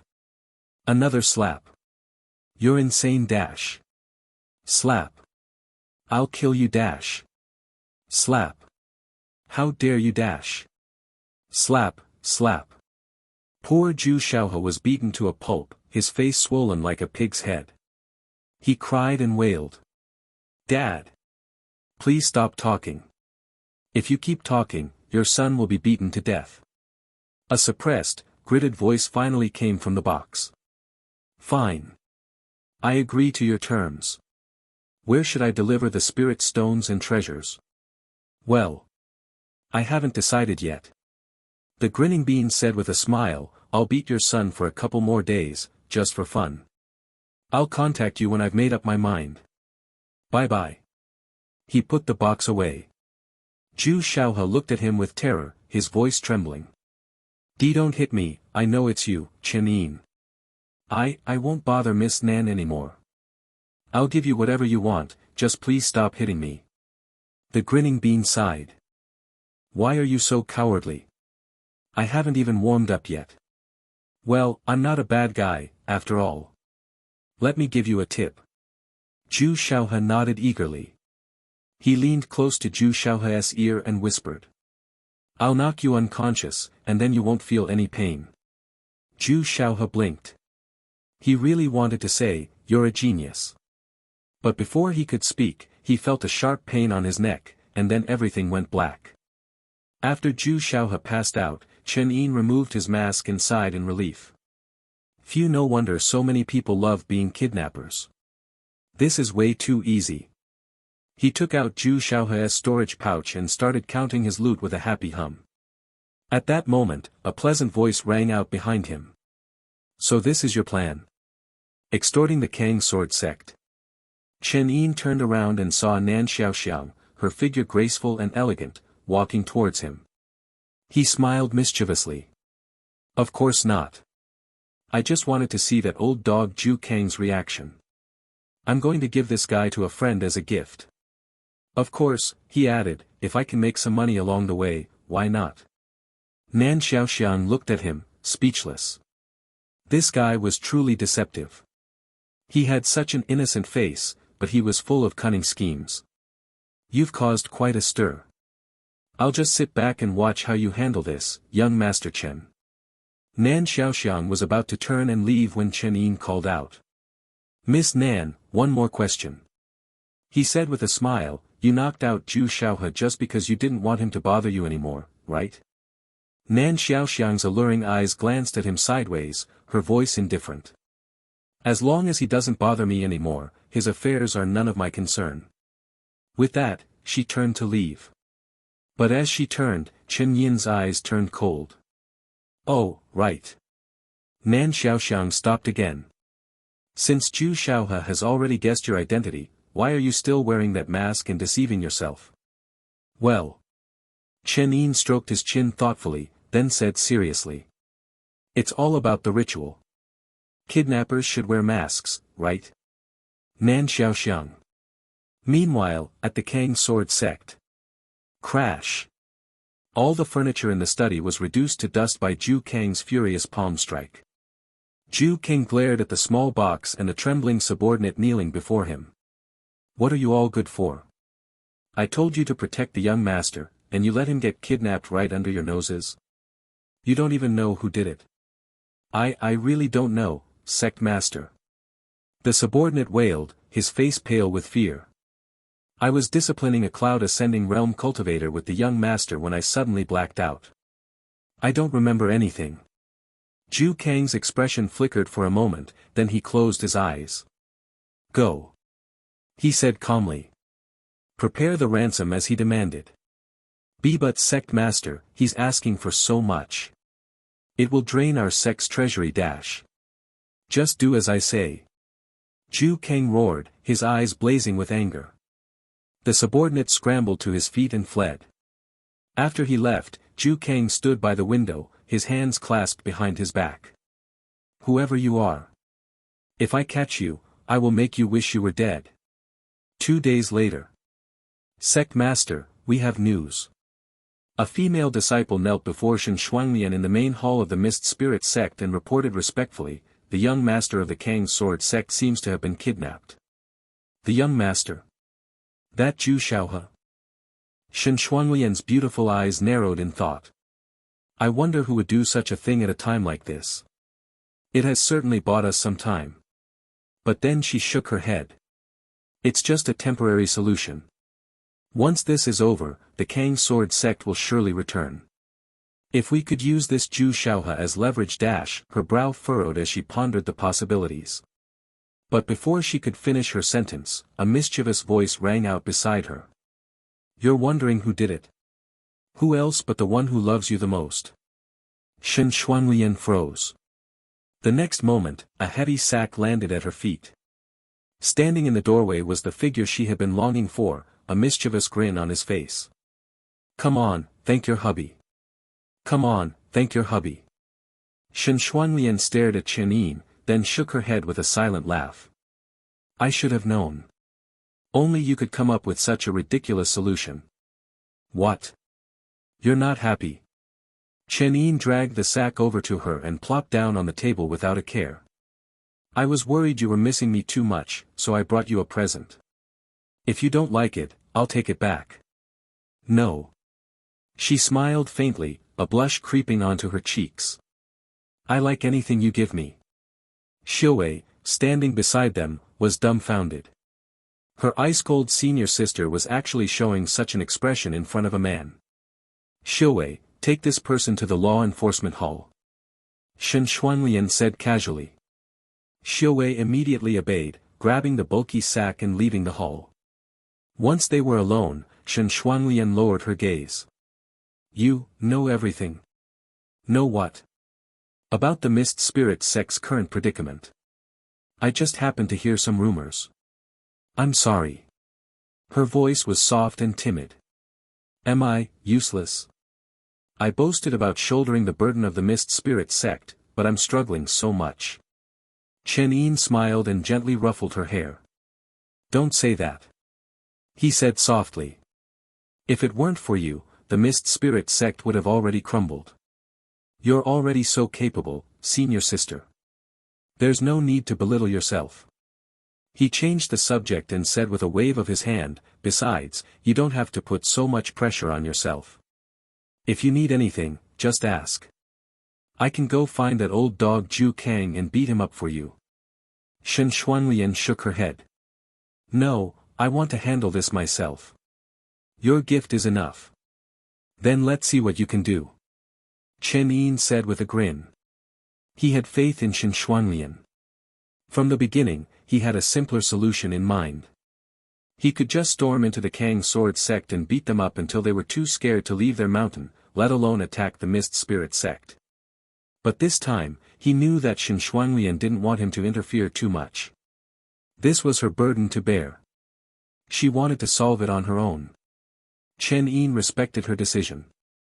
However, if the power disparity between the two sides was too great, Shen Xuanlian would be fighting a losing battle. So he chose not to interfere directly but to level the playing field. He believed that with Shen Xuanlian's abilities, these bargaining chips would be enough for her to stabilize the mist spirit sect's position. Then I'll just sit back and watch your performance. Chen Yin jumped off the table. If you need anything, just ask. Shen Xuanlian blinked, her voice suddenly soft. Then, can you praise me? Chen Yin turned to look at her. A faint blush, alluring and tempting, colored Shen Xuanlian's usually pale and flawless cheeks. She avoided his gaze, her eyes darting around, but she couldn't help but steal glances at him. Chen Yin thought for a moment. How do you want me to praise you? Anything. Well, senior sister, your breasts seem to have gotten bigger. Shen Xuanlian's face instantly turned crimson. That's not how you praise someone. Didn't you say I could praise you however I wanted?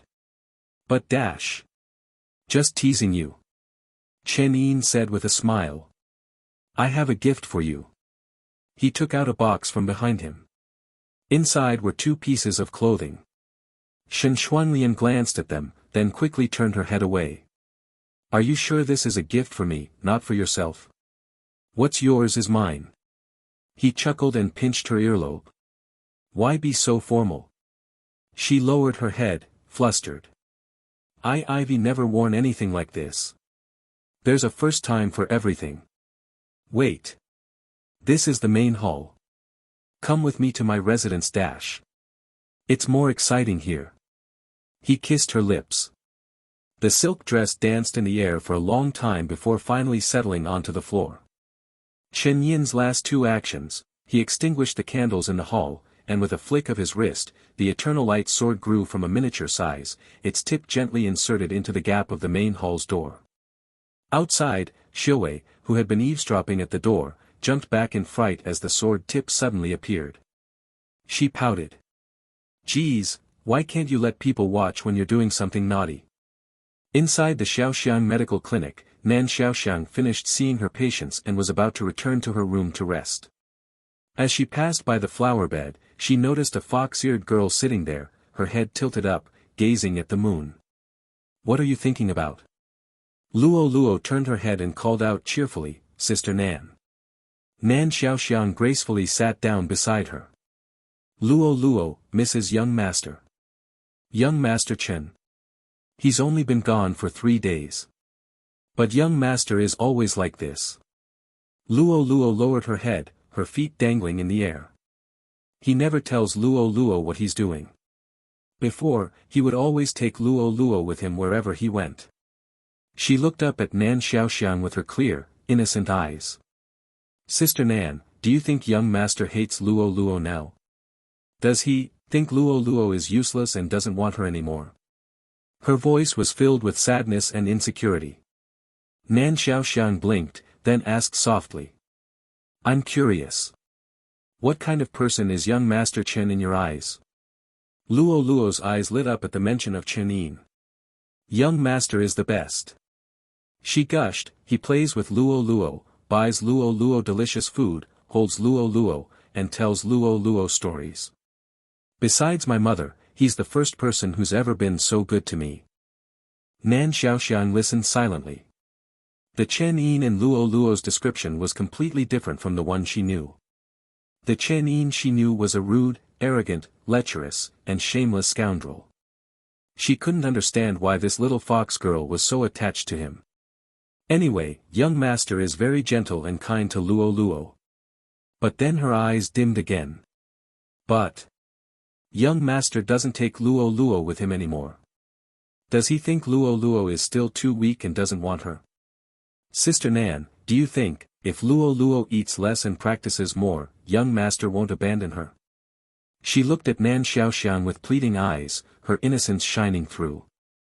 Nan Xiaoxiang smiled gently. Silly girl. Your young master doesn't take you with him because he doesn't want you to suffer. I think it's not that he doesn't want you anymore. He probably likes you even more and wants to protect you. Really?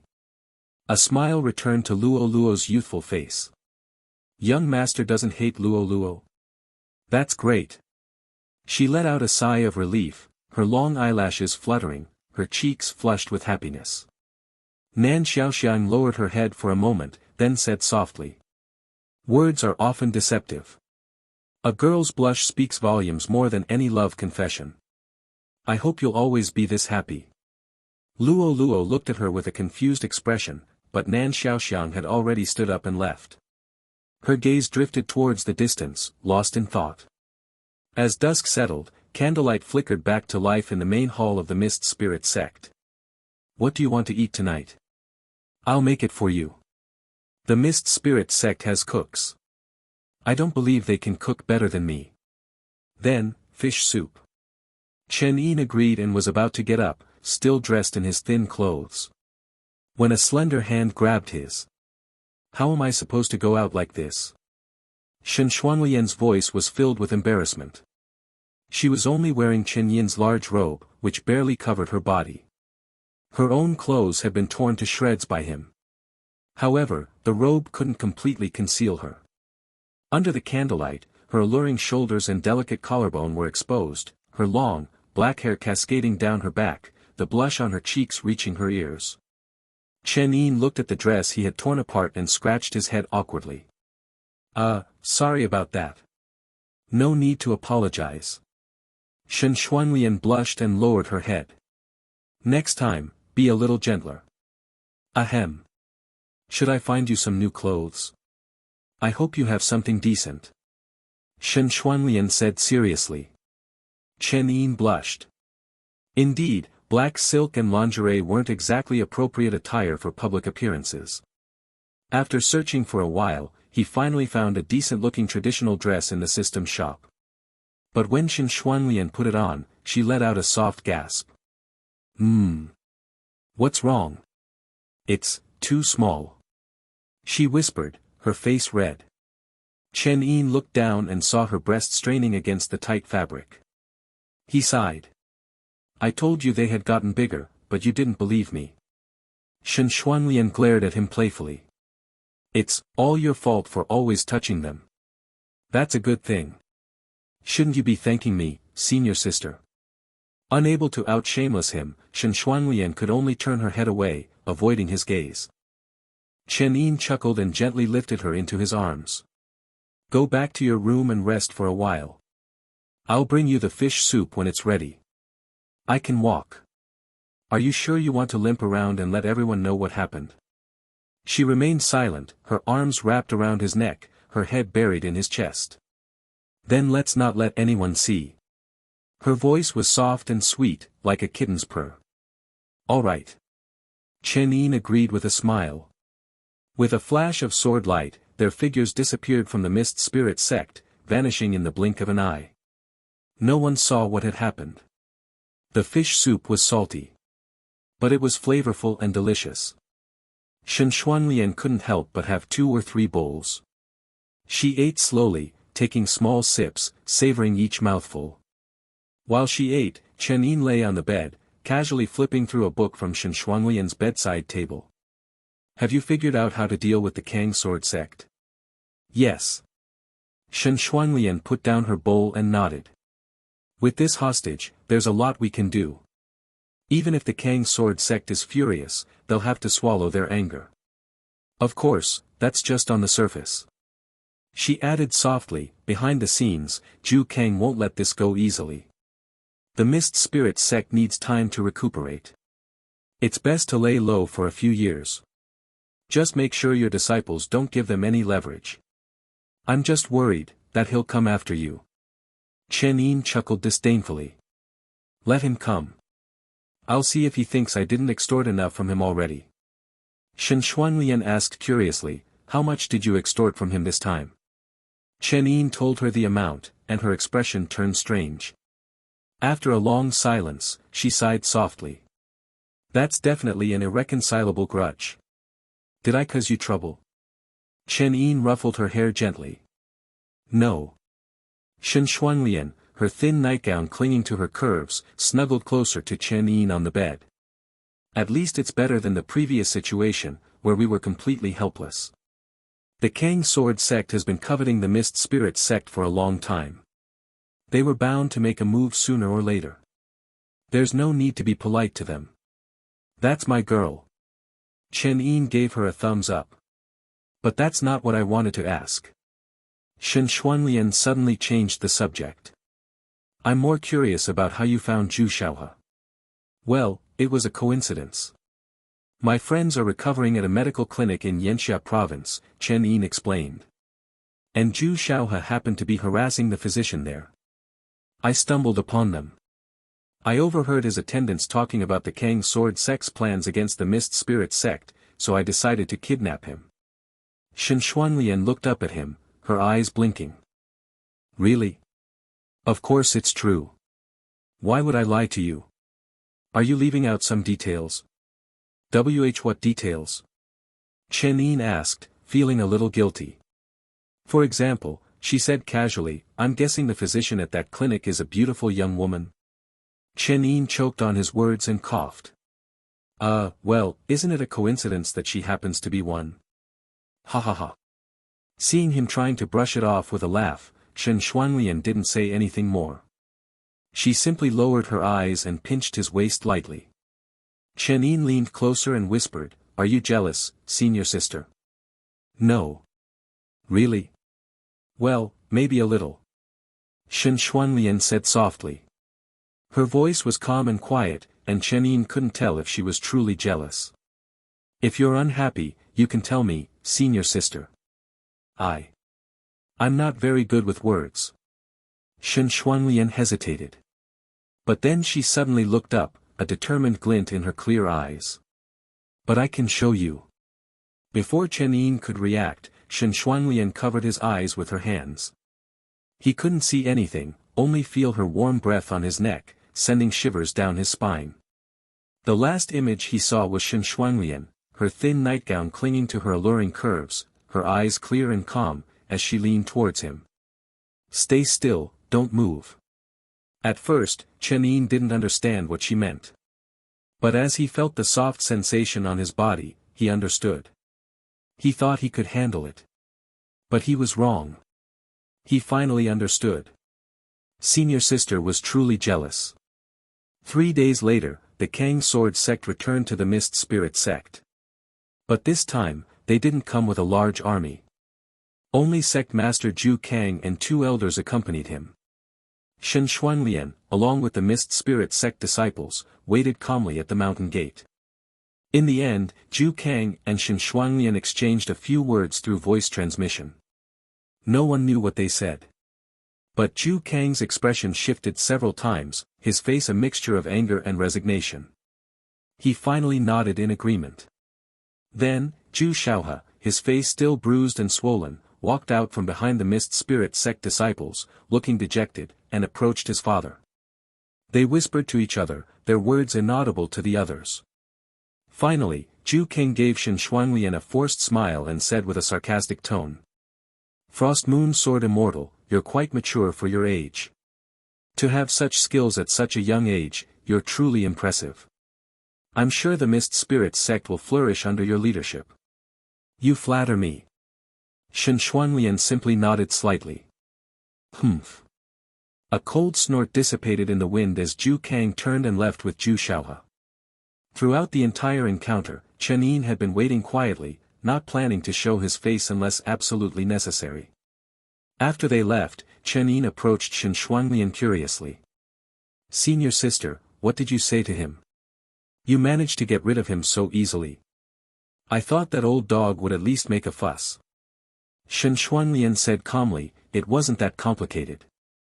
I told him, the young master of the Kang Sword sect was kidnapped by bandits. Fortunately, he was rescued by a patrolling disciple from the Mist Spirit sect. However, his injuries were severe, and we had to use a secret Mist Spirit sect potion to save his life. But the potion has severe side effects. He needs to return to the Mist Spirit sect once a year for the next 3 years to receive the antidote. Only then will he be fully recovered. That's the gist of it. Chen Yin understood. Now, at least on the surface, the Mist Spirit sect was the savior of the Kang Sword sect's young master. But both sides knew that as long as the poison remained in Zhu Xiaohe's body, he was effectively a hostage of the Mist Spirit sect for the next 3 years. If the Kang Sword sect dared to make any aggressive moves, it would be tantamount to sentencing Zhu Xiaohe to death. But I have a question. Why only 3 years? Chen Yin asked curiously. Wouldn't it be better to demand more? It's not that it wouldn't be better, but it's unnecessary. Shen Shuanglian said calmly, 3 years is enough to deter the Kang Sword sect from coveting the Mist Spirit sect. Within 3 years, I will reach the Grand Clarity realm. Her voice was firm and resolute, as if she were stating a simple fact. Chen Yin chuckled and couldn't resist pinching her soft cheek. Not bad. You're starting to sound like a true sect master. Shen Shuanglian blushed slightly and looked away, saying nothing. Meanwhile, back at the Kang Sword sect, Zhu Xiaohe was recounting his traumatic experience to his father, tears streaming down his face. Father, I can't swallow this humiliation. Enough. Zhu Kang's face was dark with anger. You still have the nerve to complain. Didn't I tell you to stay at the sect and not go anywhere these past few days? Did you listen? If you had been obedient, even with all her skills, how could Shen Shuanglian have kidnapped you from the sect? It's all your fault. He said with exasperation. I was so close to taking over the Mist Spirit sect, and you ruined everything. Zhu Xiaohe didn't dare to talk back and simply stood there, his face filled with resentment and frustration. After his anger subsided, Zhu Kang said sternly, learn your lesson. The cultivation world is a treacherous place, full of dangers. Don't think you can act recklessly just because you're the young master of the Kang Sword sect. Father. Zhu Xiaohe looked at him with a pitiful expression. All right. Zhu Kang stroked his beard and said slowly, although attacking the Mist Spirit sect is out of the question for now.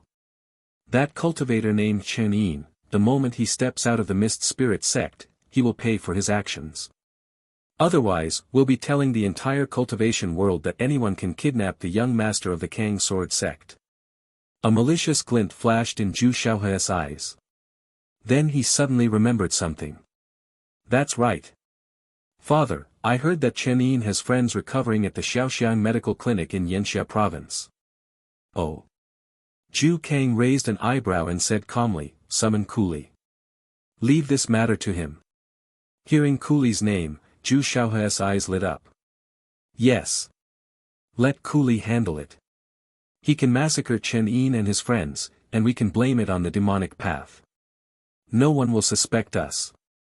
Father, you're a genius. Save it. Zhu Kang glared at him. If you had been more obedient, I wouldn't have to go through all this trouble. You're grounded for a month. Go and copy scriptures. Yes. A while later, A thin man with red hair and unusually pale arms entered the study. "What is it?" His tone lacked any respect, as if he didn't care that the person before him was the sect master of the Kang sword sect. "Go to the Xiaoxiang Medical Clinic in Yanxia Province and eliminate a man named Chen Yin, along with anyone related to him." Zhu Kang said in a low voice, "Make it clean. Leave no evidence." "Understood." Cooley glanced at him with cold, arrogant eyes. "Once this is done, we're even. Don't tell anyone you've ever met me. Don't worry. Once this is over, I'll grant you your freedom and let you return to the demonic path."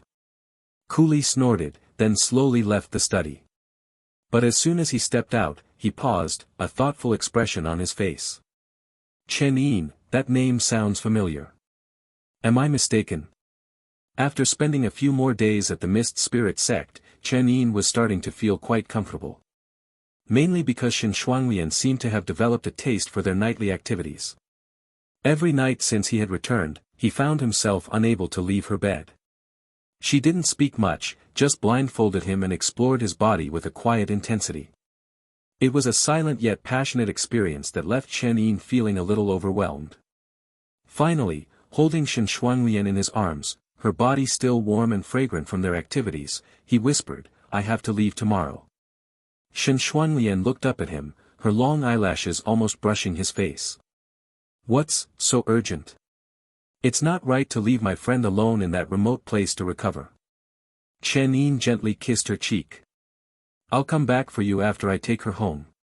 Shen Shuanglian didn't reply, just rested her head against his arm, her eyes closed. After a moment of silence, Chen Yin said softly, "If you don't want me to leave, you can ask me to stay. I probably wouldn't be able to refuse. But you'll be unhappy if you don't finish what you need to do, right?" She murmured to herself, "It's okay. I can be a good girl and listen to you.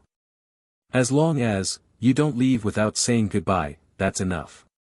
I'm more afraid of not knowing where to find you than of being temporarily separated."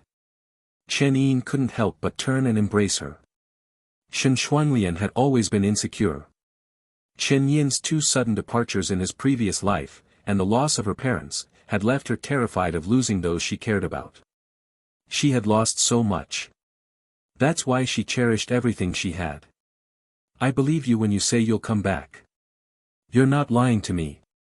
Shen Shuanglian suddenly bit his finger. It was a gentle bite, leaving no mark. It even felt a little pleasant, sending a tingling sensation through his body. "Did I hurt you? You can bite harder. I just wanted you to remember." Shen Shuanglian said sadly. "I'll be good. But please don't leave me. Don't abandon me. Don't be silly. I would never abandon you." Chen Yin, as if performing a magic trick, produced a small bottle from beside the bed. "This is for you. Perfume." Shen Shuanglian sniffed it curiously, her eyes widening. "How did you get this?" "Special supply from the 10,000 Fragrance Pavilion." "Try it." Shen Shuanglian opened the bottle, and a faint, delicate scent filled the room. "It's subtle, but very fragrant. I'm glad you like it." Chen Yin chuckled softly. "Actually, it's not difficult to make perfume in this world.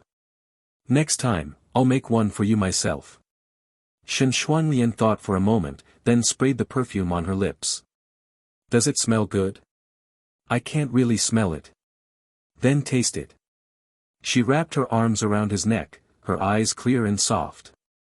Before leaving, Chen Yin gave Shen Shuanglian many small gifts.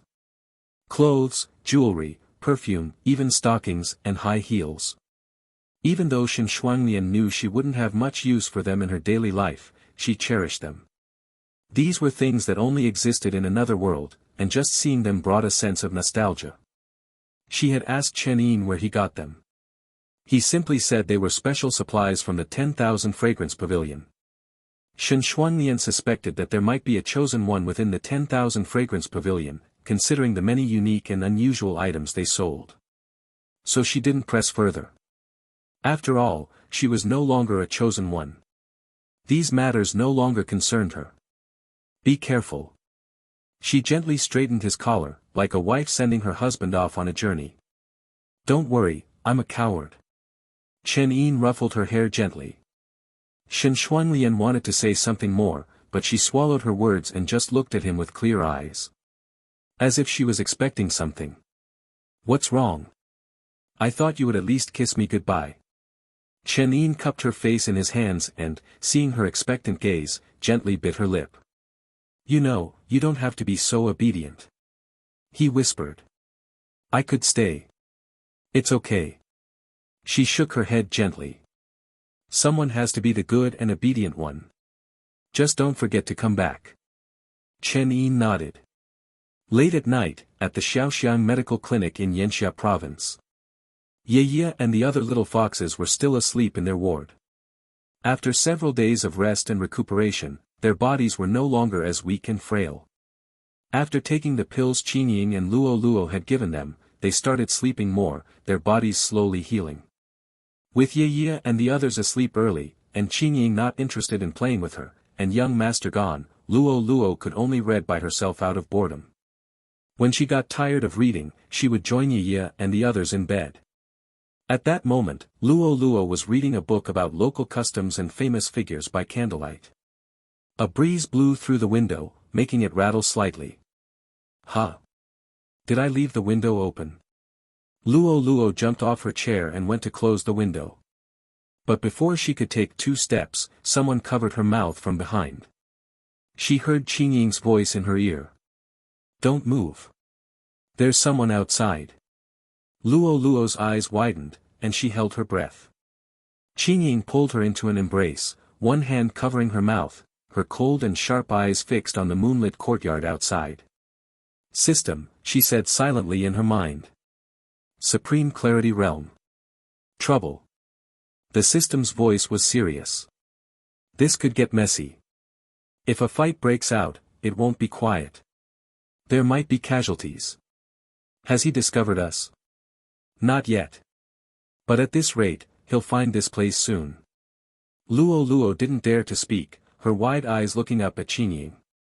Qingying glanced at the sleeping Ye and the others, then took a deep breath. Luo, wake them up. If anything happens, hide in the void. Remember, be quiet. Luo nodded quickly. After releasing Luo, Qingying's figure flickered, and she leaped out the window. The next moment, she vanished into the shadows, her aura completely concealed. System, what are the chances of a successful ambush? Less than 40%. The system replied softly. This guy is tough. Even with your skills activated, it's risky. The best option is to run. Those little foxes can hide in the void, he can't catch them. Qingying frowned. If we run, will he attack the others here? It's hard to say. I think he's after you. The system hesitated. But there's no guarantee he won't lash out and kill everyone here if he can't find you. After all, besides you, everyone else in this clinic is mortal. Qingying fell silent. Don't be so compassionate. The system said matter-of-factly, if he's really after you, then it's definitely that Chen Yin's fault. You don't have to clean up his mess. Your priority is to protect yourself and those little foxes. Leave the rest to that boy when he returns. The system had a point. If this person was truly Chen Yin's enemy, seeking revenge, then the best option was to escape. The little foxes, who could hide in the void, were safe. She couldn't defeat this guy head-on, but no one could stop her if she wanted to run. However, she hesitated, glancing at the peaceful courtyard. It was quiet and serene, no one aware of the approaching danger. Let's wait a little longer. Qingying said, hopefully, he'll leave if he can't find us. But if he decides to attack? Even Qingying couldn't guarantee their safety. Her system could help her conceal herself and increase her chances of a successful assassination. But it wouldn't be much help in a direct confrontation. If her initial attack failed and they ended up in a full-blown battle, things would get messy. The aftershocks of the fight alone could kill all the mortals in the clinic. Normally, Qingying wouldn't hesitate to flee. After all, what did the lives of mortals matter to her? But this time, she hesitated. If we have to, we'll try to lure him away. Are you sure? The system asked, surprised. If you expose yourself, it'll be difficult to escape him. Then I'll use up all my points and fight him to the death. Chen Yin's eyes hardened with determination. Wow, you're finally motivated. The system chuckled. All right, suit yourself. It's just a few points, after all.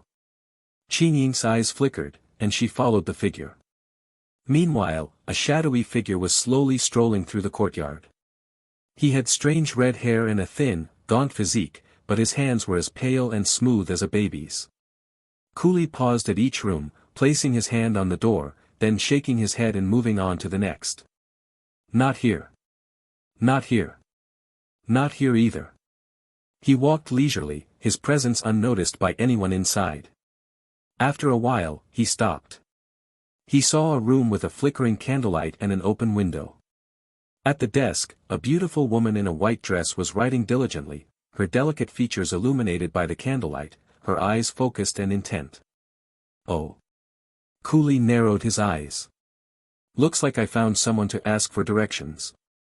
With that, he walked towards the room. Nan Xiaoxiang, as usual, stayed up late. She always enjoyed a long bath before bed, followed by some light reading of medical texts and jotting down any new remedies that came to mind. Just like now. She sat at her desk, writing diligently. But after only a few words, her brow furrowed. The goo worms outside her door were dead. She had placed them there as a precaution. If any uninvited guests approached, the goo worms would crawl onto them, serving as a hidden weapon. But for the goo worms to die before she even saw the intruder. Nan Xiaoxiang had only experienced this twice before. The last time was when that scoundrel Chen Yin kidnapped her. She calmly put down her brush and looked towards the door. As expected, a playful voice rang out, well, well. This is interesting. These little bugs are quite fascinating. If I weren't paying attention, I would have missed them. A shirtless man with fiery red hair strolled into the room, a tiny goo worm held delicately between his fingers. If I'm not mistaken, this is a goo worm, right? I'm surprised a mere mortal like you could cultivate such interesting creatures. He turned to look at Nan Xiaoxiang, who was sitting at her desk. Nan Xiaoxiang's expression remained calm as she asked, what brings you here so late at night? The clinic is closed. Nothing much. Just looking for a few people. Cooley narrowed his eyes. Do you know someone named Chen Yin? I do. Nan Xiaoxiang replied calmly, he barged in late at night, just like you, and asked me to treat his friends. Oh. Then do you know where he and his friends are now? Nan Xiaoxiang didn't answer. Her clear eyes were fixed on Cooley, as if trying to read his thoughts. Cooley chuckled. Don't worry. I'm not bloodthirsty. As long as you're not involved in this, I won't harm you. Nan Xiaoxiang fell silent. She had a feeling this trouble was Chen Yin's fault. She had repeatedly warned him to be careful when dealing with Zhu Xiaohe, but he had still attracted the attention of his enemies. She was annoyed. For a moment, she even wished that this man and Chen Yin would fight to the death. It would save her a lot of trouble. But Chen Yin wasn't at the clinic now. Although she didn't get along with him, she was quite fond of those little foxes. After a moment of contemplation, Nan Xiaoxiang shook her head slowly. Chen Yin is no longer at the clinic. What about his friends? They left with him after they recovered. Cooley stared at her for a long moment, then said slowly, each word deliberate, you're lying. The next moment, he crushed the goo worm in his hand and pressed a finger, as pale and smooth as jade, against Nan Xiaoxiang's forehead. I might not be bloodthirsty. But I hate being lied to. His voice turned cold. Nan Xiaoxiang felt a chilling aura of death emanating from his finger. She blinked, her gaze remaining clear and calm. If you don't believe me, why bother asking? I'm just a mere mortal woman. If you want to kill me, it wouldn't take much effort. Cooley's playful expression faded, and he said impassively, you really won't talk. I already told you. You just don't believe me. Her eyes, like falling stars, lowered sadly. If you're just looking for an excuse to kill me, there's no need to waste your time. Just do it. Tch, Cooley scoffed, a look of boredom on his face. He was about to raise his hand and kill her when a sudden movement outside made his hair stand on end. He quickly withdrew his hand. But he was a moment too slow. A dark beam of energy pierced through his index finger, leaving a clean hole. Cooley stared at his injured finger silently, then turned towards the window. It seems I don't have to look for them anymore. He murmured to himself. The next moment, he transformed into a streak of black light and disappeared from the room. After Cooley left, Nan Xiaoxiang breathed a sigh of relief and sat back down, her eyes filled with exhaustion. I just brushed with death. She couldn't help but chuckle wryly. However, she had a good idea who had attacked Cooley from outside. It must have been the cold and aloof woman who had been following Chen Yin and the little foxes, Chen Yin. But Nan Xiaoxiang didn't understand why Chen Yin would save her. She thought that this seemingly unapproachable and indifferent woman wouldn't care about the lives of others. I just wonder, if she can escape now. Nan Xiaoxiang sighed softly. Indeed, she couldn't escape. Although Chen Yin had fled immediately after her attack, the red-haired, shirtless man quickly caught up to her. It wasn't difficult for a Supreme Clarity Realm cultivator to catch up to her, especially when he was using his full speed. Even with the system's help and all her skills, Chen Yin couldn't shake him off. See, you've gotten yourself into trouble. The system chuckled. I told you this guy was tough. You still insisted on provoking him. Chen Yin gritted her teeth and said silently, shut up. Tch, so stubborn now, but you'll be begging me for help later. The system grumbled but continued to assist Chen Yin, closely monitoring the red-haired cultivator. They chased each other out of Yanxia province and into a desolate wilderness. With no obstacles in the open terrain, Chen Yin knew she had no chance of escaping in a straight line. So she stopped and turned to face her pursuer. Cooley also slowed down and landed before her. Why did you stop running? I thought you were planning to flee to Xianyun province. There's no need to run. Chen Ying's red lips parted slightly, her cold eyes filled with indifference.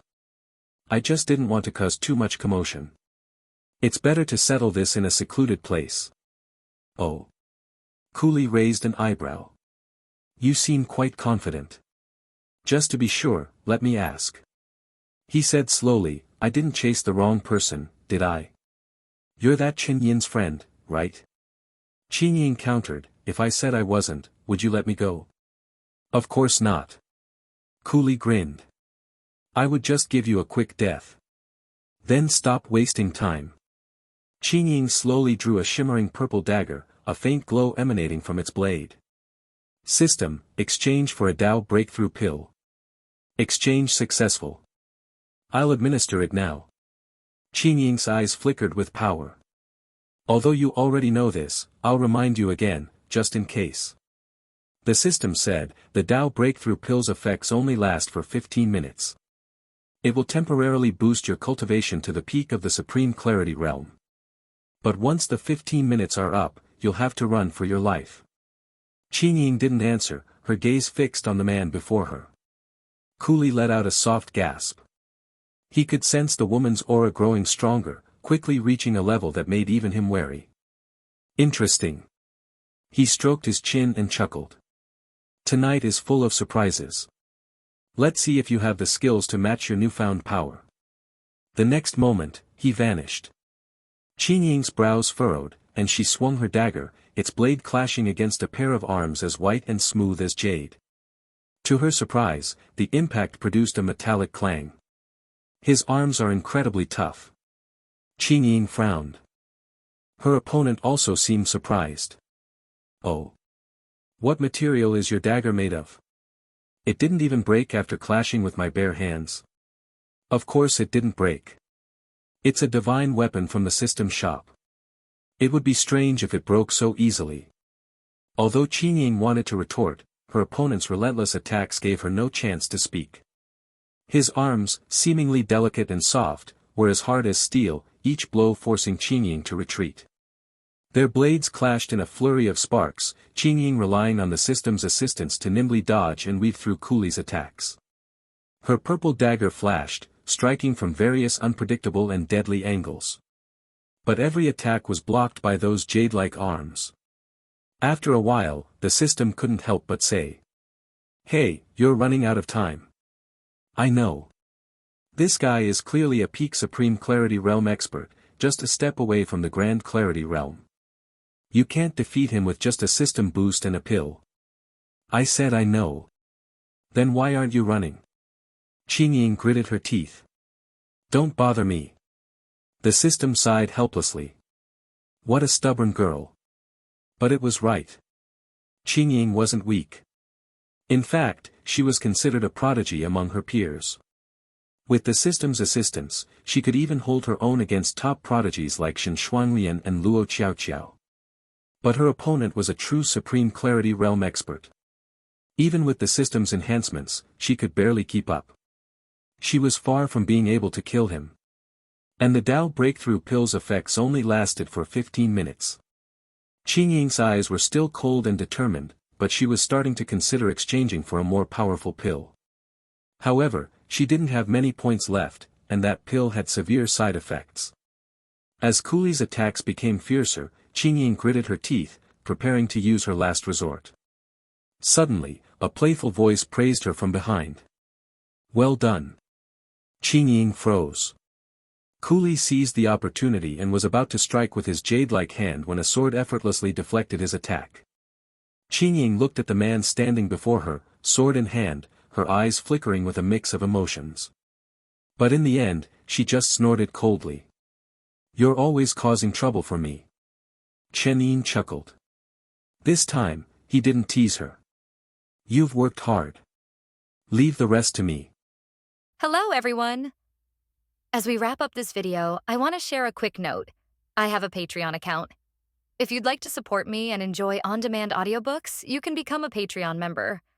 Alternatively, you can check out my Google Drive link, which has 500+ novel audiobooks available through my Ko-fi or Patreon shop. I appreciate your support.